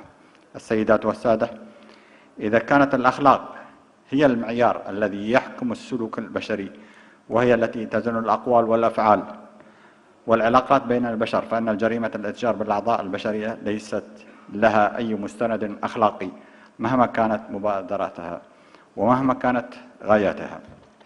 وهنا لا بد من التفريق بين التبرع الطوعي بالأعضاء المرتهن إلى القيم الأخلاقية والإنسانية بعيدا عن أي إكراه وإجبار أو ظرف اجتماعي، وبين جريمة الإتجار بالأعضاء البشرية التي يرتكبها المجرمون والتجار الذين لا يرتهنون إلى أي قيمة إنسانية وأخلاقية سوى الطمع المالي وتحقيق الأرباح الطائلة التي تمول إرهابهم وجرائمهم في انتهاك قدسية حياة الإنسان. السيدات والسادة، إن بشاعة هذه الجريمة الإنسانية تؤكدها الأرقام والنسب المذهولة في كل بقاع العالم، وإذا قارنا ذلك في منطقتنا العربية نجد بأن الأرقام مهولة، والأمر يزداد رعبا حين نتوقف عند تنظيم داعش والأماكن تواجده وأساليبه المرعبة في انتزاع الأعضاء حتى من الأسرى الذي يخيرهم بين الإعدام وبين التبرع بأحد الأعضاء، وحيث وجد في تجارة الأعضاء البشرية مصدرا كبيرا لتمويل عملياته الإجرامية، حتى أنه يقتل الأطباء الذين يرفضون الرضوخ لجرائمه في انتزاع أعضاء الجرحى والأسرى والمخطوفين وغيرهم. فقد تم العثور على مقبرة جماعية ل12 طبيبا رفضوا القيام بعمليات سرقة وانتزاع أعضاء الضحايا. وإذا وضعنا بعين الاعتبار الحرب الأهلية السورية التي أدت إلى نزوح 6.2 مليون شخص داخل البلد وأجبرت 5.6 مليون شخص على مغادرة سوريا، مما تسبب في أزمة لاجئين دولية، ندرك حجم المأساة التي يتعرض لها هؤلاء في الداخل والخارج على أيدي الجماعات المنظمة التي تتاجر بالأعضاء البشرية. فوفقا للمدير العام للطب الشرعي في سوريا، من عام 2011 إلى نوفمبر 2015 تم إجراء ما يقارب من 25,000 عملية جراحية في المخيمات اللاجئين في البلدان المجاورة والمناطق الخاضعة لسيطرة تنظيم داعش في سوريا والعراق. فقد تم استئصال ما يقدر ب15,000 عضو سوري بيعت أعضائهم في السوق السوداء. وتشير التقارير إلى انتهاكات داعش ضد الرجال والصبية تشكل 30% من الانتهاكات التجارة بالأعضاء البشرية، بينما تشكل انتهاكات ضد الفتيات والنساء 70%. وتعد الكلية من أكثر الأعضاء التي يتم انتشالها من قبل تنظيم داعش، تليها الكبد والقلب. ووفقا للتقارير تباع الأعضاء البشرية التي يتم جمعها بأسعار تتراوح بين 150,000 إلى 200,000 دولار، بينما تبلغ تكلفة الكبد 130,000 دولار إلى 140,000 دولار، حيث يعد الطلب متزايدا في المناطق الشرق الأوسط الغنية بهذه الأعضاء البشرية. السيدات والسادة، لابد من تجريم هذه التجارة أخلاقيا ودينيا وقانونيا وإنسانيا، ولكن السؤال الأهم: أين يكمن الخلل؟ هل في طبيعة العلاقات الإنسانية، أم في طبيعة تربية المجتمعات المختلفة، أم في المسافة بين القانون وتطبيقه، أم في ضيق الأفق الإنساني؟ وهل حقا يقف المجتمع الإنساني عاجزا أمام هذه الظاهرة؟ وما نحتاجه حقا هو مواجهة هذه الجريمة الإنسانية كي لا نكون ضعفاء أمام مواجهة الإرهاب والإجرام، وكي لا تكون التقنية والتطور والتقدم في هذا العصر نقمة علينا، بل نجعلها نعمة في خدمة الإنسان من أجل مستقبل أكثر أمانا وأمنا وسعادة وسلاما. والسلام عليكم. Thank you.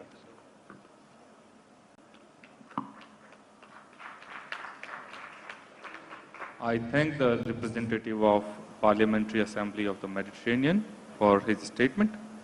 I now invite the representative of Inter-Parliamentary Union to take the floor.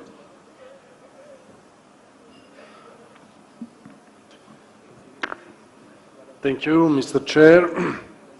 Excellencies, distinguished guests, ladies and gentlemen, let me thank first of all the committee, the Counter-Terrorism Committee of Council of Security Council and the Indian government for the extraordinary opportunity to participate to this special meeting. And I thank a lot the Indian government and the Indian state for the leadership in counter-terrorism and for the opportunity to have the moving experience of the tribute to the victims of 11/26.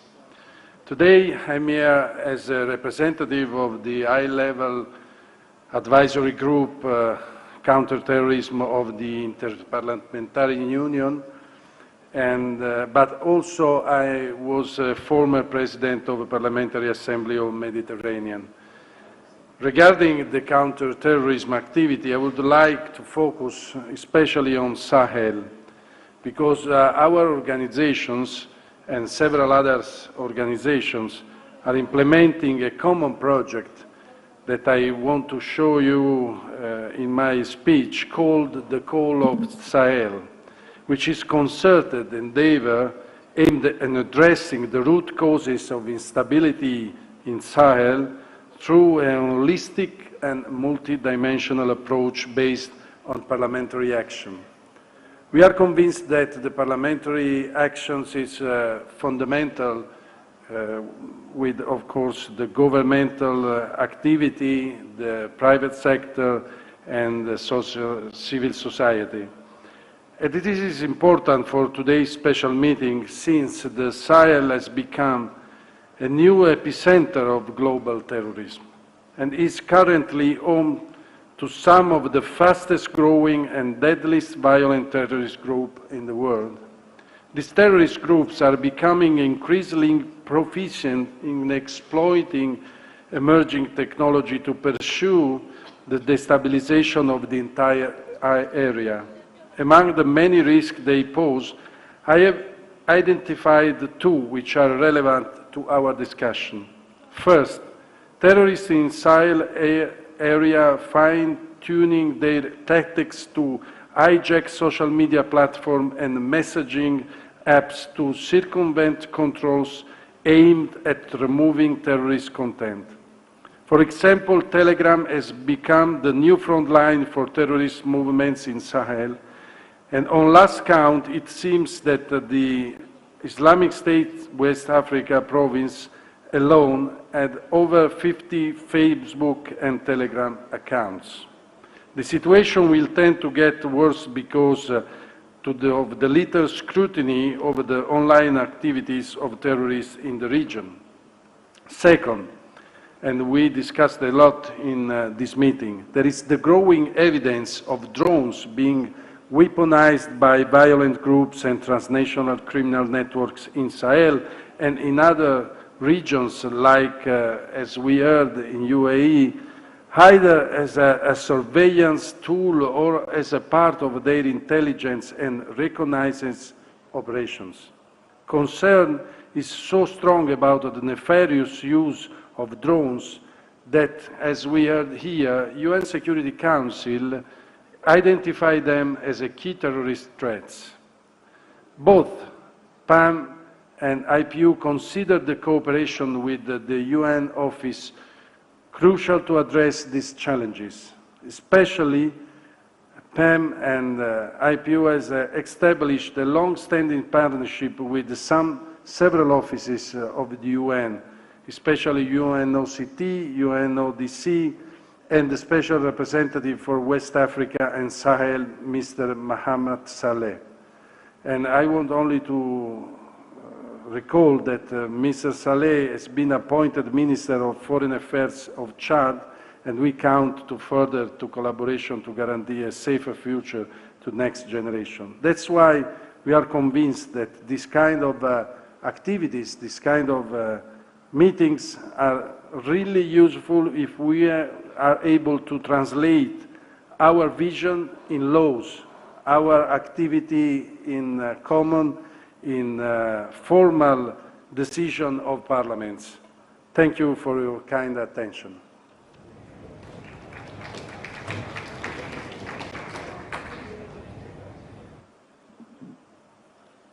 I thank the representative of Interparliament Union for his statement.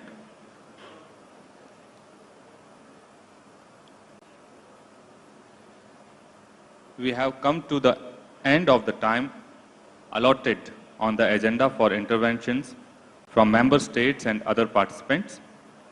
I thank those who intervened through their statements. Delegates and other participants who could not deliver their statement today are kindly requested to submit their statements to the Secretariat so they can be posted on the CTC website.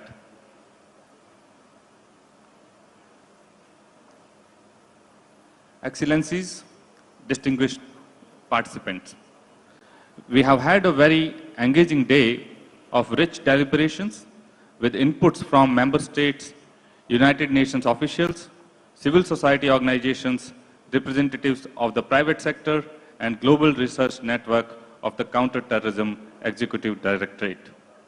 The discussion today has made it clear that technological advancements are fast evolving and dynamic. In this landscape, terrorist groups are seeking new opportunities by exploiting new technologies for terrorist purposes. It is imperative that we stay ahead of new technology in an ever-changing threat environment. As such, our policy frameworks, international regulations, and national regulations need to adequately reflect the complexity of this challenge, keeping in mind human rights, privacy, and gender-related concerns and considerations. The outcome document adopted today takes note of these challenges and proposes practical, operational, and tactical possibilities of addressing the opportunities and the threat posed by the use of new and emerging technologies for terrorist purposes. The global policy-making community must be agile, forward-thinking, and collaborative in order to meet the challenging needs of states facing novel challenges from the use of new and emerging technologies for terrorist purposes. The CTC and CTED will continue to advance this work with member states, partner organizations, and key stakeholders to develop technical guidance, disseminate effective practices, and recommend way forward. I would thank the present dignitaries, respected participants, and my colleagues from the CTC for their continued attention and commitment to raise awareness on this very important issue.